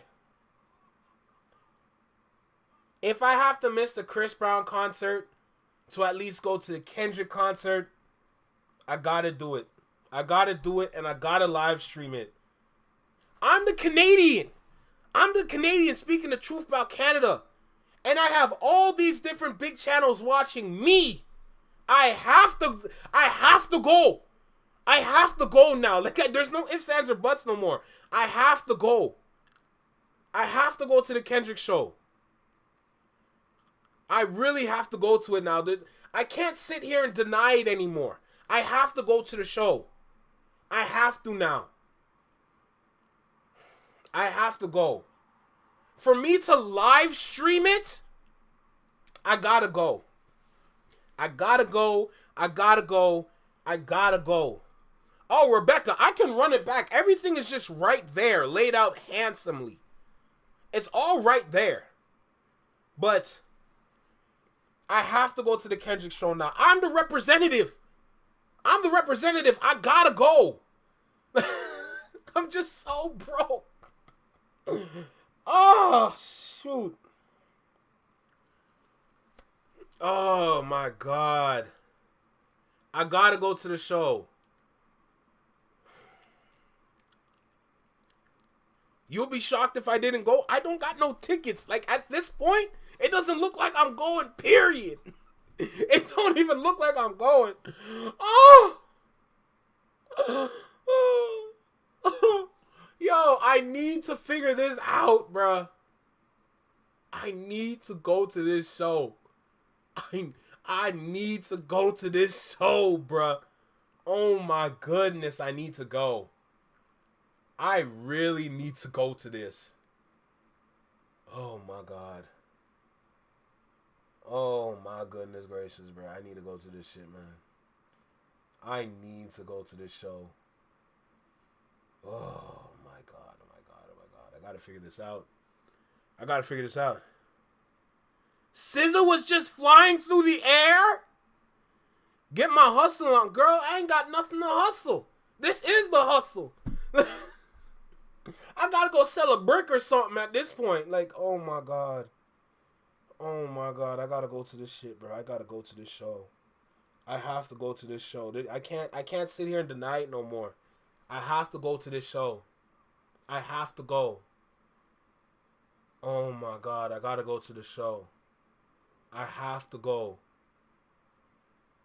Oh my God. I gotta figure this out. Oh my God. Y'all got a brick I can sell, bro? Y'all got any bricks I can sell for real? Because at this point, I don't even know how that's going to happen, man.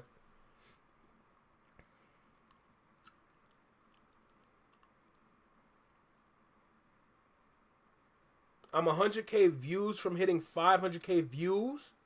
Damn. Well, that's not going to come quick, but it's going to come soon. Pause. It's not going to come quick, but it's going to come soon. That's sick. I sound like Shannon Sharp.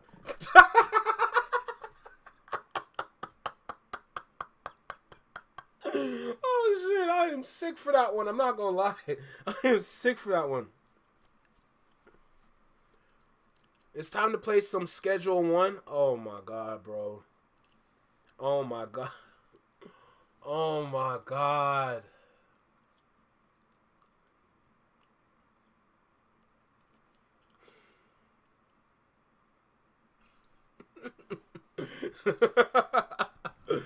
Okay. As much as I'm a Chris Brown fan, if I have to sacrifice the Chris Brown concert, and trust me, I'm a dancer. I'm a friggin' dancer. I literally belong in that concert, regardless if it's on stage or not. I literally belong there. But if I have to sacrifice that to go to the Kendrick concert, I gotta do it, man. I gotta do it. I know the Chris Brown concert is in August. Hopefully a friend will bless me, because my birthday is in August. So for all the Zodiac people out there, someone gotta bless me with them Chris Brown tickets, bro. Someone has, like, as a birthday present, a little 1-2, just hit me with a Chris Brown ticket. I appreciate you for the rest of your life. I promise you. even when you pass.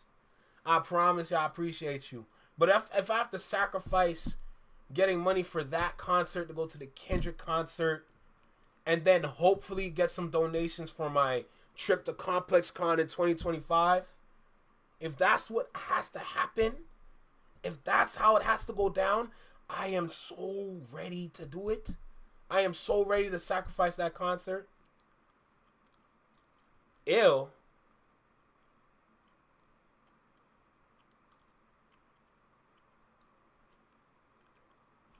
That's a D plus rug dealer. Jesus God. Oh my God. If I gotta sacrifice it, then I gotta do it. I gotta do it. But the dancer in me is literally telling me. The dancer in me is literally telling me, you gotta go. Oh my God. The dancer in me is saying go to the Chris Brown concert. But the culture in me is saying you have to be at the Kendrick concert, bro. You have to be at the Kendrick concert. Like, I can't sit there and deny that anymore.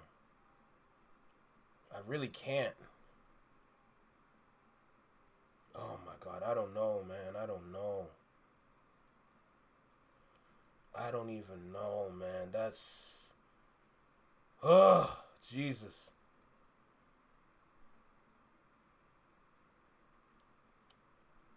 I don't even know, man. I do not even know.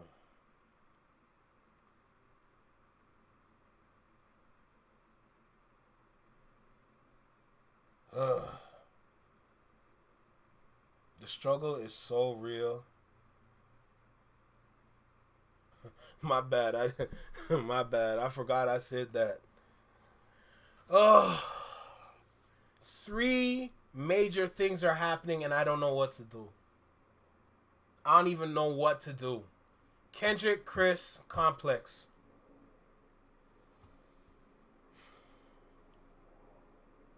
I don't know. I don't know what to do. I don't know what to do for real.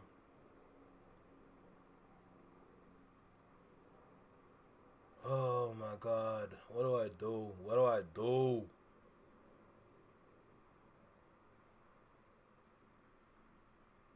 He about to perform Not Like Us. I don't know if I can stream it. That's the thing. Because I know me and YouTube got beef. Me and YouTube always got beef. So I don't even know if I can stream that.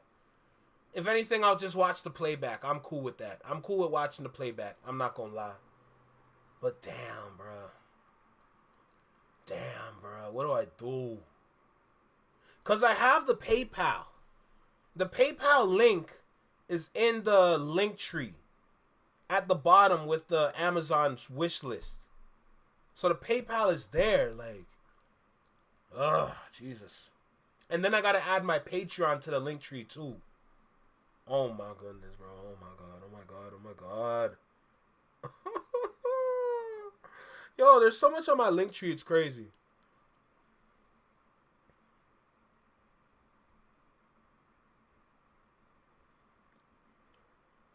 Wait.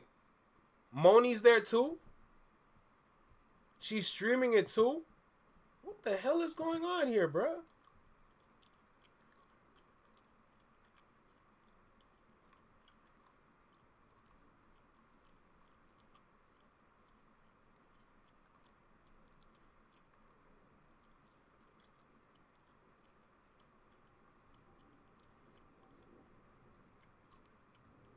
Join if you're alive and breathing is crazy. Luther Vandross is live streaming?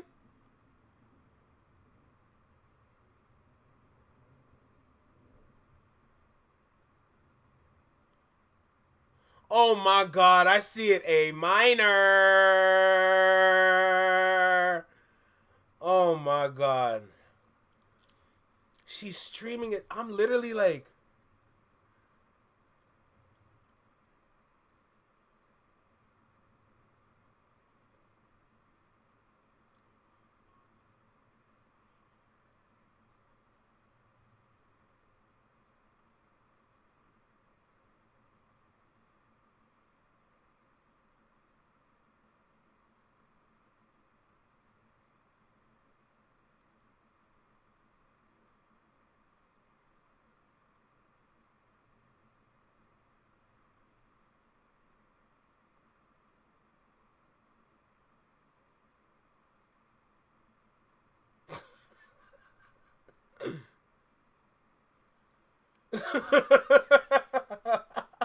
You know the Vandross estate is loving all the Kenny money is hilarious. Okay. I have an idea. I have a really crazy idea. Bear with me now. I'll tell y'all the idea. And just like, think about it like this. Do y'all remember when I said I was going to do a 24-hour stream?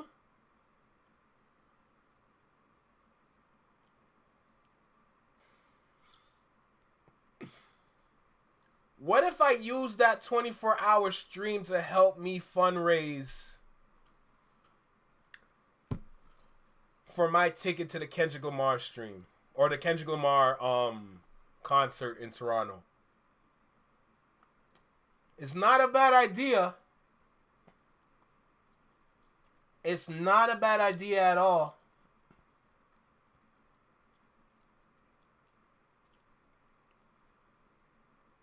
Now, I don't know how that's going to go. I really don't know how that's going to go, but I can kind of like try and do a 24-hour stream to kind of help push. It's not a bad idea, I'm not gonna lie. Yeah, like a fundraiser type thing. Because, oh yeah, Rebecca, you weren't here, but I announced it a while ago that I wanted to do a 24-hour stream. So I might actually do a 24-hour stream. I might actually do that. I'm not gonna lie. I might do that.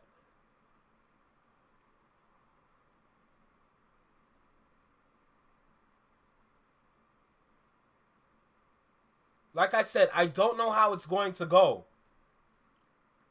But that could work. That could really work.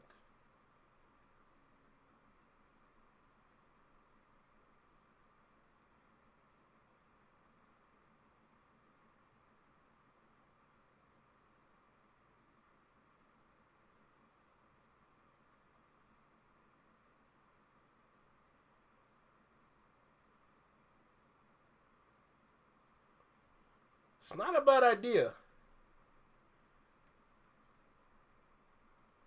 It's not a bad idea. I can do that. Be doing Luther, damn it. Okay, listen, I don't want to get taken down by YouTube though. That's the thing.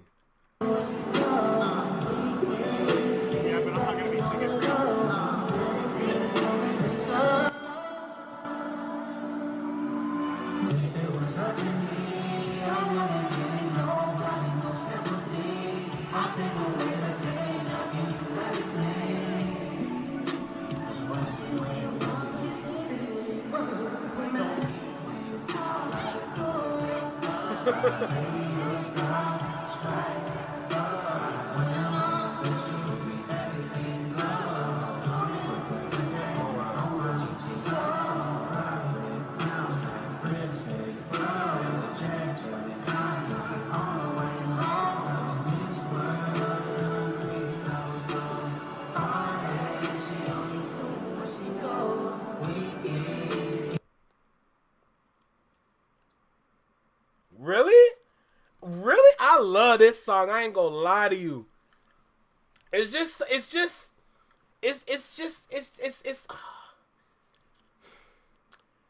the feel-good music that we miss from the early days. From like the 2000s, from the 90s. That feel-good music. We never had anything at this level in such a long time. Like, it literally just feels good to just listen to Luther. Like, the way that we just feel love in our hearts when we listen to Luther. Like, it feels so good. Just hearing something at that level. Luther's at such a high level. So, I understand what you're talking about. It's your least favorite? Oh, it's up there for me.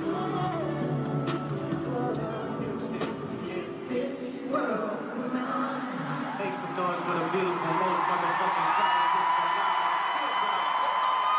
Rebecca, grab your lips. Don't kill me. Don't kill me, bro.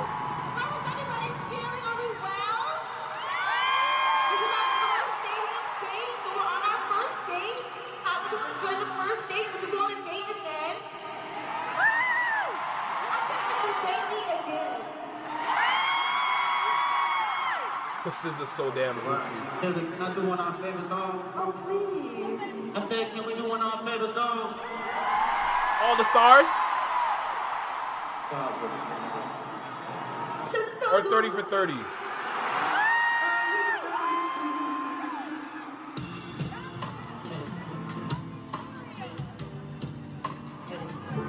Oh! How many songs are left?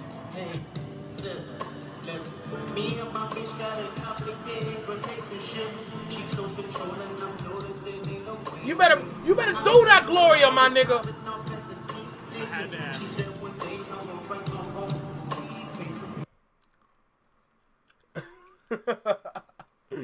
That's another thing too. That's Luther Vandross that we talking about, man. That Luther, Gloria. Oh my God, man. Luther. R.I.P. Luther Vandross. R.I.P. Luther Vandross. Okay, so the best thing I can do right now is I should probably plan the 24-hour stream. I should probably plan the 24-hour stream in the month of May. Maybe at the end of the first month of May, I will do that. Rebecca, you never listen to Luther? Rebecca! You never listen to Luther Vandross? Oh, girl, you are missing out on some music. Oh, and I can't play it. That's the moment where I need to be live on Twitch. I need to be live on Twitch.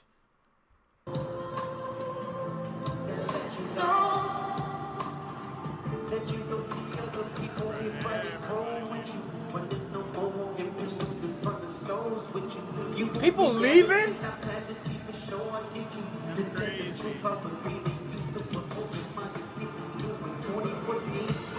People are leaving? What?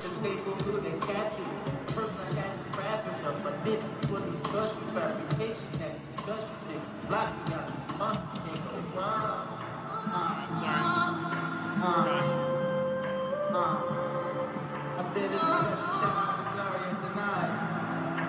Then fall right back and love me, that's the moment that I touch you.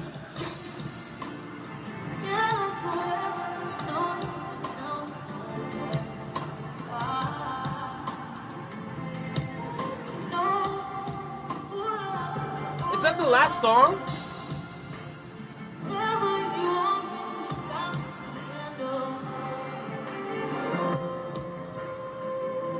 Oh, that's the last song of the night.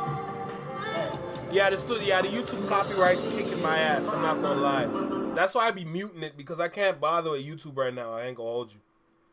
No way. It better be the last song for the night. Oh, my bad. Maybe let me make sure I like this. My bad. I got you. Don't worry. I got you.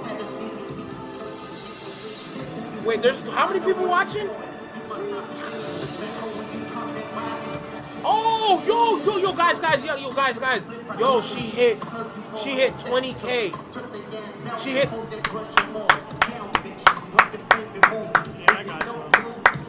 Congratulations, she hit 20K subs, man. Congratulations. Wow.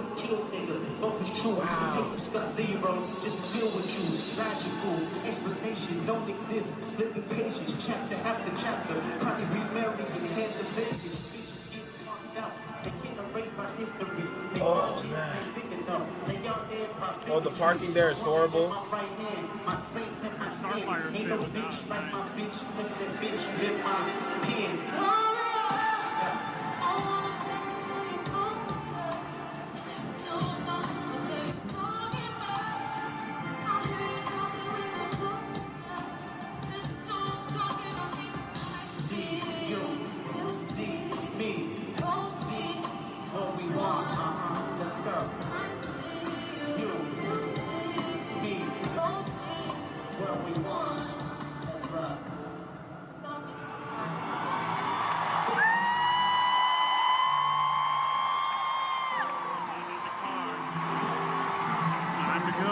Houston, we love y'all. Thank y'all for joining the live. Until next time. No problem. No way he ends the concert like that. That is so ill. Send one from Florida.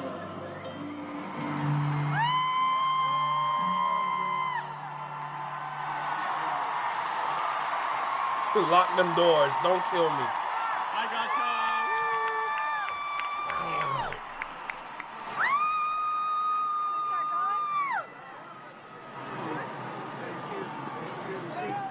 Yep. Thank you. We'll see y'all later. Wait, how did she? That's not her. Was that her?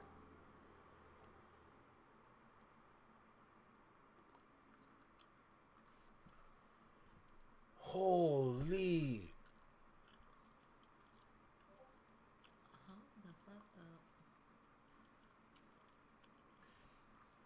I guess that's it, huh? Hey, cousins. That was such a good... The second show was definitely better than the first one. Can y'all hear me in the chat? You're a little quiet, sweetheart. Let me know if y'all can hear me. But the second show was definitely... Yeah, maybe. Or someone was live streaming for her or something like that. I don't know. Based on, like, the energy, even from Kendrick and SZA, the energy was way better. And then the crowd was way better. The participation was on freaking point. I really enjoyed that. Like, I wasn't even thinking about how I'm feeling right now. I'm over here coughing and shit, but I wasn't even thinking about it. I'm over here two-stepping and getting my life. See, that's another thing. As much as I love this chair, I gotta retire it. I was gonna say something. I gotta retire this chair because I need a gaming chair. I want the freedom to stand up and sit down. If I want to stand up, I gotta stand up and push this chair back. Like, literally, I have to literally push this chair back. If I had a computer chair or something like that, I can just, like, kick it back one time, just run. Like, yo, my reactions would, like, literally, if I had a different chair, my reactions would be through the roof. My reactions would literally be through the roof if I had a different chair. What the fuck that was about? They was in Houston. They was on tilt from start. Yeah, that's what I thought. Someone was there and just went live for her. Yeah. Damn, bro. Damn, bro. But thank you to the cousins. Thank you so much, y'all, for the donations and stuff like that. Y'all already know YouTube be on bullshit, so they're gonna definitely strike this video. It's probably gonna go private.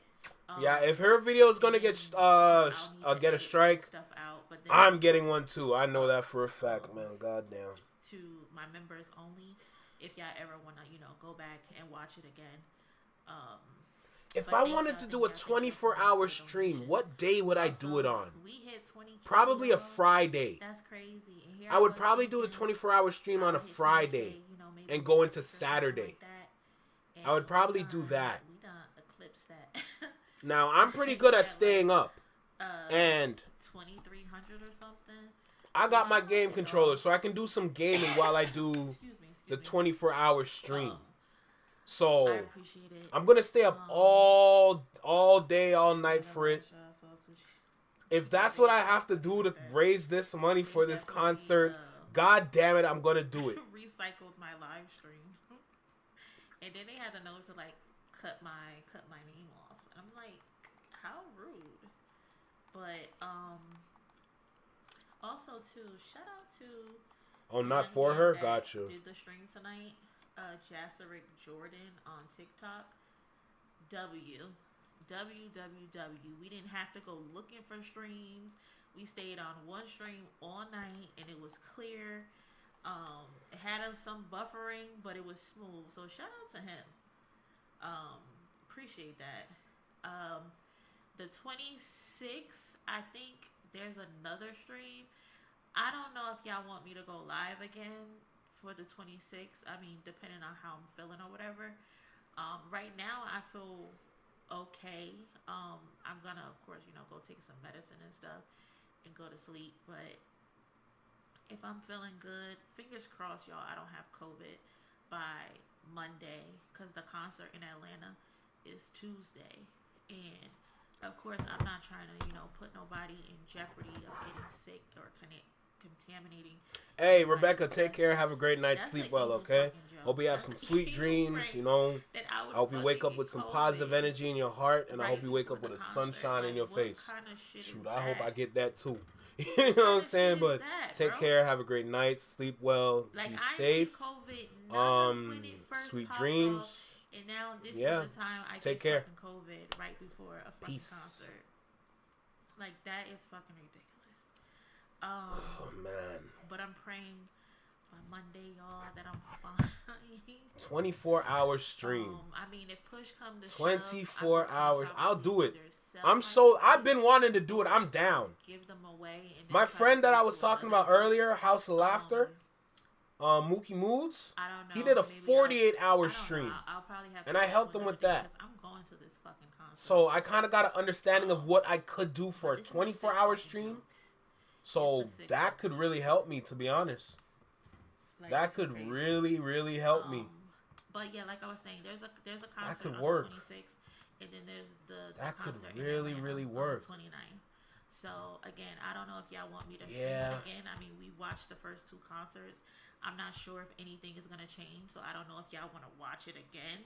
But if y'all want me to stream it again, I will. And if I can't stream it, Kwani somewhere in here, he probably stream it in the Discord. I have the links and stuff pinned for you guys if you want to join our Discord. I know a lot of y'all are already in there, but a lot of y'all don't be talking. If that's what I got to do, and I'll do it. Atlanta, LA, and Toronto. But I appreciate y'all being in there. I can live stream it for y'all if I did Toronto. Just stream in the Discord, or maybe I can literally do it for all these people if I got to live stream for. Yo, if I do this, my subs would go up crazy. But yeah, cousins, my subs would go up crazy if I did this. And I hope y'all enjoyed yourself. This was a good time. The chat was lit. No. Y'all not seeing it. With 3K likes. Do some Ren videos. Yeah, hell yeah. So during the 24, I will definitely do some Ren videos during the 24-hour stream. Yeah, y'all have. We can watch some of the podcasts that I like to watch. You know, of course, at night, literally straight gaming throughout till the morning. I can do that, no problem. That's light work for me, to be honest. As long as there's things for me to do in the game, I will definitely get it done. Like, that's not even an issue for me. What else? I can have, like, my friends pull up and we can just have conversations. I can definitely make that happen. Okay, I see it. Maybe we can have a really long podcast. Like, we can do, like, a really long podcast episode if we make that happen. We can definitely do that. What else? There's so much. We can probably do, like, I don't know, maybe we can do, like, Kahoot. Or maybe go, like, song for song battles. Who has the better song, like that. Like, the same thing that we did for the Playboi Carti album when we were waiting forever. We can do the same thing. We can make that happen. I gotta make sure I write this down. Where is my notepad? Is it here? Where is my notepad? I'll find it later. There's so many different things, but the only thing is that for this to work, people need to show up. People would need to show up for this to work. Like, I can be y'all source to live stream in Toronto, and if I get good seats, the quality would be better. So, who knows what's gonna happen, but that's literally how it's gonna go down now. Like, if y'all donate to me, the better y'all donate to me is the more likely I will sit closer to the stage so I can live stream for y'all viewing pleasure. Oh, I gotta be there. No. I was thinking about going, but now that I realize what's happening in front of me, I have to be there now. I have to be there. Oh my God. I gotta be there now. I got to be there. God damn it. I gotta be there. Damn it, I gotta be there. Damn. I really gotta be there now. And I gotta make sure I get a battery pack too. I gotta get a battery pack as well. Oh my God. Yeah, I gotta be there now. It's time to sell out Flex. I don't want to be that guy though. I don't want to be that guy. But I gotta do it. I gotta do it, man. I gotta do it. And I'm not good at begging too. I'm terrible at it. Oh, Ari Lennox left Dreamville? She left Dreamville? No way. Yo, TDE. We got one. Hey, we got a freebie. We got a freebie. Let's get this one. Oh my God, it's time to sell out. I can play games. I can have conversations. We can do like song for song battles. We can play some like trivia, like funny trivia games just to get a laugh.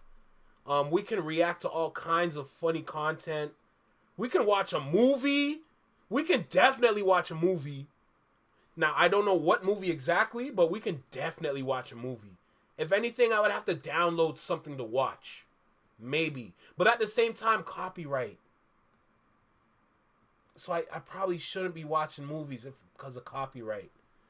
I gotta be careful with the YouTube guidelines. I can't be watching movies, so maybe not watch a movie, but I can do the song thing. It's just that the video or the live won't be monetized. So the donations would have to come in. I have to pre-make food because I'd rather not order food because ordering food nowadays is just super expensive. There's no point. I would have to pre-make food and snacks and all that. So I can just run to the kitchen, grab something, come back. So I don't have to go for too long. I can probably do that. What else? Lots of water, lots of fruit. Yeah. I'd have to do all that. Harlem Nights. Make sure the music lives, separate lives, so it's not affecting the whole stream, the whole live stream. That's true. I don't know how I would pull that off, though. You got to do 1 hour of a top game. You got to do Ren and some artists for a while. You got to do some pay for react to music. True, like we talked about. That's very true. So what's a popular game then? Because knowing me, I'm going to play Destiny. Knowing me, I'm going to play Destiny. I've never played Marvel Rivals before in my life. Is that game still popular? I've seen some people talking about some game called Marathon. Luther is still #1 on the Billboard. Makes sense. I love it. What game is good? Because I don't play Fortnite. I cannot play that for the life of me. I don't build. So if I was to play Fortnite, I'll be trash. Whatever's top stream on Twitch. I don't know what. Cause I'm gonna revert to my favorite game, and that's Destiny. You know, what else do I have on Steam? Hold on, let me see. What else do I have on Steam? What else do I have? Where's my Steam?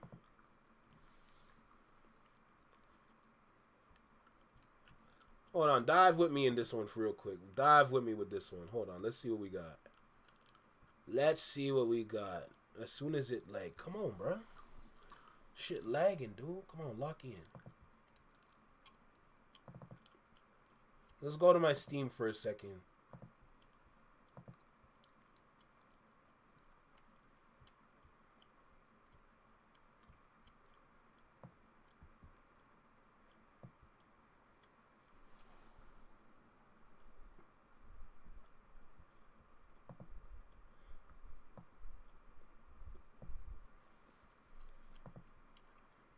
So we're on Steam now. Let's see what we got here.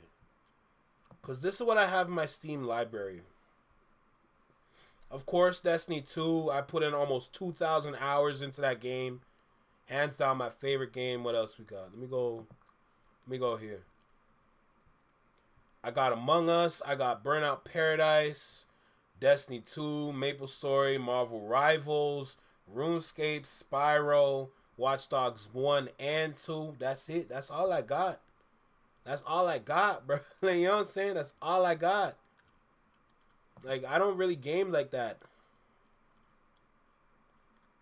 All right, what you got? What you got for me? RuneScape Dragon Wilds. What the hell? There's a RuneScape like expansion game. What does this game turn into, bruh? Holy shit. Spell Brigade. I could never play games like that, bruh. Them games lame to me. Liberty City. Oh wow. They got Call of Duty. Raft.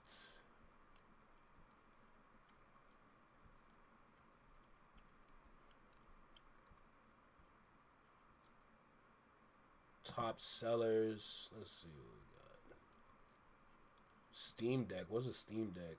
Got $500 for a Steam Deck. Jesus Christ.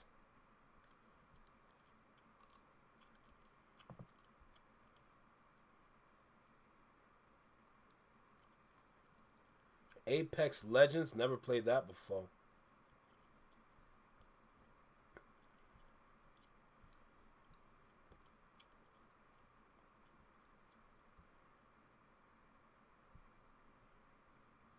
Oh, they still got That's $80. I ain't got no $80. Jesus God. A Steam Deck. What's a Steam Deck? Oh, it's like a little handheld, like a Switch. Oh, I didn't know they did that. That's crazy. I don't really play games like that, bro. I ain't gonna lie. They got Star Wars. $90? Oh my God, bro. Hell no, I can't play none of this shit. I ain't gonna lie to you. I ain't gonna lie to you, bro. GTA 5, Elder Scrolls, Half Sword, Fortnite, Warzone, Valorant, just no, say less. Marathon, League of Legends, just no, say less. Watch Dogs 2, just say less. Marvel Rivals, Rainbow Six, Minecraft, Blueprints, Apex, and Repo.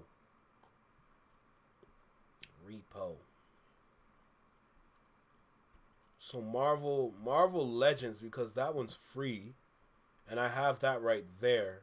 I just never played it before. Why they got this girl with such big thighs? Like, this is Marvel. It's not that serious.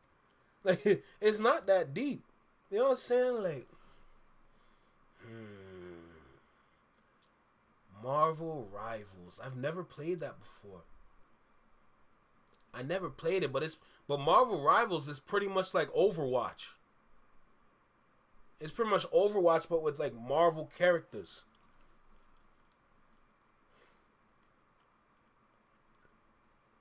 When you play Marvel Rivals, you see that it's that deep for real.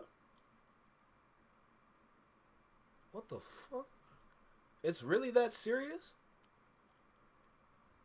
I wouldn't imagine, bro. I thought it was just like some Marvel shit.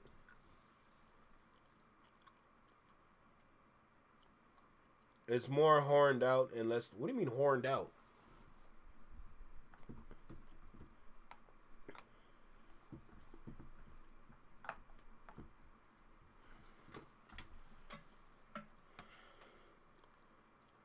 Send me a skin. What's a skin? What are you talking about?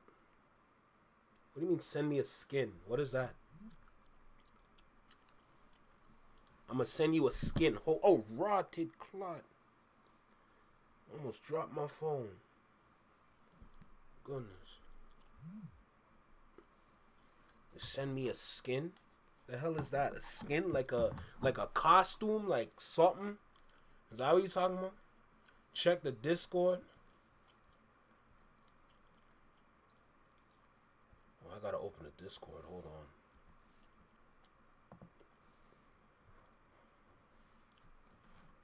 Check the Discord.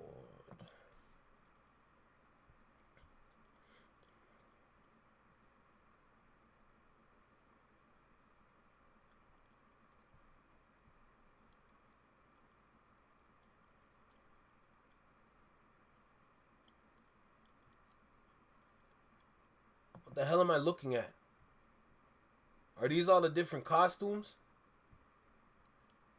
that supposed to be War Machine? Who is that? Captain America? Who's the Asian chick? What the hell am I looking? What the hell am I looking at? Is that? Oh wait, is she supposed to be Psylocke? Oh my god! I just took that in. I didn't even realize that. Why they so thick? What the? This girl ain't got no clothes?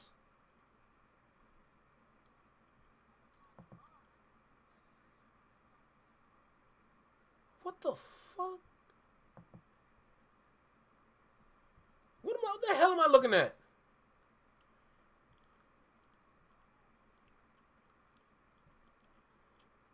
Oh, shout out Sandra for the videos. She always sending me reaction videos, bro. Always sending me something to react to. I appreciate her.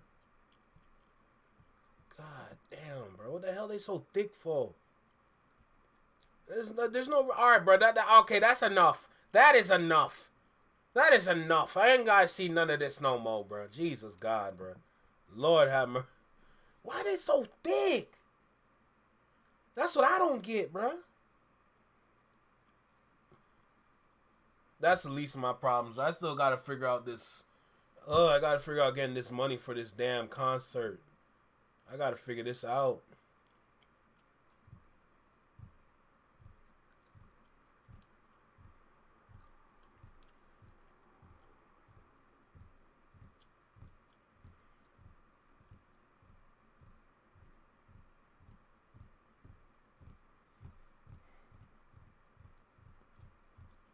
Gotta figure this out, man. I gotta figure this out.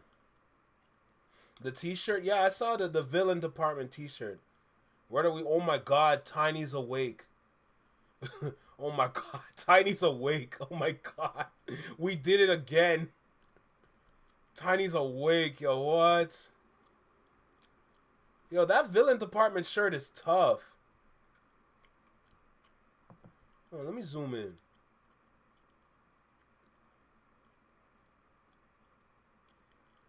Yeah, yeah, like what Anthony said, I need to go to that Kendrick concert, bro. Yo, this villain t-shirt is tough. Yo, did you make that or is he selling that? Villain department, Bay Area, California. That is so tough. And it's a cut-off box tee.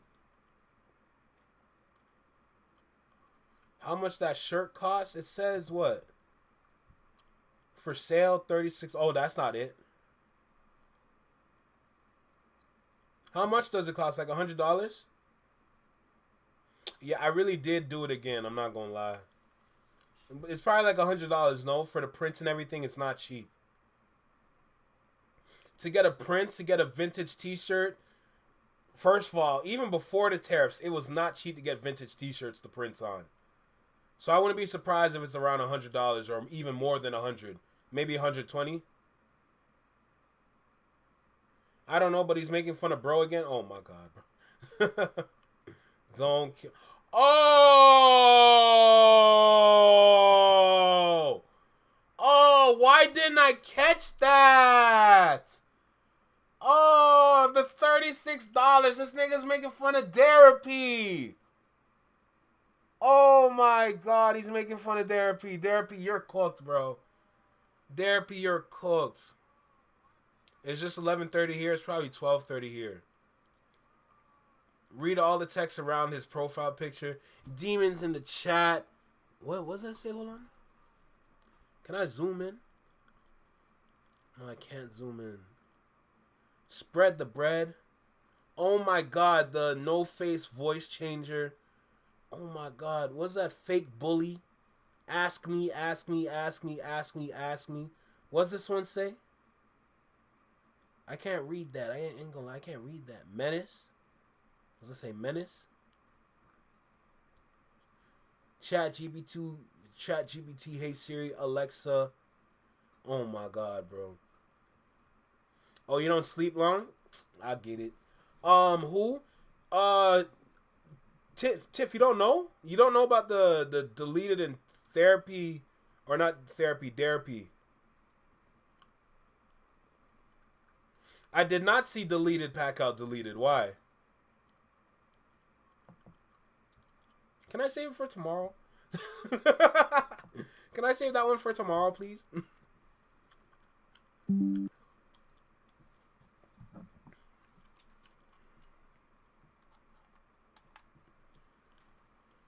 Oh my goodness gracious, bro. Jesus Christ.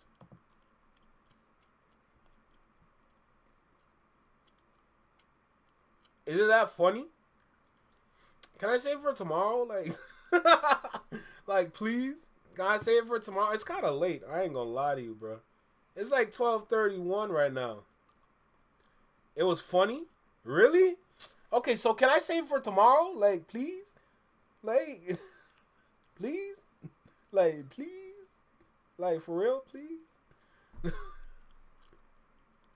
One last one? Nah, bro. Nah, I already did David Banner, bro. That David Banner interview on the radio station, that was a 2-hour reaction, bro. We did that. We finally did it, but goddamn, that was 2 hours. The whole episode is just an hour long, like an hour and 9 minutes. I made that 2 hours in like 17 minutes. I'm good, bro. I got the twin. Oh my god, this man is sick, bro. He got the twins here right now. We putting in overtime. Don't kill me. I can't do it tomorrow though. Oh my god, my voice. My body's shutting down apparently. We can save that for tomorrow at least. Like, let's do it tomorrow. That's not wrong to do it tomorrow, you know? Like, I'll make it happen tomorrow for sure. But right now, nah, we gotta relax. I'm already 30 minutes over a full shift. My guy, stop.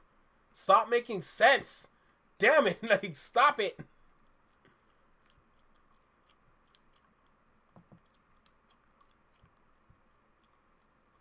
Oh my god.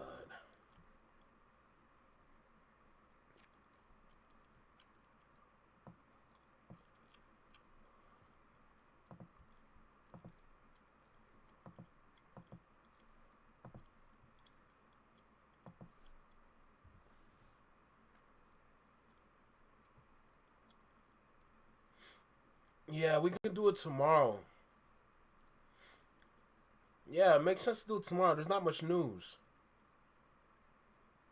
You know, we can relax a little bit. You know what I'm saying?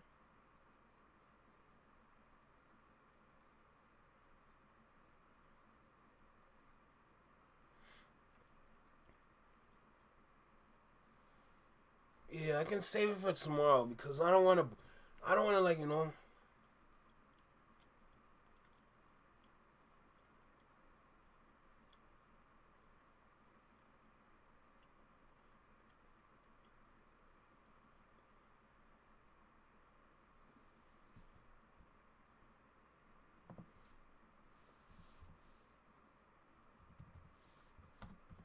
Sorry, hold on. Just talking to Chat GPT right now. Hold on a second.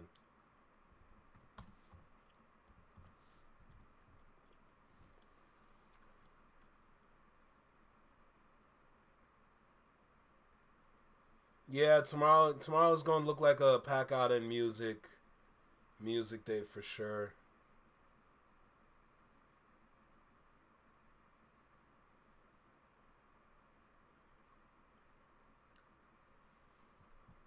Ugh.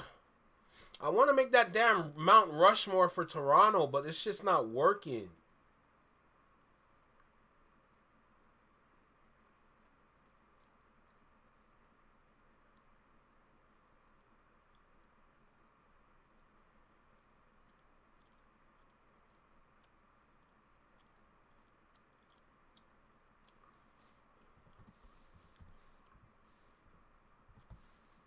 Damn it, I need to make this Mount Rushmore for Toronto, bro. The real Mount Rushmore.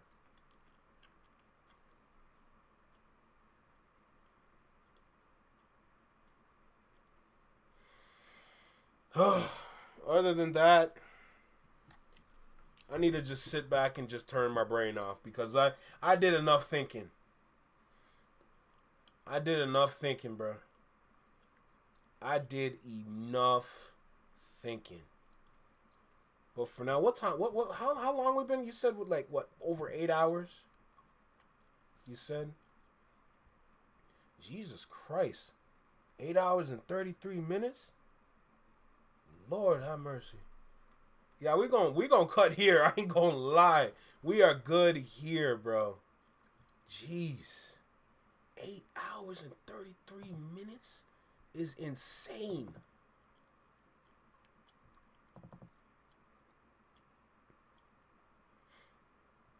Wow, he really packed himself out though. That is wild. Deleted really packed himself out. I can't wait for tomorrow then. I cannot wait for tomorrow. Let's have a fresh new audience tomorrow. Kick back, have some fun, just watch some good shit. And just enjoy the time, you know. But for now, I'm gonna charge it. I'm gonna charge it. It is late. It's been a while since I did this.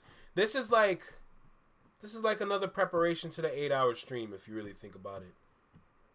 Maybe doing like, yeah, it's a preparation. It's preparation. It's like I just did the first 8 hours in a 24-hour stream, so yeah. That's how I see it. That's how we gonna do it. Anyway, look, guys, listen. First of all, good morning to Tiny.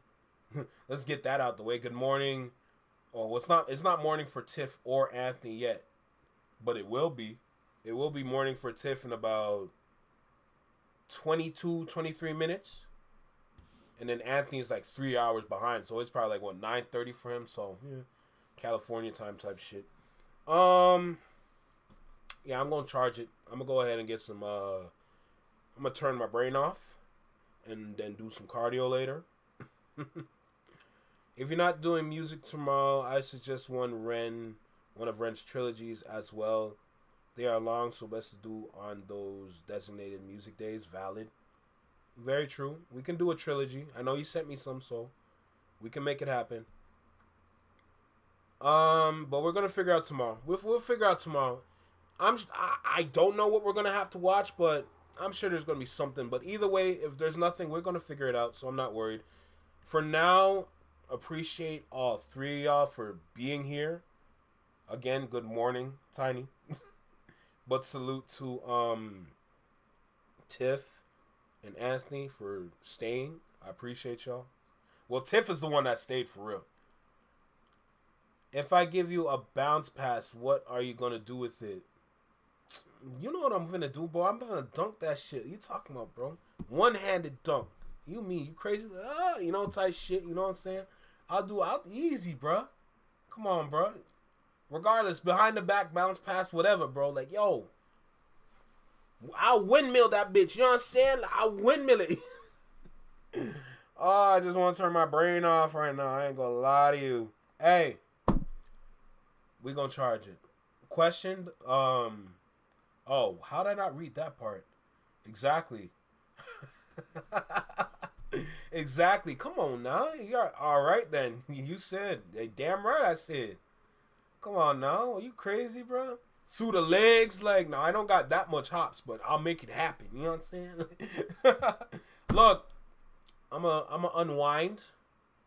I'm gonna just sit back for a little bit. I appreciate all three of y'all for being here, man. Shout out, salute. I ain't gonna lie. If we do, okay, guys, if we do make this happen, and I do get the tickets, and I'm there in attendance at the concert, and I'm live streaming the concert, I'm gonna tell y'all this right now. If we make it there, I'm saying this right now, we're gonna need some more moderators. Now, we already know Tiny would be the third.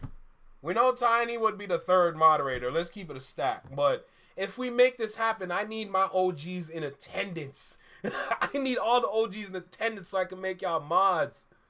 So you can take care of business, you know? But yeah, we need to like if we make it to that end of the road and I'm at the concert and I have good seats and I can just hold my phone and just live stream it just like that. Yeah, we're gonna need some more help. I ain't gonna lie. I'll go see if Trump has been humiliated more since last night. Shoot. Hey, find out for me, please, because we need to make sure that those borders are good for me to cross over.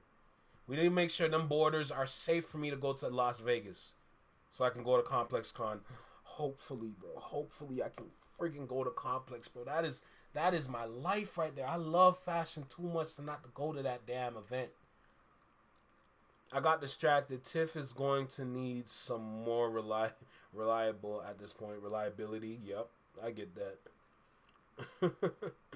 Nah, you good.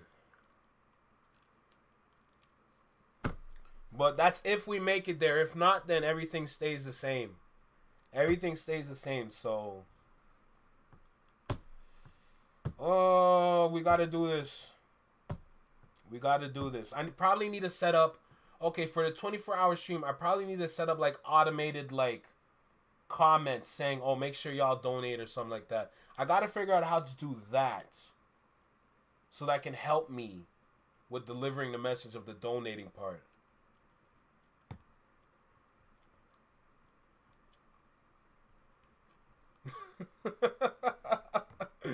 It's very true. It's very true. But I kind of like having this little meeting with y'all. I ain't gonna lie. This is kind of fun. It's kind of fun having a nice little meeting with y'all, you know. But it's time for y'all to. It's time for me to go. It's time for y'all to go. We're way past our time. It's 8 hours and 40 minutes. Sorry. Let's just sit back. Let's just relax. And yeah, let's just unwind. So I'm gonna catch y'all tomorrow. I don't know the time yet, but when I set the time, I'm that's it. So just keep a lookout for when I set the time for the live tomorrow. It might be at 3, it might be at 3:30, it might be at 4. I don't know yet, but I'm gonna let y'all know right now. It might be 3:30, but it might be 4 at the same time. So either way, we'll see how it goes. And yeah, that's tomorrow. That's definitely tomorrow.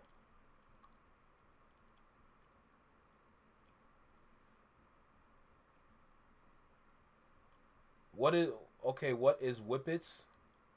What is Whippets? What are you talking about? And you want me to remember my answer in about 3 or so days? Okay. Oh, you're working on volume 3. This man's working on volume 3. I see how it is. I see what you did. You're working on volume 3. 3 or so days? I wonder why 3 or so days. Okay, you're working on volume 3. But what's Whippets? What are you talking about, Whippets? Where did Whippets come from? I'm so confused.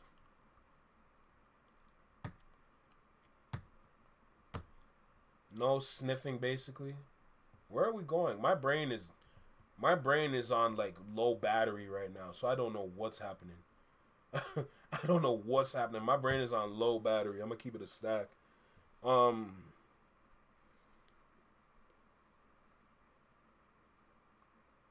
That's what Dodie 6 on.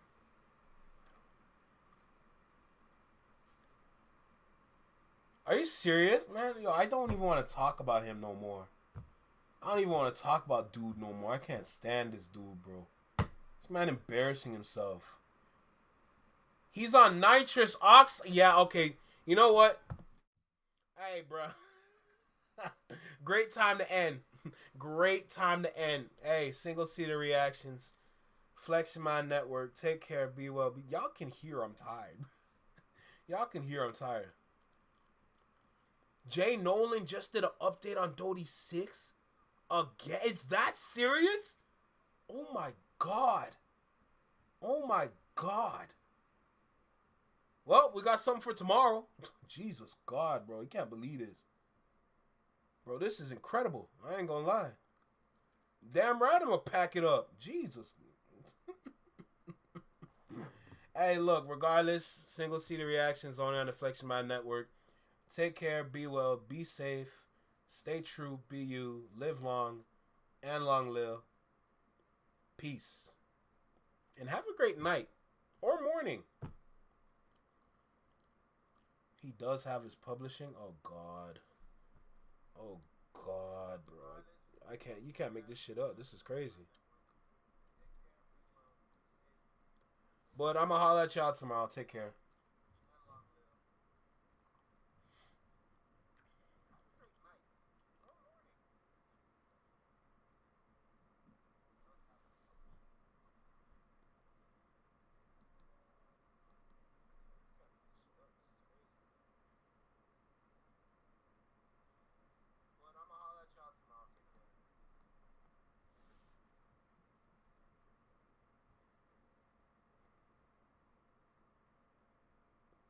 His mind isn't right because he's on that. Damn.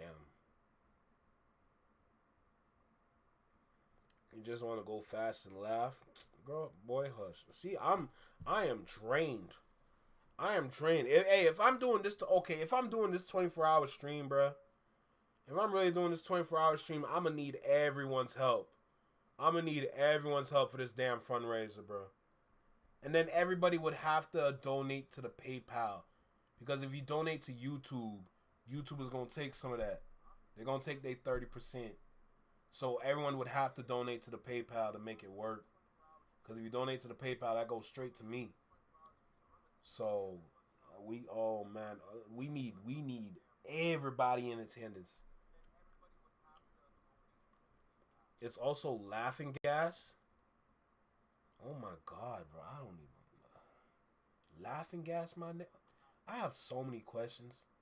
Like, I got so many questions for real, bro. My brain is shutting down on me. I ain't gonna lie to you, bro. I ain't gonna lie to you. Anyway. Alright, I'm out for real this time. For real this time. Peace. I appreciate you, Tiny. I appreciate all of y'all. Oh, we gotta make this work. We gotta make this work, man. We gotta make this work.